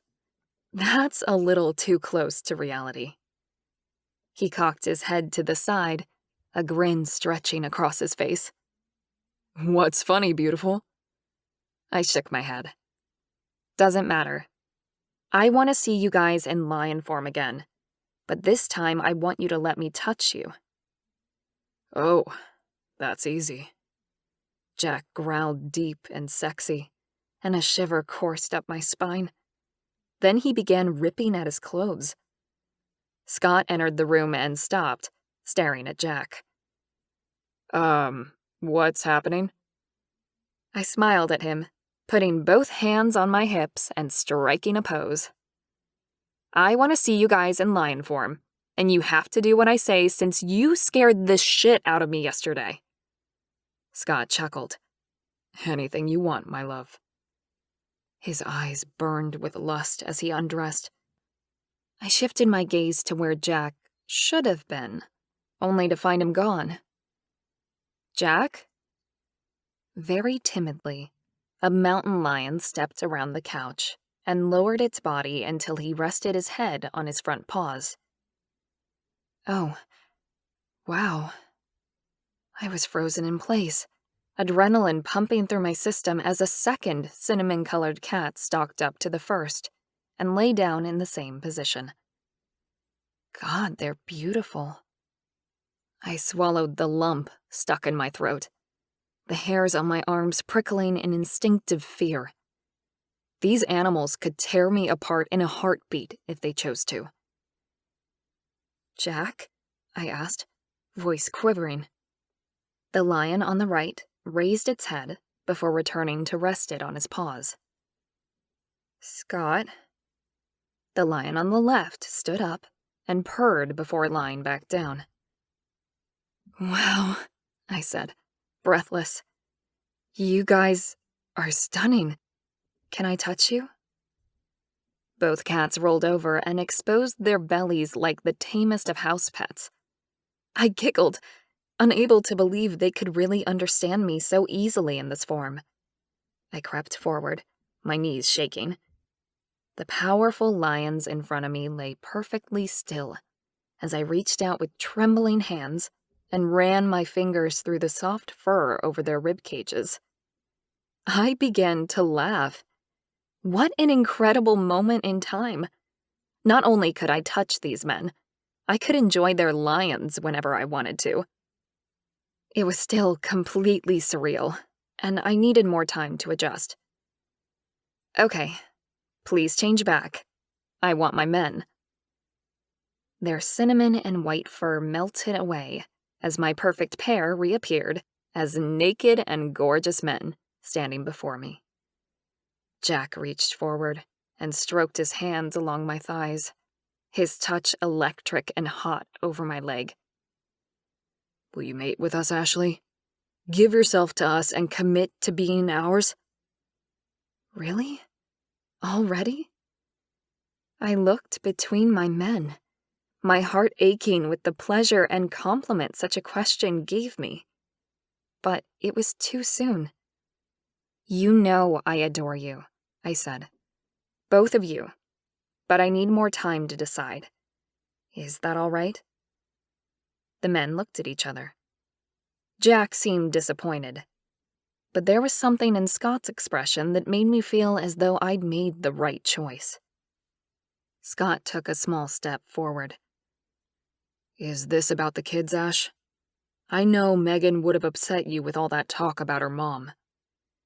I glanced away, not really wanting to open that wound at the moment. I know how teenagers can be, and I know she would have a warped view of how your marriage was. Scott nodded. She does. My marriage was torture. I only stayed as long as I did for my kids. I swallowed hard and glanced at Jack. Jack laughed and put his hands up. Don't look at me. I got out ASAP, and my ex and I are pretty amicable. I'll talk to my sons before they come anywhere near you, but they're pretty chilled out boys. I smiled at my hunky man, imagining how beautiful his sons would be. He took a step forward. So, does that sort everything out? I blinked at him. No, not really. Jack opened his mouth, but Scott beat him to the punch. Take your time. We'll wait as long as you need us to. Jack nodded and huffed a little. My poor, impatient lion. Bed? Jack reached for me with his powerful and talented hands. I nodded slowly, my heart soaring with love for these men. Yes, But tonight. What? He jerked back. Scott grabbed my hand. Did we do something wrong? I shook my head. No, not at all. But I've had a huge couple of days, and I need to just be held and feel close to you both. Can we do that? It was still light out, but my men took me to bed and they allowed me full access to touch and feel them as I desired. I spoke softly to them as I enjoyed their powerful muscles and soft skin. But never once did I feel pressured or inadequate. They returned all of my love, giving me the intimacy and reassurance I needed. Every cell in my body was buzzing with happiness and light. They massaged me and touched me for hours until I fell into a deep, restful sleep. My dreams of what life could become were slowly coming true. Scott. The heat of my morning coffee seeped through the ceramic mug and warmed my hands. A sigh escaped my lips, and a lightness of heart I hadn't felt in over 20 years invaded my chest. Ash had changed everything. Only a week ago, every morning I had to pull myself painfully out of bed, dreading the day to come. My work was great, my home was clean, and I had the freedom to do whatever I wanted every day. But a terrible feeling of emptiness had occupied my body every second of every day. This morning, it was gone. I inhaled through my nose and breathed out through my mouth. My usually busy brain was completely at peace. A full night of affection, kisses, and loving words had been enough to convince me that Ashleigh really was our intended mate. The woman had been custom-made for us. We'd never been this happy. And the best part was that it was only the beginning. We had our whole life ahead of us, and I could honestly say that my woman was the most incredible female I'd ever met in my life. Fate, it seemed, had been kind to us after all.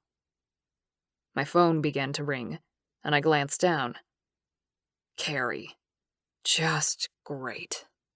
Negative thoughts poured into my mind, and my belly clenched. What did she want now? Should I even answer? It was 7 o'clock in the morning. Maybe something was wrong with the kids? Damn it, I had to pick up. With a grimace, I pressed the green button, sluggishly pulling up the mental barriers I always needed when talking with my ex-wife. Hello?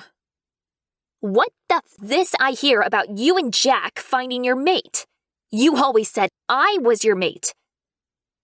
My skull squeezed around my brain, and my eyes ached. I had said that, to try and reassure her that she didn't need to be so insecure all the time. It hadn't worked. Her jealousy and pettiness had ripped us apart, destroying our relationship from the inside. We didn't work out for more than one reason, Carrie. And the main one is probably because Jack and I are a perfect pair, I said, voice even. The legends always said we'd find one woman that suited us both. What a load of shit! You never believed in those fairy tales before. I took a deep breath and let it out slowly. My blood pressure was rising just listening to that high-pitched voice of hers. That's true, I didn't. But I've been proven wrong. You? She scoffed loudly. The perfect, intelligent, oh so talented Scott Tanner. You're never wrong, remember? I clenched my hand into a fist.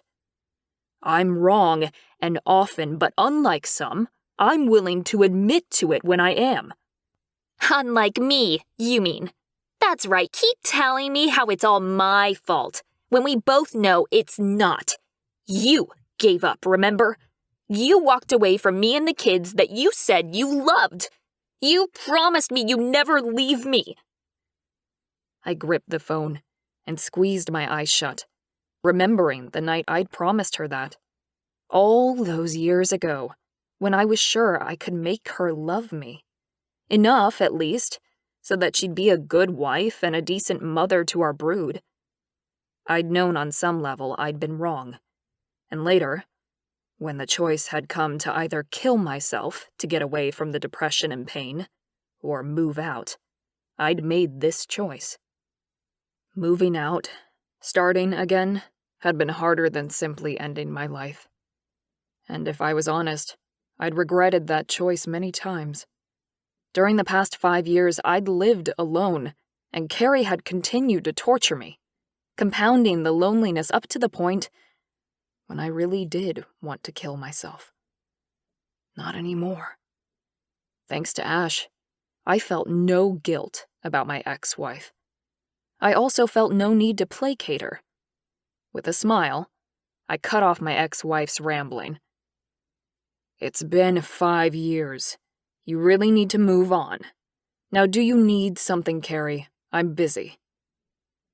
She growled through the phone, and my lion rose inside me. God, how we'd fought in the past. Always words. But there'd been nights when my lion had risen and roared through me, demanding I rip her limb from limb. It had been mostly willpower and some luck that I'd never given in to the urge. How dare you threaten our daughter? She continued. And over that fat, you know that's sick, right? You are totally perverted.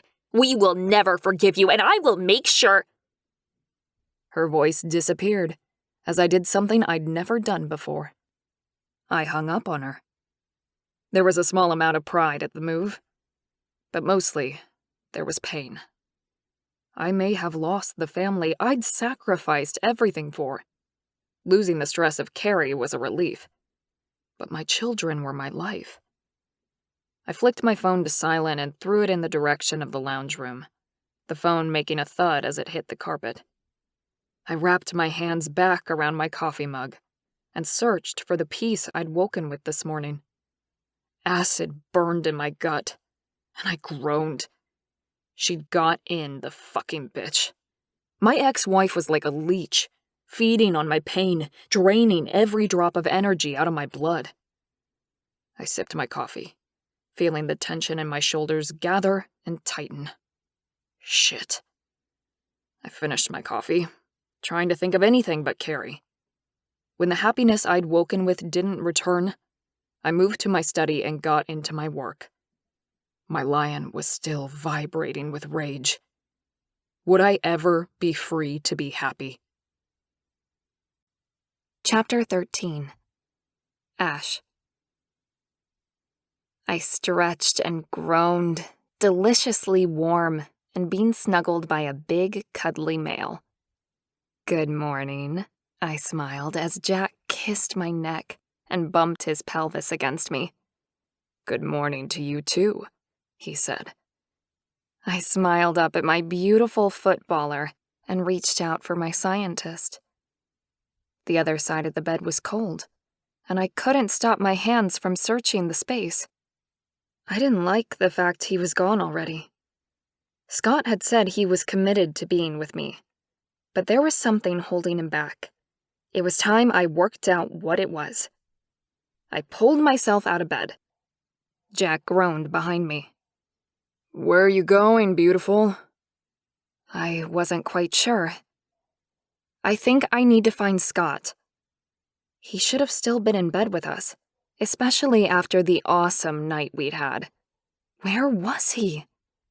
Jack collapsed back on our bed. I pulled on the gray singlet Jack had left on the floor, the cotton floating down over my body and covering me to mid-thigh. I blew him a kiss as I headed out the bedroom door. Well, get back here ASAP, he called out after me. I giggled as I moved through the house, looking for my tortured hero. Last night had been amazing, intimate and beautiful. But there were still things I needed to learn about Scott. He wasn't as simple as Jack. With my big footballer, most of his scars were on the surface, and he was honest and comfortable with them. I knew what I was getting with him. Scott was different. I turned the corner into Scott's beautiful lounge room and found him in front of a computer screen. "Here you are, my lovely one." The words flowed from my mouth without conscious direction. He whirled around, his face pale. I needed to bridge the gap, and quickly. "Good morning." I gave him my brightest smile and cupped his cheeks, kissing him with all the love in my heart. He moaned and kissed me back, reveling in his sweet flavor and the way he shivered beneath my hands. I loved how he did that.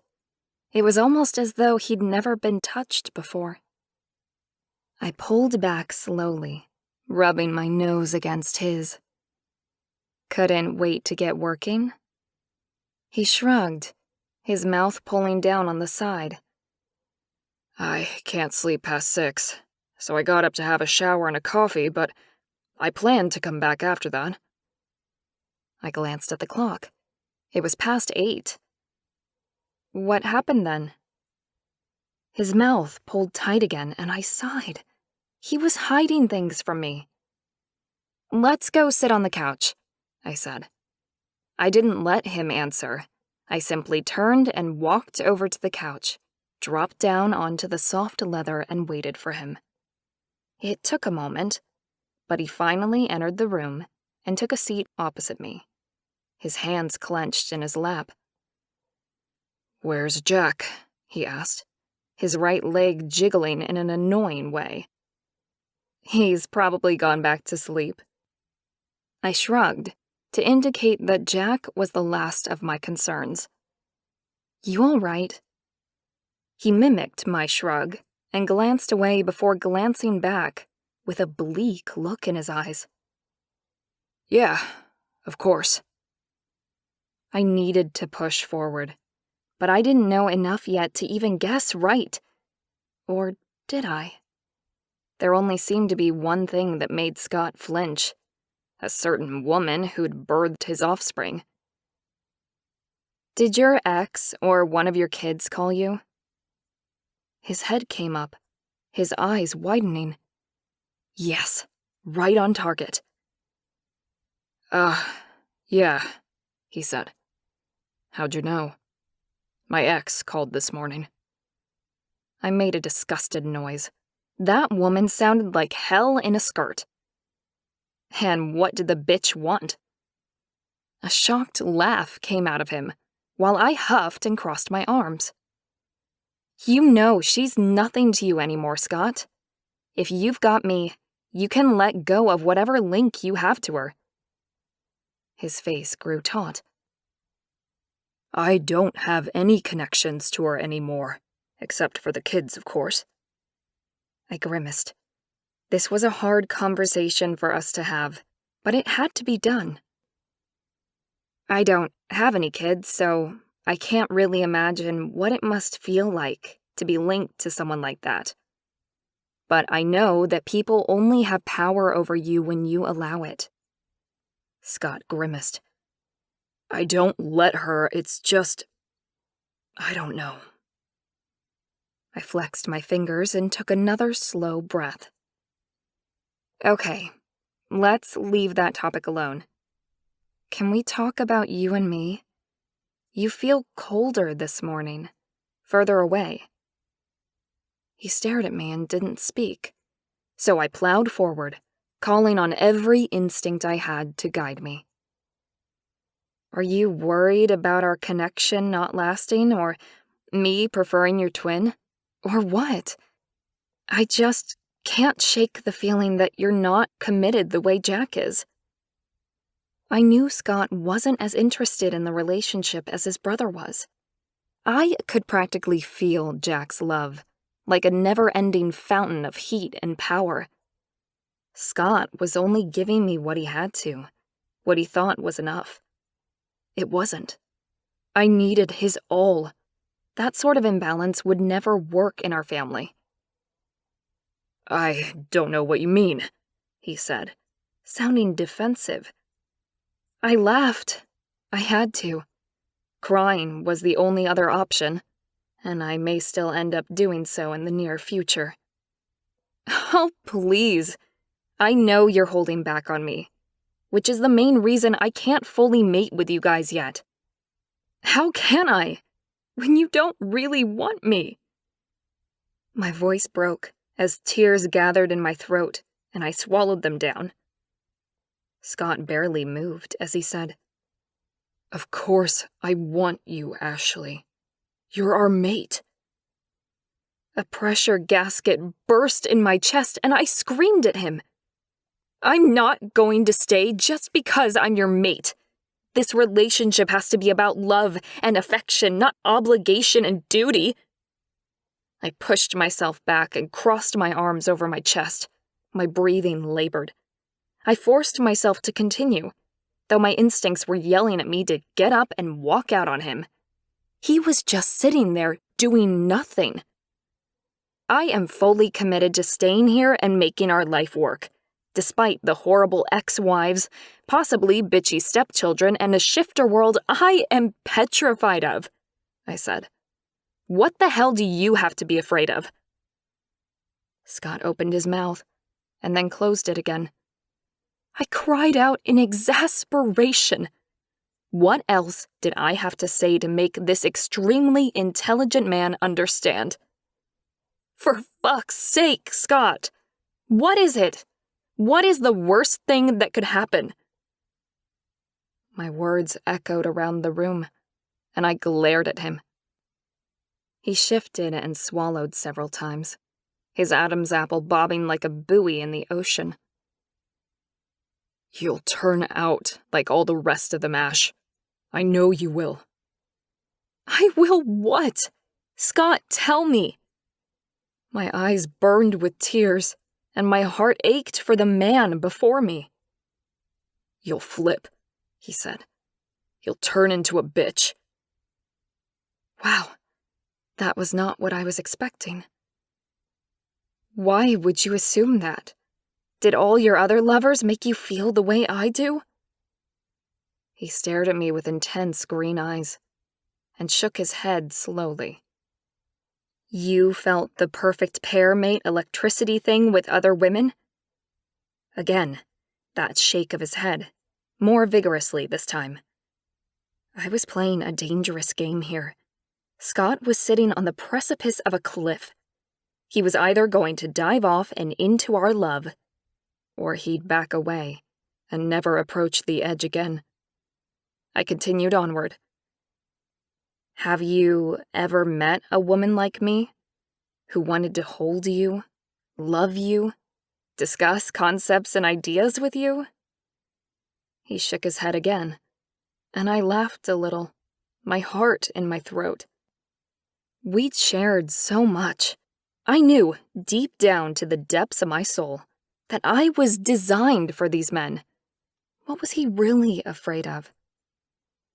Scott, you are the most logical man I've ever met. You're gorgeous and intelligent, and I know your heart is capable of loving me with everything you have. He nodded, and then looked away when his eyes began shimmering with tears. Was that the way through to him? To tell him how happy I was? Scott, I am so happy, and it is all because of you and Jack. He grimaced, and I knew I'd hit another scar. I moved around the coffee table and sat closer to him. I slid my hand into his, the glow of our connection warming my skin. Scott, I can't say I love you more than your twin. We're not designed that way. But I love you just as much. You're perfect complements, and between you both, you meet every one of my needs. When I have a problem with my business, I know I can turn to you. Jack can joke me out of any bad mood, and you can touch me until I cry at the sheer joy of it. Why would I ever jeopardize any of that by being a bitch? He let out a laugh that was almost cruel. Because degrading me is the best way to control me? Tears welled and slid down my cheeks. What sort of life had this man led?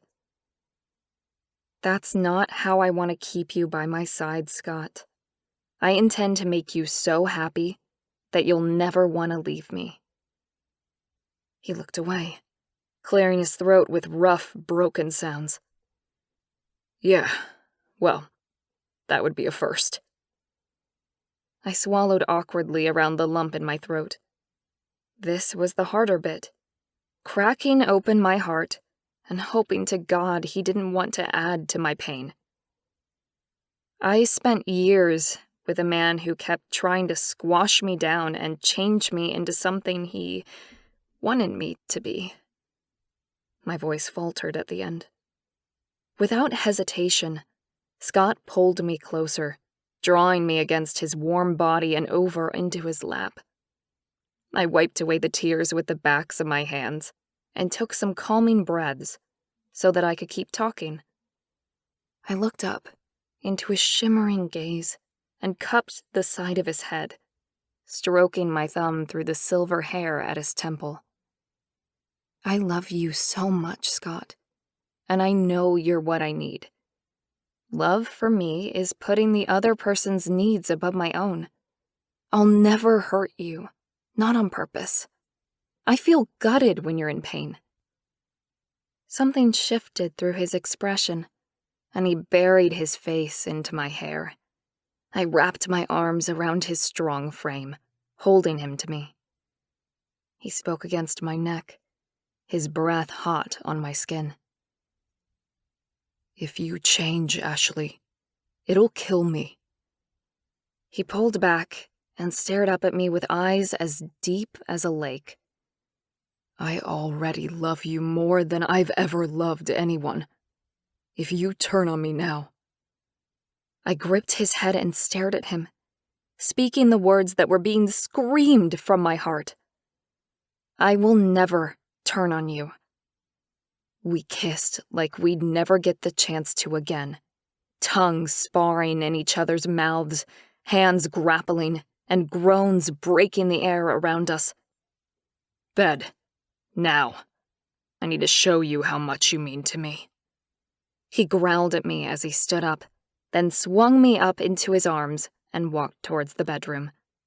My heart was swimming in happiness and light, begging with me to end this separation and fully commit to my new family.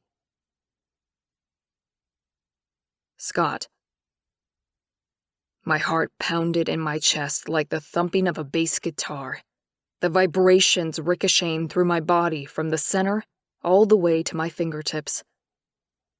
You really want me, sweetheart? All of me? The words rolled out of me without restraint, and I kissed her possessively, tasting her distinctive sweetness as I strode down the hallway. She nodded and gripped my neck tight, panting and flushed in my arms. Yes, please, Scott. Fuck, she was beautiful. I kneed open the door, and Jack sat bolt upright in bed. Is she okay? He asked. What happened? I chuckled, the feeling strange in my belly.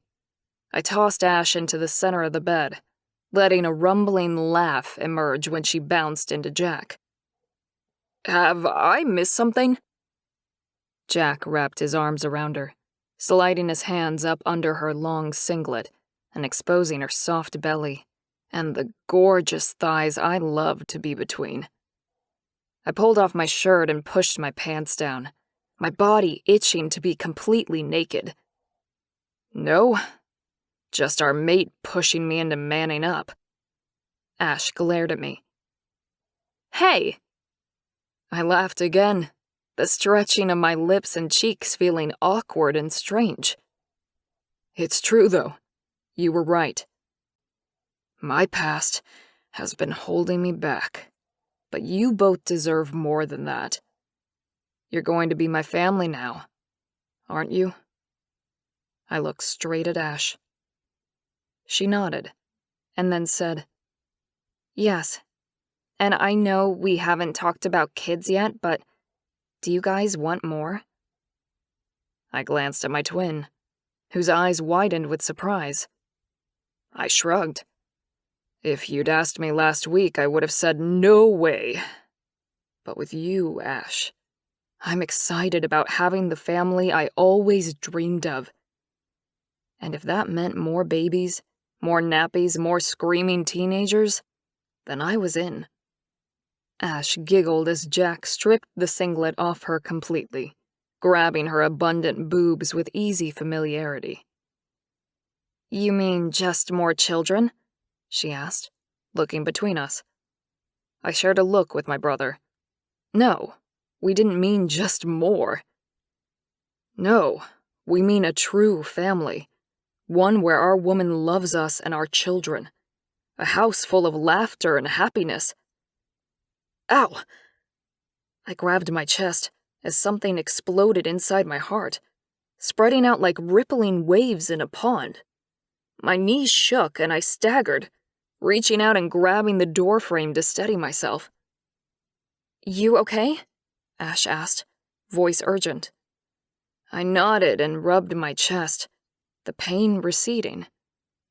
In its place was the lightness I'd felt this morning, filling me up until I was completely encompassed with the feeling, my head now clear of all negativity. Wow.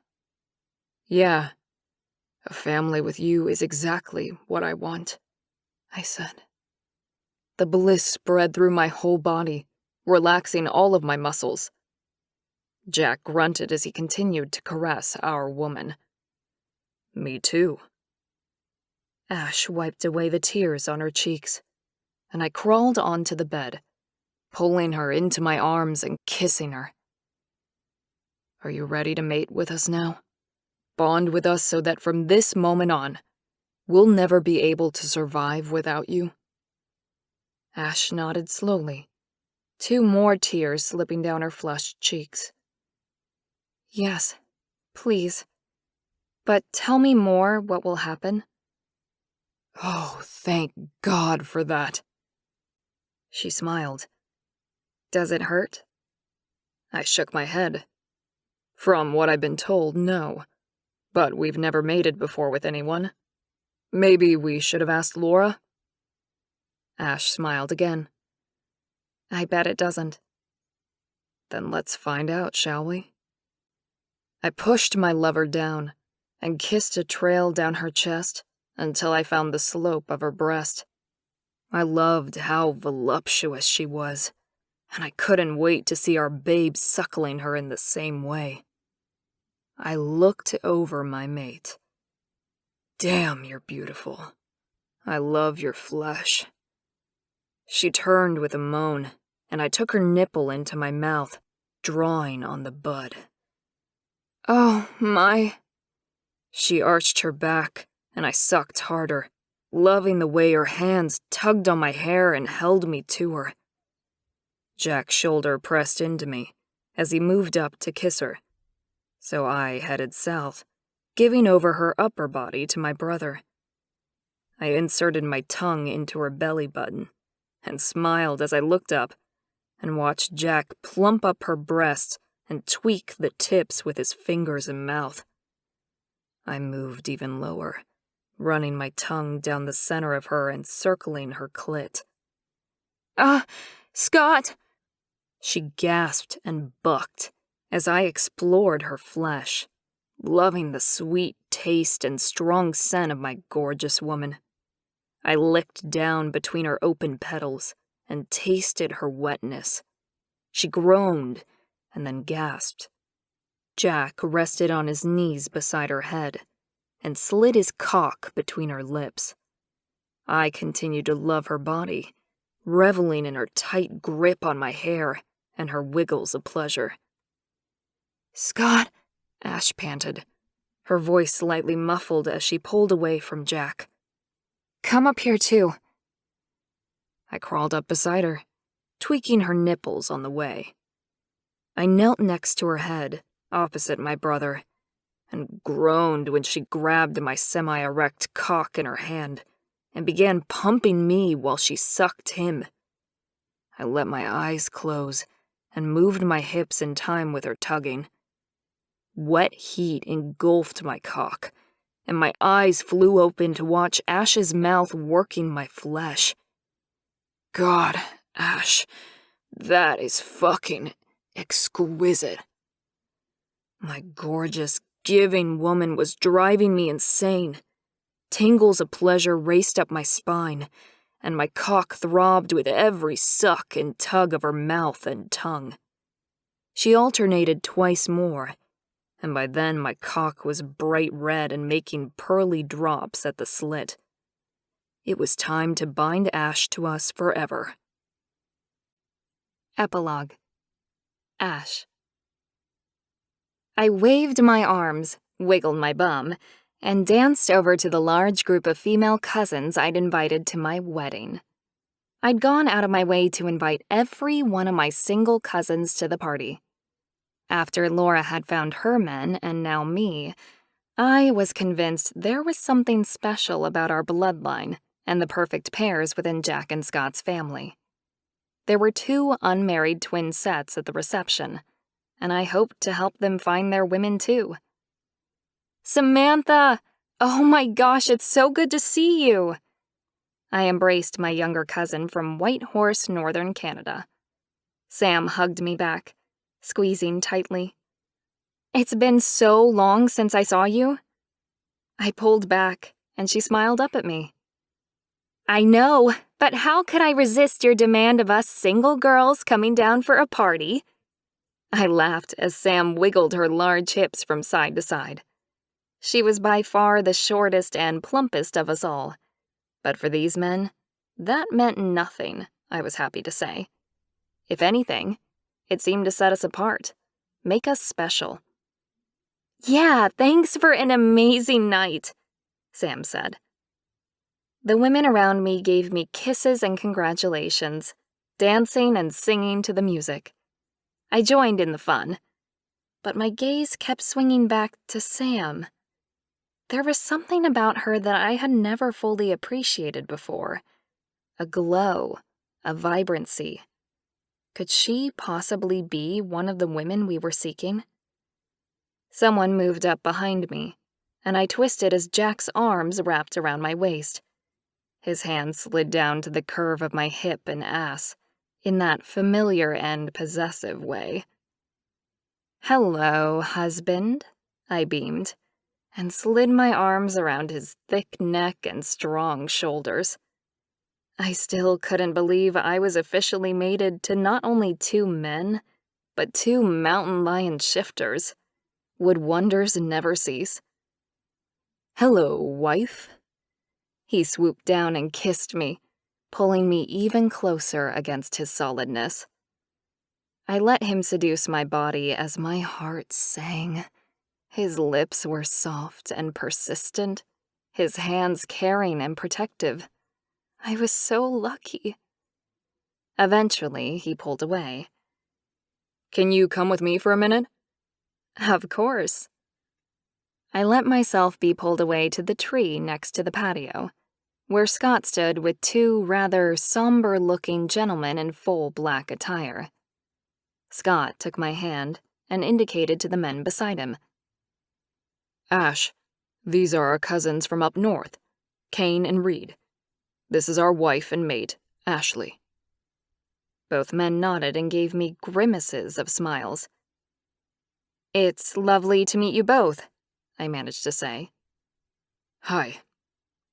I stepped a little closer to Jack, and Scott moved to my other side, kissing my bare shoulder in a soothing gesture. There was something slightly unsettling about this pair of brothers, and I wasn't sure what it was. Scott rubbed his hand up and down my arm. Sweetheart, can you tell us about the little brunette you were talking to? I stared at Scott, and then looked at the men across from me. There was only one reason Scott would ask me this question. They were another perfect pair. They looked very similar to my husband's in a way. One light, one dark. One was shorter and thinner, the other one taller and built like a tree trunk. You mean Samantha? I turned my head and watched my cousin shimmy away on the dance floor. Yeah, the shorter, curvy one. Jack smiled at me, his gaze alight as he squeezed my bum through my dress. I bumped him with my hip and grinned back. I was happy to say that my insecurities had faded into non-existence. My men loved my body, and as they healed my scars, I healed theirs. It was a wonderful, beautiful thing. I focused back on the question. Sam is great. She's 28 or 9, a school teacher. Single, fun, opinionated, and has the biggest heart in the world. Why? I looked at the men before me, their faces pale and generally unhealthy looking. Scott continued, his voice gentle. Kane and Reid feel a connection to her, and we were wondering about her, that's all. One of the men stepped back suddenly, color finally rising in his cheeks. This is ridiculous. Our mate died, Scott. It can't be true. I gasped. Oh no, you poor men. How could fate be so cruel? Scott stepped toward Kane, reaching out for him. But you shouldn't still be alive, Kane. It doesn't make sense. Perhaps you were mistaken before. Reid stepped back too and pulled Kane away from Scott. Impossible. Kelly was perfect for us. Scott lifted his hands in peace. I'm not saying she wasn't. Maybe fate designed you two mates, knowing you'd lose Kelly early? I don't know. But if you're still alive and feeling the connection again, why wouldn't you chase it? Jack and I did, and it was the best decision of our lives. Jack pulled me tighter. I smiled and let the love flow between our connection, warming me and acknowledging the rightness of everything in my life. I hope you never know how this feels, Scott. It's... Kane's voice broke. My heart ached as the two men turned and stumbled away with gentle growls emanating from their broken hearts. Those poor men, I said, shaking my head. What happened to them? They look like a perfect pair. Their mate died? Jack wrapped his big arms around me. Yes, sweetheart. She did. I gripped Jack tightly and reached out for Scott. I couldn't think of anything worse. I don't think I'd survive without you two now, I said. You're my whole world. My men pressed close, their lips in my hair, their hands and arms protecting me and the unborn child that my mate still didn't know about. I smiled at the secret. Jack whispered in my ears. We'll never leave you, sweetheart. And if you left us, we'd soon join you. Pardon me? That better not have been some sort of promise to die without me. You better not mean that, Jack. I pulled back for some much-needed air. Scott cupped my jaw and smiled sweetly. It's not something we can control, gorgeous. When a mate dies, the perfect pair usually die of natural causes within 12 months, which is why I don't believe Kane and Reid lost their true mate. They wouldn't be here if she was. My head spun with too much new information.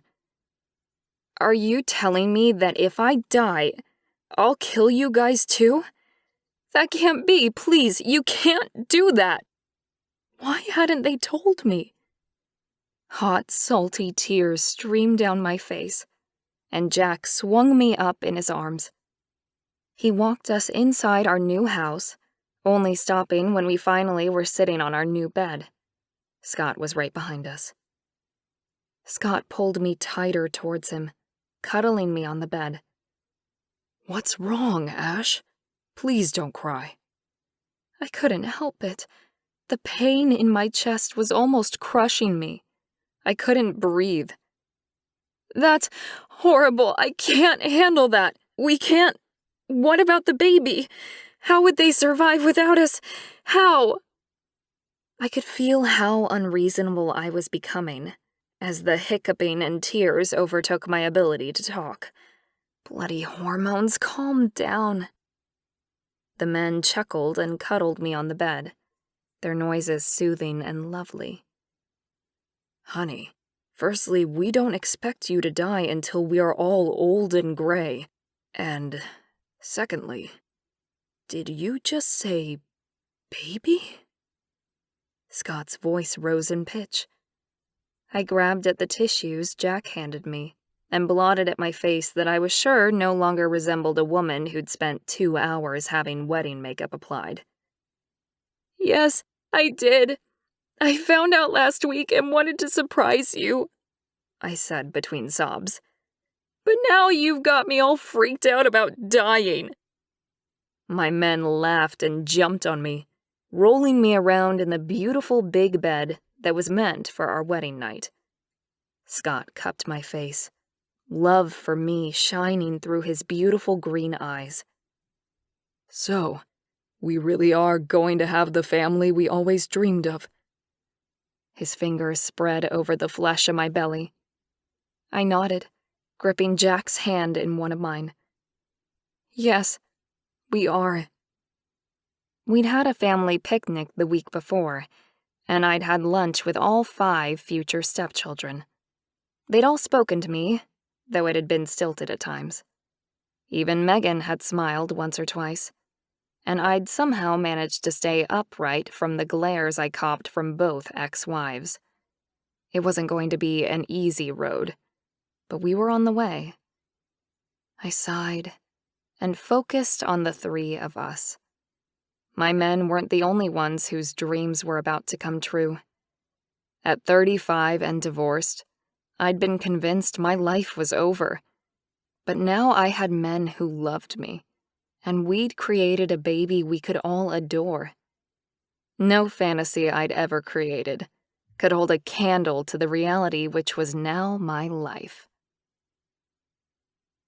The end.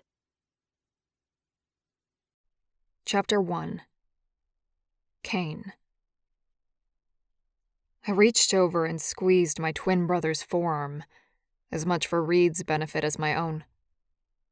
Breathe, Reid. Just breathe. There has to be an explanation for this.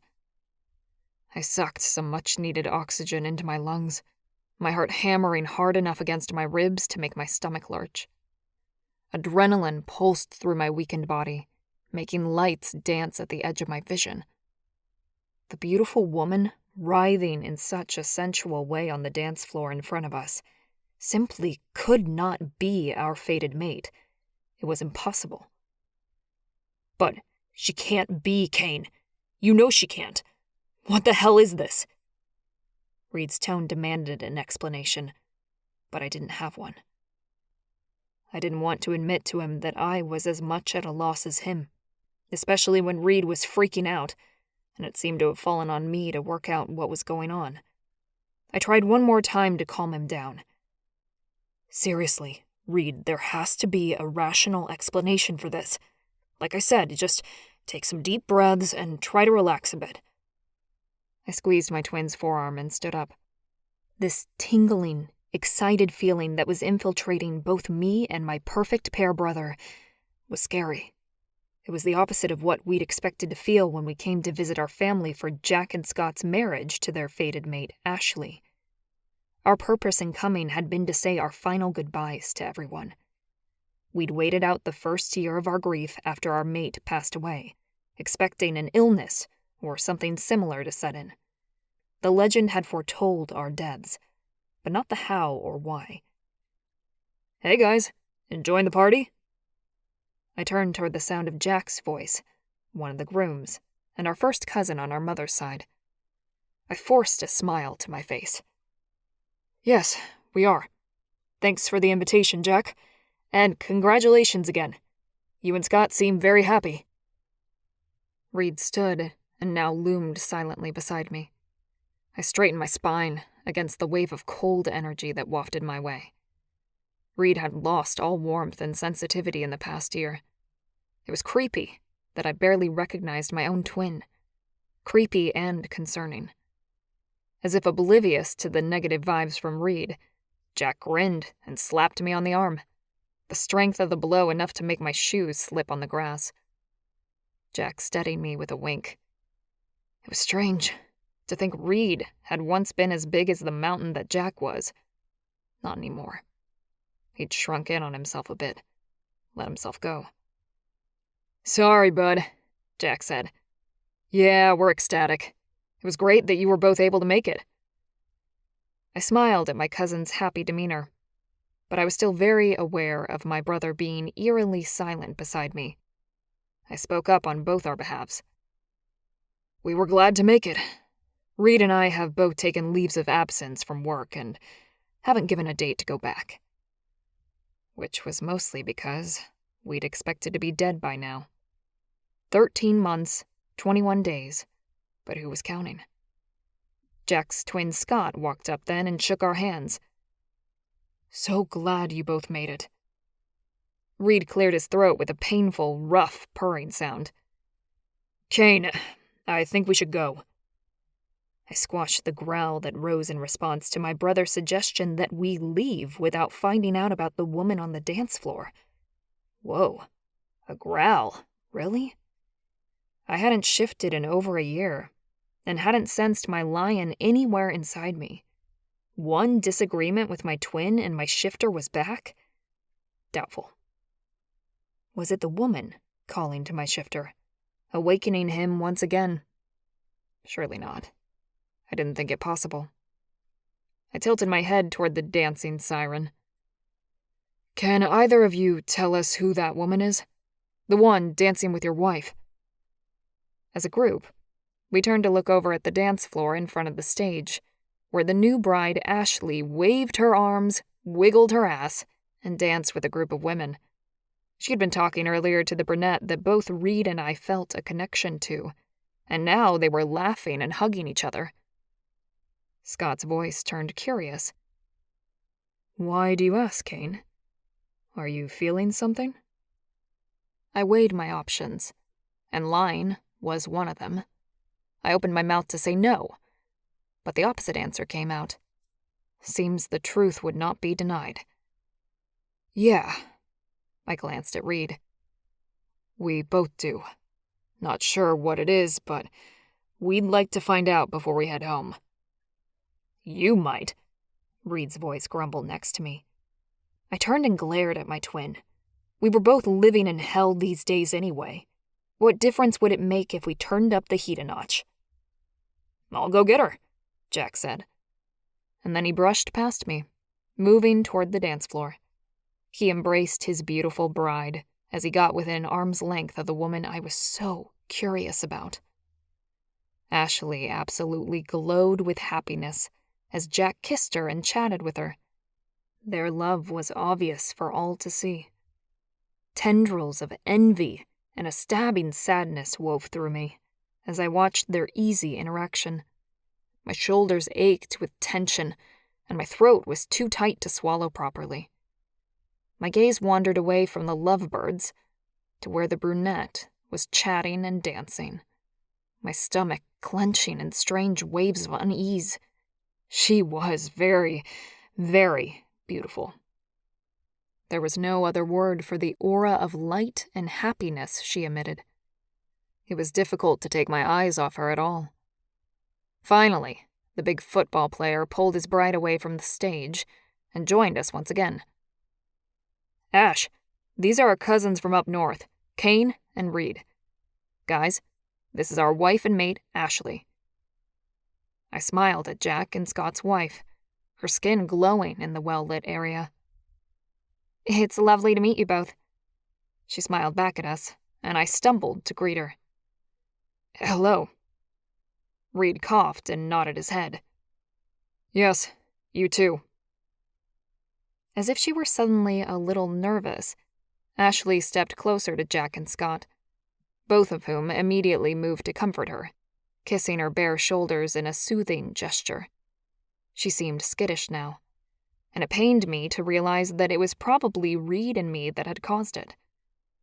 We really must present worse than I thought if this beautiful woman showed signs of discomfort in our presence. But then again, when was the last time I'd looked in a mirror? Maybe I gave out the same cold energy as Reid?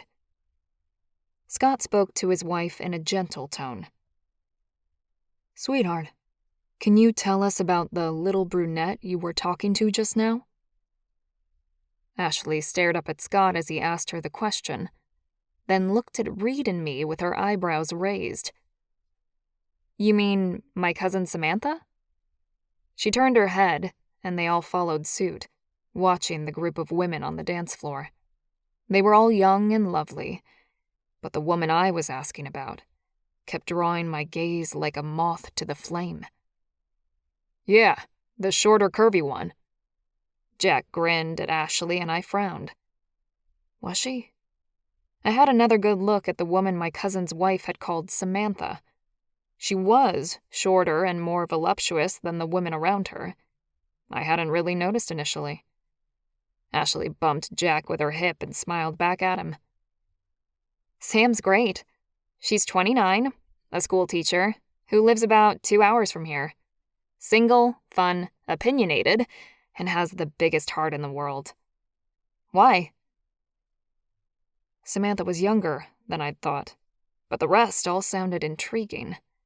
Not that I was interested in anything beyond finding out about the strange feeling my twin and I were experiencing, of course.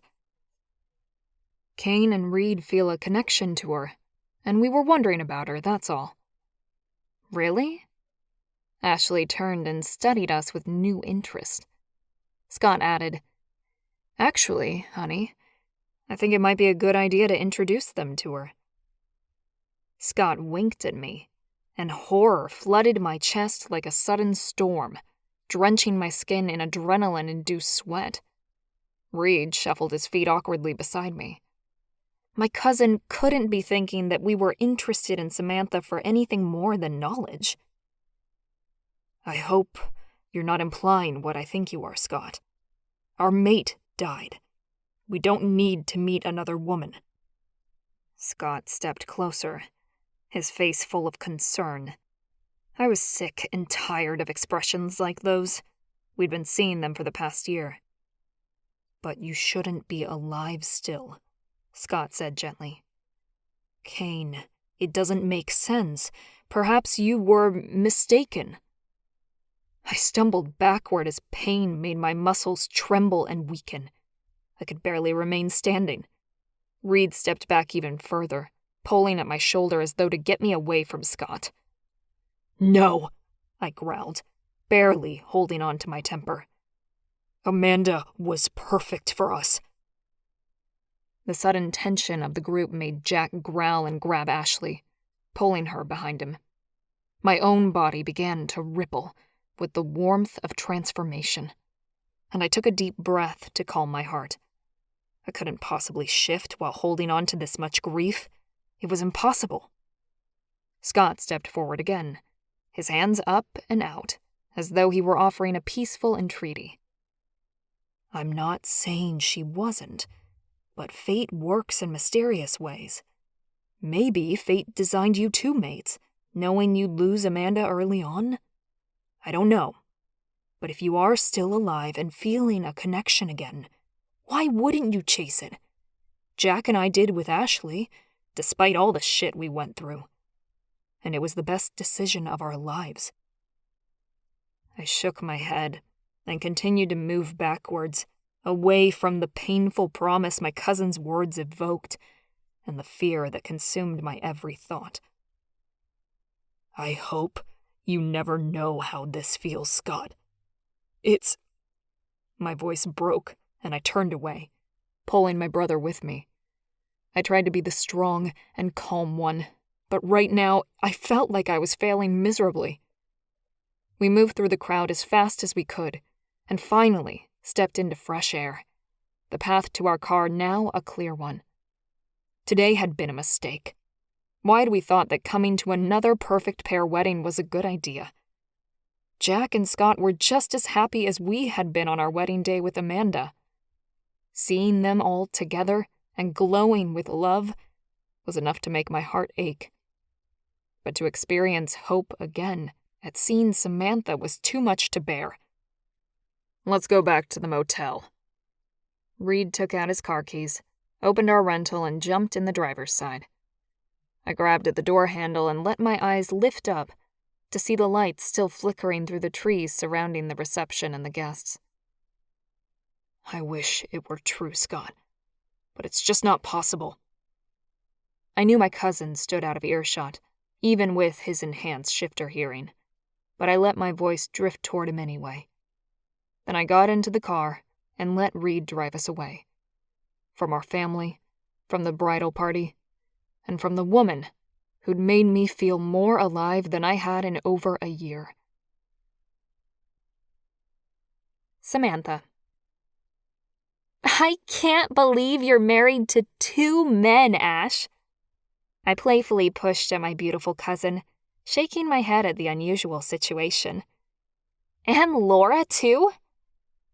There was obviously something strange going on around here, and it looked contagious. Ashleigh laughed and fluttered her eyelashes at me, her sparkling eyes a testament to how happy she was. Well, I can tell you, it works 10 times better than any other relationship I've ever had. I giggled, noting the healthy glow to my cousin's face. I'm sure they keep you very well satisfied. Ashleigh burst out laughing and linked our arms, pulling me so that we could walk away from the group.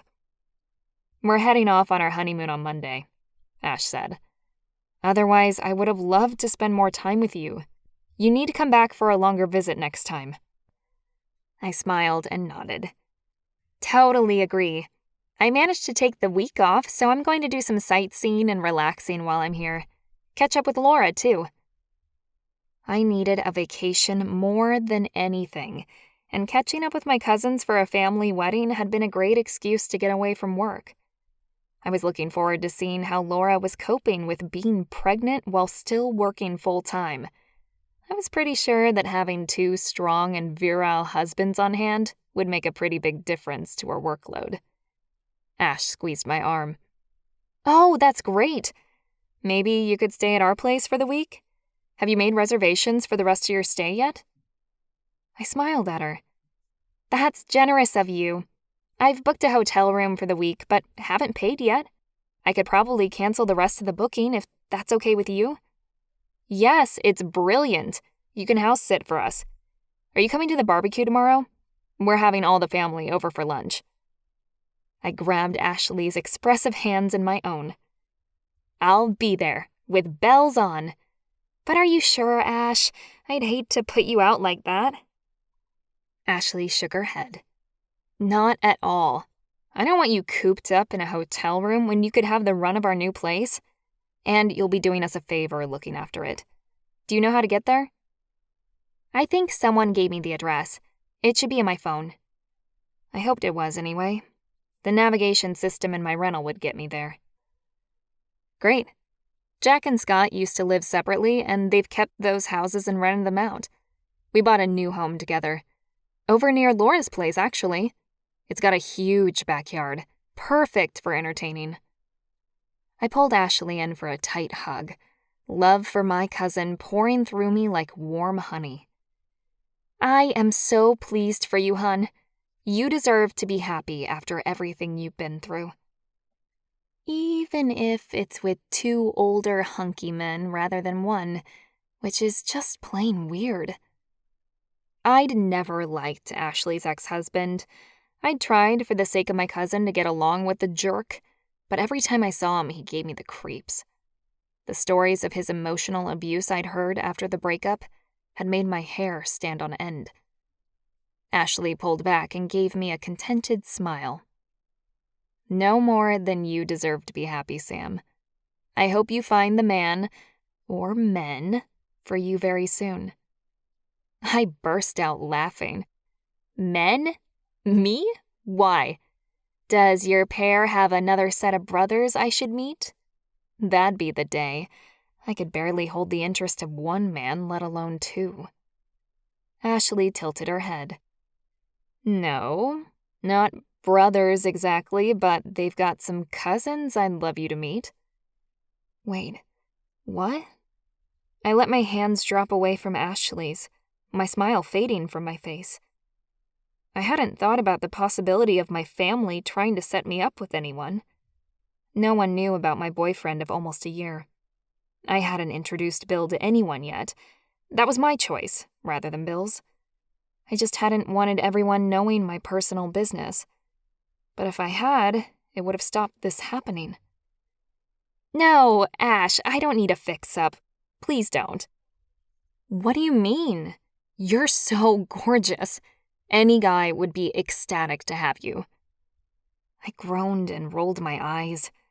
Ash, really, I'm fine just the way I am. Ashleigh's gaze fell away, in obvious disappointment, and I reeled in my patience. Look, I understand that you're just trying to help, but I'm happy with my life as it is. Ashleigh smiled kindly and cocked her head. Well, come to the lunch tomorrow anyway, and I'll introduce you to Jack and Scott's family. They're all lovely. You'll have a good time no matter what, I'm sure. Yeah, I know I will. I'd have Laura and Ash to talk to, and there were a few other relatives I was looking forward to seeing again, too. I turned as people began approaching the bride and decided to get back on the dance floor. A song I loved had just come over the speakers, and I began bouncing on the spot in time with the music. I better get back to your party. Congratulations again. You really are the most beautiful bride I've ever seen. Ashleigh flushed pink and gave me a coy smile. Thanks, Sam. A couple of her in-laws grabbed Ashleigh, so I turned and sashayed my way back to the dance floor, thinking about Ash's offer to introduce me to some of her new cousins-in-law. I was happy as I was, loud, big-assed, and proud of it. Well, mostly happy. I was a good person, and I had a lot to offer someone. I had a sort of boyfriend, but I knew he wasn't the one. My relationship with Bill was comfortable, but there were no real sparks or commitment on either side. Hopefully one day I'd find a man who could love me for all my faults as well as my assets, but it wouldn't be here at my cousin Ashleigh's wedding. Chapter 2. Samantha. I straightened my blousy white top and tugged at the denim shorts that were riding up my thighs. They were far too tight. I'd put on a bit more weight, and my boobs were threatening to overflow the cups of my bra. Shit, it's seriously time to start a diet. I laughed at my own words as I walked up the path of the spectacular new home that was now Ashleigh's. A diet? Me? Huh, they never worked. I loved my food far too much. And if I was being really honest, I kinda liked being different from everyone else. Well, different from the skinny women at my job or in my local community, or the ones all over social media these days. Here in among my family, I was almost an average size in comparison to everyone else. I stopped just outside the front door and stared at the home before me. The house itself was craftsman built, with a huge wraparound porch. It was practically brand new, with a carved wooden door that became clearer now that I was closer. It's a mountain lion. Wow, beautiful. I rang the doorbell, then ran my fingers along the neck of the animal carved into the wood. The warm, natural fiber felt smooth beneath my hand. It was a spectacular piece of artwork. The door swung open, and Jack stood on the other side of the threshold, all 6 feet 4 inches of him. I craned my neck to look up at him. He had a big grin plastered on his face. Samantha, right? Glad you could make it. My eyebrows rose. How had Jack remembered my name after all the family members he'd met for the first time yesterday? I tried to school the rest of my face so I didn't look as surprised as I felt. Yes, that's right. You must have a sharp memory, Jack. I was terrible with names, and if Jack hadn't been one of the grooms, I'd be standing here grinning and wondering who to ask to discreetly find out his name again. He chuckled, a rather deep, sexy sound, and waved me inside. Come on in. Ash is holding court out the back, and there are drinks just over there. Jack pointed to a large bar off to one side of the already full living room. And heaps of food out the back. He waved at the glass doors that opened out onto a huge deck area. My eyes were instantly attracted to the mountains. Oh, my word! What an incredible view! It is. Jack grinned, and we walked toward the back doors. His happiness was a palpable thing, as he stood next to me enjoying the sight of the Rocky Mountains outside. They were lush and green, with white tips, picturesque and perfect. Jack! A booming male voice came from one side of the deck. I jumped, and we both spun around. Jack yelled back, Yeah, I'm coming. He turned back to me, another wide smile playing across his ruggedly handsome face. Sorry, Sam. Gotta start grilling. Have a great time. I'm really glad you could make it. Thanks. I gave Ashleigh's husband a big smile and watched him head off in the direction of the barbecue. The house was incredible. High ceilings, gorgeous furniture, and an incredibly large and modern kitchen. If the rest of the house was this well designed and finished, then Ashleigh was one very lucky woman. Another bonus of having 2 husbands, I suppose. 3 incomes coming in to pay the mortgage. I giggled to myself and headed over to the bar. Hey, Sam. What can I get you? I stood stock still and stared hard at the man behind the bar, his red hair and freckles bringing up an old memory of a young boy I once knew. Travis? Seriously, is that you? The guy behind the bar chuckled and leaned on the wooden surface with his large hands. He had to be at least early 20s now, with an impressive physique. Nothing like the boy I remembered. Yeah, it is. How have you been? I smiled at the distant cousin I hadn't seen since we were children. He was from Laura's branch of the tree, if I remembered correctly. I'm great, thanks. I'm a teacher, actually, and loving it. Still living up north? I nodded and began looking at what beverages were on offer. I'm only a couple of hours away now. What about you? What do you do these days? I gestured. Apart from tending bar, that is. I just graduated pre-med. Been accepted into Toronto University. Oh, wow, Travis, that's awesome. Your parents must be so excited for you. The man behind the bar blushed a fiery red, and I actually felt sorry for him, dealing with the intensity of that heat. There was quite a bit of red hair in the family, yet most of the female cousins had managed to escape it. Thank goodness. Travis pointed to the drinks in front of him. Can I make you a cocktail, or would you like a glass of wine? I weighed up my options. After consuming far too much wine the night before, I went for the safer one. Just a Pepsi or something if you got it to start with. Thanks, Travis. He picked up a large bottle of Pepsi, twisted the lid, and poured me a drink in the tall tumbler. Laura and Ash are out the back with my sisters, if you were wanting to catch up with them. My belly fluttered with excitement at the thought of catching up with more people from my childhood, as I thanked Travis for the drink and took the few steps outside and into the fresh air. Summer aromas of flowers and trees surrounded me. I closed my eyes and tilted my face up to the sun. The heat spread over my skin, calming me down. I'd been worried about what would happen today, that I'd be pushed into meeting people who wouldn't accept me as my own family did. But I shouldn't have worried. This was my family. Sam! Sam! I opened my eyes and looked toward the female voices calling my name. Hey! I bounced down the stairs and ran straight for my cousins. Laura's belly was round and protruding, and so sweet-looking it made my heart clench with envy. I wrapped my arms around her shoulders, careful not to squash the baby bump. You're so beautiful. I pulled back to rub Laura's hard belly and smiled at my cousin. It's so good to see you, Sam. I was upset we couldn't make it last night. I tilted my head at Laura, noticing the gray tinge to my cousin's skin.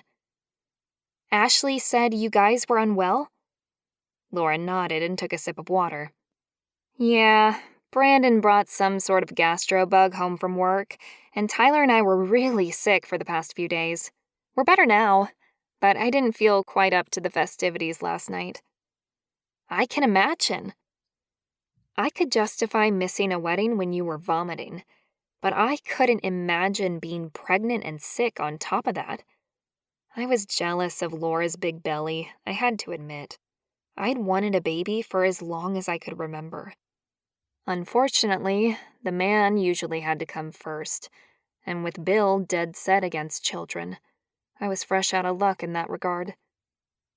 So, anyone special in your life, Sam? Ash asked from beside Laura. I took a long sip of the cold drink in my hand and swallowed with relish. I hadn't realized I was so thirsty. Nothing to report on yet. That was technically true, although not wholly so. I didn't know why I was avoiding questions about my love life, but it probably came from the fact that I didn't want to answer the main question as to why I hadn't brought him with me. But everything else is good with you? Laura asked, rubbing her belly again in a hypnotic way that made me want to reach out and mimic the movement. Yeah, everything's great, really. Work's good. I've just bought a house, actually. Fantastic, my two married cousins chirped at me, and I struggled to pull a smile up on my face. Despite the advances in my life, my new house, great career, and awesome friends, it was pretty clear that I was slowly being left behind by these two. But I didn't want to just settle for anyone. I wanted to find true love, and yet my need for a family and love was beginning to gnaw at me. Someone called out Ash's name, and she looked in the direction of the house before waving frantically. Oh, one of my mothers-in-law is here. I better go. I'll see you guys later on. I nodded and kissed my newly married cousin. Then Ash hurried away. There was a warm glow around her that was contagious. I never thought I'd see the day Ashleigh looked that happy, I remarked to Laura. She sighed. Me neither. It's wonderful. Come, sit down, and tell me more about everything going on with you. I laughed as Laura led me to a cluster of chairs, and, as instructed, I began regaling Laura with stories of my students, my parents, and my string of failed dates. It wasn't a marriage to two men, a massive property, and a baby on the way, but my life still didn't sound too lonely. Reid. I looked down at my trembling, pale hands, barely recognizing them as the implements that used to help me build homes. We stood outside Jack and Scott's new house, and I felt like a total mess. You know we shouldn't be here, brother. Kane stared at me for a moment, dark flashes of pain evident in his eyes, before he straightened his spine, turned toward the door, and knocked hard. This is not good. The carved wooden door was a beautiful acknowledgement of our heritage. I stared at it for a few moments before the door swung open, and Jack greeted us with his characteristic devil-may-care grin. So glad you guys made it. He waved us both inside, and I hesitated before my foot could pass over the threshold. Happy noises came from the backyard and through the house. My skin crawled like a slithering snake. The idea of having to stand around with too many people had panic rising inside me like a tidal wave. The wedding had been bad enough. It may be better if just Kane stays, I stuttered. I'm feeling pretty strange today. That was an understatement. My senses were in overdrive, my system feeling overloaded even before I'd stepped foot in the place. I took a step back and Jack's smile fell. Kane twisted back around to stare at me. Reid? He studied my face, and then nodded. All right. How about we give it 1 hour, and then we'll go? I crossed my arms over my chest and inhaled deeply, my brother's words circling in my head. An hour wouldn't be too bad. I could probably manage that. It was obvious my twin wanted to be here today, and I owed Kane a lot. All right. Jack's grin returned, though his brows remained furrowed as he stood back to let us in. I forced my legs to move, the steps jolting an uncomfortable force up my legs, as I moved down the long hallway and into a brightly lit living room, buzzing with energy and people. Whoa. Dizzy swirls made my head spin, and I had to lock my knees to stop my legs from collapsing beneath me. I could lift half a car last year without breaking a sweat. Now look at me. It's okay. Jack's voice slid into my ear, and I realized I'd been cowering back from the room. It's just family and friends. It's safe here. He patted me on the back, and I straightened, embarrassed. Yeah, I know. Thanks. Drinks are that way. He pointed across the room, and I almost smiled as my cousin pushed me toward the alcohol. I wasn't a huge drinker, but today was definitely one of those days that my nerves could use some numbing. Kane headed off somewhere with Jack, and I made a beeline for the bar. Hey, bud, can I get you something? The red-headed bartender asked. Double whiskey. Neat, thanks. The guy behind the bar whistled and picked up one of the bottles, pouring the amber liquid into a fresh glass within moments. I nodded my thanks, and accepted the drink, tossing it back and wincing as it burned from my mouth all the way down into my belly. Wow, you need another? I looked down at the empty glass. Sure, I said, handing it back to the bartender, a young man who seemed fit and healthy. His compassionate smile was noted and appreciated. Thanks. My glass was refilled, but this time I picked it up and moved slowly toward the back of the house and out onto the decking. I sank into an empty chair at the edge of the deck, my back to the house, and stared out across the lawn toward the mountains. I'd struggled at the wedding yesterday, to be around so many vibrant people, and today was no better.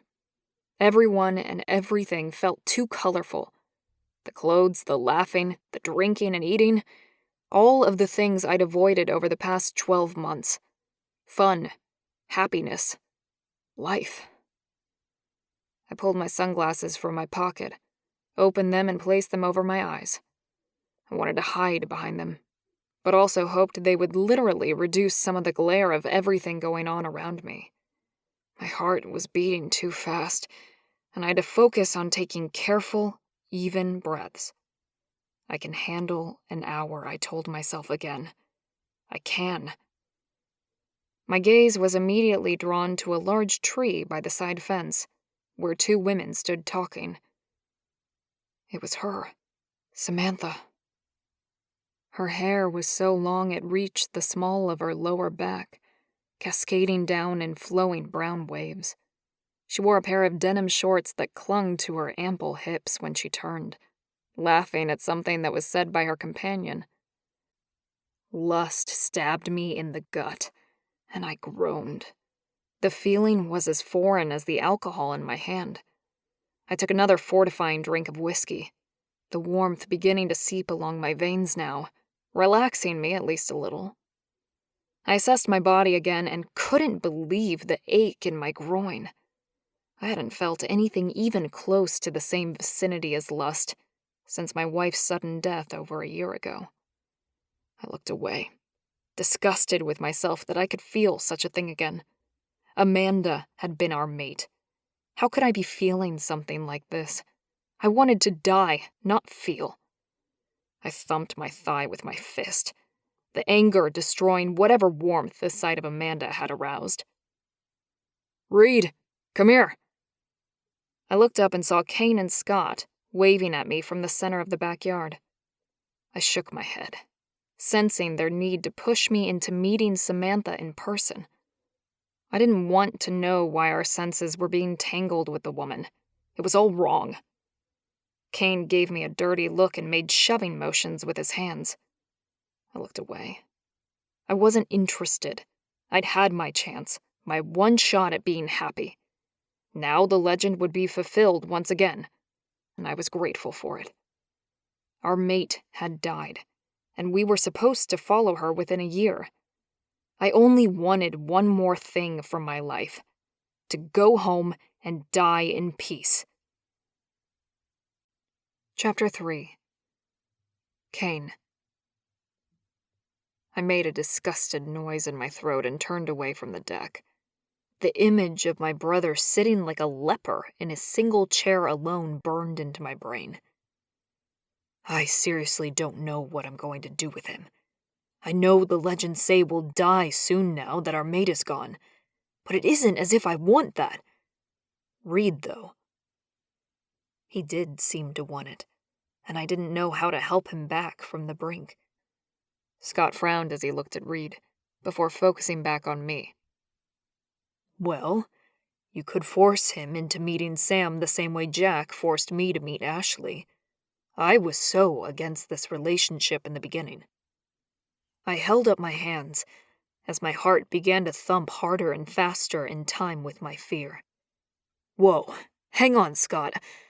I'm not assuming anything yet about Sam, and it would be disrespectful to the memory of my wife to even suppose such a thing. Scott sighed and rubbed the bridge of his nose with his finger.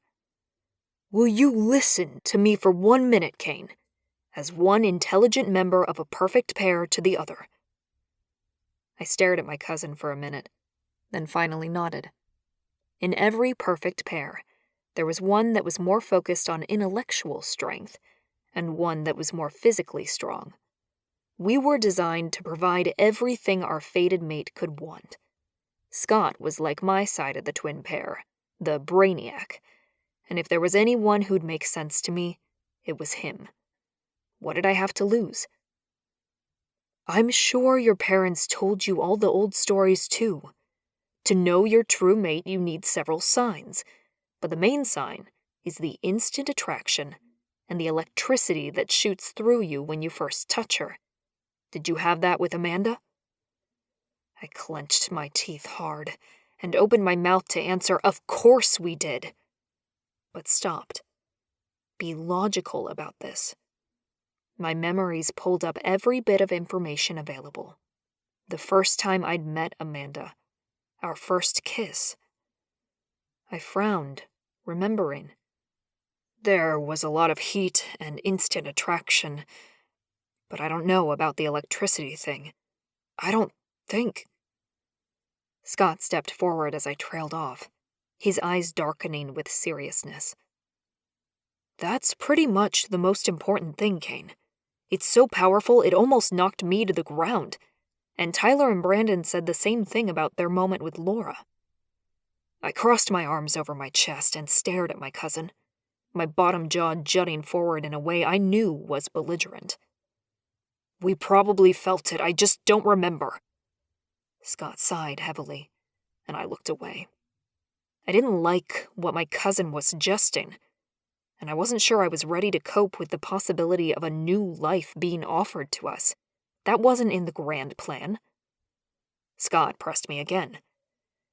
Do you think it might be possible that Amanda was a beautiful woman who both you and Reid fell in love with, but not technically your destined mate? My ribs squeezed by some invisible force. My breathing became labored and painful. My eyelids drifted shut as my brain forced my body to shut down. Scott's hands came down onto my shoulders hard, gripping tightly. The pressure didn't ease, forcing me to reopen my eyes and stay present. Kane, it's completely possible and not something you should be terrified of. It doesn't change the love you and Reid felt for your wife. Just breathe. I focused on my cousin's green eyes and did as I was told. the implications of what Scott was saying sinking in rapidly. That would change everything. You mean we're not going to die? Scott shook his head. Not if she wasn't your mate. No, you won't. Tears sprang to my eyes, hot and stinging. My heart refused to believe that our beloved wife wasn't the mate we'd always believed she was. Scott continued, his voice urgent and fast. Or maybe she was, but because she was taken away so quickly, fate chose a second mate for you. No one knows enough about this, Kane. Perfect pairs are rare enough, but stories of our lost mates are even fewer. It's mostly guesswork and snippets of myth and legend these days. You know that. I took quick breaths to calm my pounding heart. My muscles, which had tightened to the point of shaking, now released. Scott was projecting a very reasonable explanation, and my brain was putting everything together quickly. That's possible, I conceded. And maybe it was. Amanda had died in a horrible car accident, less than 12 months after our mating and marriage. Would fate be that kind to us again? But we can't replace Amanda Scott. Scott shook his head, removing his hands finally, the release allowing the blood to tingle and flow again down my arms once again. I'm not saying that, but it would be amazing.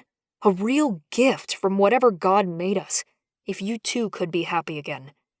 She would want that for you, wouldn't she, Amanda? I knew he was right.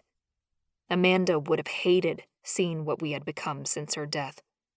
Especially Reid. He was a shell of the man he'd been back then.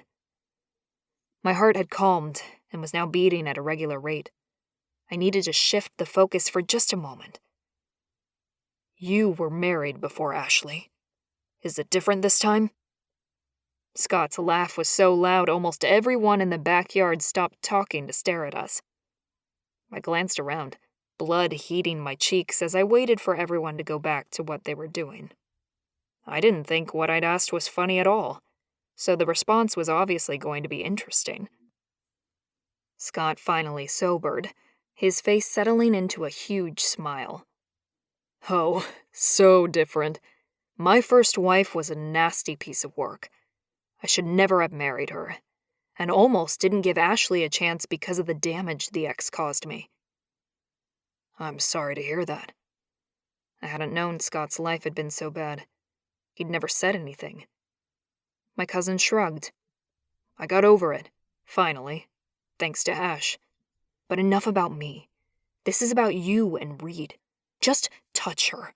Hold her hand for one moment, and I guarantee you'll know if Sam's the one for you. I exhaled sharply, not entirely sure I wanted to know. That would mean giving up everything I'd believed to be true. I'd have to let go of my grief and consider a future when I hadn't expected to have one at all. Did I have the strength for that mental shift? Let alone the courage to try to pull Reid along with me? And if she isn't who you think she is? I asked. Scott shrugged. Then you've lost nothing, and you can continue on as you were, if that's what you want. I almost groaned with the pain in my gut from that statement. Go back to where we were? Hell itself? Well, doesn't that tell you something? My decision seemed quite simple now, as I turned toward the maple tree where Samantha stood chatting with Laura, another perfect pair wife. Despite my loyalty to Amanda, if I had a choice, I didn't want to remain in the black hole that Reid clung to so desperately. Scott was offering light at the end of a very dark tunnel, and it was time to take a step in that direction and see if it was real. I nodded. Okay, Scott. Introduce me to your wife's cousin and let's see what happens. Panic fluttered inside my belly, along with something else, a feeling I hadn't experienced in over a year. Excitement. Could this really be happening? Scott grinned. Let's go. We walked the few steps over to where the women stood. Laura turned toward us as we approached and moved back so that we could all form a circle. My heart was pounding, my breath quickening as I stepped closer to her. Samantha looked at me with interest, her bright green eyes alight as she smiled in greeting. Hello. She was breathtaking. There was no other word for the way my heart melted and my stomach clenched when she looked at me like that. Her smile was like sunshine, radiating out from her in warm waves. Scott took over the introductions. Laura, this is a cousin of mine, Kane. Laura smiled at me too, nodding in a polite way. Lovely to meet more of the family, Kane. I'm Tyler and Brandon's wife. She stroked her round belly in a protective way, and I instantly liked her. I grinned at her and felt the unfamiliar stretch of my face muscles. It felt good to smile again. Nice to meet you, Laura. Laura turned to Sam, who was waiting patiently. This is my cousin, Samantha. She's a teacher. Sam, this is obviously Kane, and you know Scott from the wedding, I assume. Sam turned her eyes to Scott for a moment, smiling brightly. I do. It was a beautiful wedding, and I'm so happy for you guys, especially Ash. She's just glowing. Many thanks. Scott stuck out his hand in a rather rapid gesture, and Sam laughed, shaking his hand in a polite way. Then she turned her eyes on me, and my heart squeezed in my chest. Scott elbowed me, and I looked up at my cousin. Shake her hand. Sam laughed musically, the sound causing goosebumps to break out on my forearms despite the warm sunshine. Teaching etiquette, are you, Scott? Oh, the touch thing, right. I'm trying, but it's hard to teach an old dog new tricks. I elbowed my older cousin back and forced my hand out, my arm shaking slightly as I waited for her to reach out. She smiled warmly at me. Oh, I think we're never too old to learn something new. It's nice to meet you, Kane. She reached out and connected with my hand. An electrical bolt shot right through me. My hand burned, and every nerve in my body tingled as my knees gave out. I dropped to one knee, and Sam ripped her hand away, her breathing changing to a pant. What the hell did you do?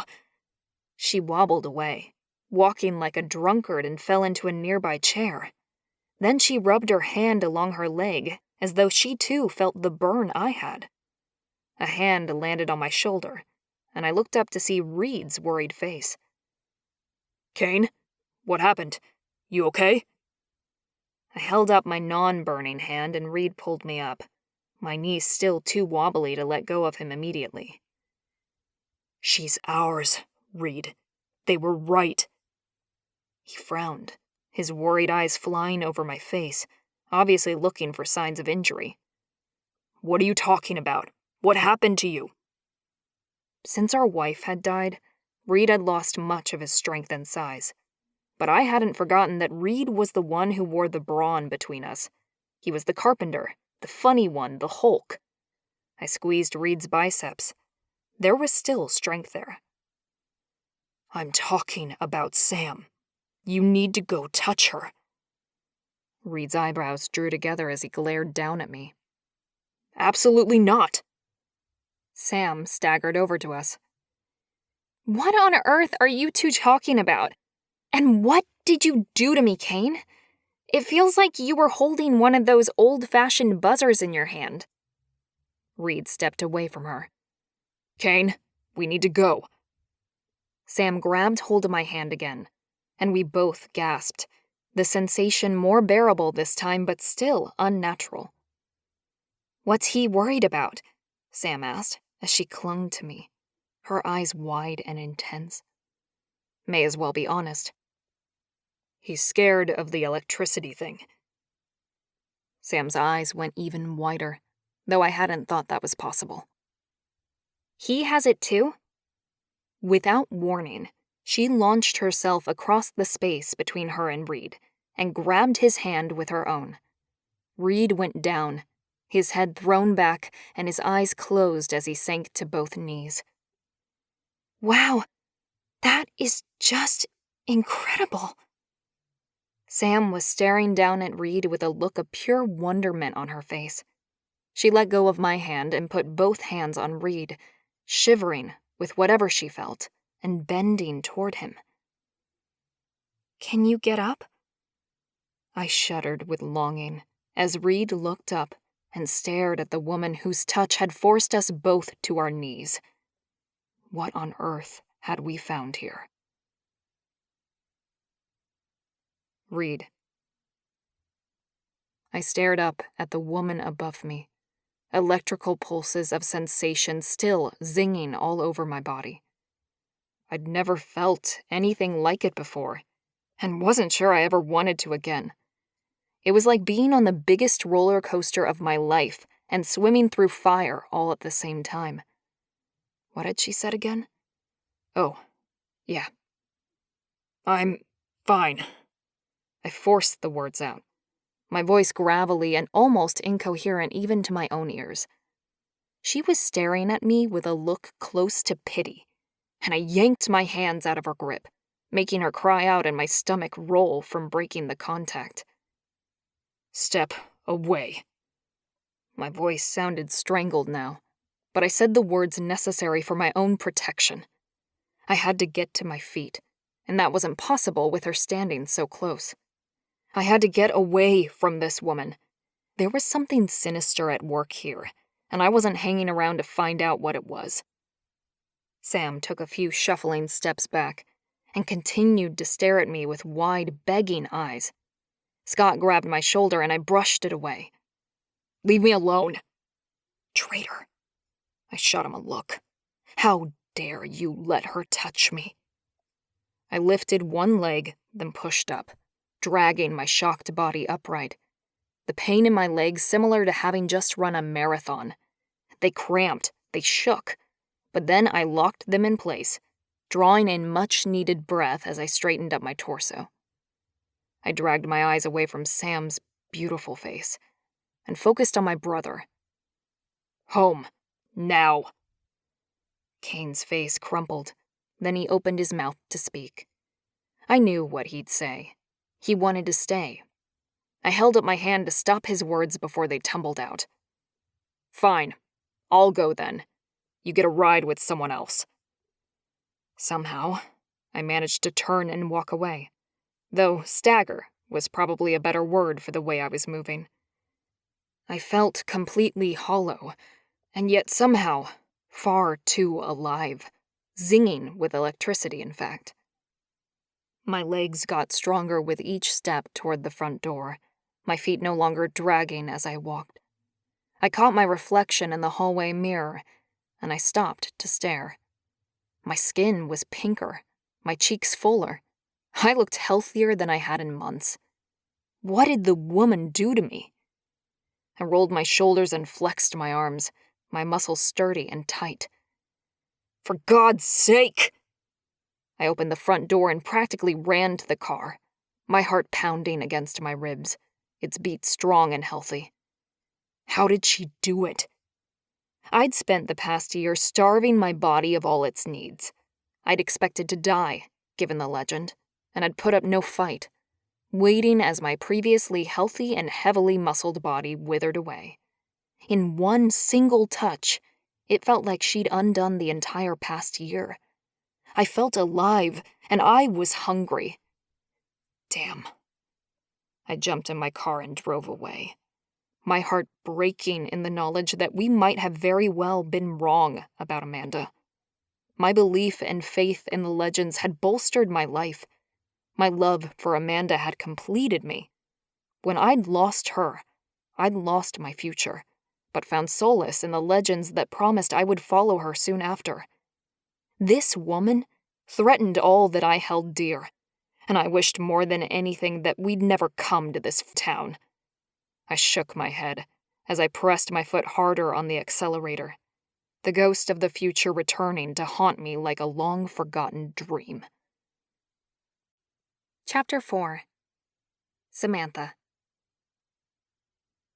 My belly clenched with the need for the man in front of me, and for the one who'd just run off.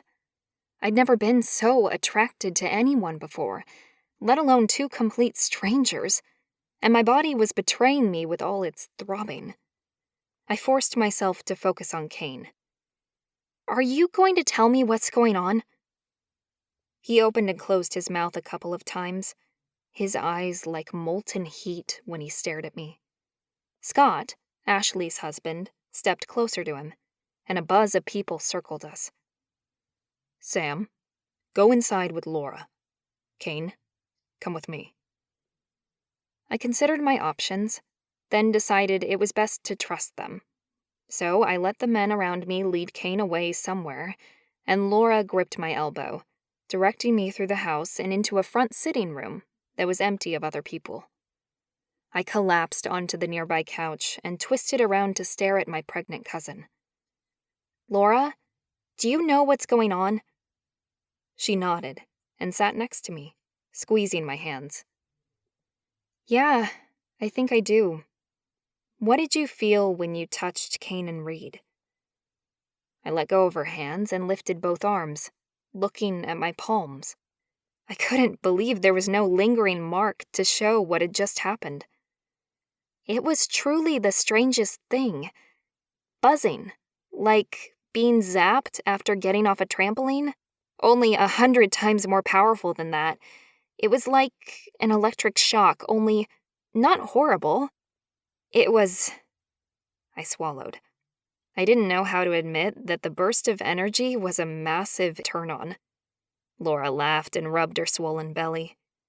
"Yes, I remember." "You remember?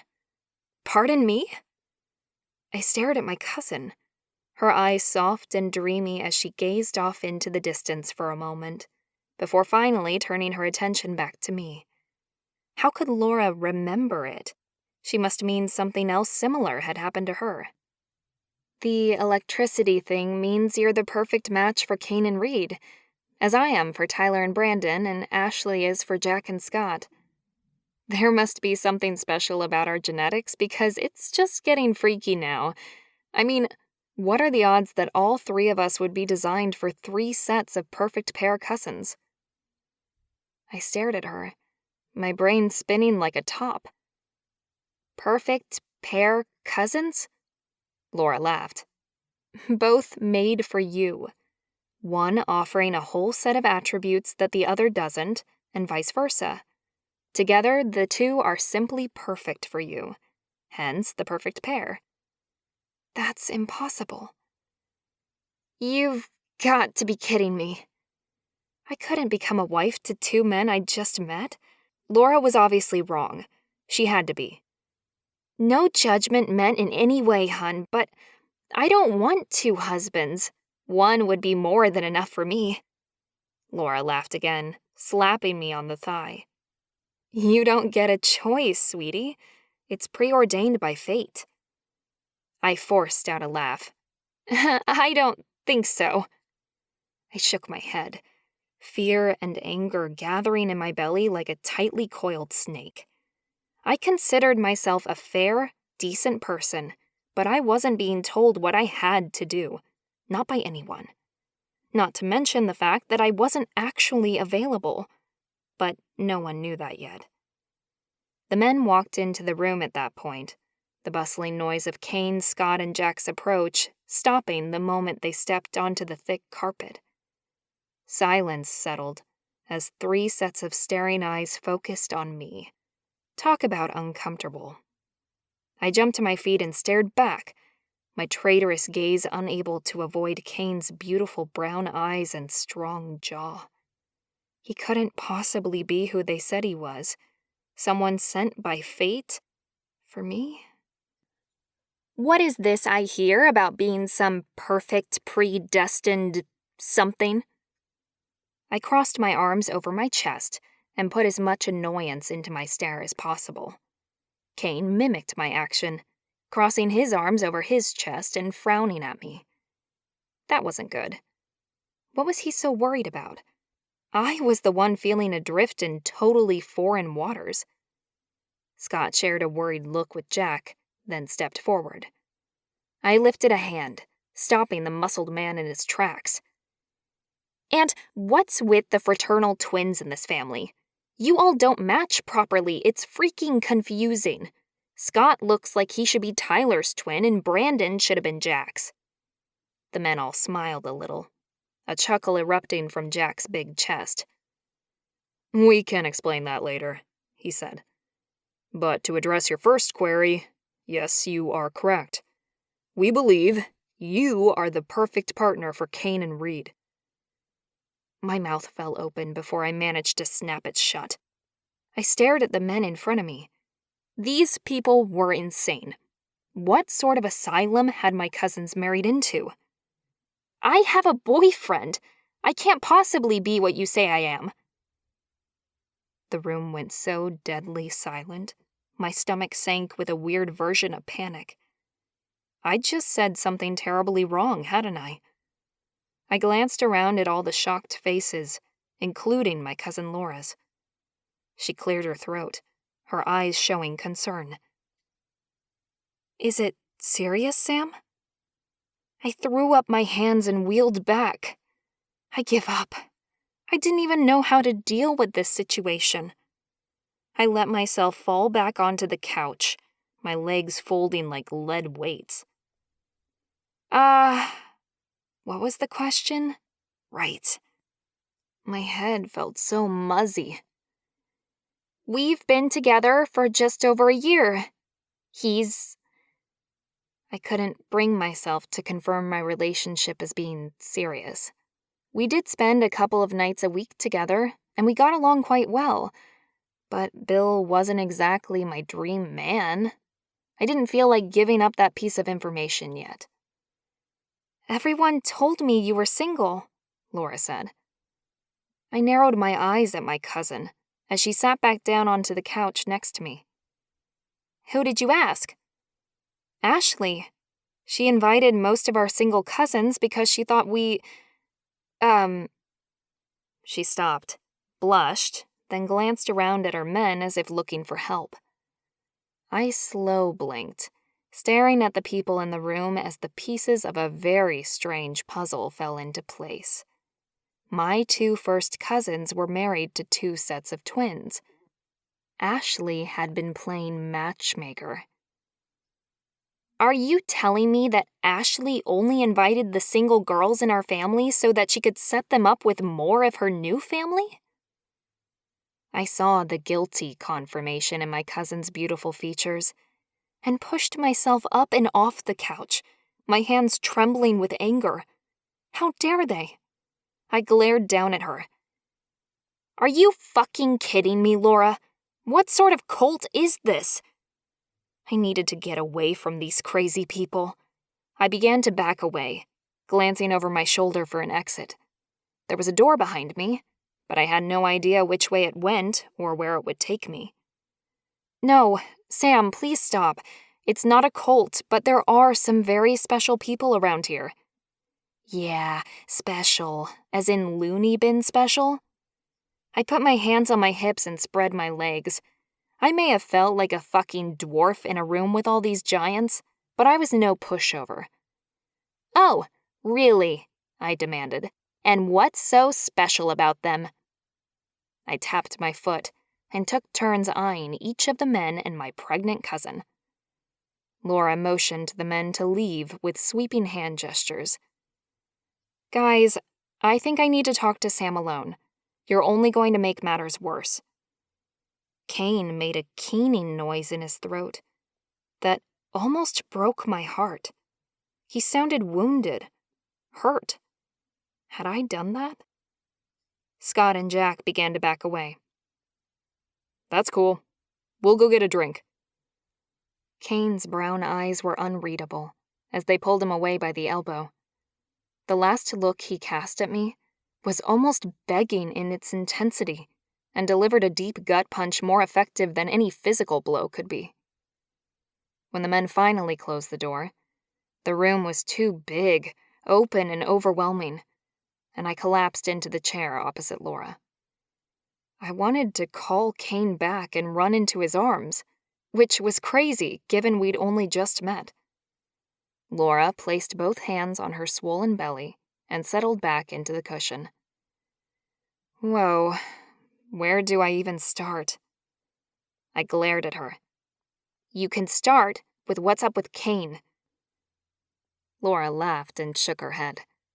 That's the end of the story, although I like that you're focused on him.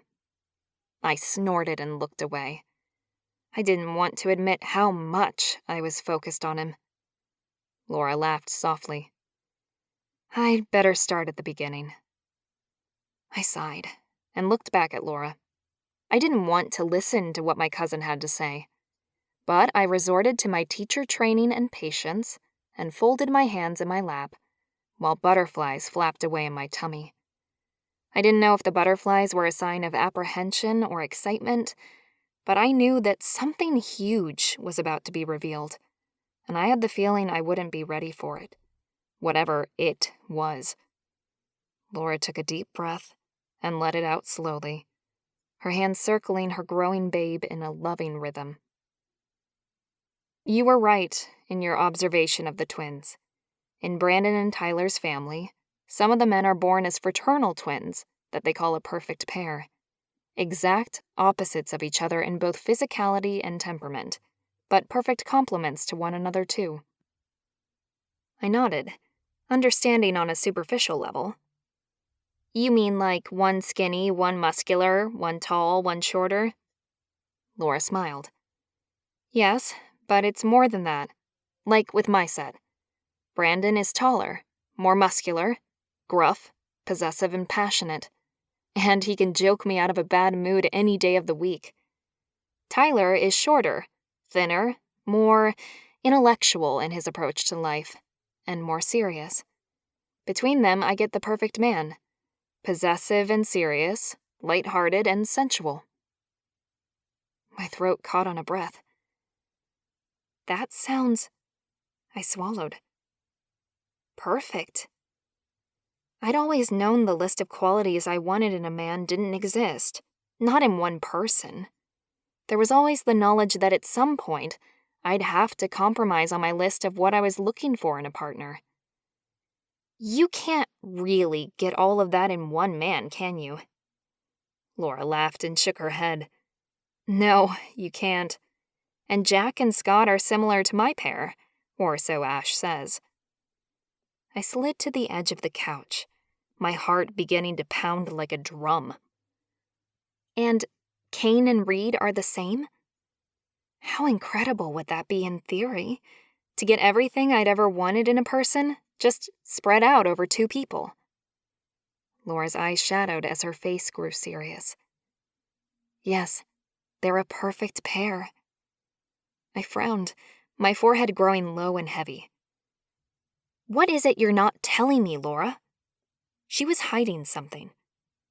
Laura sighed. Kane and Reid were married. They loved their wife Amanda dearly. She died just over a year ago, so they aren't quite themselves at the moment, or so Tyler told me. I gasped and put a hand to my heart. Oh, how horrible! Those poor men. So, they're suffering from grief. Laura nodded. Yes, and for a perfect pair, they usually only have one mate, so they fully expected to follow her and die within the year. Tears pricked my eyes, and when I blinked, 2 salty tears ran down my face in empathy for their pain. Oh my God! Imagine loving someone that much.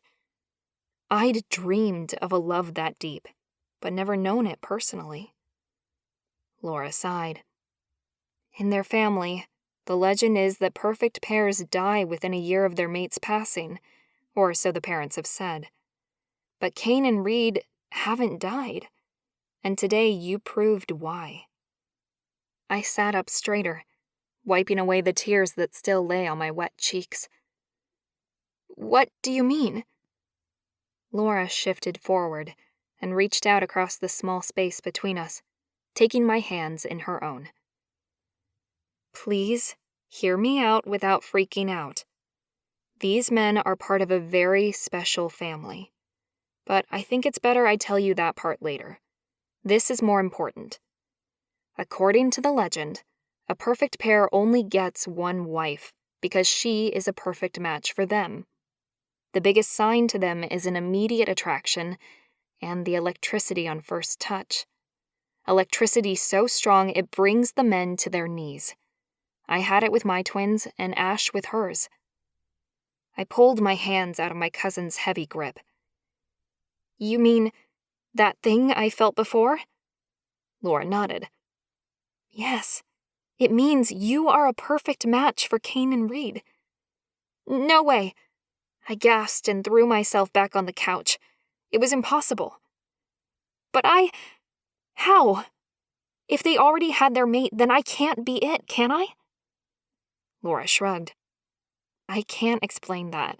But did you feel an immediate attraction to them, even before the electrical touch? I searched my memory through the cloud of confusion. Yeah, though neither of them looks well. I'd been attracted to them, very much so. When I'd been dancing with my cousins, I'd felt them watching me, and my body had been tingling with awareness. But I hadn't thought anything more about it, beyond wondering who they were and enjoying the sensations that ran through my body when I realized they were looking. Shit, this was all so strange. Laura nodded. They're not well. They've been through a lot. You really should talk to Ash about it. Scott was pretty damaged when she met him. His ex-wife did a real number on him. I tapped my fingers on the couch seat, thinking that was probably a good idea. Yeah, okay. Hang on. What am I saying? How can I actually be considering this? Because the evidence in front of you is pretty damn convincing. Oh shit. Laura, what do I do? My nose began to tingle, and my throat closed up as fear got the better of me. This is just too much to take on. I covered my mouth with my hands and blinked away the tears. It was all very overwhelming. Look, Sam, how long are you staying for? I forced my unfocused eyes to Laura, noting that her green eyes were strong and sure. I swallowed hard, forcing down the lump in my throat. I took the week off work. I'm staying at Ash's house as of tomorrow. Well, that's perfect. You have the week to get to know Kane and Reid if they'll let you, and you can go home at the end of the week if what you learn about them doesn't suit you. Laura's voice went up an octave as she finished the sentence, and I fixed my cousin with a dry look. Yeah? And what do you think the likelihood of me just walking away is? Laura giggled. Not much, but you still have a choice. Your men have been to hell and back by the looks of them, so your task won't be as easy as mine was. I let my head drop into my hands, shocked to hear the words coming out of my mouth. I was actually agreeing with this ludicrous plan. And the whole I have a boyfriend thing? Laura patted me on the head and said with a condescending tone, Well, he's not here, is he? And that is a bit telling, Sam. She wasn't wrong, but I couldn't really explain why I hadn't even bothered to ask Bill. It just hadn't felt right. We actually weren't that close. I'm sure it'll all work out in the end, Laura added in a kind tone. I groaned, loudly and unladylike. I think I need a drink. Chapter 5. Kane. I need to find my brother Jack. I paced the hallway, internally ordering myself to calm down. My skin was tingling as though it had been rubbed with sandpaper, and there was a spring in my step I hadn't felt in the past year. Jack glanced at the closed door that hid Sam and Laura, then back to me. If you think so, I'm not sure you should leave Sam at the moment. I growled at my cousin, letting the long-forgotten noise vibrate through me. My heart leaped in excitement at the knowledge that my shifter was finally rousing.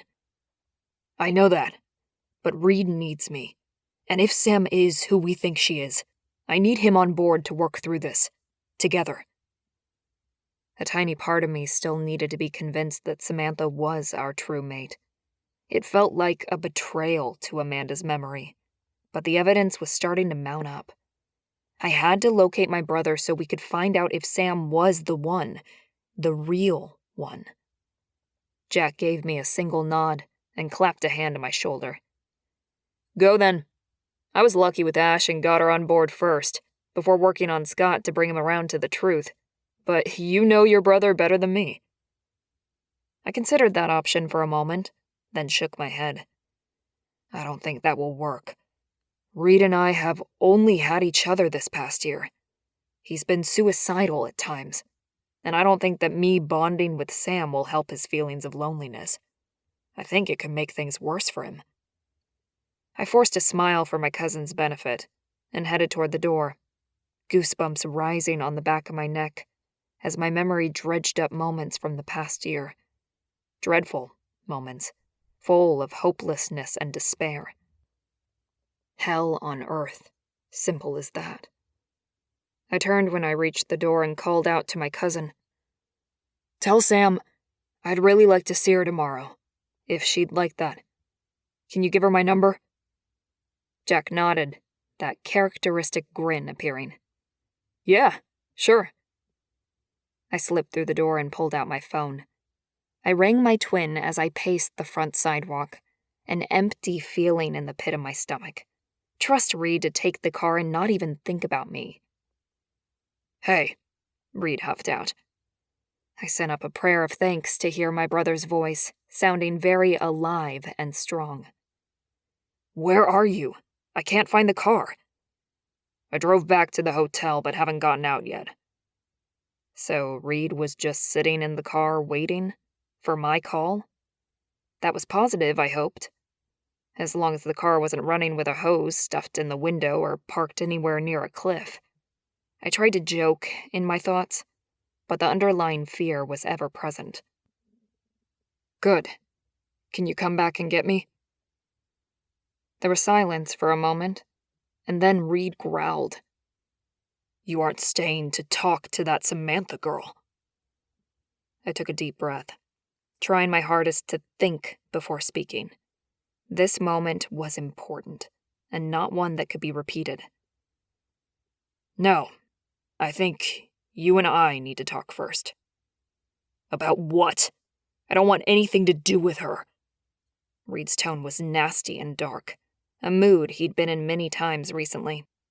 I inhaled slowly through my nose and out through my mouth, my counseling training coming into play once again. We still need to talk about what we're going to do. Our future plans have changed a bit, don't you think? I don't know about you, but I'd guess we're probably not going to be paying for our funerals while we're here. What are your thoughts on that? I tried to keep my tone as light as possible, yet my hands were shaking as I held the phone to my ear. I was never as calm with my family as I was with my patients. You're probably right. Reid's voice sounded broken and a little annoyed, the tone giving me something to smile about. My brother was pissed off we were going to live. Awesome.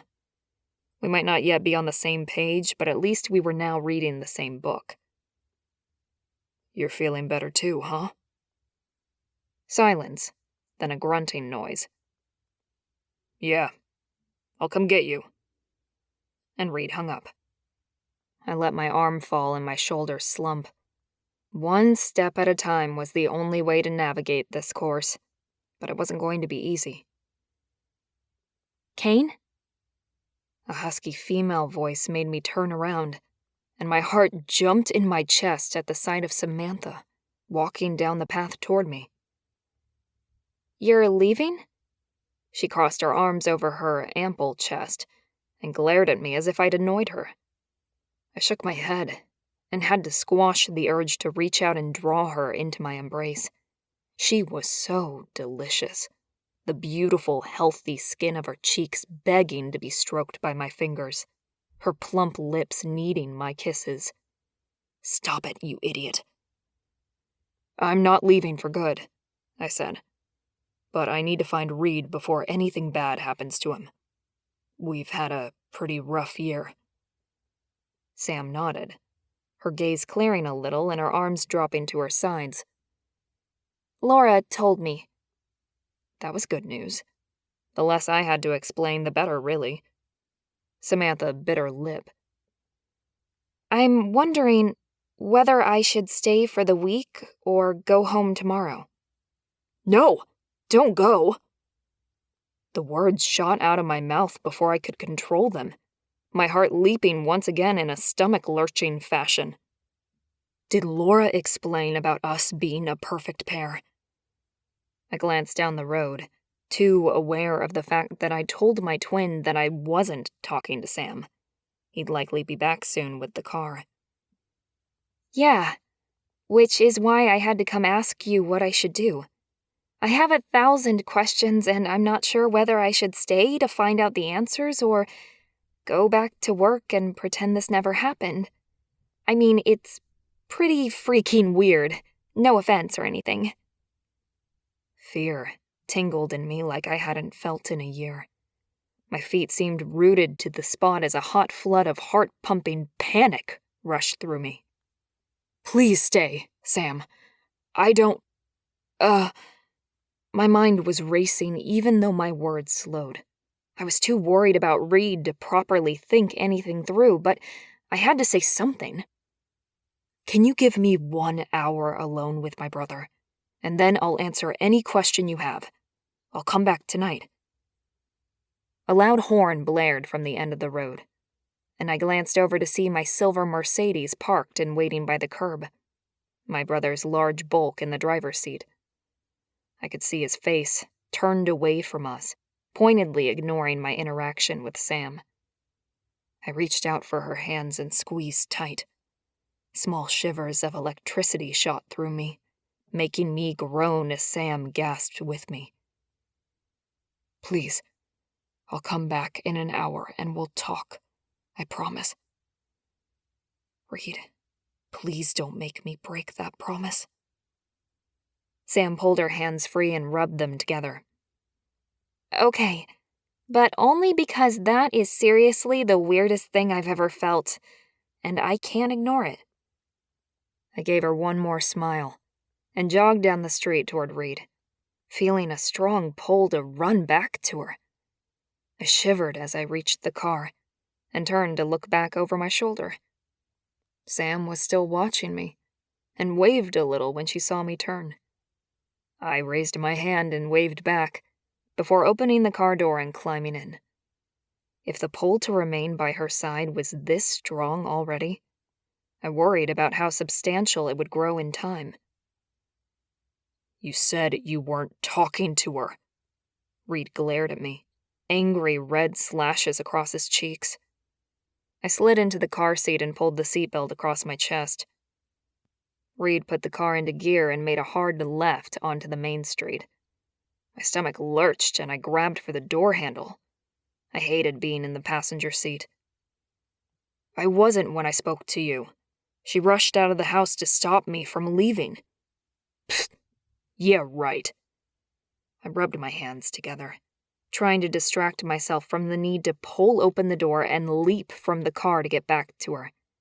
The compulsion to be with a woman I'd only just met, over the brother I'd known my whole life, was extremely disconcerting. I focused on Reid, the necessary strength to stay calm almost more than I had. "It's true.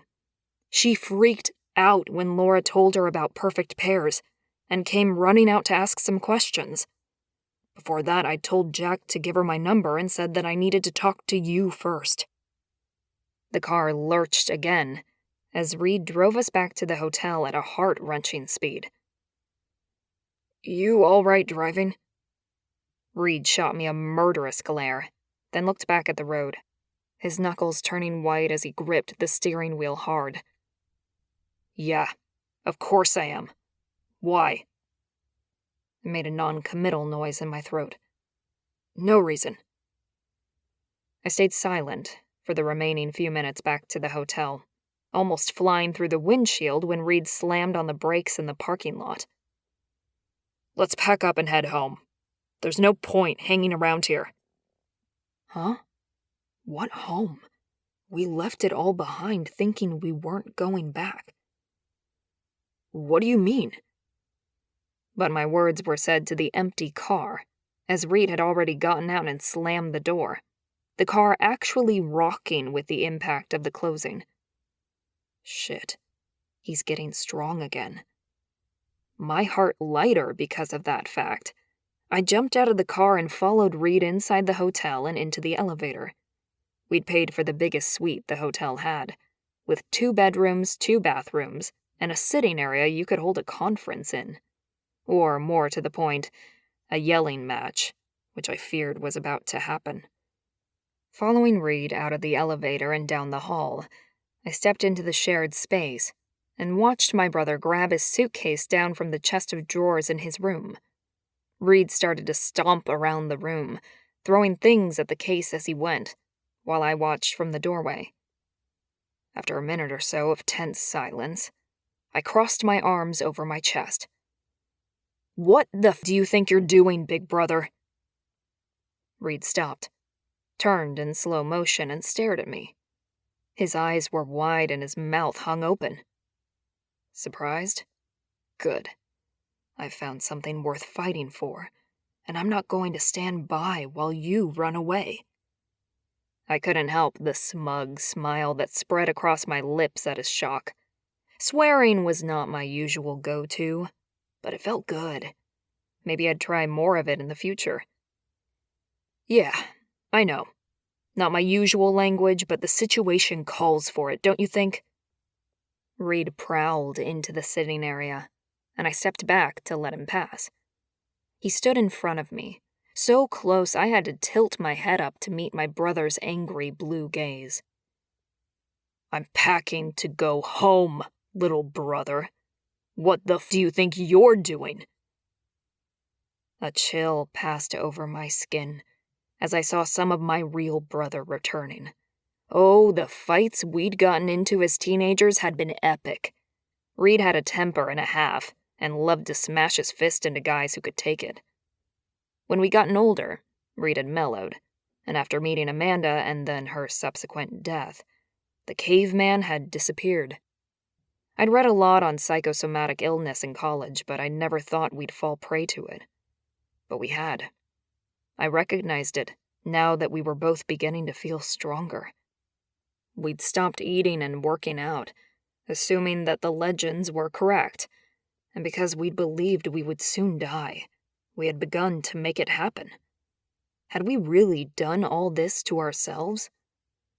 I shook my head and focused on the good that was happening.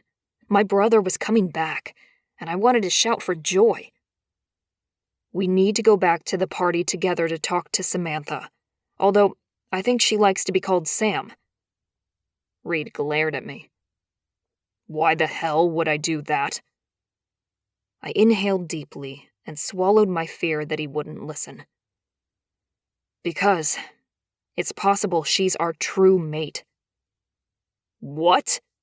Reid bellowed, and I took a few steps back, not willing to go up against my brother physically at a time like this. I narrowed my eyes. What do you mean, what? You felt it, Reid. You know there's something special there. Signs we ignored are now coming back to haunt us. Even if she's not our mate, we owe it to ourselves to find out for sure. Reid shook his head like a bull annoyed with a fly. I am not, I repeat, not going to spend time with some frumpy, arrogant little girl just so you can experience what it feels like to touch up a woman again, Kane. I growled with a venom I'd never expected. The anger and pain in my gut so intense I could practically feel the partial shift rip through my spine. I charged forward and pushed my massive brother in the chest. Don't you dare say that about Sam! Reid's eyebrows lifted and a snarl ripped from his throat. He didn't push me back, but his tone was vicious.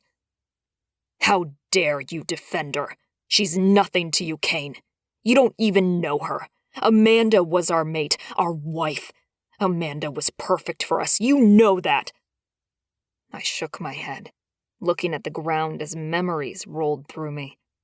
Good memories, bad memories, things I didn't want to rehash. I didn't want to fight my brother on this, though I realized I might have to. I looked up again, hoping that pleading with him would work. "Reid, let's not talk about Amanda. She's gone, and we've been given an opportunity to live again, love again." "No." Reid began to pace, his once frail body rippling with power and muscle. We'd only met Sam a few hours ago, and already she'd had this energizing effect on our bodies. "I will not forget Amanda, and I will never replace her. How can you even say such a thing? My own brother, her husband." I clenched my teeth, the muscles in my shoulders and arms shaking as I glared at him. "I don't want to replace Amanda. We can't replace her, but we have a chance here, Reid." "A chance for what? To mate with a woman I don't want? You don't even know her, Reid." He threw his hands up. "I don't want to know her, Kane. Amanda was my wife, my mate. She was perfect, and I am happy to die knowing I married the person I was meant to love." I looked away, unable to let that one lie. She wasn't perfect. Reid stepped right up in front of me again, his eyes angry and wild as his hands turned to fists at his sides. "Say that again?" I curled my own fingers into my palms and took a breath, my heart aching to tell the truth and fight for what I knew was right. I could handle a punch or two from the Hulk. I'd done it before. I channeled the anger I'd felt time and time again, when Amanda had been the exact opposite of what we needed, and let it spew out in my words. "She wasn't perfect, Reid, and you know it. She played us off against each other when it suited her, and when she wanted to, she could be a real bitch." Reid's punch cracked straight across my cheekbone, the pain and force throwing me back against the wall. White light blinded me as I cradled my face and stretched my neck, my face throbbing with pain. I glared at my brother with my one good eye. He could punch me over and over, but it wouldn't change the truth. "And you know it, Reid." He took a step closer and I lifted my fists and straightened from the wall, balancing my weight on the balls of my feet. I'd never win this war, but I'd go down trying. "If you want to fight, brother, bring it on. But you need to remember who she was. The day before she died, you two had a massive fight. Remember? Just because she's gone doesn't make her a saint now." Reid wheeled back as though I'd struck him, and I stepped closer to him. I'd seen it happen time and time again during counseling. When someone died, the memories of that person became sanctified. The family only remembered the good things about their loved one, not all the bad memories, which, for the most part, was a good thing. Not now, though. I pressed harder, my injured eye watering and stinging beneath the rapidly closing eyelid. "I loved Amanda, Reid, just as much as you. She loved us both, and in almost every way she matched us. But she wasn't our fated mate. We never felt the electrical first touch, and I often spent nights sleeping alone in my old bed." I swallowed hard, my chest squeezing tightly at the remembered loneliness. "I've spoken to the other twins, and since they met their woman, none of them have ever spent a night away from their mate. They can't.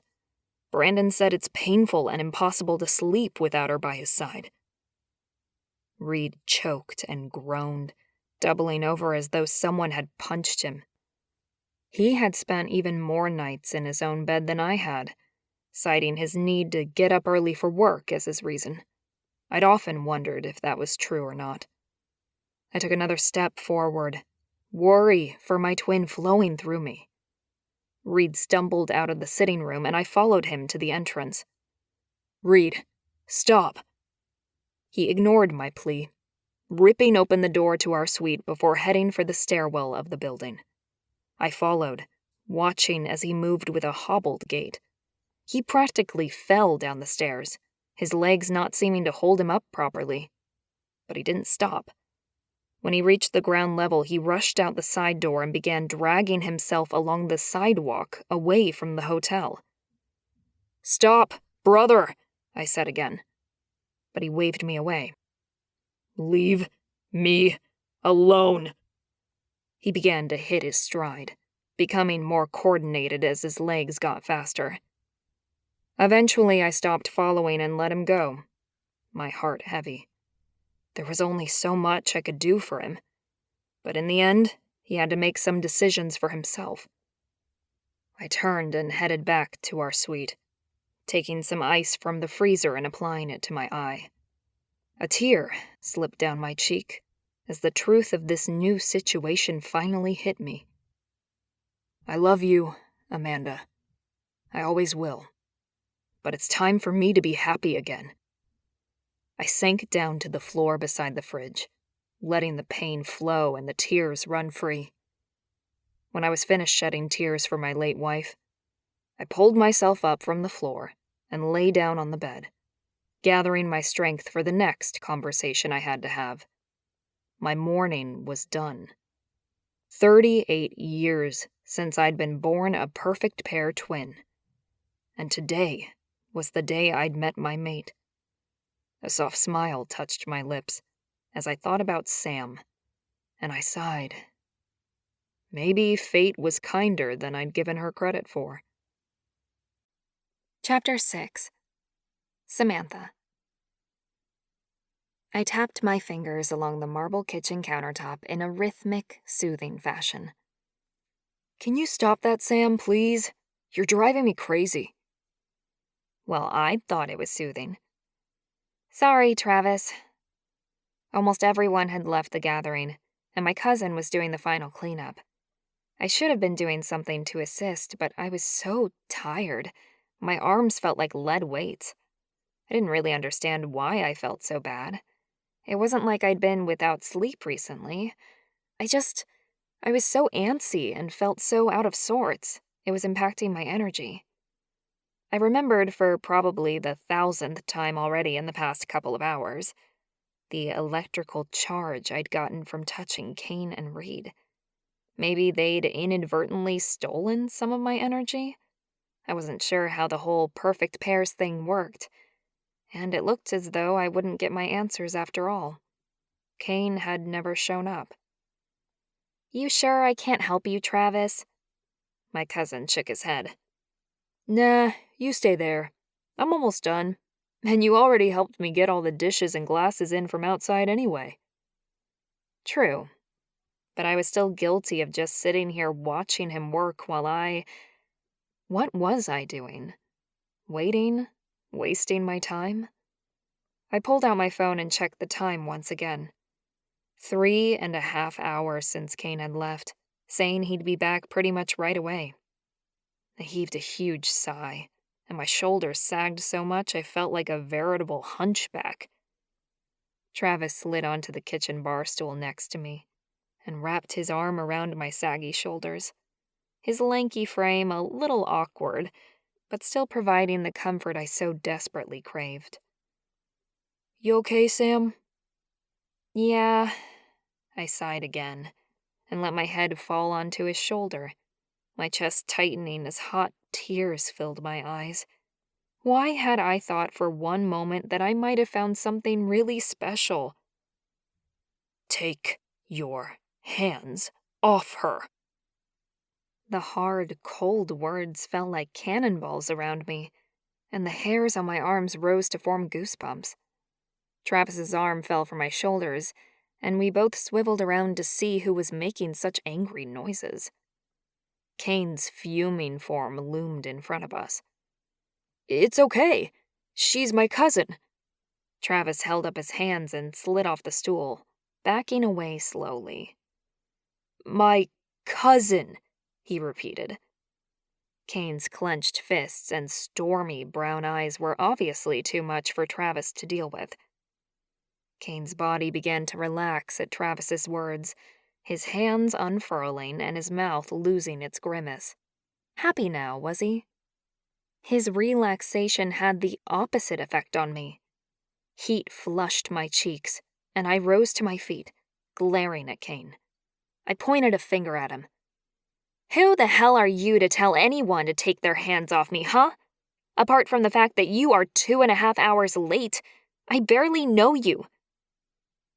Instead of being repelled by my attitude, Kane seemed to fill with energy.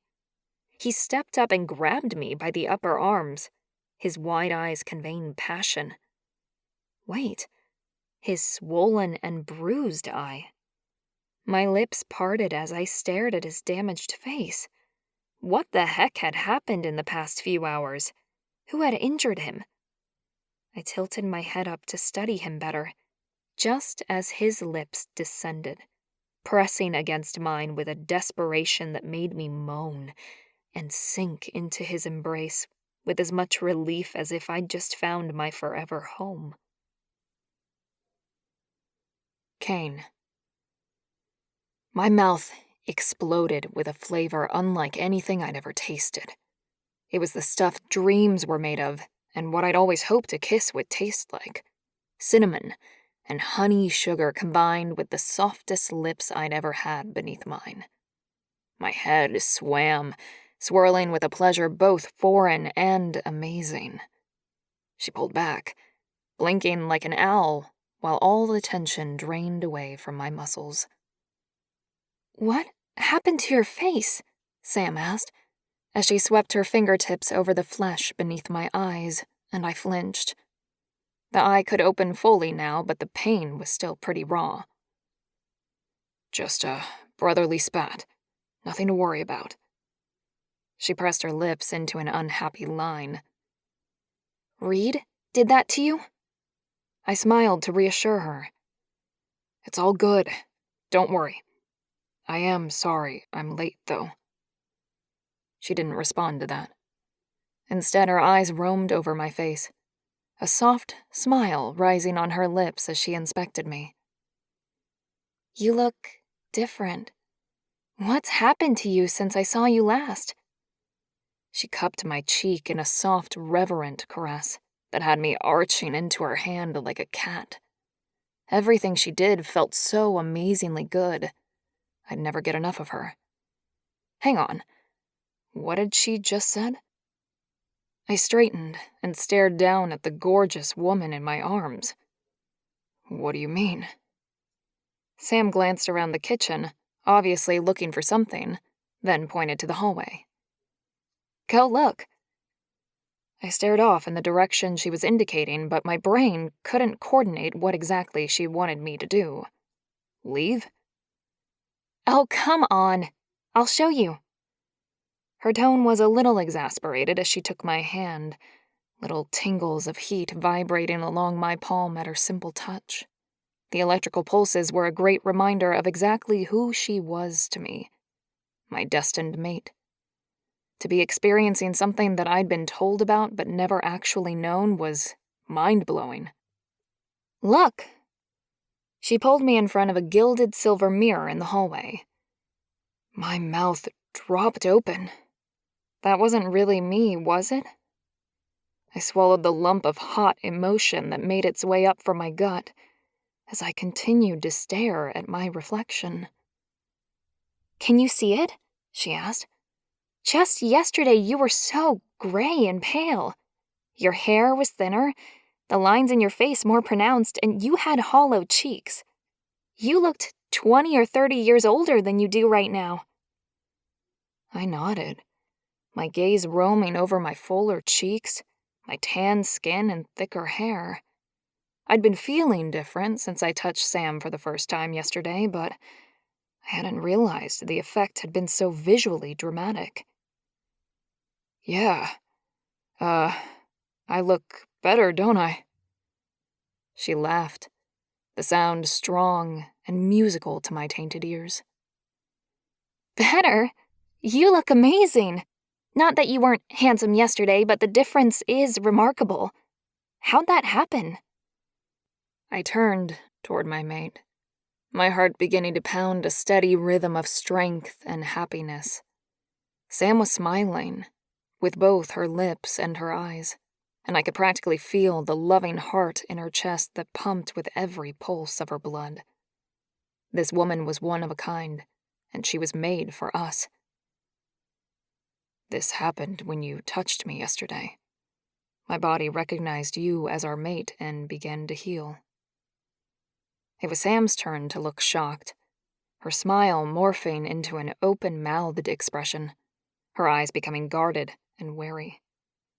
I cupped her cheeks with both hands and dragged her face up to mine, kissing her gently this time. She moaned and grabbed my waist with a strong grip. I growled at her enthusiasm. We finally broke apart when someone loudly cleared his throat behind us. We broke apart, and I stepped in front of Sam, automatically seeking to protect her. I grinned at the couple who had interrupted us, Jack and his wife Ash. My body hadn't reacted like this in over a year, and I was feeling lightheaded as all the blood in my body headed south. "I see you got your hands on your mate after all," Jack joked as he slung an arm over Ash's shoulders. Ash gave us a concerned look. "Are you okay, Sam? I mean, don't you have a boyfriend at home?" Sam gasped and stepped away from me, effectively dousing any heat in my blood. I'd forgotten about that, and obviously so had Sam. I turned to her. She had her hand over her mouth, a look of pure horror covering her beautiful face. I didn't even think. What sort of horrible person does that make me? I reached out and took her soft hands, dragging them down and away from her mouth. My heart broke for her as I stared into her lovely face, which was flushed with shame. "Sweetheart, we've only shared one kiss and we're fated mates. It's almost impossible to fight against the attraction.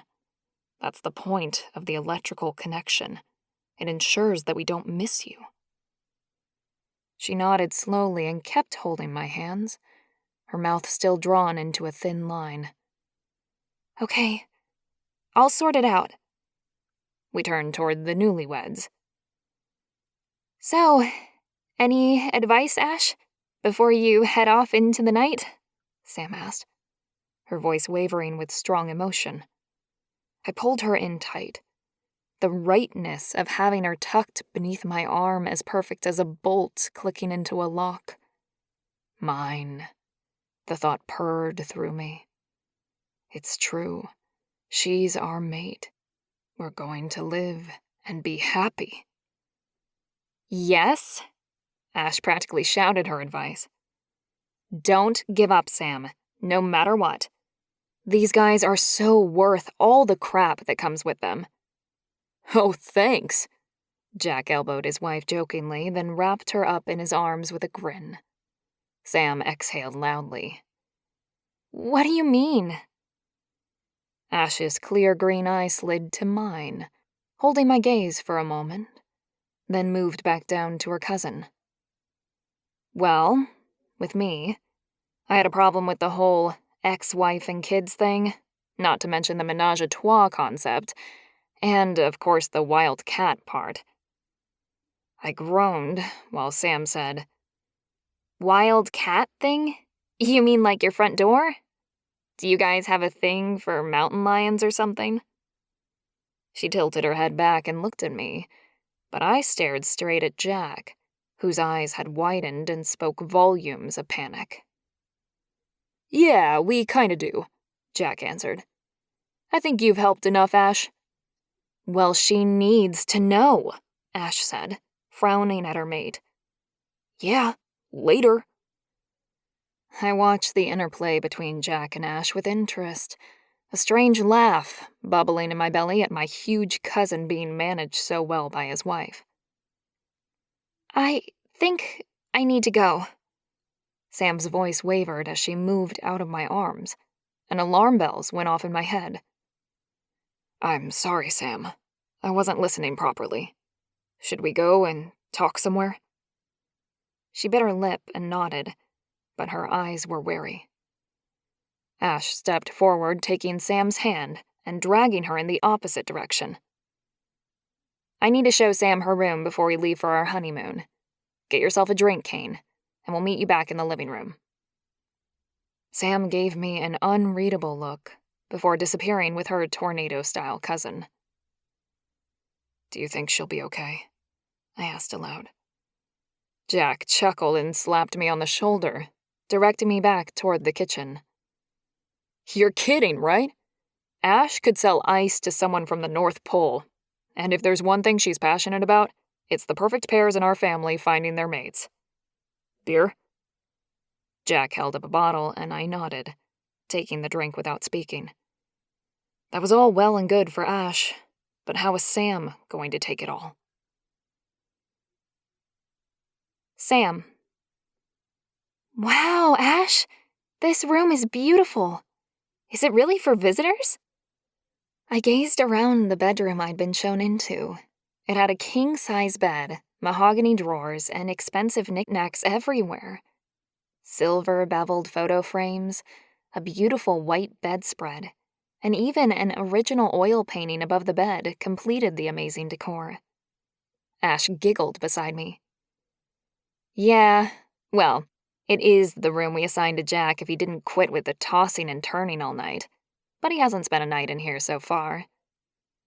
I stared blankly at my cousin. She couldn't be serious. "You sleep with both of them?" When Ash turned around and stared at me while simultaneously laughing so hard she had to sit down on the bed, my cheeks flamed with embarrassment. Of course she did. She was married to them both. "Of course I do. What did you think? It'd be one night for Jack, one night for Scott, and the rest of the week I have off?" Ash grinned and patted the bed, inviting me to come sit with her. I did as she requested, shrugging as I sat down. "I hadn't really thought about the logistics of it." I turned to face my cousin, and Ash nodded thoughtfully. "Well, I suppose with those polygamous marriages on television they treat it like that. But this is different, and my men won't sleep without me." I couldn't hold Ash's gaze, and instead looked down at my denim shorts and found a blemish in the material, running my fingernail along it. This was getting too real, too intense, too unusual, too much of everything. I needed a timeout. "What's wrong, honey?" I shook my head. "Other than everything?" "I don't know what to do. This is all so strange." Ash was silent for a moment, and I ventured to lift my head and look at my cousin. I didn't want Ashleigh hating me for saying something unfeeling when Ash herself was living the life I wasn't sure I could handle. "I won't tell you too much," she finally said. "You need to figure things out for yourself.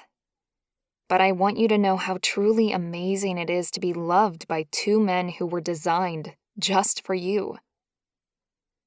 That sounded like a fairy tale to me, and I'd long since given up on the idea of my prince riding in to rescue me. "But I'm not sure that's even true, Ash." She gave me an incredulous look. "Really? Then how do you explain the fact that you had the electricity thing with both twins, found them ridiculously good-looking even when they looked like death warmed over a couple of days ago, and might I mention, the fact that two of your cousins have married men related to them? Clearly there is something freaky about our family genes that perfect pairs are attracted to." I gave a nervous giggle and twisted my fingers together. The situation was quite uncanny. "Okay, yeah. Well, it's weird, I know, but how is this going to even work?" Ashleigh gave me a knowing smile. "You'll figure that out after. First, you've got to figure out if you want a relationship with them. Once you know that, everything else will fall into place." True, but deciding whether I want this is not going to be easy. A menage relationship went against everything I'd believed about my need for a monogamous pair bonding and my desire to only love one man for the rest of my life. I let out a sigh and stared at the plush gray carpet beneath my feet, my vision blurring as deep tiredness passed over me. Yeah, I suppose you're right. I am. Please don't give up on them, especially Reid. Ash rubbed her hand over my thigh, and I forced myself to look up. Why do you keep saying that? It was Ash's turn to glance down and look embarrassed, her throat working as she swallowed hard. Well, I almost gave up on my men, mostly because of Scott. His ex-wife did such a number on him, I wasn't sure he can ever love me properly. Ash looked up, and there were tears shimmering in the green depths of her eyes. Oh, don't cry, Ash. I took my cousin's hand and squeezed hard. Okay, I promise. Even though Reid has given me every indication that he wants nothing to do with me, I'll try to get to know him better. Ash choked out a laugh.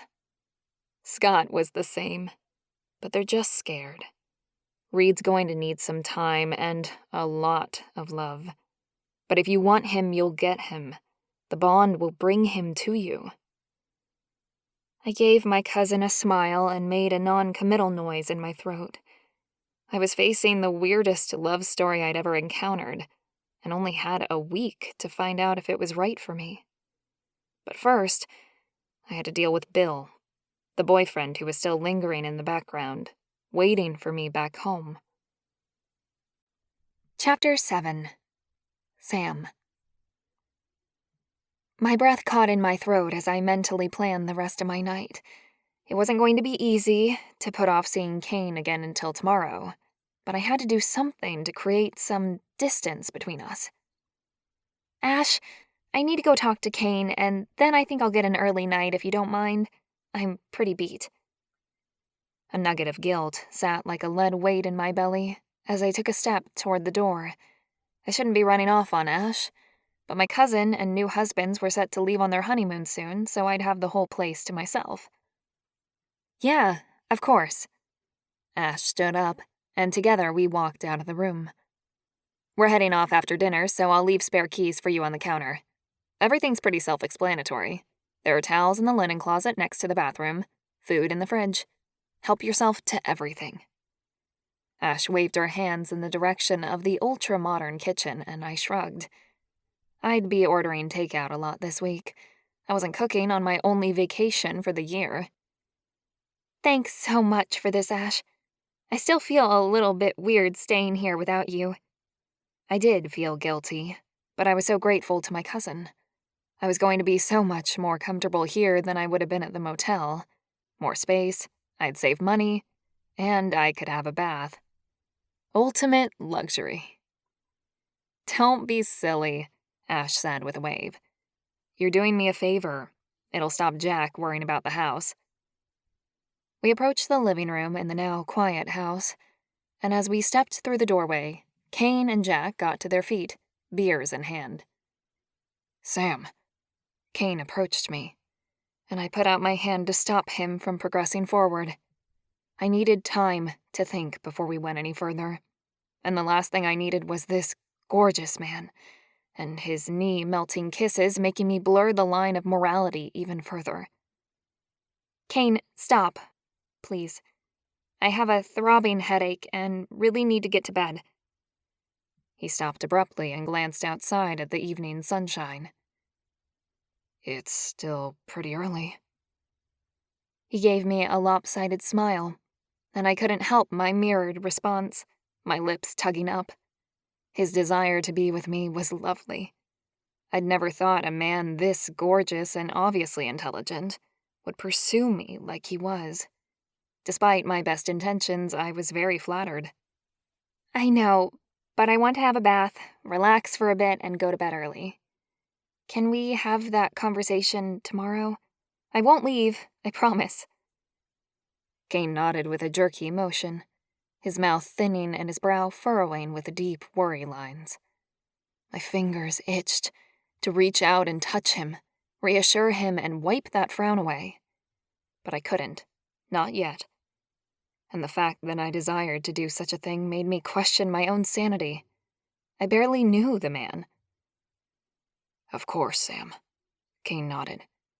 "Whatever you want. We're not going anywhere.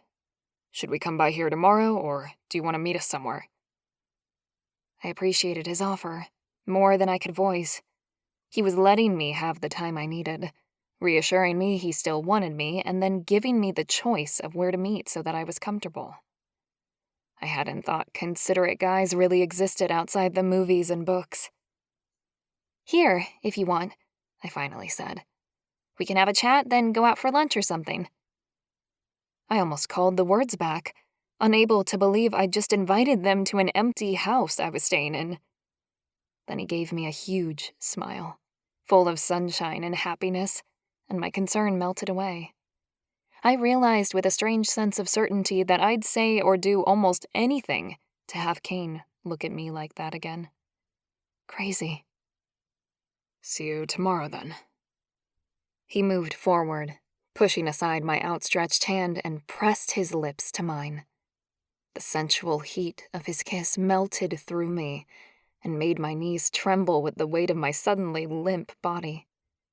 When he pulled back, he stared at me for a moment, his brown eyes communicating volumes. He wanted to stay, but he'd go. For me. I wanted to fall into those eyes and never leave.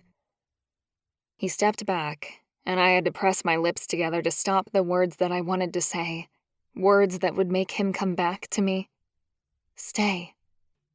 I was so strongly drawn to Kane that it took all my strength not to abandon my plans for a night alone and instead invite him to spend the night in my bed. "Thanks." I crossed my arms over my chest and looked at Ash, hoping my cousin would understand. Ash stared at me for a moment and then moved forward, touching Jack gently on the shoulder. Ash smiled at everyone. "Thanks so much for coming, Kane. You want to walk him out, Jack? And I'll find some painkillers for Sam's headache." The men disappeared, and I let my arms fall, a huge sigh leaving my body and a release of tension. "Ah, what am I doing?" I shook out my hands and bounced on my toes. Ash laughed as she indicated that I should follow her. "I've got some Advil in the kitchen. Come." I followed her and waited while she rummaged in the cupboards above the sink, then handed me a glass of water and a couple of white pills she popped from the blister packets. Ash smiled as she said, "Take these, make your phone call, and go to bed. Your life is about to change forever. For the better. I can guarantee you of that." I groaned and snatched at the pills, downing the painkillers and swallowing the water. "You better not mean that literally, Ash. I'm not sure I'm ready for a complete life change right now." I grabbed my cousin, pulling her into my arms and hugging her tight. "Have an amazing time on your honeymoon."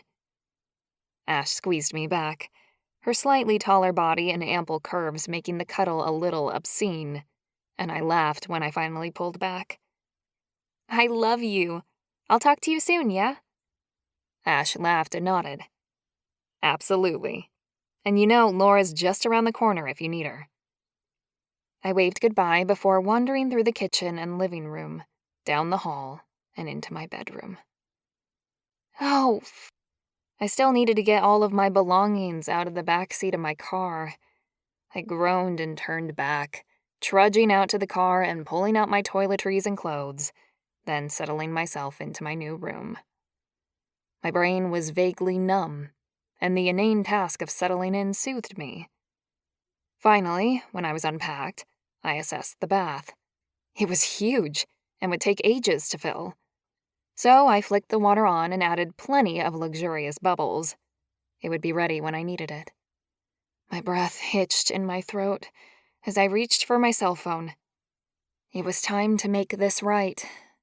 Even if I didn't choose to be with Reid and Kane, I still had to break up with Bill. If I'd really been in love with him, then I would never have kissed Kane, nor would I be considering this new relationship at all.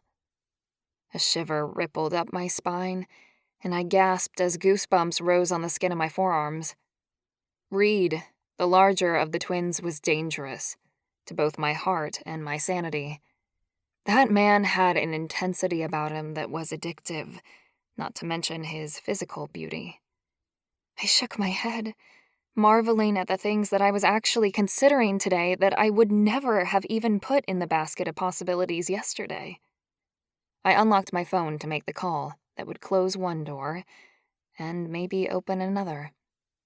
My belly flip-flopped like I was on a roller coaster, jerking and rolling. This was the part I dreaded when I started relationships. The messy ending that always seemed to happen with me no matter what. My fingers trembled as I scrolled through my contact list. I was doing the right thing. I really was. I just had to convince Bill of that. My pointer finger hovered over his name in my dial list, my belly dropping even further with a lurch. My boyfriend of just over a year had a temper, and I wasn't sure I could handle hearing him rant after the huge weekend I'd had already. Damn it! Just do it! I pressed his name before I could chicken out. I put the phone to my ear, sliding to the edge of the chair I sat upon, jiggling my legs. "Hey, stranger. Where you been?" Bill's slightly accusing tone came through clear as a bell. "Hey, Bill. Just been busy with the wedding and catching up with my cousins. How's your weekend going?" He grunted. "Not bad. Went out last night with the boys and just catching up on some paperwork now." That was one of the things I wouldn't miss about Bill. His need to drink with the boys on a weekly basis, if not twice a week. That's fine when you're 21, but when you're pushing 35, it would be nice if it wasn't such a necessity. "I have to talk to you about something, Bill. Do you have a minute now?" My knees moved faster as I shuffled around on my seat, my stomach twisting into knots. "Yeah, of course I do. What's up? Sounds serious." I took a deep breath and shot to my feet, needing to move while I talked. "It is serious, unfortunately. I've done a lot of thinking lately, and with Ash getting married this weekend, it's really put everything into perspective for me, the things I want out of life." I paced the room twice while waiting for Bill to say something. There was only silence at the end of the line. "Bill?" "I'm listening. But you sound like you need to say more." There was a hard tone in his voice now, and my belly did another flip. I hated hurting anyone, especially someone I cared about. But the hardest part was not knowing what Bill was going to say next. He could get nasty at the drop of a hat. I took a deep breath before blurting it out. "I'm sorry, Bill, but I think we need to break up. It's been a great year, but I really don't think we suit each other enough to continue with the relationship." Silence again, and this time I waited. I exhaled slowly. I'd said what needed to be said. Now it was his turn. "Have you found someone else?" Oh, crap. How was I supposed to answer that? Honesty was the best policy in theory, but in this moment my throat was tightening up at the thought of admitting what I'd done. The last thing I wanted was for Bill to know what was going on at the moment. "No, I haven't found a guy." Yeah, that was kind of the truth. Technically, I hadn't found a guy, I'd found two, maybe. "It's more the fact that I feel like I'm open for meeting new people and finding love," I continued. "I shouldn't feel that way if I really was in love with you. So I'm sorry to do this to you over the phone, but I'm going to stay with Laura for a week and do some more soul searching and see what happens." "Well, if you just need some time to sort yourself out, then do that. We can talk about us when you get back." No, I didn't want that. I needed time with Kane and Reid without worrying about cheating on someone I didn't really want. I shook my head, though Bill couldn't see it. "No, I think it's best that we end it now. You and I both know that we don't really suit each other. That's not true, he protested. I took you to meet my parents last month. I don't do that with women I'm not serious about. I clenched my teeth and tried not to puff out my cheeks. His parents had been the most unwelcoming, cold creatures I'd ever met, and the last thing I wanted was to have them as in-laws. I was very flattered you took me to meet your parents, Bill, but I don't see any future for us. But I love you. I told you that. Muttered words during meetings were not what I considered a declaration of love. Please, Bill, stop. Have some dignity, for goodness sake. We can talk about it more when I get home if you want, but I won't change my mind. I don't want to be with you anymore. I needed you to know as soon as possible what I'd decided. What? Am I not good enough for you? What's the rush, Sam? Desperate to jump into bed with some guy and don't want the guilt of knowing I'm here waiting for you? That barb hit so close to home that it splintered right around my heart, pain shooting through my chest. I'm sorry, Bill. I never meant to hurt you, but I have to be honest about what I'm feeling. Or not feeling in our case.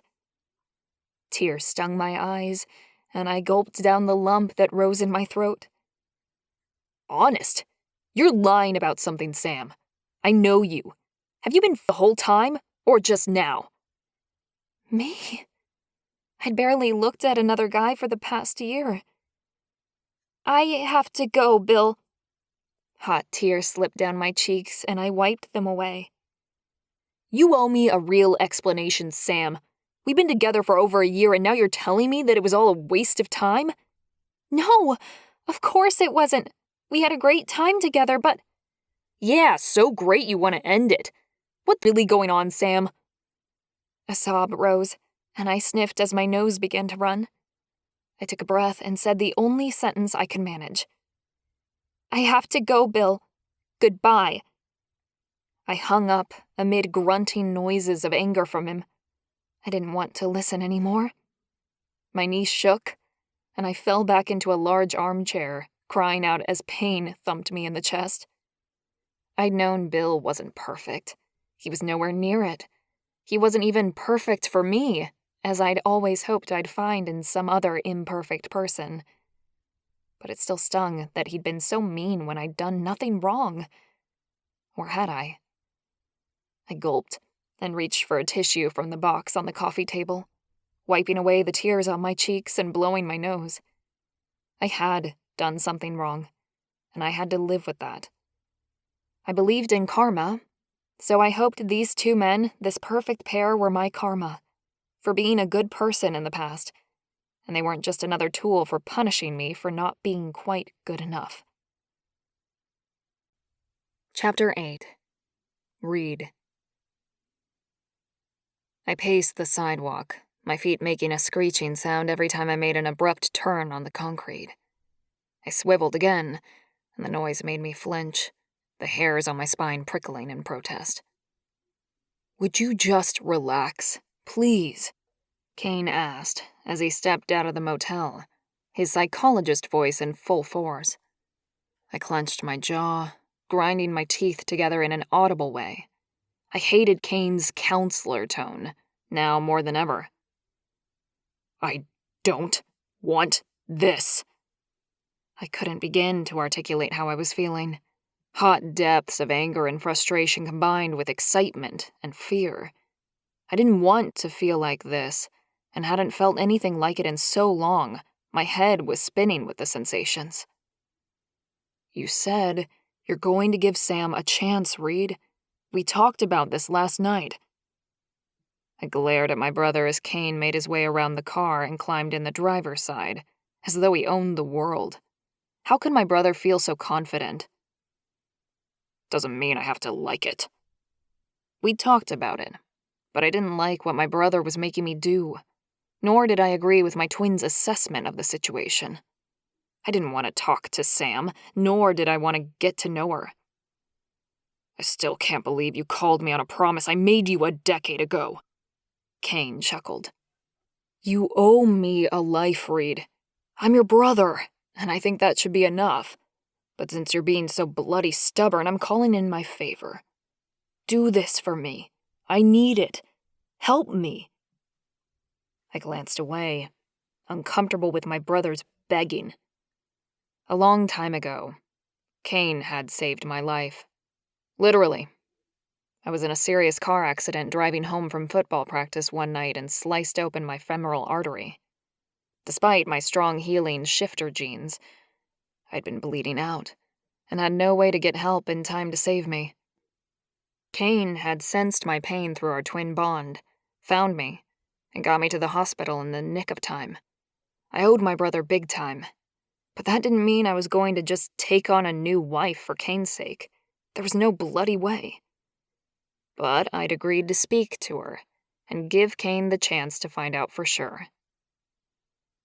"All right, I'll behave. Though I don't know why you need me. You could talk to her alone." Yeah, right. As if part of a perfect pair would be any good individually. I heaved a huge sigh. If Kane was right, and we'd been wrong in thinking Amanda was our true mate, it would be like finding out there wasn't a God. It would turn my whole world on its head. My whole life, all my beliefs, they were based on what the elders had told me. I'd given my whole heart to Amanda, and I wasn't sure there was enough left in me to love another.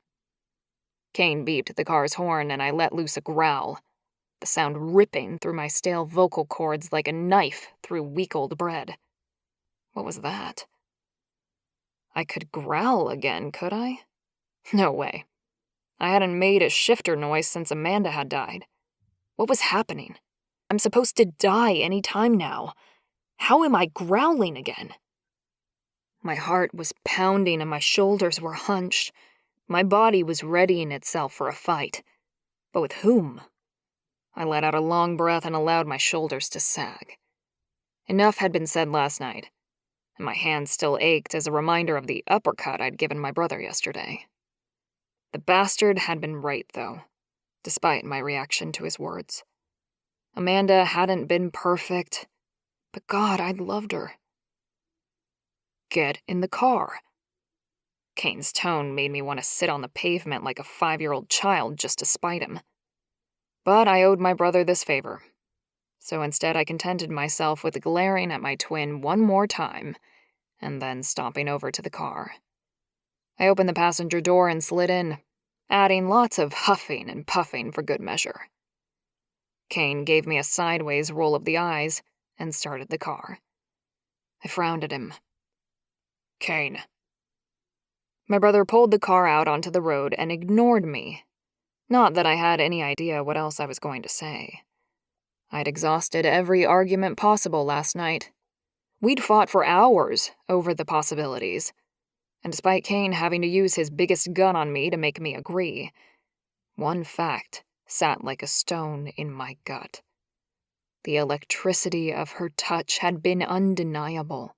The attraction I felt for her beautiful face was unlike anything I'd ever felt, even with Amanda.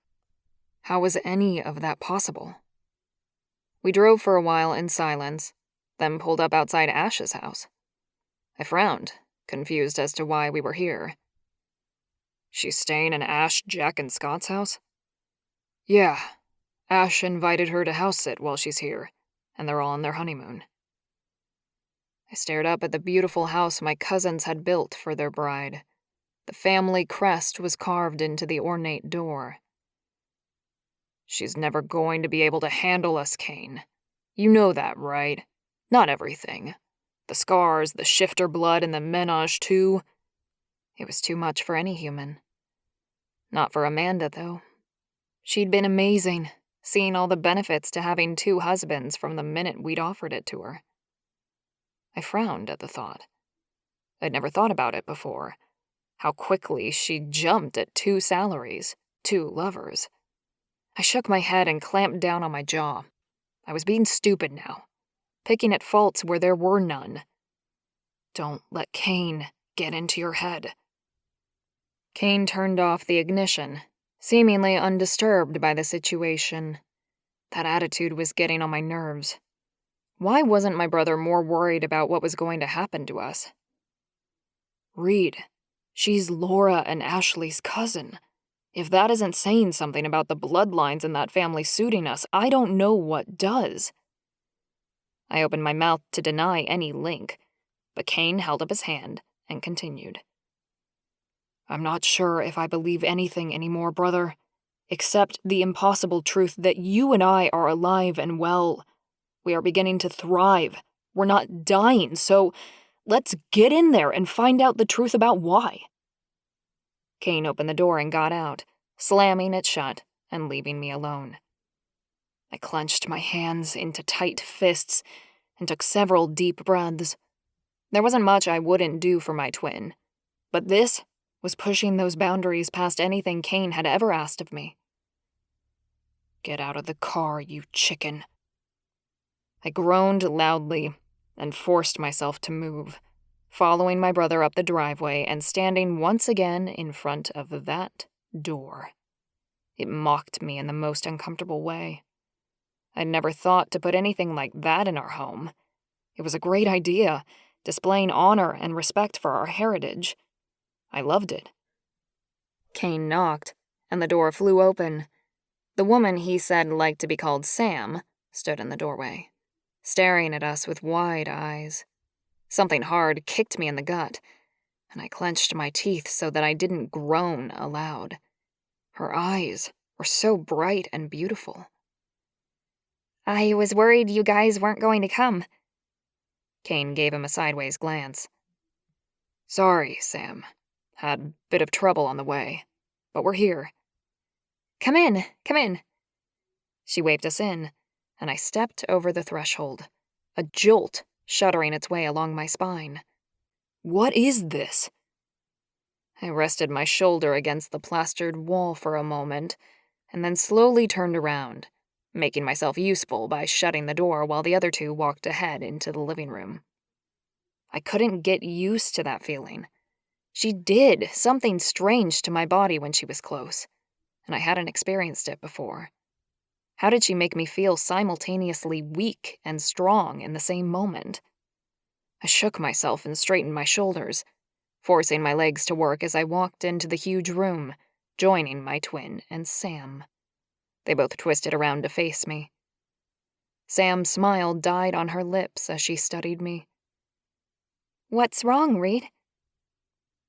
I must have had the look of a thundercloud on my face, if the sudden sadness in her eyes was any indication. I couldn't maintain eye contact and looked away. I may not like this situation, but I didn't want to hurt her. She seemed like a lovely person, actually. Nothing, I managed. Ignore me. I turned and looked around the room, as though I cared about furniture and all that sort of crap. Inspecting paintings and pictures, staring hard at the ornate fireplace while Kane chatted quietly with her about her day. She laughed at something Kane said, and I had to turn, watching her beautiful face light up as my brother sat next to her on the couch. I slowly inched forward, my ability to stay separate falling away as the warmth in the room drew me to them. Sam turned and gave me a shy smile. Are you going to join us now? I nodded and dropped into the armchair facing them. Yeah, pretty rude not to. She grinned at me again, and this time it sent strange butterflies straight through my gut. I thought so too, Sam agreed. Though you never know with some people. I swallowed hard, an acid flush following in the wake of the butterflies. What do you mean? She jumped to her feet. Oh, I forgot something. Hang on. She ran out of the room and returned a moment later, with a large tray full of sandwiches, cookies, and fruit. You looked a bit sick there for a moment, and I remembered I'd thrown some food together. Nothing homemade. I'm not the most domesticated person. Thanks, Sam. I'm quite hungry, actually, Kane said, and dove into the sandwiches, picking up 2 and biting into one with great gusto. Since when do you have an appetite? Reid? Sam picked up the plate and held the food out to me. I stared at the platter for a moment, then finally took a sandwich when my stomach roiled with acid once again. I bit into the soft bread, fresh chicken salad with creamy mayonnaise exploding across my taste buds, and a loud moan left my throat. I glanced at her, embarrassment flushing my cheeks. "Sorry," I mumbled around bites. But I couldn't stop, eating the first half, then the second in record time. My hunger rose like a wave, my hands moving faster and faster to get food into my mouth as I chewed and swallowed. I couldn't remember ever being this hungry. I grabbed for a peach, biting into the sweet, juicy flesh and groaning again. My stomach growled, and I kept eating while Sam sat and smiled, first at me, and then at Kane, and back again. You did look a bit peaked, as my grandmother would say. Glad you're eating. I slowed down my chomping and took a sip of the water she'd placed in front of me. "Yeah, we haven't eaten very well since." I stopped, not wanting to say Amanda's name out loud here. Ashleigh said your wife passed away last year. I'm so sorry to hear that. I can only imagine how devastating that would have been. I nodded and took a chocolate cookie that she offered. Her gentle smile and kind words made my jumping stomach settle. "We didn't think we'd survive it, actually. But here we are." Sam looked from Kane to me. Well, I'm too new to this world to really comment, but if my cousin's married 2 men at a time, I guess anything's possible. A strangled chuckle emerged from my throat, and finally, I relaxed into the chair. The food was having a strange, drug-like effect, and my head was spinning. The anger that had driven me for long seemed less intense. "Holy cow, I'm full." Sam laughed this time and started eating a cookie from the plate in front of her. It's so nice to be up here. The scenery is just so beautiful. When do you guys return home? Kane moved closer to her on the couch, lifting his hand and placing it on her thigh. I narrowed my eyes and watched my brother start a dance I wasn't sure I wanted to join. Sam was lovely, yes, and beautiful. But I hadn't touched a woman in a year. I'd never planned to do so again. It felt wrong. "We don't have any plans to go home at all," Kane continued. "We took extended leave from our jobs and we want to stay for a while. We're in a local motel at the moment, but our aunt and uncle have asked us to stay with them." Sam nodded at Kane. Jack and Scott's parents? "No, Brandon and Tyler's, actually. Their house is massive and it's so close to the national park we could relax a bit, which, after the year we've had, would be great." Sam had turned her whole body toward Kane now, and he was stroking her face. She was leaning into the caress like a flower to the sun. My chest was getting too tight, as though my ribs were squeezing my lungs. "Kane, I think we should go." Kane didn't move, but Sam turned to look at me. Really? Oh, okay. Her face looked downtrodden, but she went to stand up, presumably to say goodbye. Kane pulled her onto his lap, wrapping his arms around her waist and not letting her rise. "No, we're staying. How much do you understand about us, Sam?" She looked from Kane to me and back again. I'm too heavy. Please let me up. Kane squeezed her so tight she squeaked. He growled, "You're perfect." Sam got a strange look on her face and then slowly crept her arms up Kane's body until she had her hands around his neck. Just what Ash told me. You're a perfect pair, just like Ash's husbands and Laura's husbands. And that means you generally only have one wife whom you share. The last word was almost whispered, her full cheeks coloring pink. She'd been warned about us. Good. Her reaction was beautiful. How naive was she that the idea of a threesome made her blush like that? Wouldn't you like to find out? I cleared my throat and spoke up. But we've had our mate, and we only get one. Sam turned to me, not letting go of Kane. Her voice was gentle as she spoke, almost pleading. Then how come we feel this way? I can't stop wanting to touch you guys. And when we met yesterday and shook hands, I had an electrical current pulse through me like lightning. How is that possible if you've already had your one and only mate? I opened my mouth, but nothing came out. Because if truth be told, I didn't have an answer. I couldn't deny anything she'd said, and my own hands itched to touch her. Is her hair as soft as it looks? Kane pushed in. We don't know, Sam, and that's what we're here to find out. If you feel that way about us and we can't wait to kiss and touch you, the impossible might be true, and you really might be for us. I jumped up and began pacing the living room. I didn't want to hear this. I didn't want to know for sure. Damn it! I was happy, knowing that I'd already fulfilled my life's purpose. This would mean I hadn't. How do we find out, Kane? Sam's softly spoken question made me groan and look at the ceiling. There was only one real way. We had to make love to her. I stopped pacing and looked straight at my twin, who stared back at me. You up for this, Reid? I clenched my teeth and nodded once. I'm not, but there's only one way to know for sure. Maybe my body would and then I know for sure Sam wasn't for us and I wouldn't even have to touch her. That thought relaxed me. It was more than likely that I wouldn't respond to her. I'd starved my body of all touch since the night my mate had died.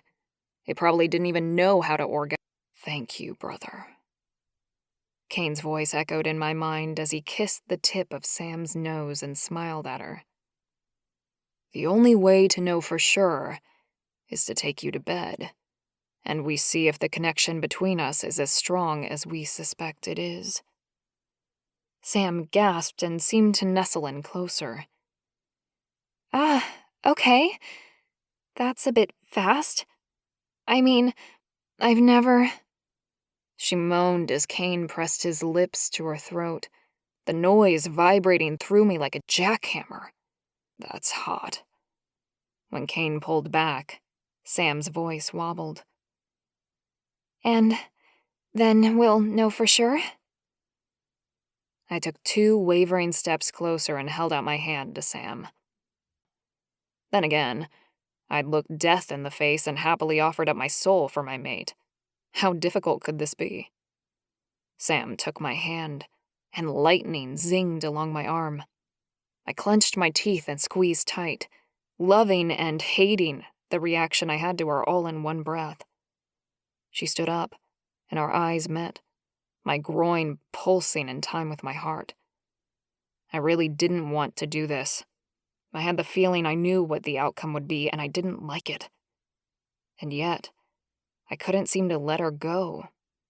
My hand squeezed hers more tightly, and I stepped closer, feeling so much energy between us that I almost lifted her straight up into my arms and charged into the bedroom right then and there. Yes, Sam. My voice was hoarse, and I couldn't look at Kane. I knew he'd have a sizable smirk on his face. We'll know. And heaven help me then. Chapter 9. Samantha. Kane took my other hand and tugged me toward him and away from the intensity of Reid. It didn't help much. Kane was equally intense. I stared up into his milk chocolate eyes and tilted my head for a kiss. If there was only one true way to know if I was meant to be with these men, I wanted to find out the truth as soon as possible. Chapter 10. Samantha. Warm lips pressed against my neck, and exploring fingers rubbed my thighs. I came awake to a fantasy of feelings and warmth, What an incredible experience. I opened my eyes to find Reid in front of me, lying on his back, not touching me anymore. What had happened to make him withdraw? "How are you feeling, beautiful?" Kane whispered into my ear. His hands moving over my belly, I wiggled, arching into his caress. Amazing. I can't believe how good that felt. Did you feel those pulsing electrical sensations too? I twisted to look up at Kane, focusing on the man who hadn't withdrawn from me. He nodded and kissed my nose. I did. It was incredible. Thank you so much for all your time and, I never knew I could feel like that. You are amazing, both of you. I put out a hand for Reid and made contact with his arm. He rolled away, stood up and reached for his clothes. What did I do? I asked Kane, pressing tightly to him. At least one of my men was still holding me. Kane kissed me on the mouth, the saltiness of his lips making me moan with renewed longing. His sweaty skin tasted perfect, too. He lifted his head and smiled at me. You didn't do anything wrong. You were amazing, more than amazing. Wasn't she, Reid? Kane lifted his voice on that last sentence, directing the words at his brother. Reid grunted, and when I looked over, he was fully dressed, as though nothing had happened. I stared at him, looking for signs that I hadn't just made up our incredible experience. His hair clung to his brow now, his skin flushed from exertion. Yeah. He at least agreed in some way, although his hesitation confused me. You want to come sit down with us again?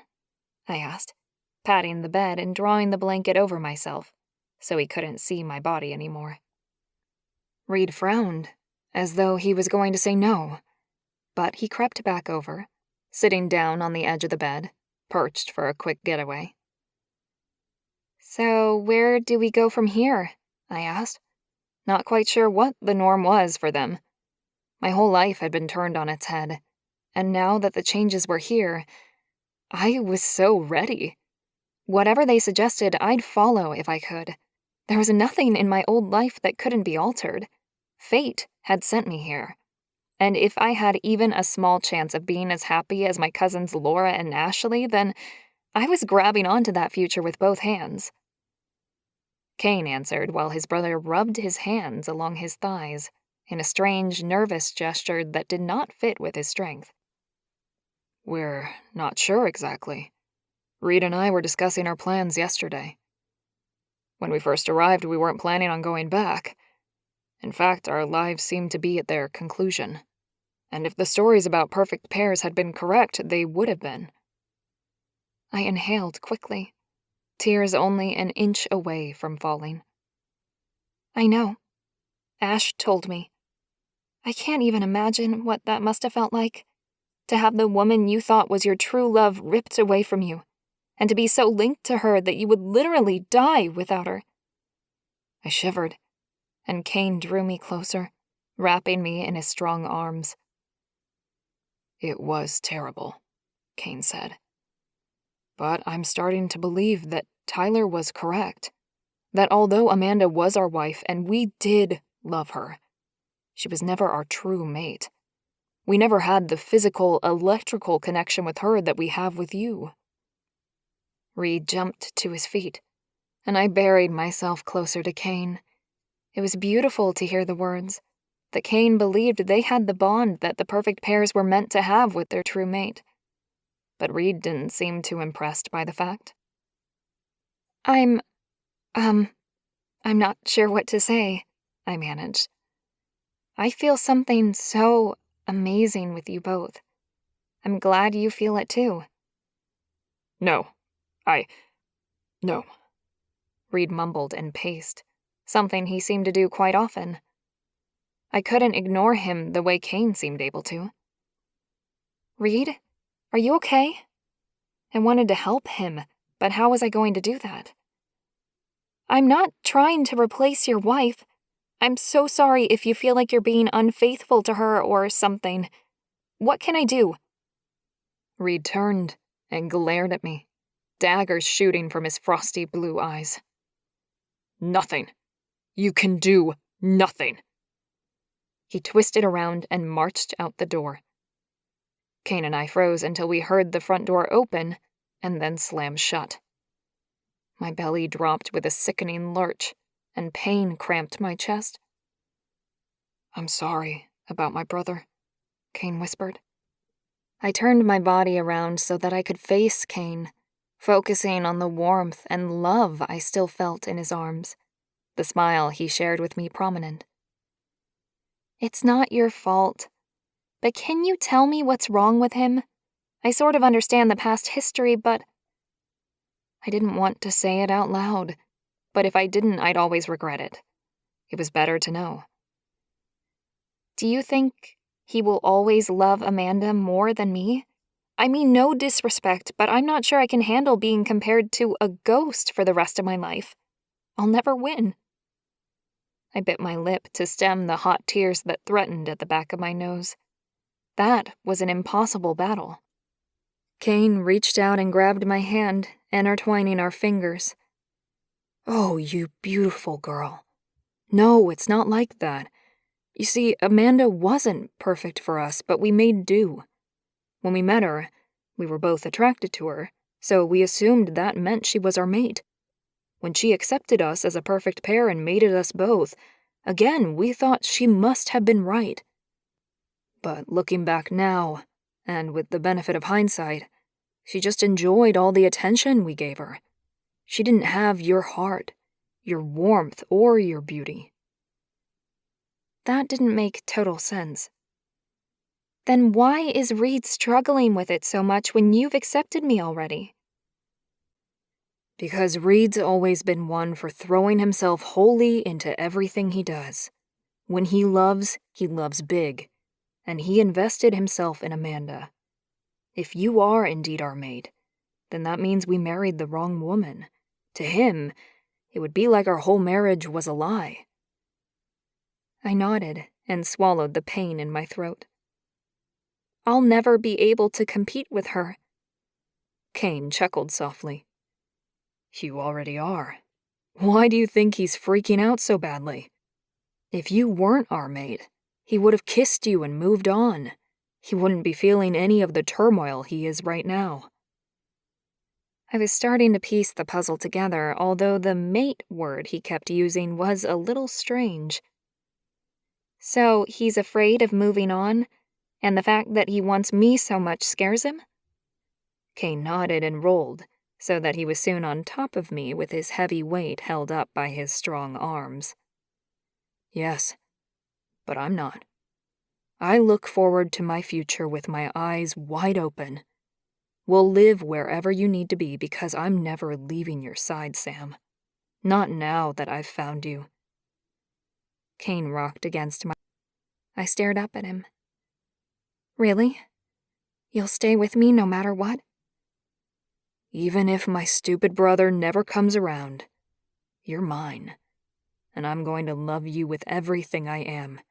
Everything I have." I drew his face down to mine and kissed him with everything inside of me. My heart was soaring at the possibilities, at the future we could have surrounded by love and happiness.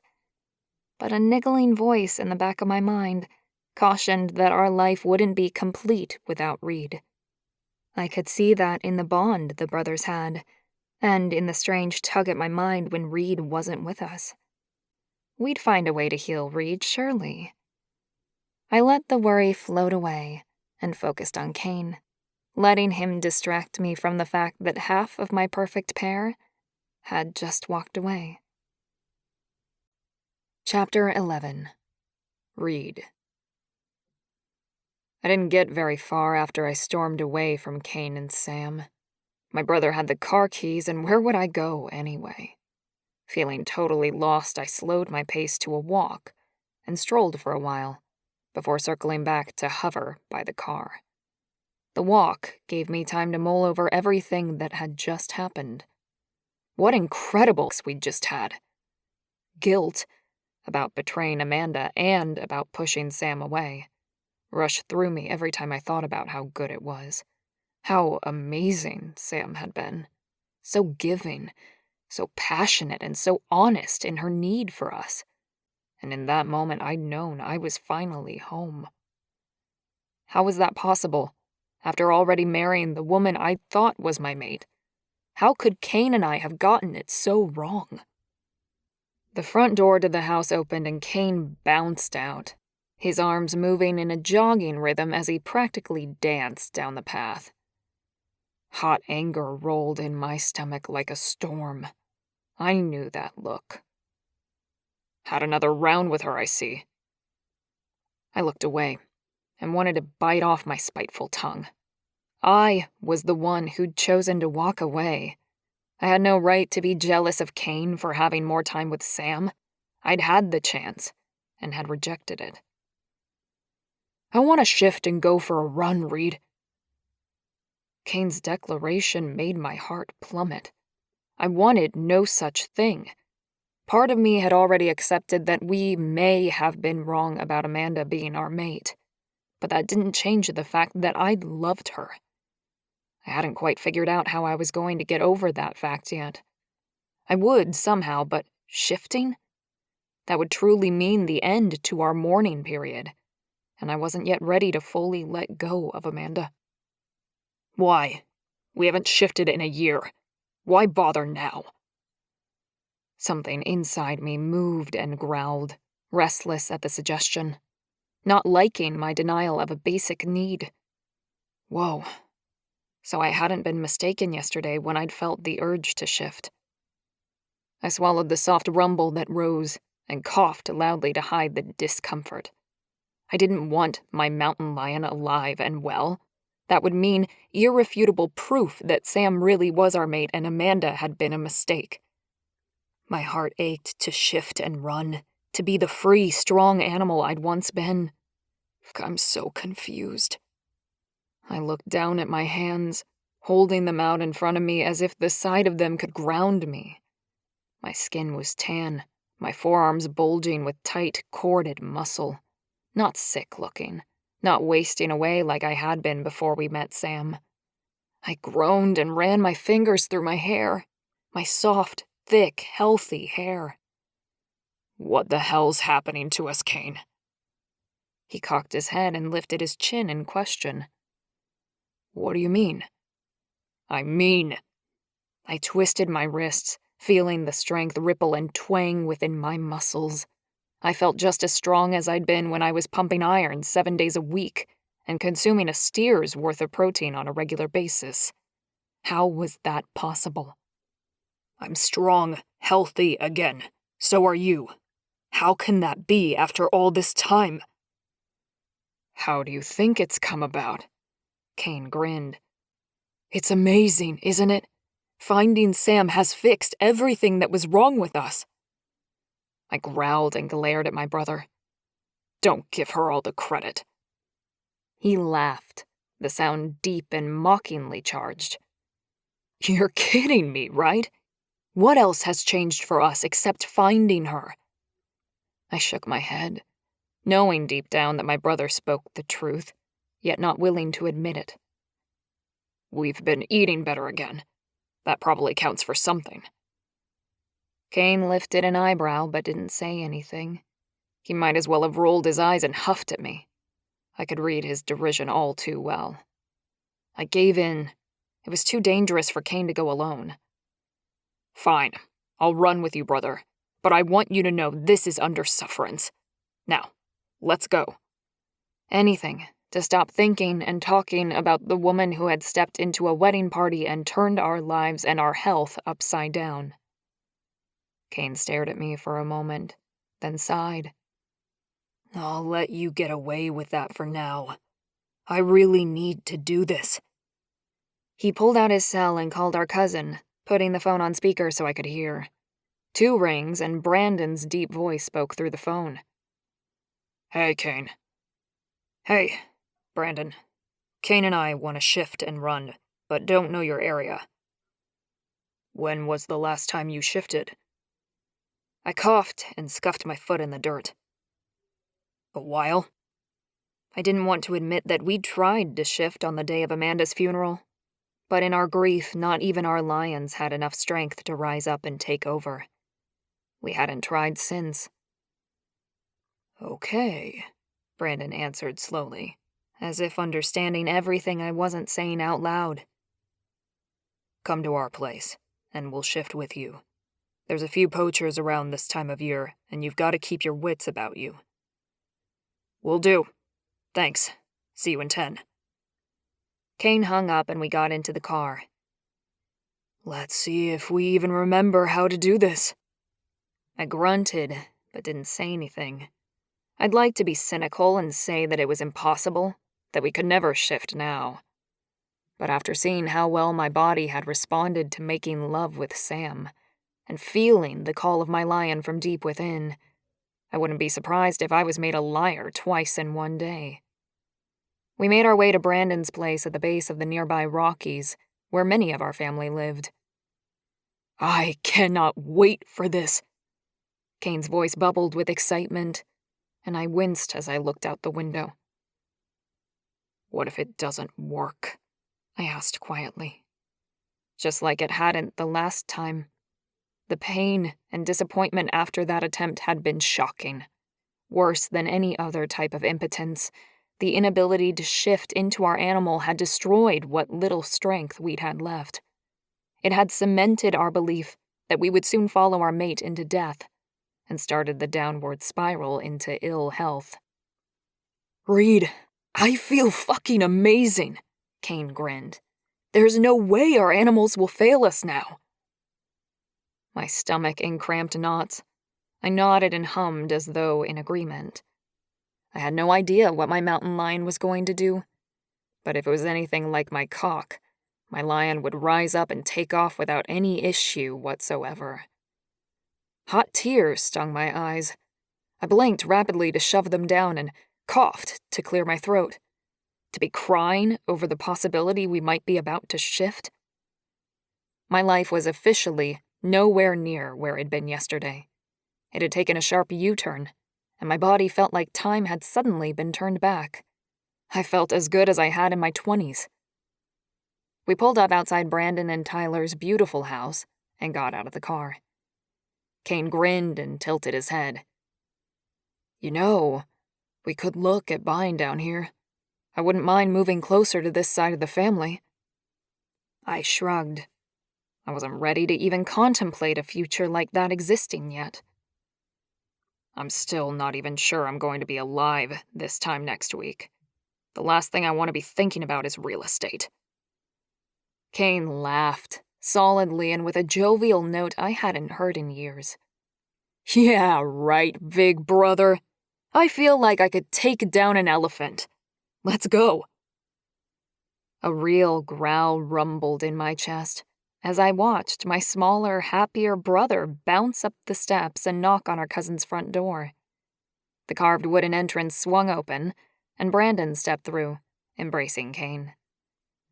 I swallowed the lump that clogged my throat and locked my wobbly knees.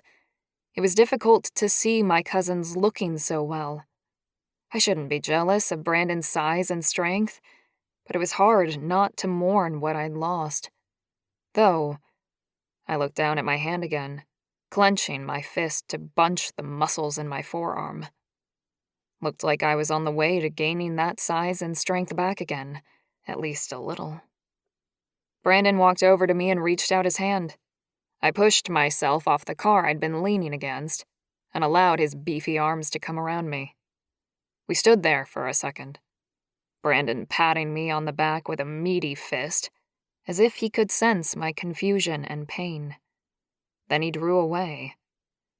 That was when I noticed how close I was in size to Brandon. I held my arm up next to his, and our forearms were identical. Shock charged up my heart rate for a moment. How could this be possible? I wasn't gaining back a little of my size and strength. I was getting it all back, and fast. "What you looking at?" Brandon asked, glancing down. Tyler stepped forward with a knowing smile. "Forgotten what it was like to be the big twin, Reid?" I shook my head, falling back against the car when my knees weakened. But I lost all that weight this year. Brandon burst into laughter. Lost weight? What are you, 200 pounds?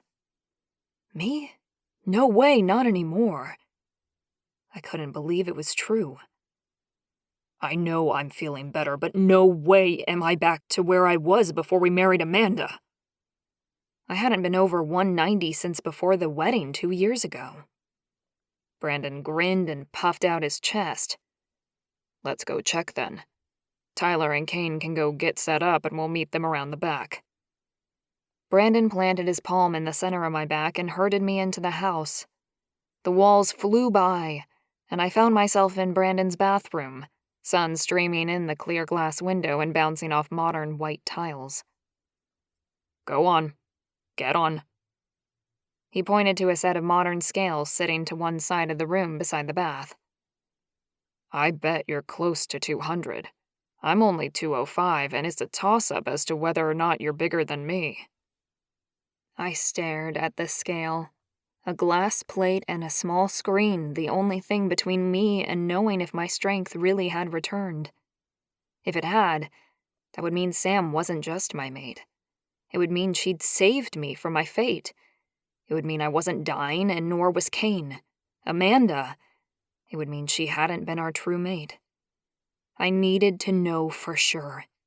With my heart pounding against my ribs, I took a shallow breath and stepped onto the scale. Sweat beaded my forehead as I waited for the number.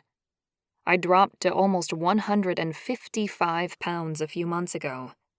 For me, that had been a sure sign I was close to death. As the larger and stronger half of our perfect pair, I'd known I was in trouble when I was smaller than my twin had been at his peak. Fuck me. I stared at the screen and blinked several times. 206. Ha! Told you so. Brandon clapped me on the back and moved away toward the door. You coming? Hot tears stung my nose as I stared at the number. I was back to my biggest. Somehow Sam had healed me, made my body grow and strengthen back to being the twin I was meant to be. I wiped away the moisture and nodded, swinging around and following Brandon through the house and outside. One meeting, mind-blowing sex, and an earth-shattering orgasm couldn't possibly undo a year of pain and starvation, a year of dying. And yet it had. How had she done it? Even as I asked the question, I knew the truth. She was our mate, the real one. After all we'd suffered, we had another chance at life, love, children, maybe. My heart ached, calling me a traitor. Amanda. You ready, Reid? Brandon called out, dropping his jeans in the pile of clothes that had accumulated on the outside patio furniture. 3 naked men stood in the backyard. I pulled at my clothes with slow, awkward movements, my head still spinning from what I'd seen on the scale. You okay, bro? Kane called. I nodded, unable to formulate any other words. If I was back to full health, then I should be able to shift. As though in answer to the thought, a soft growl rumbled through my chest. I had to swallow down the tears threatening again. Fucking hell. Pull it together, pussy. Okay. Tyler will shift first and you guys just follow. Relax, and I'm sure it'll happen. We can run to the lake and back. Just stay close. I nodded again and stumbled toward my brother and cousins. Tyler began to shift, fur sprouting on his face and arms. Then he was gone, and a cinnamon-colored mountain lion stood in his place. I glanced at my brother, and Kane smiled. Then his eyes began to change color, then his skin. He shifted slowly and what looked like awkwardly, but he managed it. His animal finally standing before me, purring madly. Brandon looked at me, a grin plastered across his face. Your turn. Let's go. My stomach flipped with fear. I didn't want to try and fail. Brandon's solid hand grabbed my shoulder. Just focus on your animal, the feel of the 4 legs, the awesome sight and smells and sounds, and the sense of freedom of running through the forest. Whatever works for you. I nodded my head with a jerky motion and pushed the air in and out of my nose, the noise anxious even to my own ears. I couldn't wait anymore. I closed my eyes and focused on my animal, the lion I'd given up on a year ago. A growl erupted, heat deep in my belly. I let my human side go, my body falling to the floor, reshaping and contorting into the powerful mountain lion of my family line. I blinked my eyes open and was buffeted by the beauty of the sun streaming through the trees, the smell of the grass and the flowers nearby almost overwhelming. My heart sang, and something inside my soul settled with happiness. It had been far too long. This felt so damn right. I took some steps, my cat body feeling foreign and new. It was awkward and downright embarrassing to feel this way. I probably looked like a newborn giraffe, staggering and learning to walk for the first time. My cousins purred around me, rubbing their heads against my back and sides. I turned to see Kane stumble into a tree, obviously feeling the same way I did. I steadied myself and took some deep breaths.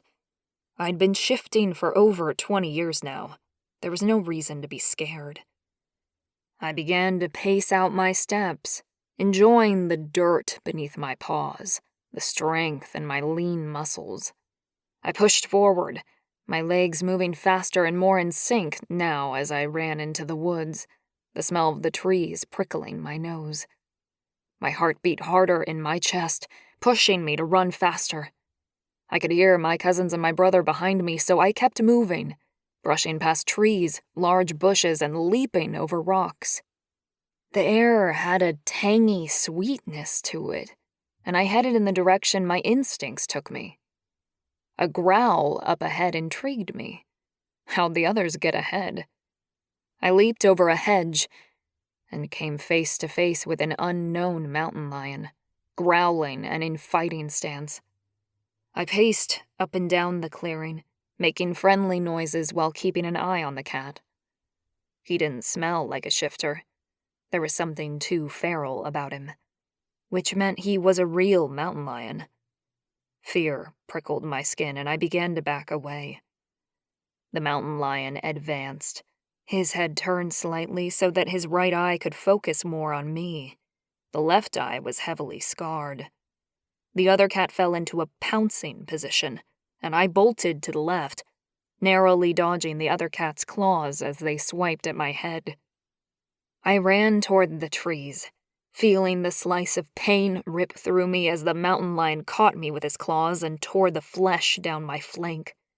I cried out, the inhuman sound echoing in the clearing, as I turned to face the other animal. I had no hope of surviving if I shifted. My human body was no match for the speed of this wild cat. I snarled and growled, facing the other animal, desperately trying to ignore the pain in my back leg as I limped around in a circle. My stomach was churning, and my heart was racing. A week ago, I would have closed my eyes and welcomed the fate the big cat would bring. Instead, as I dug my feet into the dirt and planned my attack, it became very apparent that I didn't want to die. Not anymore. Now I was determined to live. A flurry of snarling cats flew into the clearing, and Kane, in his shifter form, attacked the real mountain lion, swiping at his face with vicious strikes. The wild animal, seeing all 4 of us, turned tail and fled, leaving the clearing now empty of everything except my family. I collapsed onto the soft grass, breathing heavily. My heart was still hammering, and I couldn't seem to slow it down. I couldn't believe it. I didn't want to die. Even after everything I'd said about not believing Sam was our true mate, I'd had the chance to yield to death, and I'd fought instead. Sam was our true mate. and I wanted to see what it felt like to fulfill the prophecy, to feel complete, be whole. If I was being truly honest, it had never been that way with Amanda. I'd been happy, but the completeness had never felt quite how I'd been told a true perfect pair mating would feel. It was only now, with my body bleeding and my mind clear, that I could finally admit that to myself. My brother came to lie by my side, purring and butting his head against mine. Tyler shifted to human form and crouched down next to me. "Reid, are you all right? Do you need me to carry you? We'll go straight to the clinic and get Laura to see to you if you don't have the strength to heal." I glanced back at my flank and saw the dried blood, the pain already reducing as my shifter genes worked to heal the wound.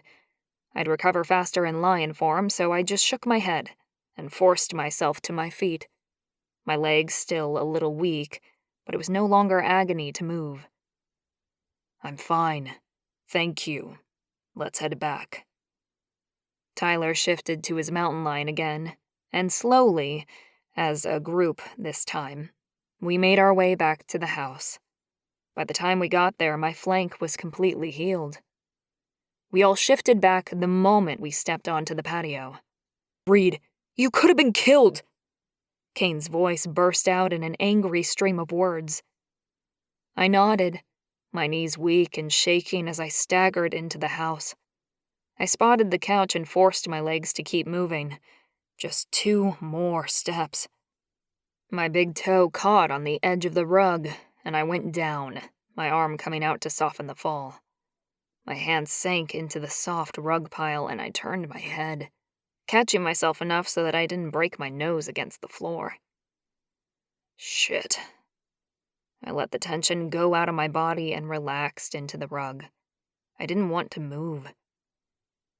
"You okay, buddy?" Brandon's gruff voice sounded in the quiet room as rough, warm hands touched my shoulders. "Don't pick me up. I just need a minute." There was a moment of quiet and stillness. Then the hands disappeared. "Sure.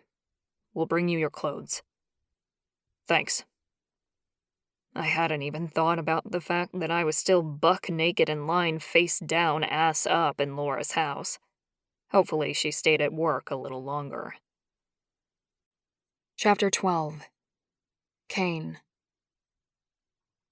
I tugged on my clothes, standing on the grass outside, still trying to calm the racing of my heart. I'd never had such a pure surge of adrenaline as I had when I entered that clearing and saw a wounded Reid facing down a non-shifter cougar. Although most of the adrenaline had been metabolized by my lion, my arms still shook from the effects. But we had shifted, both of us, and it felt fantastic to know I'd been right about Sam. She was our mate, and meeting her had changed everything for me and Reid. "Despite everything, that was great," I said to my cousins. "Thanks, guys." Brandon grinned, his teeth flashing white in a ray of sunshine. "It's about time you ran in your lion form again. Too long in one form isn't good for us." I inhaled the fresh, crisp air and nodded. I didn't want to explain why we hadn't shifted in so long. I was focusing on the future, and it was bright. I glanced toward the house. The beautiful patio doors were open, and I could see Reid's chunky calves and feet lying near the glass coffee table. Idiot. He could have died. I scooped up my twin-strewn clothing and skipped up the few stairs, my body alive, tingling and strong. That mountain lion had scared the shit out of me when I'd seen it attacking Reid. But before I'd even consciously decided what to do, I was attacking it. Amazing. I would never have done that a few years ago. I stepped inside Brandon's beautiful home, my skin singing with happiness as the soft rug touched my toes. My brother was still face down, naked on the rug, his breathing ragged, but he was very much alive. I dropped into one of the chairs facing Reid, my hand still trembling. "I don't know whether to be happy or sad, furious, or elated. So I'm just going to settle for telling you that I feel awesome. How about you?" Weird chortling and snorting noises came from the floor. "I almost died, and you feel awesome?" I shrugged. My brother didn't need a pity party, and I didn't want to push Reid through his grief process faster than he wanted to go, but it was time to at least start. "Look, brother, I love you more than my own life. When I saw you being attacked by that lion, I wanted to rip the animal apart, and almost did. But how amazing was it to be in our animal form again?" Reid moved, slowly and what looked like painfully. His body was totally healed from the attack, luckily, but he was still sore, that was obvious. His hands pressed into the ground, his massive back muscles bulging as he pushed himself into a seated position. Wow, he got huge again. "Give me my clothes," he ground out.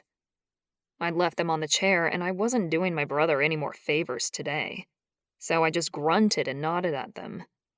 Reid glared at me and grabbed for his jeans, dressing himself with sharp moves. "It's good to see you've got your strength back, Reid," I chuckled when he shot me a dirty look. I cracked up laughing, the sound shooting out of me in a bubbly, great feeling of elation. "It's so good to have you back, brother." And it was. My twin had returned. The foul-mouthed mountain of a man that I'd grown up with had reappeared. Reid fell onto the soft couch opposite me, and I grinned at him, but didn't say anything. I was trying not to force Reid to speak, but it was difficult to keep my mouth shut. I wanted to poke and prod at him until he had no choice but to finally admit the truth. Finally, I couldn't stop one little dig from popping out. "She's our true mate, Reid. Today proves it." Reid shuffled for a minute, moving his hands from his lap to the couch and back again. He looked everywhere except directly at me, and even pulled out his phone to search for some reason not to talk. Eventually, he grunted, "Yeah. You can't deny—" Wait. What? Had my brother just agreed with me? Holy hell. I only just stopped my jaw from dropping, staring at Reid with my eyes wide.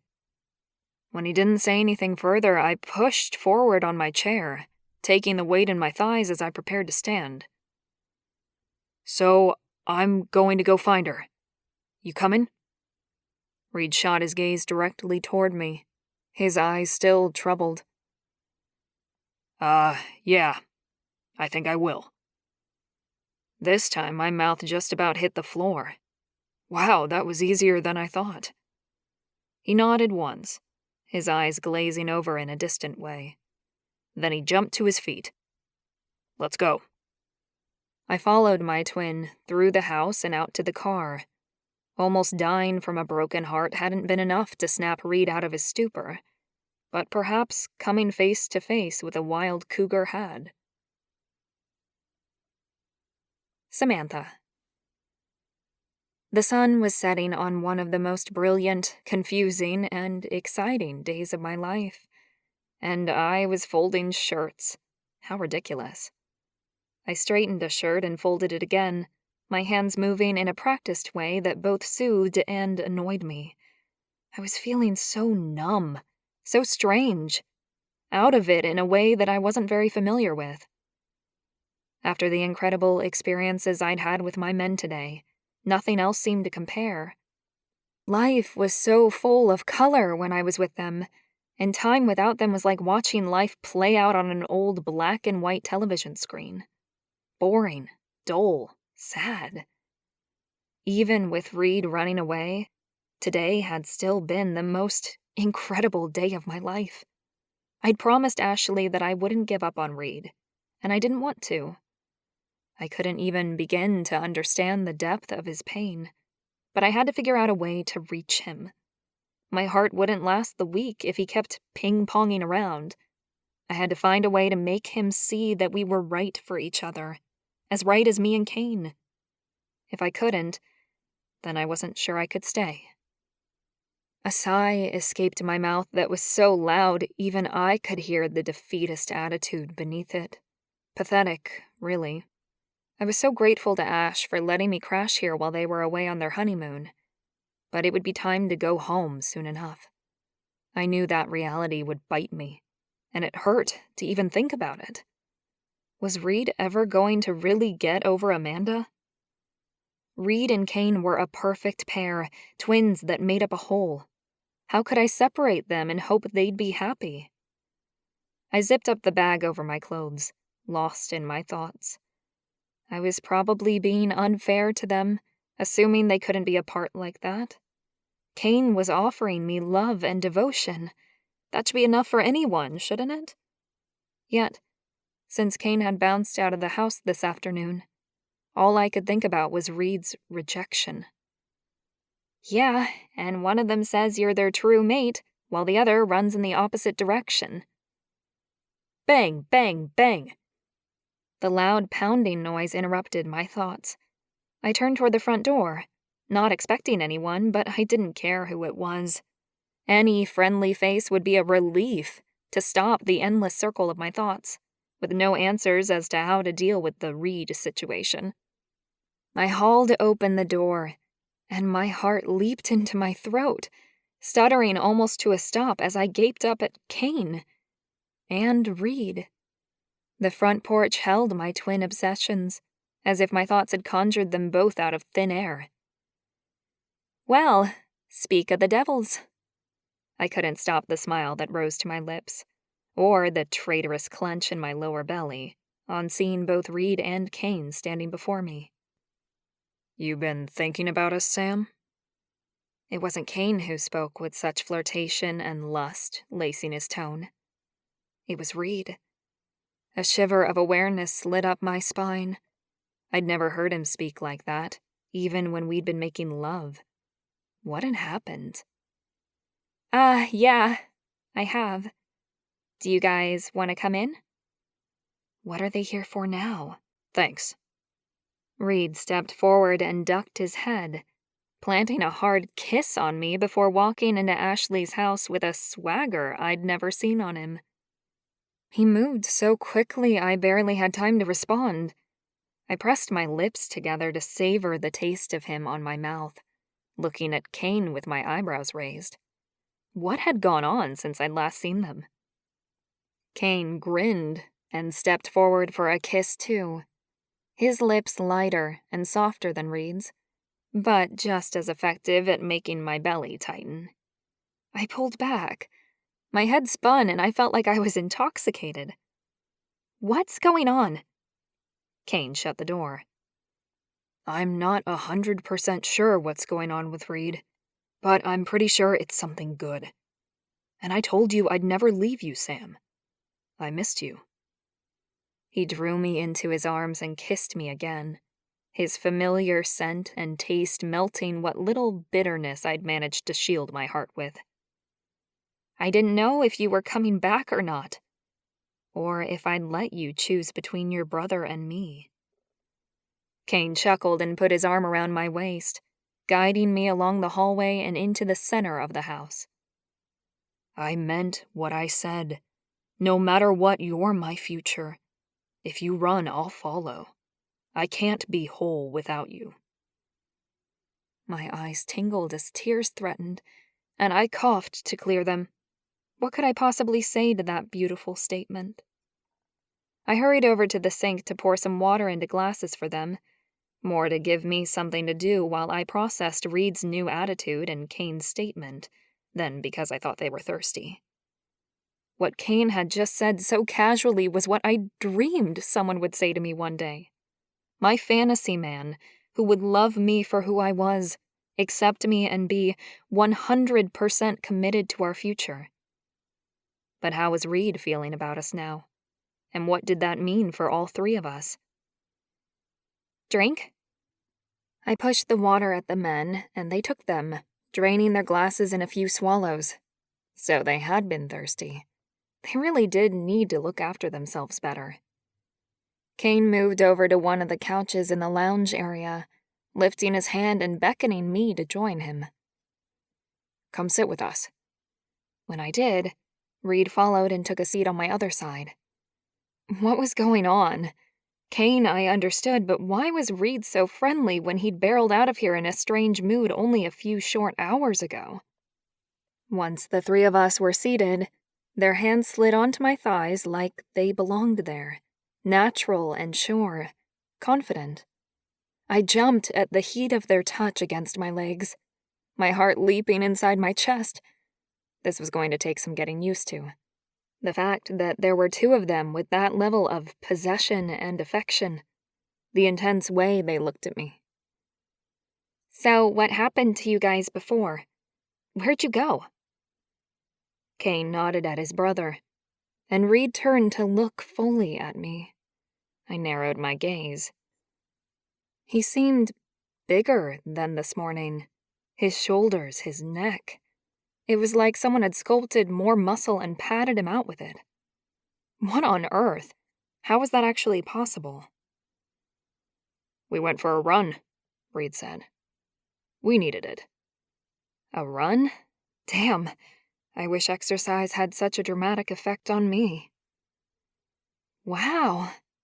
What an incredible difference a simple run makes.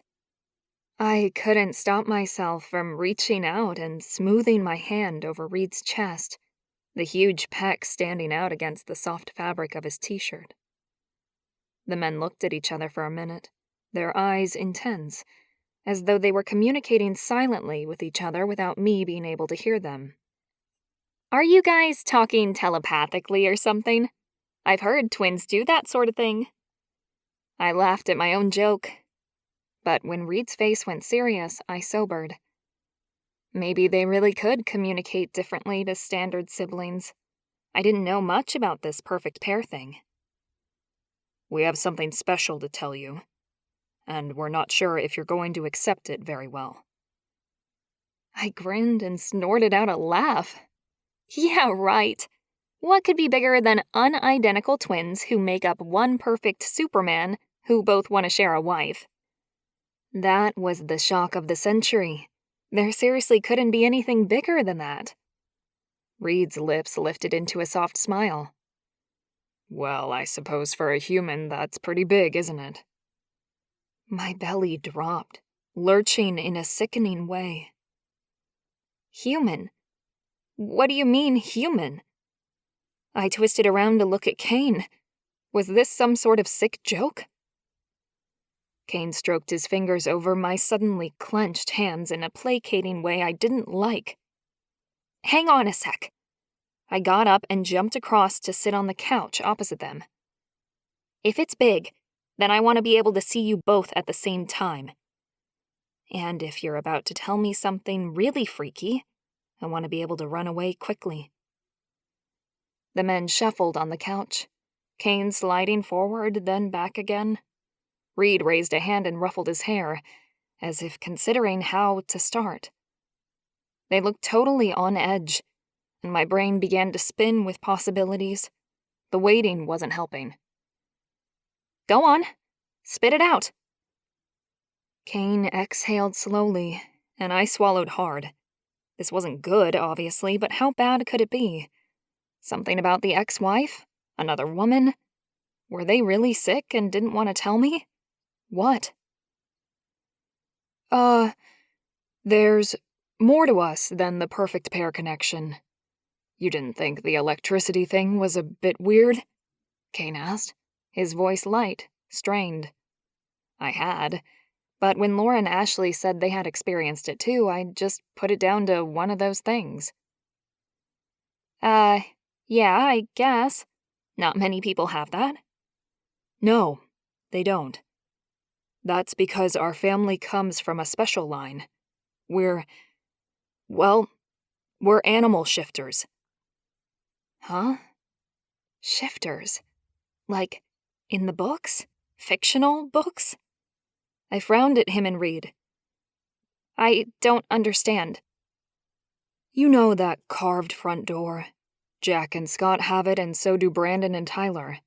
It's a Canadian mountain lion. It's our family crest, as it were, but it represents more than that. All of us are full-blooded shifters, and we can turn into one at will. Brandon, Tyler, Jack, Scott, and us. Uh-huh. Yeah, right. And I'm a vampire. You're telling me you can both turn into a mountain lion, like a werewolf but a big cat? Reid chuckled. Yeah, a werecat, but no full moon required. They had to be joking. Why are you saying this? I really don't get what you're trying to tell me. My mind had gone blank. They couldn't possibly be serious, surely. Look, I think we should show you.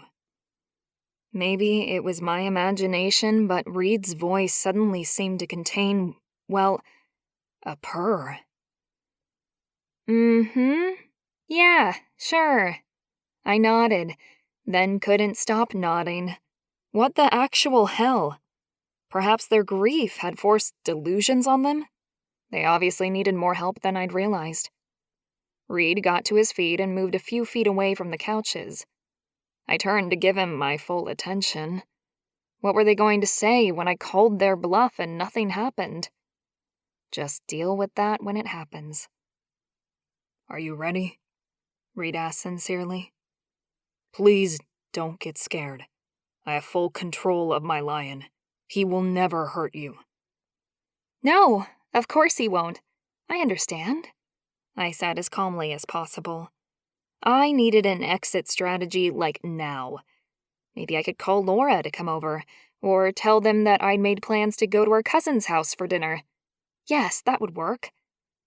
I have dinner plans with Laura, so I'll have to head off soon anyway. Kane nodded and turned toward Reid, his face all serious. I clamped my hands in my lap and waited, the massive bulk of Reid still standing in the middle of Ashleigh's living room. Okay. Reid gave me a wink, and his face started to transform. White fur sprouted along his cheeks and nose. His body contorted and his clothes fell to the floor in a puddle around a mountain lion. Oh, fell! I jumped up and ran around the couch, crouching behind the back with adrenaline racing along my veins so fast my arms were sizzling. What is that? What happened? How? I peered over the piece of furniture, my heart pounding. The mountain lion lay down on Reid's jeans, purring loudly. Kane stepped toward me, hands outstretched as if to avoid scaring me. Didn't work. I squealed and jumped back. How did that happen? What is that? It's okay. It's Reid. Do you want him to turn back now? I looked between the relaxed mountain lion and Kane, then back again. Did I? Yes, I kinda did want Reid back, but since there was no imminent danger, or didn't appear to be, I began to calm down. Curiosity started to get the better of me. I straightened up, keeping the couch between myself and Kane and that cat. No, I mean, he was stunning, with cinnamon-colored fur and beautiful black markings on his face. I'd never seen a mountain lion up close, and he was far more striking than I'd imagined. Reid, shift back. Kane's voice took a commanding tone, and the lion began to change, stretching up and filling out until Reid stood before me again, naked. I stared blankly, in shock. Kane took a step toward me again, and I jumped back. Please don't touch me. I know you won't hurt me, it's just that I need a moment. My head was spinning like a top. What on earth had I stumbled upon here? It's totally fine. You take your time, Kane said gently. Can you both do, that? Kane nodded, smiling gently at me. Want me to? Oh, no, that's okay. I mean, not at the moment, thank you. Reid began to pull his clothes back on, an act that made me frown. I loved him being naked. He was so gorgeous, and clothes just hid all that beauty from the world. They were both beautiful. And apparently, mountain lion shifters. Okay, thanks. I don't know what to say. Wow. I shook my head and blinked hard a few times. Kane leaned against the couch and crossed his arms over his chest. We haven't shifted in over a year, but today we did, thanks to you. And we feel amazing, so we really want to show our appreciation. I couldn't think. I don't know. Reid pulled on his t-shirt, and the last of his lush nudity disappeared from view. Didn't you say you were going to see Laura? Kane asked, stepping forward slowly, carefully. Yeah, I am. My brain was still not functioning properly and my legs were wobbling. I have to sit down. Kane held out his hand and I took it numbly, letting him guide me back to the cushions. I fell onto the couch with a soft bounce, shock still rendering me practically mute. Kane patted my hand. Seeing Laura might be a good idea. It might help put this into perspective. I should have questions, but nothing was coming to mind. Laura knows about this? They nodded. Yeah. Okay. Humans that turned into animals? When had fiction become reality? Did that mean vampires were real too? Reid walked over, frowning down at me. Should we drive you over to Laura's, maybe? You don't look like driving's a good idea right now. I could walk, it was so close, but that probably wasn't a good idea either. In my current state, I'd probably keel over along the way. Yeah, sure. Let me just get my bag. Reid helped me up and I stumbled into my bedroom. For some strange reason, I could barely feel my arms and legs. I grabbed my phone with numb fingers and managed to tap in a quick message to Laura about coming over for dinner. By the time I'd used the bathroom and grabbed my keys, Laura had messaged back an affirmative. Relief flooded through me, bringing with it a more relaxed state. But now I just wanted to lay down and sleep. Keep moving. Laura will help. I forced myself back into the hallway and let the men lead me to the car and shepherd me over to my cousin's house. It would all make sense soon. Hopefully. Chapter 13. Samantha. My mouth dropped open. I couldn't believe it. Are you serious, Laura? Your husbands turn into wild animals and you were totally fine with that? My cousin's laughter confused me even more. How could Laura take this so lightly? What was with all these people down here? Was there something in the water that made them totally complacent to the strange intricacies of these men? I was grateful that Kane and Reid had managed to get me to Brandon and Tyler's house, and especially happy when Laura had given me a big glass of white wine. It had worked wonders to both calm my jitters and awaken my dead nerves. Now we sat in the living room, comfortable and alone. My face was burning from the alcohol and my tongue was on fire. I had a million questions. And since all the men seemed to have disappeared, Laura had to answer them. I'm serious. My pregnant cousin took a drink of her non-alcoholic bubbles and continued to giggle. Oh, I know you are. I just about lost my mind the first time Tyler shifted in front of me. But you get used to it pretty quickly. It's just a part of them, like Reid having blue eyes and Kane having brown. I stilled and blinked. Why would Laura know that? How close had she been looking? I narrowed my eyes. How do you remember that so well? Had she heard the slight jealousy in my tone? Damn, I didn't mean to sound jealous. Laura grinned at me as if she knew what I was feeling. All the perfect pairs are the same. Reid, Brandon, and Jack are all the bigger, brawnier boys, and they have blue eyes. Kane, Tyler, and Scott are the more intelligent, serious ones, and they have brown eyes. It's part of the formula. I took another drink, trying to find comfort in what my cousin was saying. Obviously, the perfect pairs had similarities, and they made brilliant husbands if Ash and Laura were to be believed. But they turn into mountain lions, Laura. How am I supposed to get used to that? I set my glass down on the coffee table and fell back into the armchair with a huff. This was way too hard. I am so confused. When they first told me they could shift into animals, I thought I'd humor them because obviously they were insane. But now, I feel like I'm the crazy one. Laura just smiled and continued to rub her belly.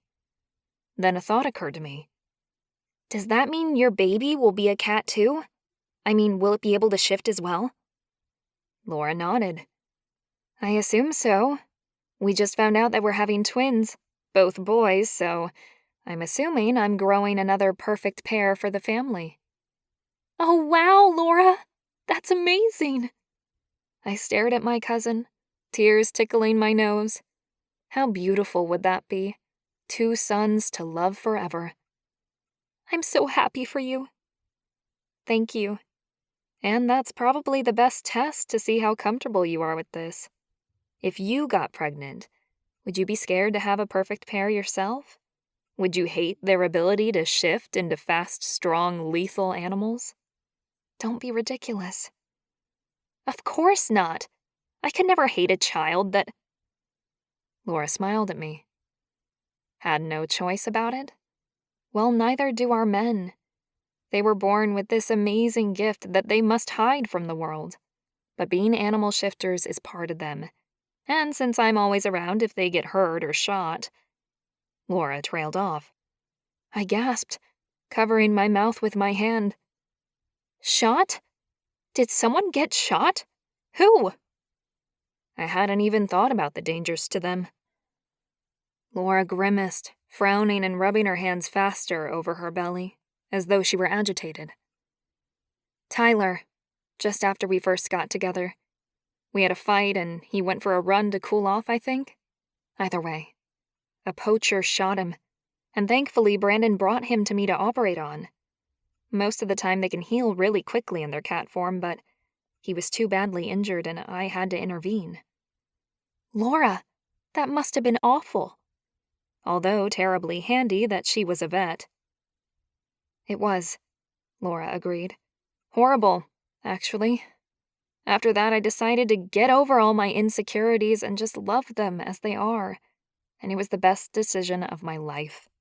They are the most loyal, beautiful husbands I could ever have. I let my hand fall from my mouth and stood up again, pacing the long room. It made me feel better to move around, and my brain seemed to process things a little more easily.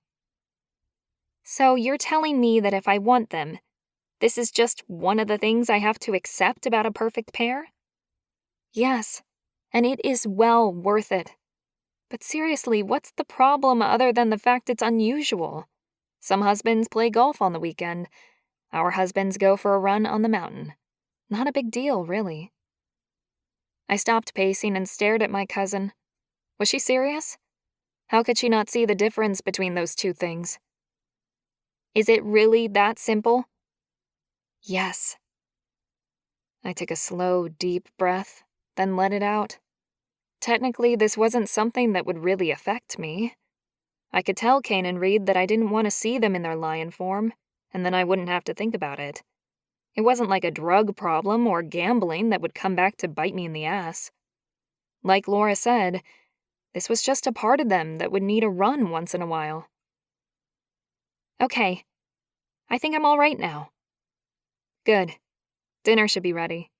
So let's go eat and then one of my men can drive you home. A good night's sleep is what you need, and hopefully you'll see it's no big deal in the morning. Doubtful. I let a chuckle escape my lips. Ha! Fat chance of that. But I appreciate the chat, Laura. Honestly, I do. It's really helped. Laura put out both hands and I grabbed them, hauling her up from the couch where she was obviously stuck. Good. Now let's go eat. I'm starving. Brandon drove me home after dinner. and I could barely keep my eyes open. I'd had one of the biggest days of my life, and my brain was not coping. I said goodbye to Brandon and let myself into Ashleigh's house. No time for a bath tonight. I fell into bed and had hot dreams of Kane and Reid devouring every inch of me, over and over again. I managed to sleep in the next morning, waking only when my body demanded the need to pee. I lifted my arms above my head, stretching out my back, then hauled myself up. Whoa, what a day! The kitchen tiles were cold beneath my feet as I made myself some toast, then curled up on the couch with my phone. Kane had been messaging me last night and this morning, but I'd had my phone on silent and hadn't even thought to check it until now. They wanted to see me today, and my heart leapt at the idea. It had been too long since I'd touched them, and despite all my fears, I needed to follow my instincts. I typed in a quick message and invited them over to Ash's house in the afternoon. I needed a few hours to wake up, shower, and eat. But as the minutes ticked past, my body got more antsy. I missed them and wanted them here as soon as possible. Despite everything I'd worried about yesterday, today everything seemed fine. My family and friends would probably freak out about the menage arrangement, but we'd end up spending lots of time with Laura and Ashleigh anyway, so I'd gain more family down here. The mountain lion thing was still very strange, but even that was fading into the background the more I thought about it. Did it really affect me, the way a rude, arrogant, or selfish partner would? The answer was no. Plus, my immense attraction to them both made more sense now. It had felt out of my control, and it probably had been. There was a magic to them that I couldn't explain. If I was their soulmate and they were mine, why would I run from them? Them calling me their mate made so much more sense now, too. By the time 2 p.m. came around, I'd changed outfits 3 times and danced around the front sitting room for half an hour.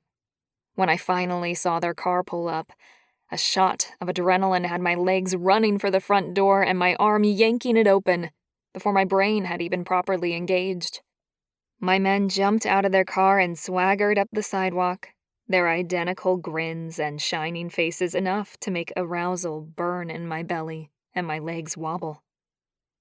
"Hey," Reid stepped up first, swinging me into his big arms and giving me a possessive kiss. Kane was less athletic, but still gave me a sweet kiss on the lips before drawing me inside the house. "I missed you," I couldn't help admitting as Kane tugged me into the sitting room.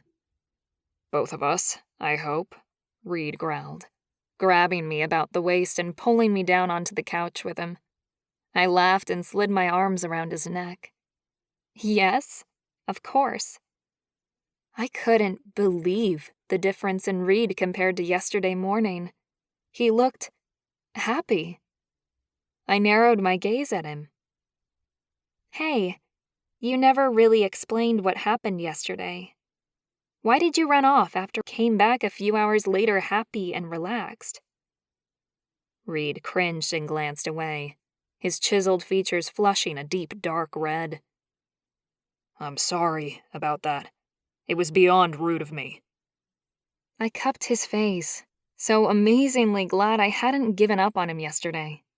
If I had, I would have missed out on all of this.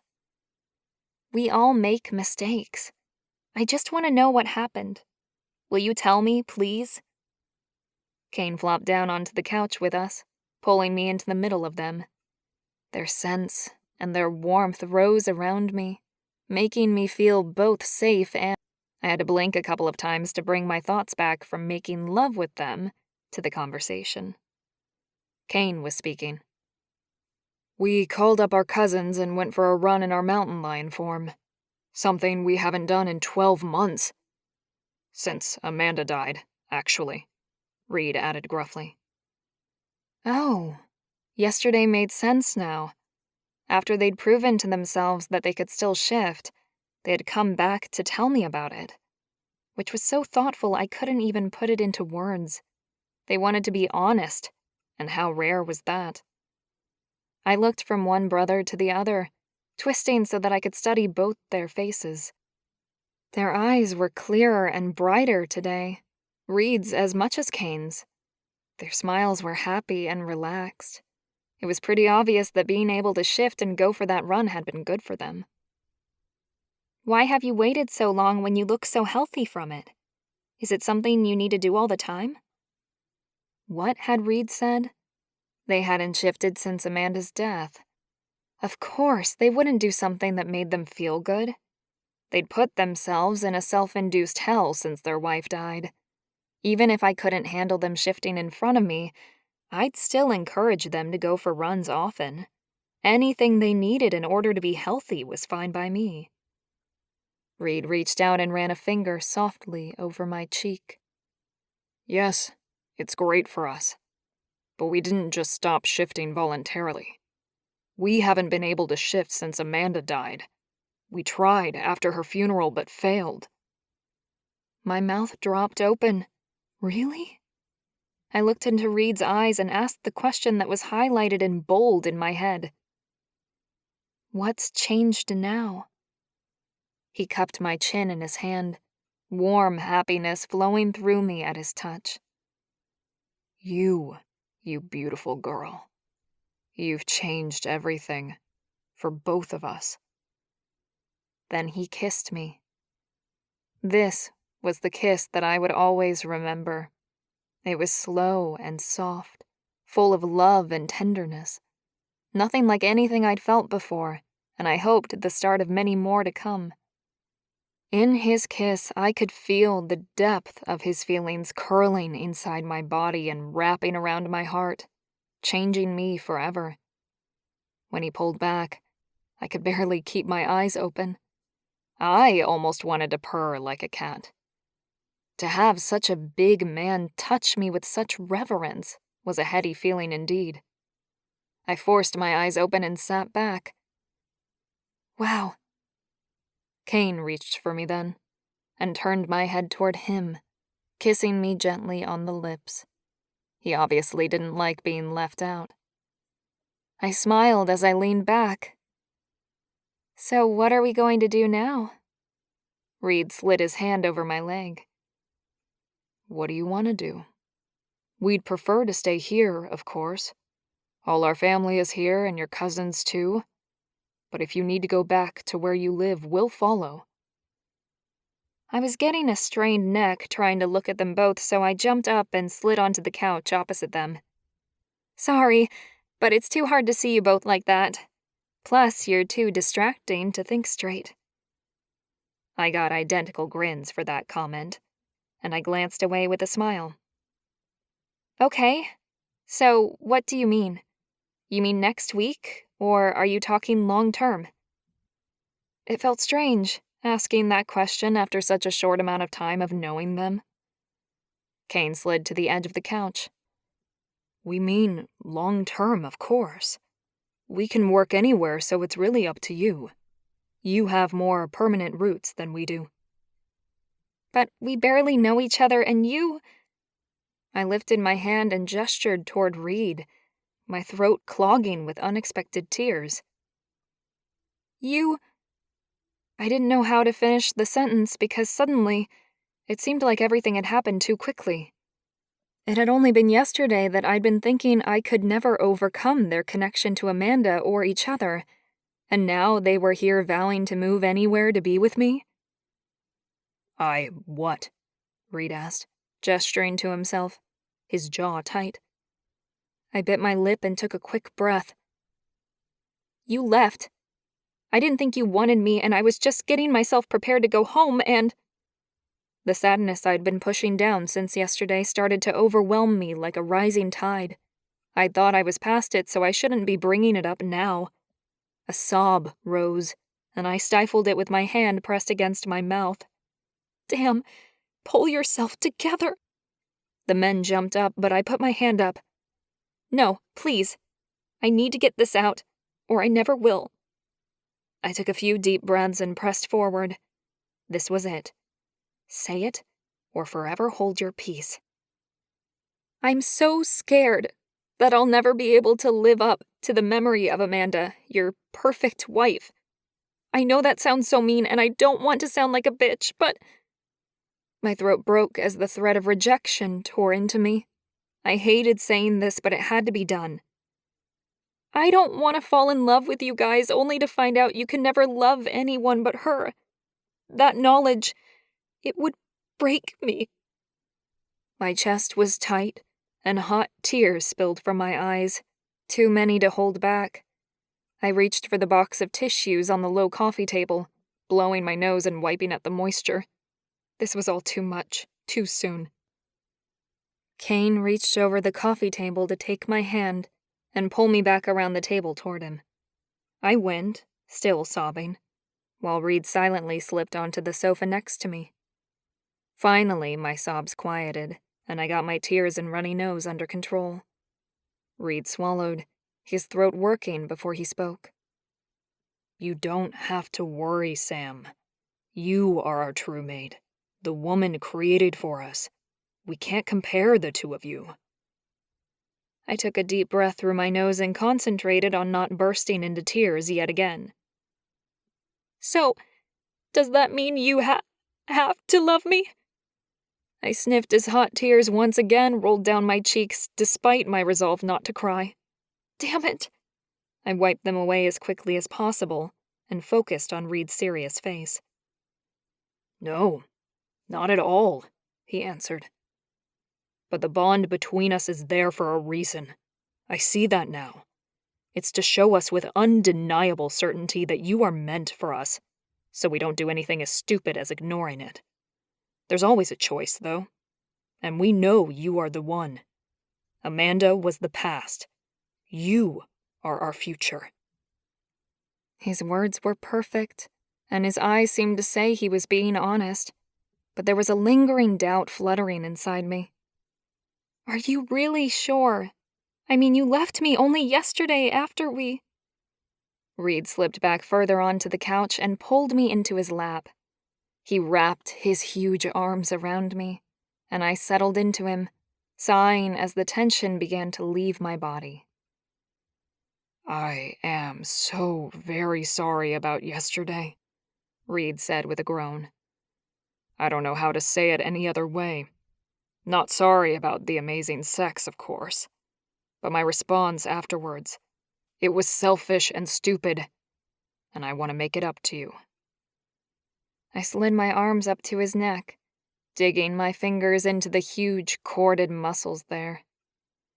I do have another 5 days of vacation before I have to decide anything. I hoped that was enough time for all these jitters to go away. Perfect. The word rolled out of him on a growl as he scooped me up into his arms and stood up. I squealed and held tightly to his neck. Put me down! I'm too heavy! I tried to push my legs against his arms, wanting to put my feet back on solid ground, but he just laughed and tossed me up in the air as though I were a weightless baby. I properly screamed then and clung to his body as he caught me with ease. Sam, you are perfect, he said. But I know the words aren't enough. Let us show you just how perfect you are. He turned and walked me back to the bedroom, Kane following directly behind us and rushing around Reid to push my half-packed bag to the side. Then Reid lay me on the bed. We will prove how much we want you to stay, Reid said. And then the two of them proceeded to do just that. Afterward, I lay between them, sated and replete, and I had never in my life felt so desired and loved as I did in that moment. Chapter 14. Samantha. I opened my lips, and Kane slipped a fork into my mouth. The sweet, melted chocolate flavor spread over my tongue, and the crunch of the strawberry made me moan. Such a brilliant combination of flavors. God, that's good. Kane chuckled, and Reid, who I was using as a seat, I giggled and wiggled on his lap, feeling the familiar heat unfurling in my belly. It had been 2 days since we'd proclaimed our need and want for one another, and the men hadn't left me. And yet, my appetite for them had somehow increased, and my fears were melting away as fast as the chocolate they were feeding me. My phone began to vibrate and buzz again, dancing its way across the kitchen counter in my direction. I really needed to turn the blasted thing off. "Do you need to answer that? It hasn't stopped." Kane grabbed my phone and frowned as he read the screen. "Bill again. Who's that, sweetheart?" Reid went still beneath me, his hands ceasing their movements. My stomach twisted as I imagined the messages Kane might be privy to with my cell in his hand. I slipped off Reid's lap and stepped forward, taking the offending item from Kane's palm. Thanks. Bill's my ex-boyfriend. The one I was dating when I came here a few days ago. He won't stop calling or messaging. My eye scrolled the text messages and 4 missed calls. I unlocked the phone and had a quick read, my sigh coming out in a long breath of air. My heart hurt, seeing what he'd written. So much begging, making sure we were just on a break, that we would sort it out when I got home. Then a nastier message when I didn't respond and he got angry. Then it was back to begging. It was exhausting to read the roller coaster of emotions. I powered down the device, watching it until the light dimmed on the screen. "Did you just say ex-boyfriend?" Kane's voice sounded too high, and I frowned as I turned to him.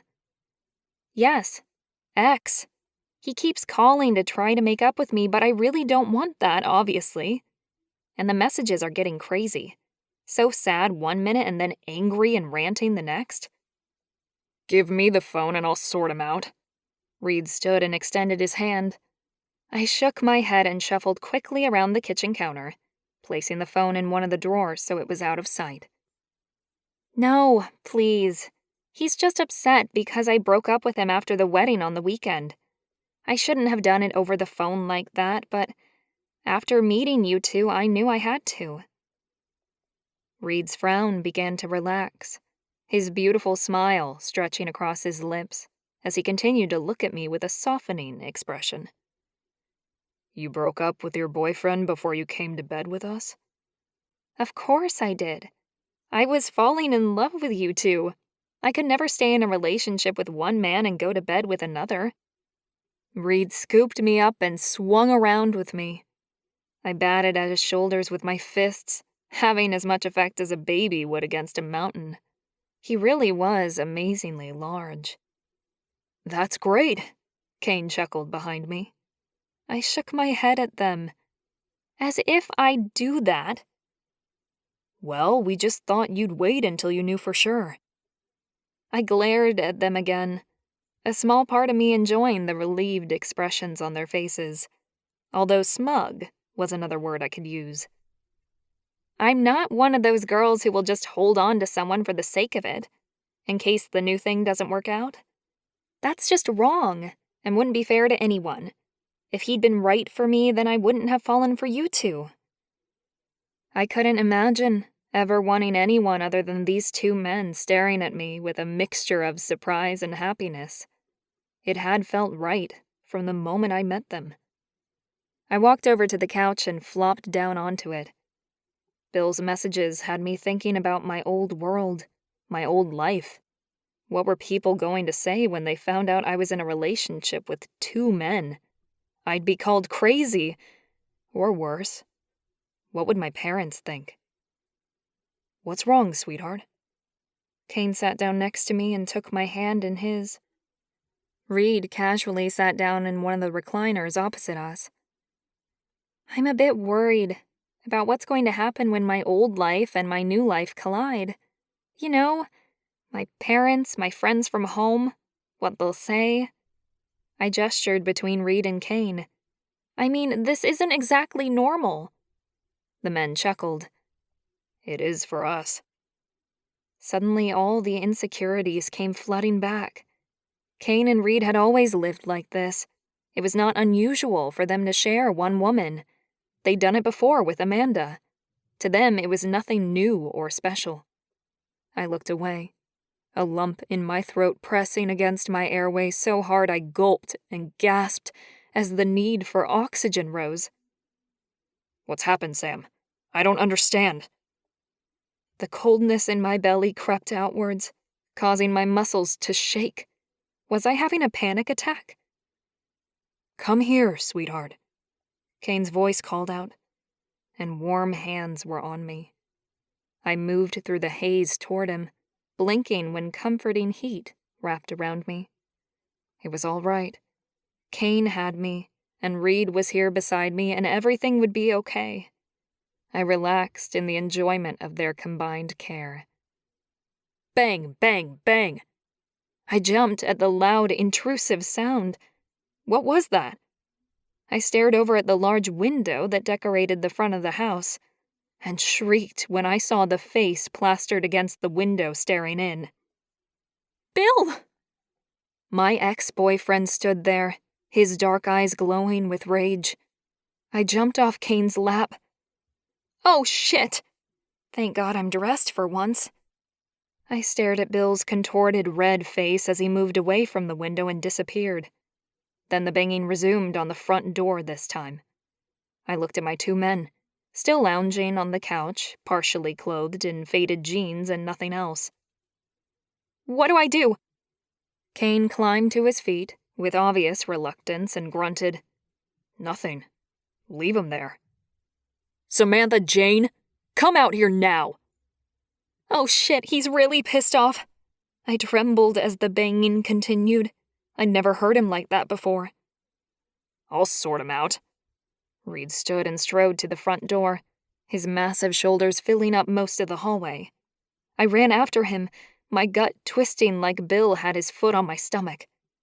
No, please, he's just upset because I broke up with him after the wedding. Whoa, Nellie.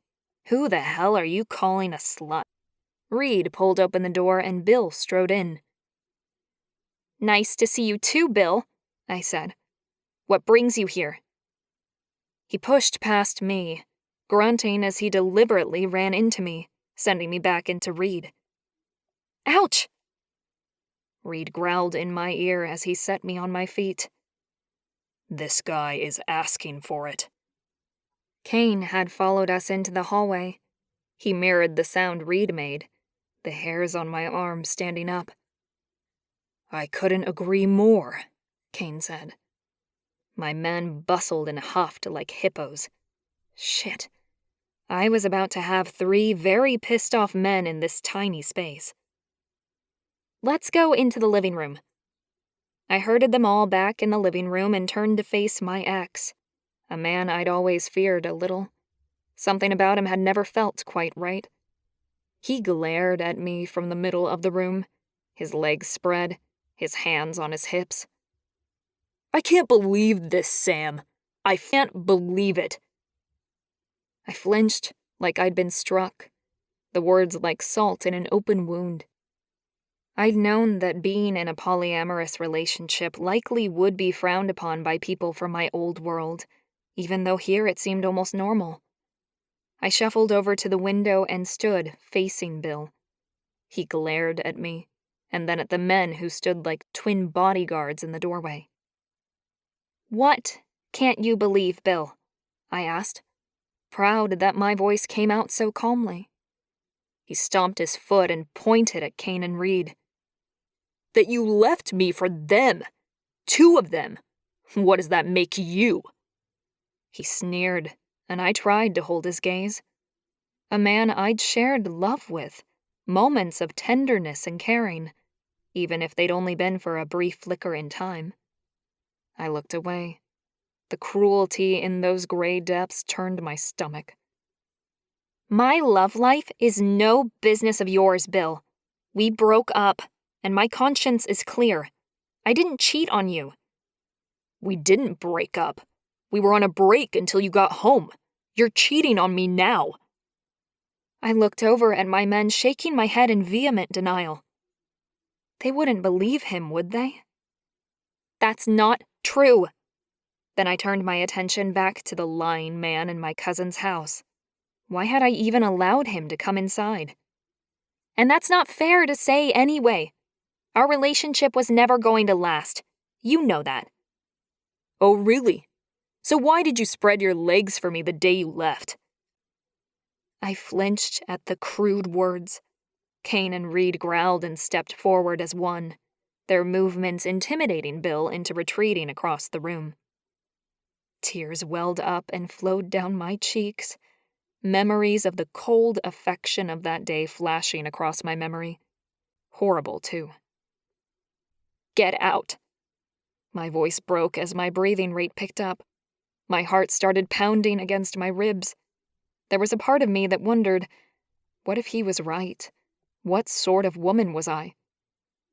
What? Bill looked between me and the angry men now clenching their fists. I said, get out! I screamed this time, my throat pained. You stupid bitch! You... Crack. Thump. Reid's fist plowed into Bill's jaw, and he dropped to the floor like the sack of shit he was. I better get this piece of crap out of Jack's house. Don't want him stinking up the place. Reid grabbed one of Bill's ankles with a rumble vibrating through his chest and dragged him from the room. Then Kane's arms were around me, and hot tears began streaming down my cheeks. Horrified, I held my breath, not even sure why I was crying. That idiot was not worth my time. Oh, sweetheart. Are you upset about what he said? My throat burned as I gulped at the air. I shook my head, my tears calling me a liar. I shouldn't care. But I did. I couldn't speak properly, only managing a shrug. He was wrong, you know, about what he said. He wasn't wrong. I am a... The words stuck in my throat. I'd never been called such a thing. No one had ever had the opportunity. I had lived my life as morally as I could until now. I'm such a bad person. My mother's edicts, condemnation, and rules over the years rose up to smother me. She would think like Bill, I just knew it. If she was made aware of this situation, she would say the same thing as my ex had. You are not. Don't be fucking ridiculous. Reid had come back into the living area, and he sounded annoyed. I had to make him understand. I'm so sorry. You must think me such a jumped from one bed to another like that. He wasn't lying. I didn't know that I was going to meet you when I came here for the wedding. Kane waved one of his hands. A week ago, you were in another relationship, and a week ago, we were planning our funerals. A lot has changed in 7 days. For all of us. A strangled laugh rose. That's true. But it's not just that, Kane. What sort of woman lives like this with 2 men? I'm not trying to offend you. I know you've always had this sort of relationship, but me? I grew up believing marriage was only between 2 people. This is... Reid spoke up. What? Wrong? Disgusting? Unnatural? Each of his words hit me in the gut, and my heart gathered its courage and pushed forward a single word. No. I shook my head. No, it's not that. Then what is it, Sam? Reid sounded confused now. I don't know. I know it's not wrong. Ashleigh and Laura do it, and they love it, and I'm so happy for them. They married 2 men, but it's not... Normal? Kane asked. I hung my head. It was too difficult to explain how my childhood teachings were so different from the current situation. The expectations of my life and my future had irrevocably changed in the space of a few days. It was a lot to take in. A sob escaped my throat. Shh. It's okay, Kane said. You're having a challenge of old versus new sets of values. That's going to cause some subconscious problems. Thanks for trying to understand, Kane. My shoulders slumped, and the air huffed out of my lungs. I was confused and exhausted. Kane squeezed me in a show of reassurance. You have the right to feel whatever you feel. A lot has changed in your life, and you haven't had a chance to mourn that old relationship either, have you? I grabbed more tissues and blew my nose inelegantly before wiping at my face. Kane was such a beautiful person. Instead of being mad at me, judging me, he was counseling, supportive. I didn't deserve him. I don't need to mourn him. He wasn't right for me. I took a shuddering breath, then slowly exhaled, the muscles of my shoulders aching as I let the tension go, my body sagging. Come here, baby. Reid pulled me from Kane's embrace into his arms, holding me tight, as if he wanted a turn at giving me comfort.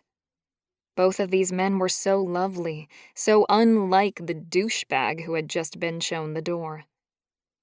Goodness, you're strong.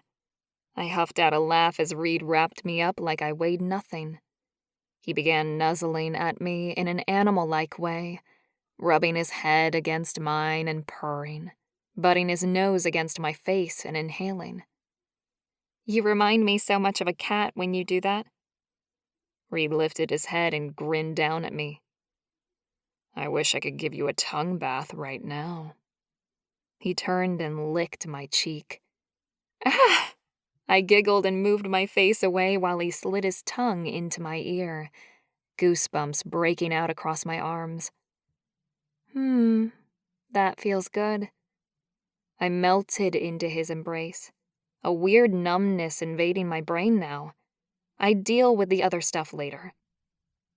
We should talk for a minute before you whisk her off to bed again, Reid.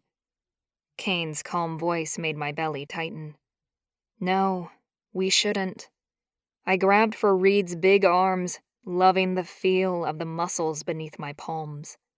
My arms still trembled, and my belly felt sick, but I needed them now. It's fine, Kane. I cupped Reid's cheek and smiled at him, then across at Kane too. Can you make me forget everything? Can you both make me forget? Reid swung me up in his arms and we moved to the bedroom. My men loving me in a way that made everything else disappear. Kane. I pulled myself out of Sam's bed and moved to the kitchen to make a coffee. I had a strange sense of unease invading my gut, and I didn't like to ignore those feelings. Intuition was a strange beast. I turned the coffee machine on and pulled my wallet over from where it rested against the fruit bowl. My hands shook as I opened it. A photo of Amanda on our wedding day, beaming back at me from the plastic insert where my license should go.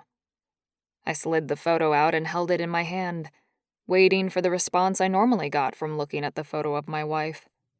Grief, pain, twisting of my gut, and pounding of my heart. But there was none of that now, just a slight increase in my pulse and an awareness of who she'd been to us. A tightening around my chest, mostly in the knowledge that we would finally be putting her memory to rest. You couldn't sleep either? Sam's voice filled the kitchen, and I jumped, squashing the photo in my hand as heat filled my cheeks. I turned and smiled at my mate, my heart now racing with the guilt of being caught gazing at my old love. What would Sam think if she recognized the photo? Nope. You want a coffee too? She shook her head, grabbing a glass from the dish rack and filling it with water. Just water for me.